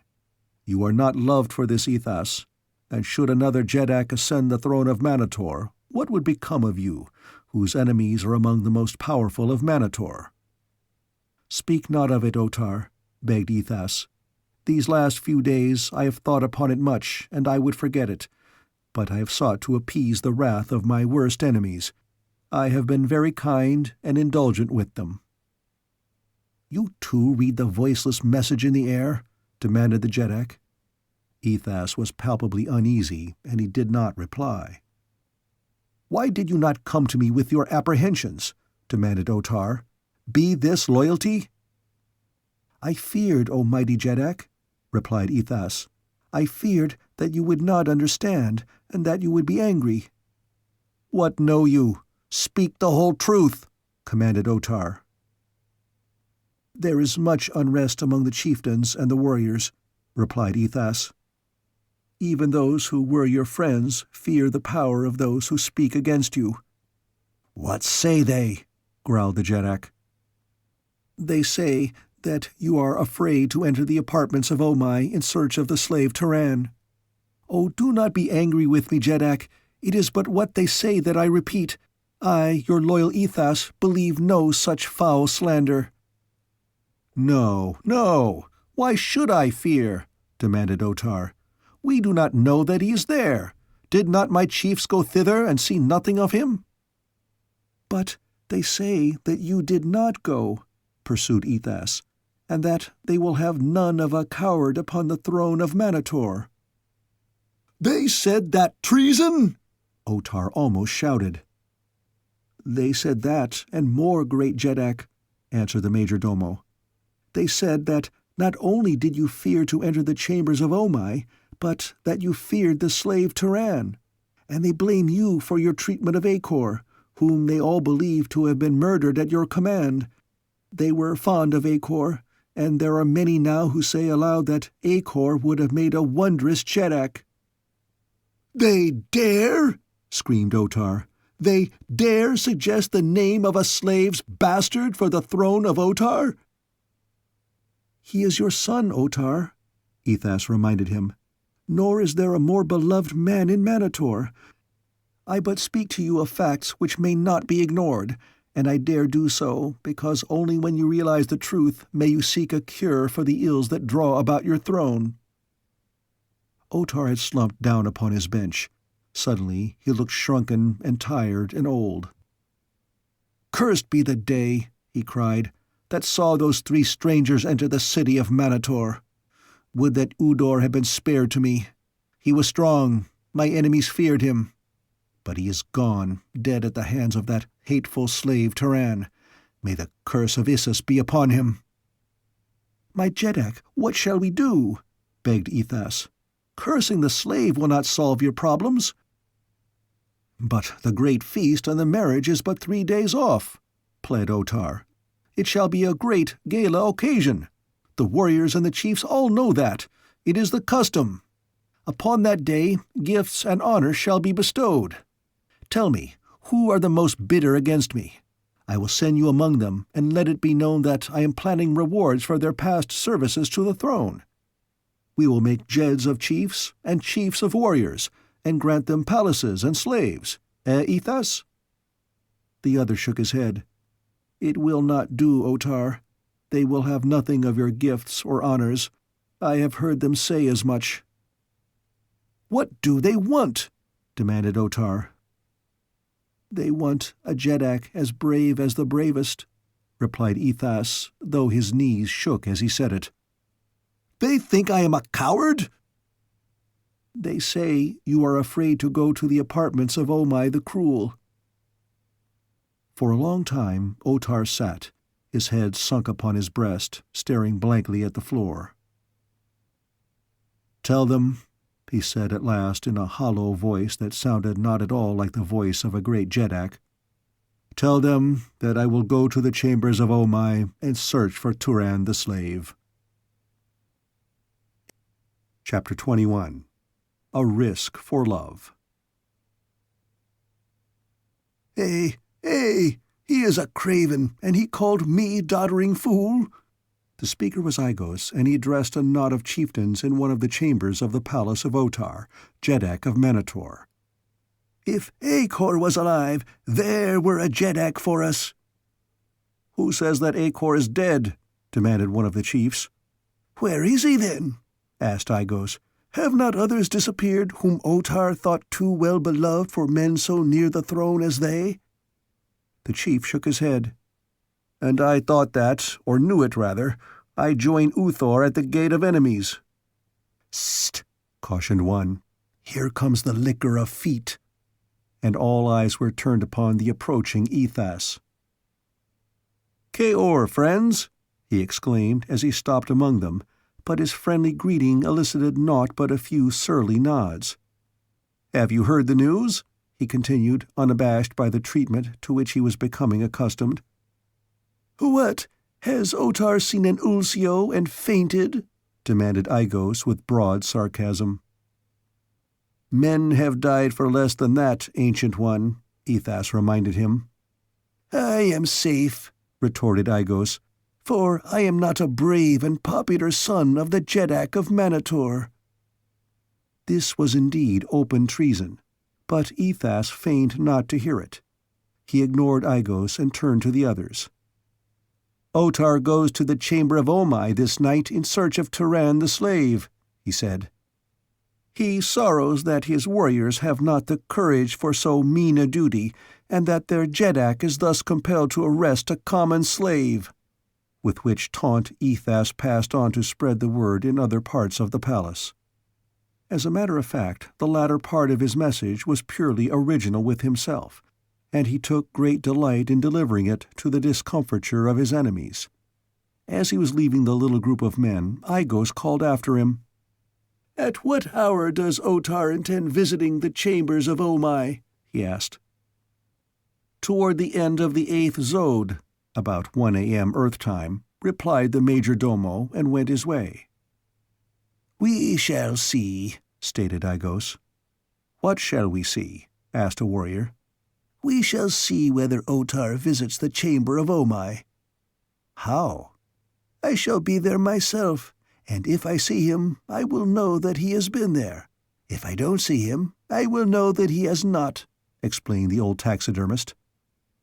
"Is there anything there to fill an honest man with fear?" asked a chieftain. "What have you seen?" "It was not so much what I saw, though that was bad enough, as what I heard," said Igos. "Tell us, what heard and saw you?" "I saw the dead Omai," said Igos. The others shuddered. "And you went not mad?" they asked. "Am I mad?" retorted Igos. "And you will go again?" "Yes." "Then indeed you are mad," cried one. "You saw the dead Omai, but what heard you that was worse?" whispered another.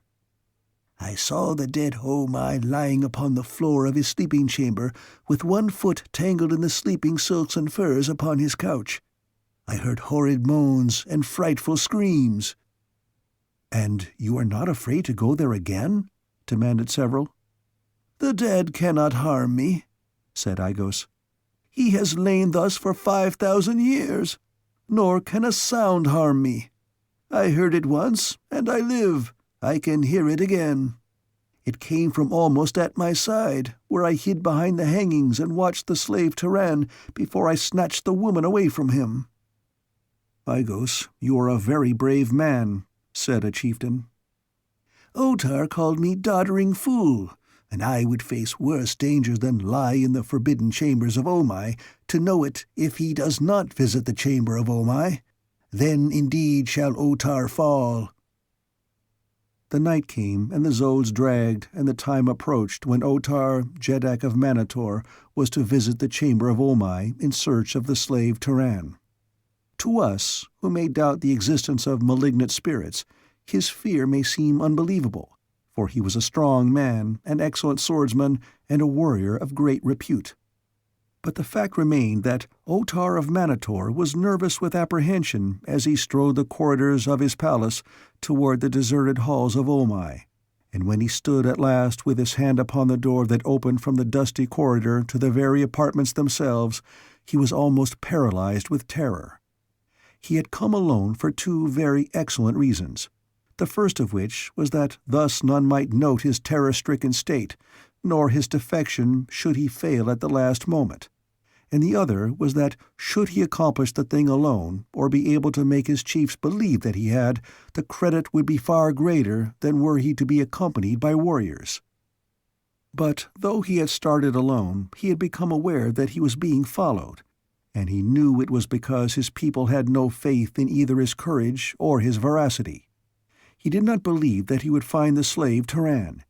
He did not very much want to find him, for though Otar was an excellent swordsman and a brave warrior in physical combat, he had seen how Turan had played with Udor, and he had no stomach for a passage at arms with one whom he knew outclassed him. And so Otar stood with his hand upon the door, afraid to enter, afraid not to. But at last his fear of his own warriors, watching behind him, grew greater than the fear of the unknown behind the ancient door, and he pushed the heavy skeel aside and entered. Silence and gloom and the dust of centuries lay heavy upon the chamber. From his warriors he knew the route that he must take to the horrid chamber of Omai, and so he forced his unwilling feet across the room before him, across the room where the Jatan players sat at their eternal game, and came to the short corridor that led into the room of Omai. His naked sword trembled in his grasp. He paused after each forward step to listen, and when he was almost at the door of the ghost-haunted chamber, his heart stood still within his breast, and the cold sweat broke from the clammy skin of his forehead. For from within there came to his affrighted ears the sound of muffled breathing. Then it was that Otar of Manator came near to fleeing from the nameless horror that he could not see, but that he knew lay waiting for him in that chamber just ahead. But again came the fear of the wrath and contempt of his warriors and his chiefs. They would degrade him, and they would slay him into the bargain. There was no doubt of what his fate would be should he flee the apartments of Omai in terror. His only hope, therefore, lay in daring the unknown in preference to the known. He moved forward. A few steps took him to the doorway. The chamber before him was darker than the corridor, so that he could just indistinctly make out the objects in the room. He saw a sleeping dais near the center, with a darker blotch of something lying on the marble floor beside it. He moved a step farther into the doorway, and the scabbard of his sword scraped against the stone frame. To his horror, he saw the sleeping silks and furs upon the central dais move. He saw a figure slowly arising to a sitting posture from the deathbed of Omai the Cruel. His knees shook, but he gathered all his moral forces, and gripping his sword more tightly in his trembling fingers, prepared to leap across the chamber upon the horrid apparition. He hesitated just a moment. He felt eyes upon him, ghoulish eyes that bored through the darkness into his withering heart, eyes that he could not see. He gathered himself for the rush, and then there broke from the thing upon the couch an awful shriek, and Otar sank senseless to the floor. Gahan rose from the couch of Omai, smiling, only to swing quickly about with drawn sword as the shadow of a noise impinged upon his keen ears from the shadows behind him. Between the parted hangings he saw a bent and wrinkled figure. It was Aigos. "Sheathe your sword, Turan," said the old man. "You have naught to fear from Aigos." "What do you here?" demanded Gahan. "I came to make sure that the great coward did not cheat us. He called me doddering fool, but look at him now, stricken insensible by terror. But one might forgive him that who had heard your uncanny scream. It all but blasted my own courage. And it was you, then, who moaned and screamed when the chiefs came that day that I stole Tara from you?" "It was you, then, old scoundrel?" demanded Gahan, moving threatening toward Aigos. Come," expostulated the old man. "It was I, but then I was your enemy. I would not do it now. Conditions have changed." "How have they changed? What has changed them?" asked Gahan. "Then I did not fully realize the cowardice of my Jeddak, or the bravery of you and the girl.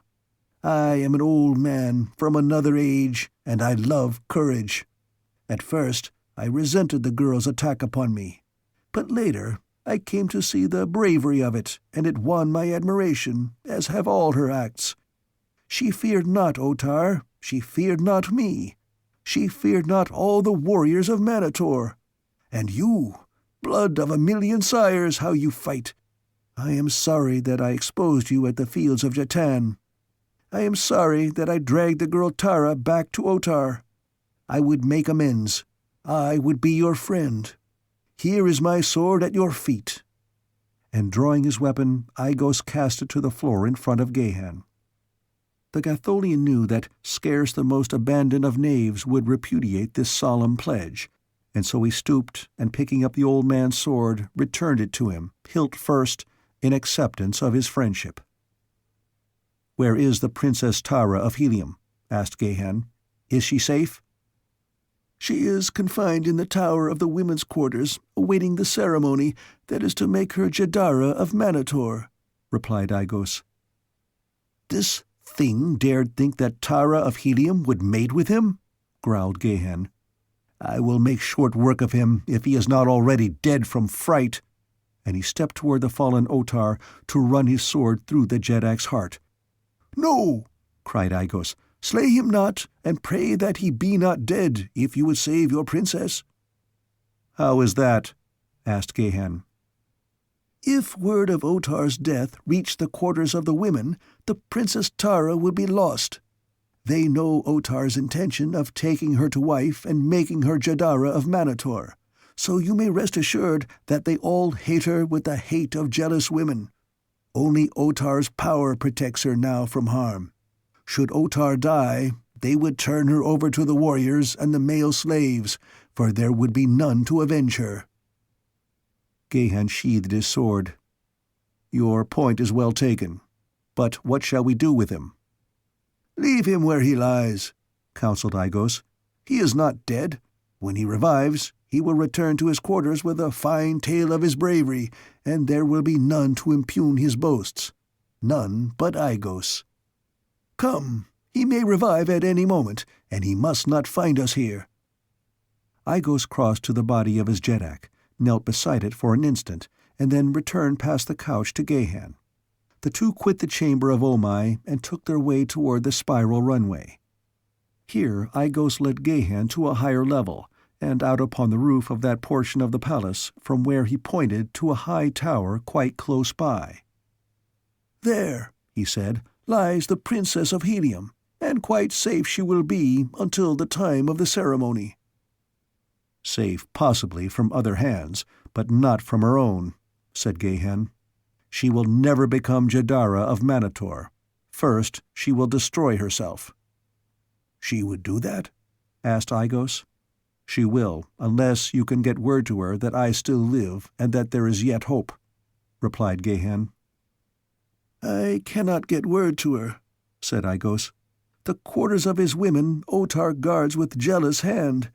Here are his most trusted slaves and warriors. Yet, even so, thick among them are countless spies, so that no man knows which be which.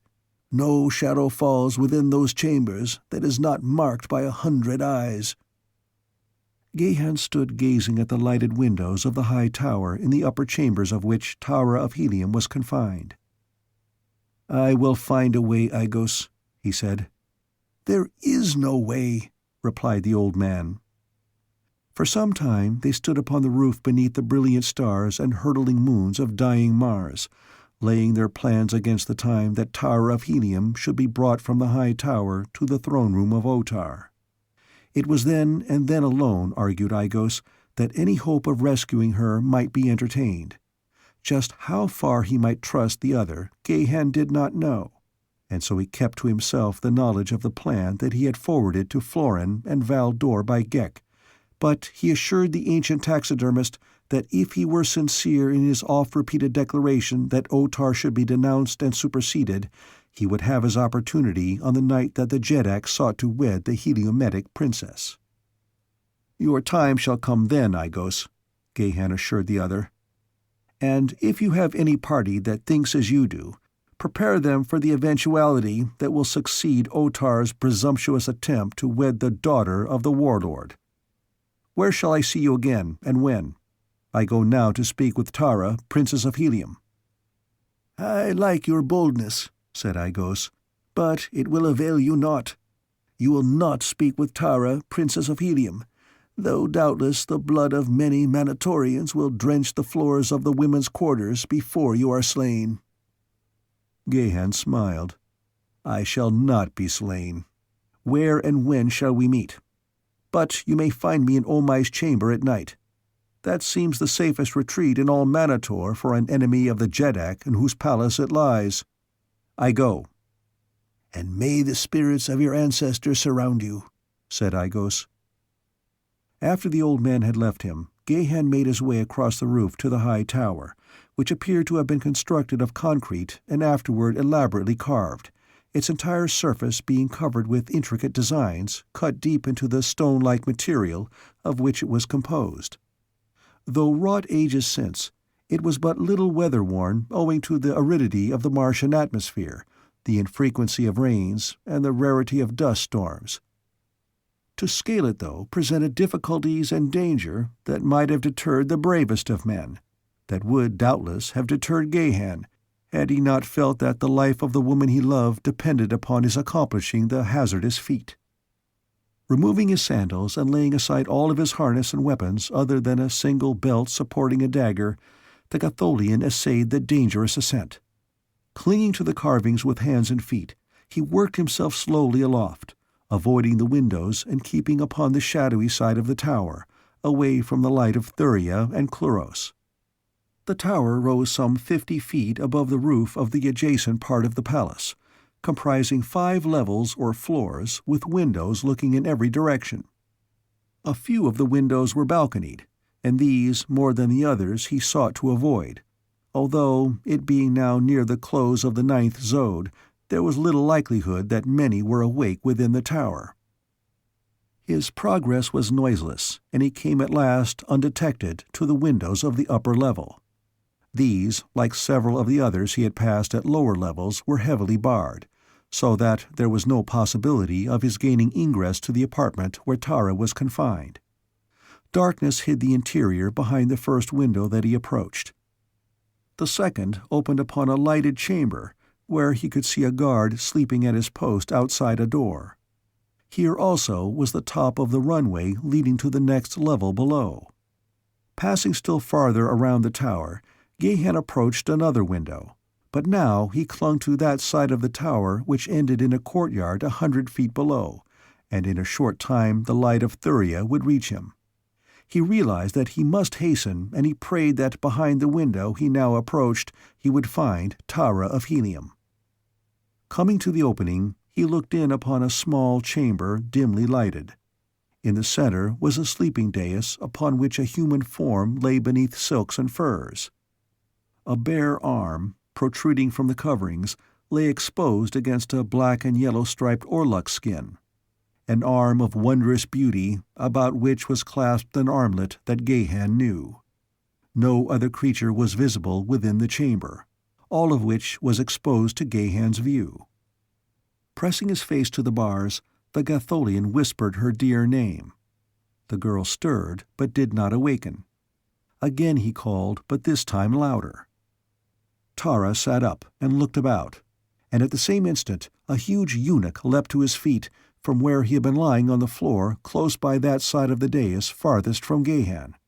Simultaneously the brilliant light of Thuria flashed full upon the window where Gahan clung, silhouetting him plainly to the two within. Both sprang to their feet. The eunuch drew his sword and leapt for the window, where the helpless Gahan would have fallen an easy victim to a single thrust of the murderous weapon the fellow bore, had not Tara of Helium leapt upon her guard, dragging him back. At the same time she drew the slim dagger from its hiding-place in her harness, and even as the eunuch sought to hurl her aside, its keen point found his heart. Without a sound he died, and lunged forward to the floor. Then Tara ran to the window. "Turan, my chief," she cried, "what awful risk is this you take to seek me here, where even your brave heart is powerless to aid me?"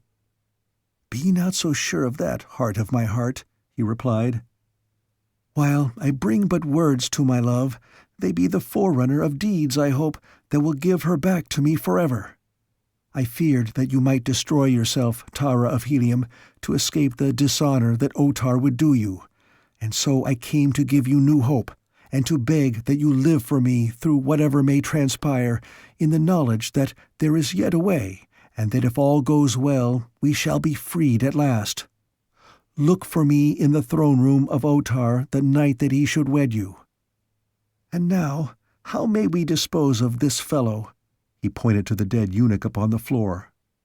"We need not concern ourselves about that," she replied. "None dares harm me, for fear of the wrath of Otar. Otherwise, I should have been dead so soon as ever I entered this portion of the palace, for the women hate me. Otar alone may punish me, and what cares Otar for the life of a eunuch? No, fear not upon this score." Their hands were clasped between the bars, and now Gahan drew her nearer to him. "One kiss," he said, "before I go, my princess." And the proud daughter of Dejah Thoris, Princess of Helium, and the warlord of Barsoom whispered, "My chieftain," and pressed her lips to the lips of Turan, the common panthan. Chapter 22. At the Moment of Marriage. The silence of the tomb lay heavy about him as Otar, Jeddak of Manator, opened his eyes in the chamber of Omai. Recollection of the frightful apparition that had confronted him swept to his consciousness. He listened, but heard naught. Within the range of his vision there was nothing apparent that might cause alarm. Slowly he lifted his head and looked about. Upon the floor beside the couch lay the thing that had at first attracted his attention, and his eyes closed in terror as he recognized it for what it was. But it moved not, nor spoke. Otar opened his eyes again and rose to his feet. He was trembling in every limb. There was nothing on the dais from which he had seen the thing arise. Otar backed slowly from the room. At last he gained the outer corridor. It was empty. He did not know that it was emptied rapidly, as the loud scream with which his own had mingled had broken upon the startled ears of the warriors who had been sent to spy upon him. He looked at the timepiece set in a massive bracelet upon his left forearm. The 9th Zode was nearly half gone. Otar had lain for an hour unconscious. He had spent an hour in the chamber of Omai, and he was not dead. He had looked upon the face of his predecessor and was still sane. He shook himself and smiled. Rapidly he subdued his rebelliously shaking nerves, so that by the time he reached the tenanted portion of the palace he had gained control of himself. He walked with chin high and something of a swagger. To the banquet hall he went, knowing that his chiefs awaited him there, and as he entered they arose, and upon the faces of many were incredulity and amaze, for they had not thought to see Otar the Jeddak again after what the spies had told them of the horrid sounds issuing from the chamber of Omai. Thankful was Otar that he had gone alone to that chamber of fright, for now no one could deny the tale that he should tell. Ethas rushed forward to greet him, for Ethas had seen black looks directed toward him as the Tal slipped by and his benefactor failed to return. "O brave and glorious Jeddak," cried the major domo, "we rejoice at your safe return and beg of you the story of your adventure." "It was naught," exclaimed Otar. "I searched the chambers carefully and waited in hiding for the return of the slave Turan, if he were temporarily away. But he came not. He is not there, and I doubt if he ever goes there. Few men would choose to remain long in such a dismal place." "You were not attacked?" asked Ethas. "You heard no screams, nor moans?" "I heard hideous noises and saw phantom figures, but they fled before me, so that never could I lay hold of one, and I looked upon the face of Omai, and I am not mad. I even rested in the chamber beside his corpse." In a far corner of the room a bent and wrinkled old man had a smile behind a golden goblet of strong brew. "Come, let us drink," cried Otar, and reached for the dagger, the pommel of which he was accustomed to use to strike the gong which summoned slaves, but the dagger was not in its scabbard. Otar was puzzled. He knew that it had been there just before he entered the chamber of Omai, for he had carefully felt of all his weapons to make sure that none was missing. He seized instead a table utensil and struck the gong, and when the slaves came, bade them bring the strongest brew for Otar and his chiefs. Before the dawn broke, many were the expressions of admiration bellowed from drunken lips, admiration for the courage of their Jeddak. But some there were who still looked glum. Came at last the day that Otar would take the Princess Tara of Helium to wife. For hours slaves prepared the unwilling bride. 7 perfumed baths occupied 3 long and weary hours. Then her whole body was anointed with the oil of Pamelia blossoms and massaged by the deft fingers of a slave from distant Dusar. Her harness, all new and wrought for the occasion, was of the white hide of the great apes of Barsoom, hung heavily with platinum and diamonds, fairly encrusted with them. The glossy mass of her jet hair had been built into a coiffure of stately and becoming grandeur, into which diamond-headed pins were stuck until the whole scintillated as the stars in heaven upon a moonless night. But it was a sullen and defiant bride that they led from the high tower toward the throne-room of Otar. The corridors were filled with slaves and warriors, and the women of the palace and the city who had been commanded to attend the ceremony. All the power and pride, wealth and beauty of Manator were there. Slowly Tara, surrounded by a heavy guard of honor, moved along the marble corridors filled with people. At the entrance to the Hall of Chiefs, Ethas, the major domo, received her. The hall was empty, except for its ranks of dead chieftains upon their dead mounts. Through this long chamber, Ethas escorted her to the throne room, which also was empty, the marriage ceremony in Manator differing from that of other countries of Barsoom. Here the bride would await the groom at the foot of the steps leading to the throne. The guests followed her in and took their places, leaving the central aisle from the Hall of Chiefs to the throne clear, for up this Otar would approach his bride alone, after a short solitary communion with the dead behind closed doors in the Hall of Chiefs. It was the custom. The guests had all filed through the Hall of Chiefs. The doors at both ends had been closed. Presently, those at the lower end of the hall opened, and Otar entered. His black harness was ornamented with rubies and gold. His face was covered by a grotesque mask of the precious metal in which 2 enormous rubies were set for eyes, though below them were narrow slits through which the wearer could see. His crown was a fillet supporting carved feathers of the same metal as the mask. To the last detail, his regalia was that demanded of a royal bridegroom by the customs of Manator, and now, in accordance with that same custom, he came alone into the Hall of Chiefs, to receive the blessings and the counsel of the great ones of Manator who had preceded him. As the doors at the lower end of the hall closed behind him, Otar the Jeddak stood alone with the great dead.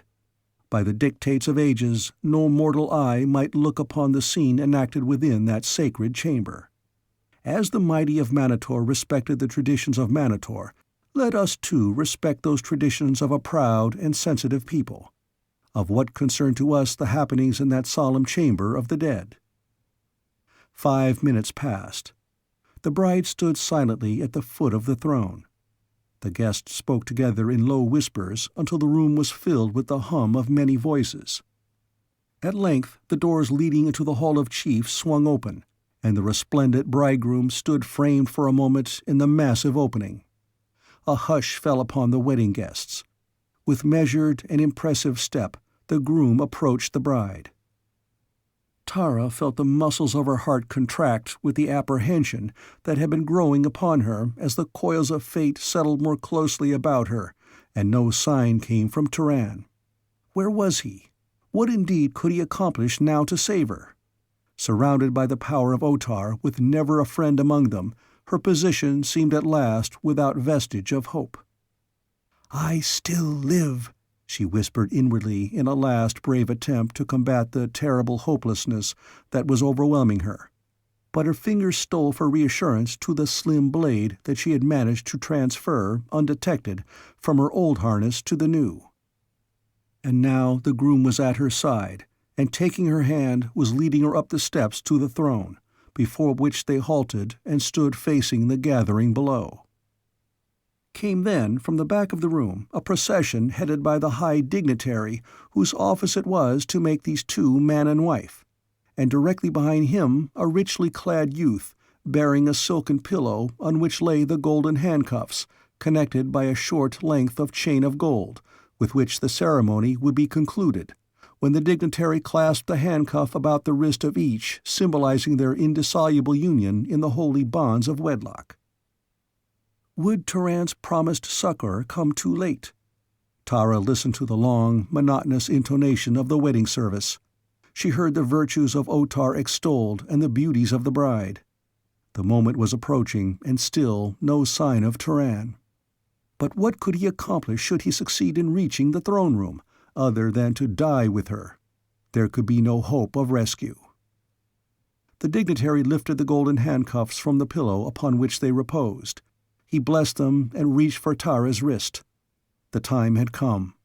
The thing could go no further, for alive or dead, by all the laws of Barsoom, she would be the wife of Otar of Manator the instant the two were locked together. Even should rescue come then or later, she could never dissolve those bonds, and Turan would be lost to her as surely as though death separated them. Her hand stole toward the hidden blade, but instantly the hand of the groom shot out and seized her wrist. He had guessed her intention. Through the slits in the grotesque mask she could see his eyes upon her, and she guessed the sardonic smile that the mask hid. For a tense moment the two stood thus. The people below them kept breathless silence, for the play before the throne had not passed unnoticed. Dramatic as was the moment, it was suddenly rendered trebly so by the noisy opening of the doors leading to the Hall of Chiefs. All eyes turned in the direction of the interruption to see another figure framed in the massive opening, a half-clad figure buckling the half-adjusted harness hurriedly in place. The figure of Otar, Jeddak of Manator. "Stop!" he screamed, springing forward along the aisle toward the throne. "Seize the impostor!" All eyes shot to the figure of the groom before the throne. They saw him raise his hand and snatch off the golden mask, and Tara of Helium in wide-eyed incredulity looked up into the face of Turan the Panthan. "Turan the slave!" they cried then. "Death to him! Death to him!" "Wait!" shouted Turan, drawing his sword as a dozen warriors leapt forward. "Wait!" screamed another voice, old and cracked, as Igos, the ancient taxidermist, sprang from among the guests and reached the throne steps ahead of the foremost warriors. At the sight of the old man, the warriors paused, for age is held in great veneration among the peoples of Barsoom, as is true perhaps of all peoples whose religion is based to any extent upon ancestor worship. But Otar gave no heed to him, leaping instead swiftly toward the throne. "Stop, coward!" cried Aigos. The people looked at the little old man in amazement. "Men of Manator," he cackled in his thin, shrill voice, "wouldst be ruled by a coward and a liar?" "Down with him!" shouted Otar. "Not until I have spoken," retorted Aigos.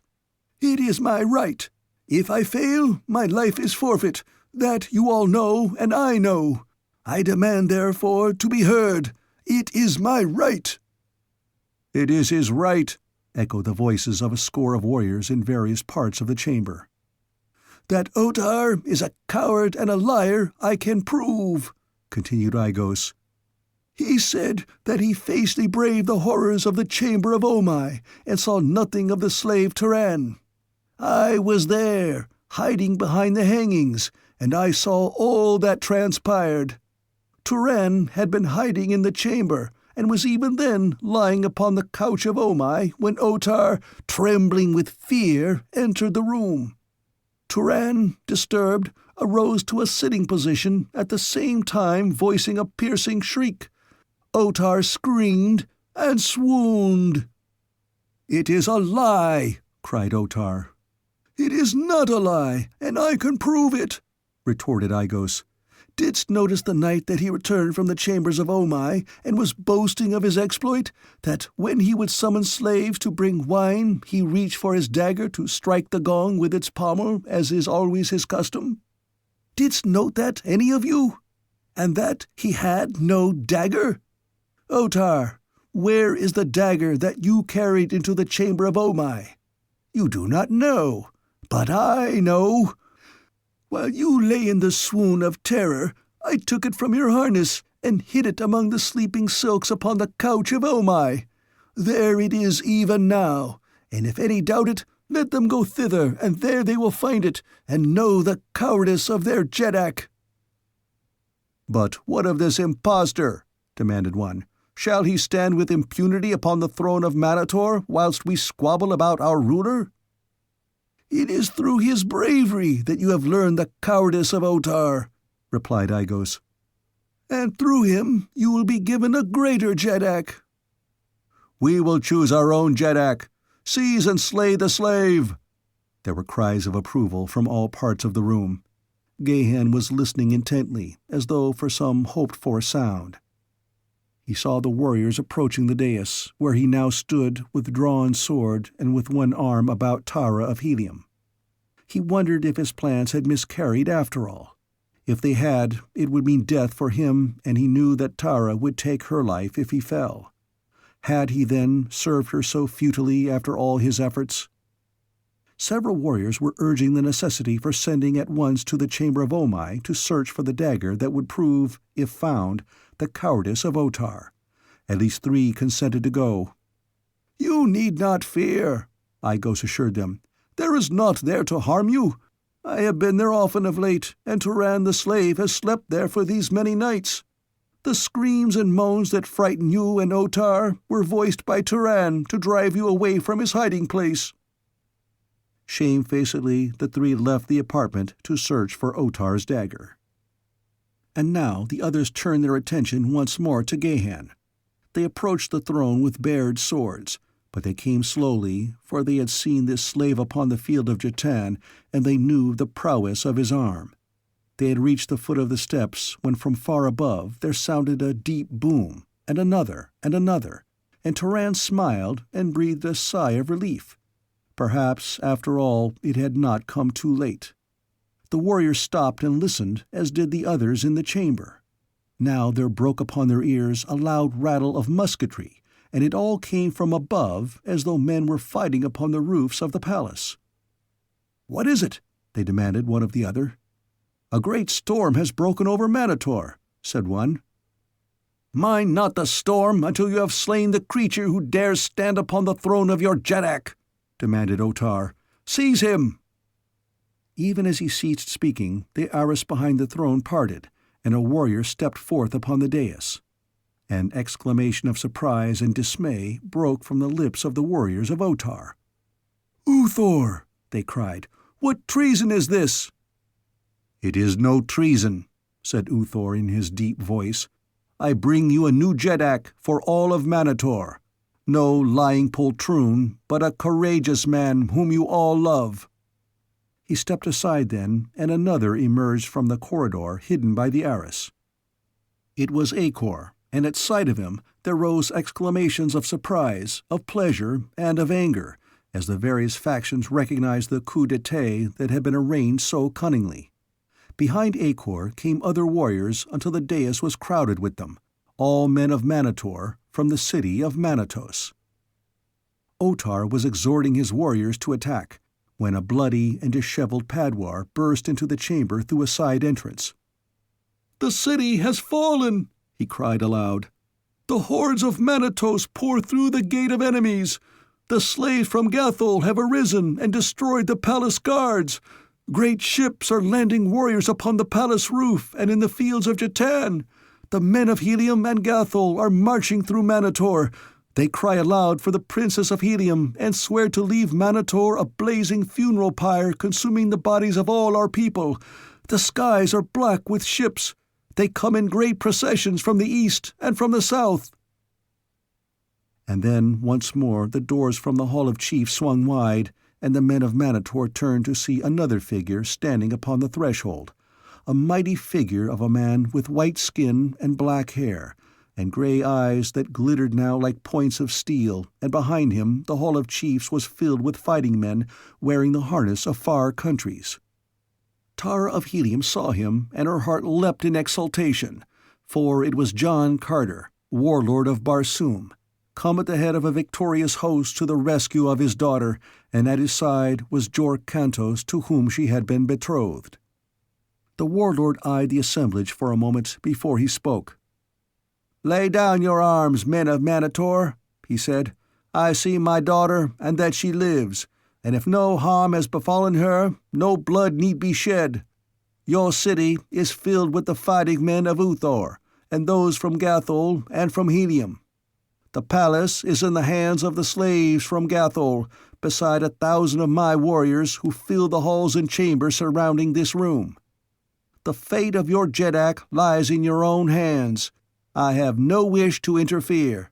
I come only for my daughter and to free the slave from Gathol. I have spoken." And without waiting for a reply, and as though the room had been filled with his own people rather than a hostile band, he strode up the broad main aisle toward Tara of Helium. The chiefs of Manator were stunned.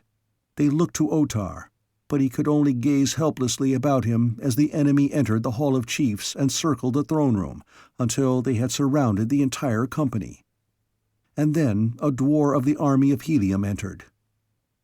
"We have captured 3 chiefs," he reported to the warlord, who begged that they be permitted to enter the throne room and report to their fellows some matter which they say will decide the fate of Manator. "Fetch them," ordered the warlord. They came, heavily guarded, to the foot of the steps leading to the throne, and there they stopped, and the leader turned toward the others of Manator, and raising high his right hand displayed a jeweled dagger. "We found it," he said, "even where Igo said that we would find it." And he looked menacingly upon Otar. "Acor, Jeddak of Manator!" cried a voice, and the cry was taken up by 100 hoarse-throated warriors. "There can be but one Jeddak in Manator," said the chief who held the dagger. His eyes still fixed upon the hapless Otar, he crossed to where the latter stood, and holding the dagger upon an outstretched palm, proffered it to the discredited ruler. "There can be but one Jeddak in Manator," he repeated meaningly. Otar took the proffered blade, and drawing himself to his full height, plunged it to the guard into his breast, in that single act redeeming himself in the esteem of his people and winning an eternal place in the Hall of Chiefs. As he fell, all was silence in the great room, to be broken presently by the voice of Uthor. "Otar is dead," he cried.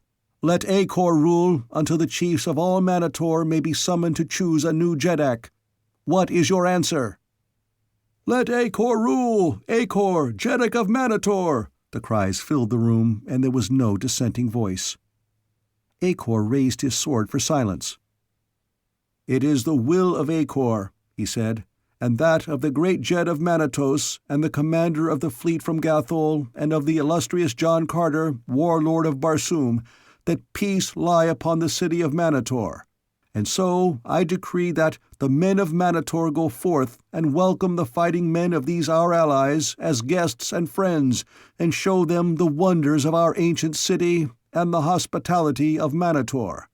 I have spoken." And Uthor and John Carter dismissed their warriors and bade them accept the hospitality of Manator. As the room emptied, Jork Cantos reached the side of Tara of Helium. The girl's happiness at rescue had been blighted by the sight of this man whom her virtuous heart told her she had wronged. She dreaded the ordeal that lay before her and the dishonor that she must admit before she could hope to be freed from the understanding that had for long existed between them. And now Jork Cantos approached, and kneeling, raised her fingers to his lips. "Beautiful daughter of Helium," he said, "how may I tell you the thing that I must tell you, of the dishonor that I have all unwittingly done you? I can but throw myself upon your generosity for forgiveness, and if you demand it, I can receive the dagger as honorably as did Otar." "What do you mean?" asked Tara of Helium. "What are you talking about? Why speak thus in riddles to one whose heart is already breaking?" Her heart already breaking. The outlook was anything but promising, and the young Padwar wished that he had died before ever he had had to speak the words he now must speak. "Tara of Helium," he continued, "we all thought you dead. For a long year have you been gone from Helium. I have mourned you truly, and then, less than a moon since, I wed with Olvia Marthas." He stopped and looked at her with eyes that might have said, "Now strike me dead." "Oh, foolish man!" cried Tara. "Nothing you could have done could have pleased me more. Jork Cantos, I could kiss you." "I do not think that Olvia Marthas would mind," he said, his face now wreathed with smiles. As they spoke, a body of men had entered the throne room and approached the dais. They were tall men, trapped in plain harness, absolutely without ornamentation. Just as their leader reached the dais, Tara had turned to Gahan, motioning him to join them. "Jork Cantos," she said, "I bring you Turan the Panthan, whose loyalty and bravery have won my love." John Carter and the leader of the new-come warriors, who were standing near, looked quickly at the little group. The former smiled an inscrutable smile. The latter addressed the Princess of Helium. "Turan the Panthan!" he cried. "Know you not, fair daughter of Helium, that this man you call Panthan is Gahan, Jed of Gathol?" For just a moment Tara of Helium looked her surprise, and then she shrugged her beautiful shoulders as she turned her head to cast her eyes over one of them at Gahan of Gathol. "Jed or Panthan," she said, "what difference does it make what one's slave has been?" And she laughed roguishly into the smiling face of her lover.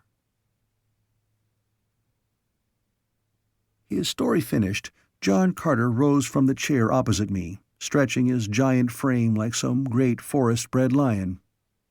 "You must go?" I cried, for I hated to see him leave, and it seemed that he had been with me but a moment. "The sky is already red beyond those beautiful hills of yours," he replied, "and it will soon be day." "Just one question before you go," I begged. "Well?" he assented good-naturedly. "How was Gahan able to enter the throne room garbed in Otar's trappings?" I asked. "It was simple, for Gahan of Gathol," replied the warlord. "With the assistance of Agos, he crept into the Hall of Chiefs before the ceremony, while the throne room and the Hall of Chiefs were vacated to receive the bride. He came from the pits through the corridor that opened behind the arras at the rear of the throne, and passing into the Hall of Chiefs, took his place upon the back of a riderless thoat, whose warrior was in Agos' repair room. When Otar entered and came near him, Gahan fell upon him and struck him with the butt of a heavy spear. He thought that he had killed him, and was surprised when Otar appeared to denounce him." "And Ghek? What became of Ghek?" I insisted. "After leading Valdor and Florin to Tara's disabled flyer, which they repaired, he accompanied them to Gathol, from where a message was sent to me in Helium. He then led a large party, including Akor and Uthor, from the roof, where our ships landed them, down a spiral runway into the palace, and guided them to the throne room. We took him back to Helium with us, where he still lives, with his single Rykor, which we found all but starved to death in the pits of Manator. But come, no more questions now." I accompanied him to the East Arcade, where the red dawn was glowing beyond the arches. "Goodbye," he said. "I can scarce believe that it is really you," I exclaimed. "Tomorrow I will be sure that I have dreamed all this." He laughed, and drawing his sword, scratched a rude cross upon the concrete of one of the arches. "If you are in doubt tomorrow," he said, "come and see if you dream this." A moment later he was gone. The end of The Chessmen of Mars by Edgar Rice Burroughs.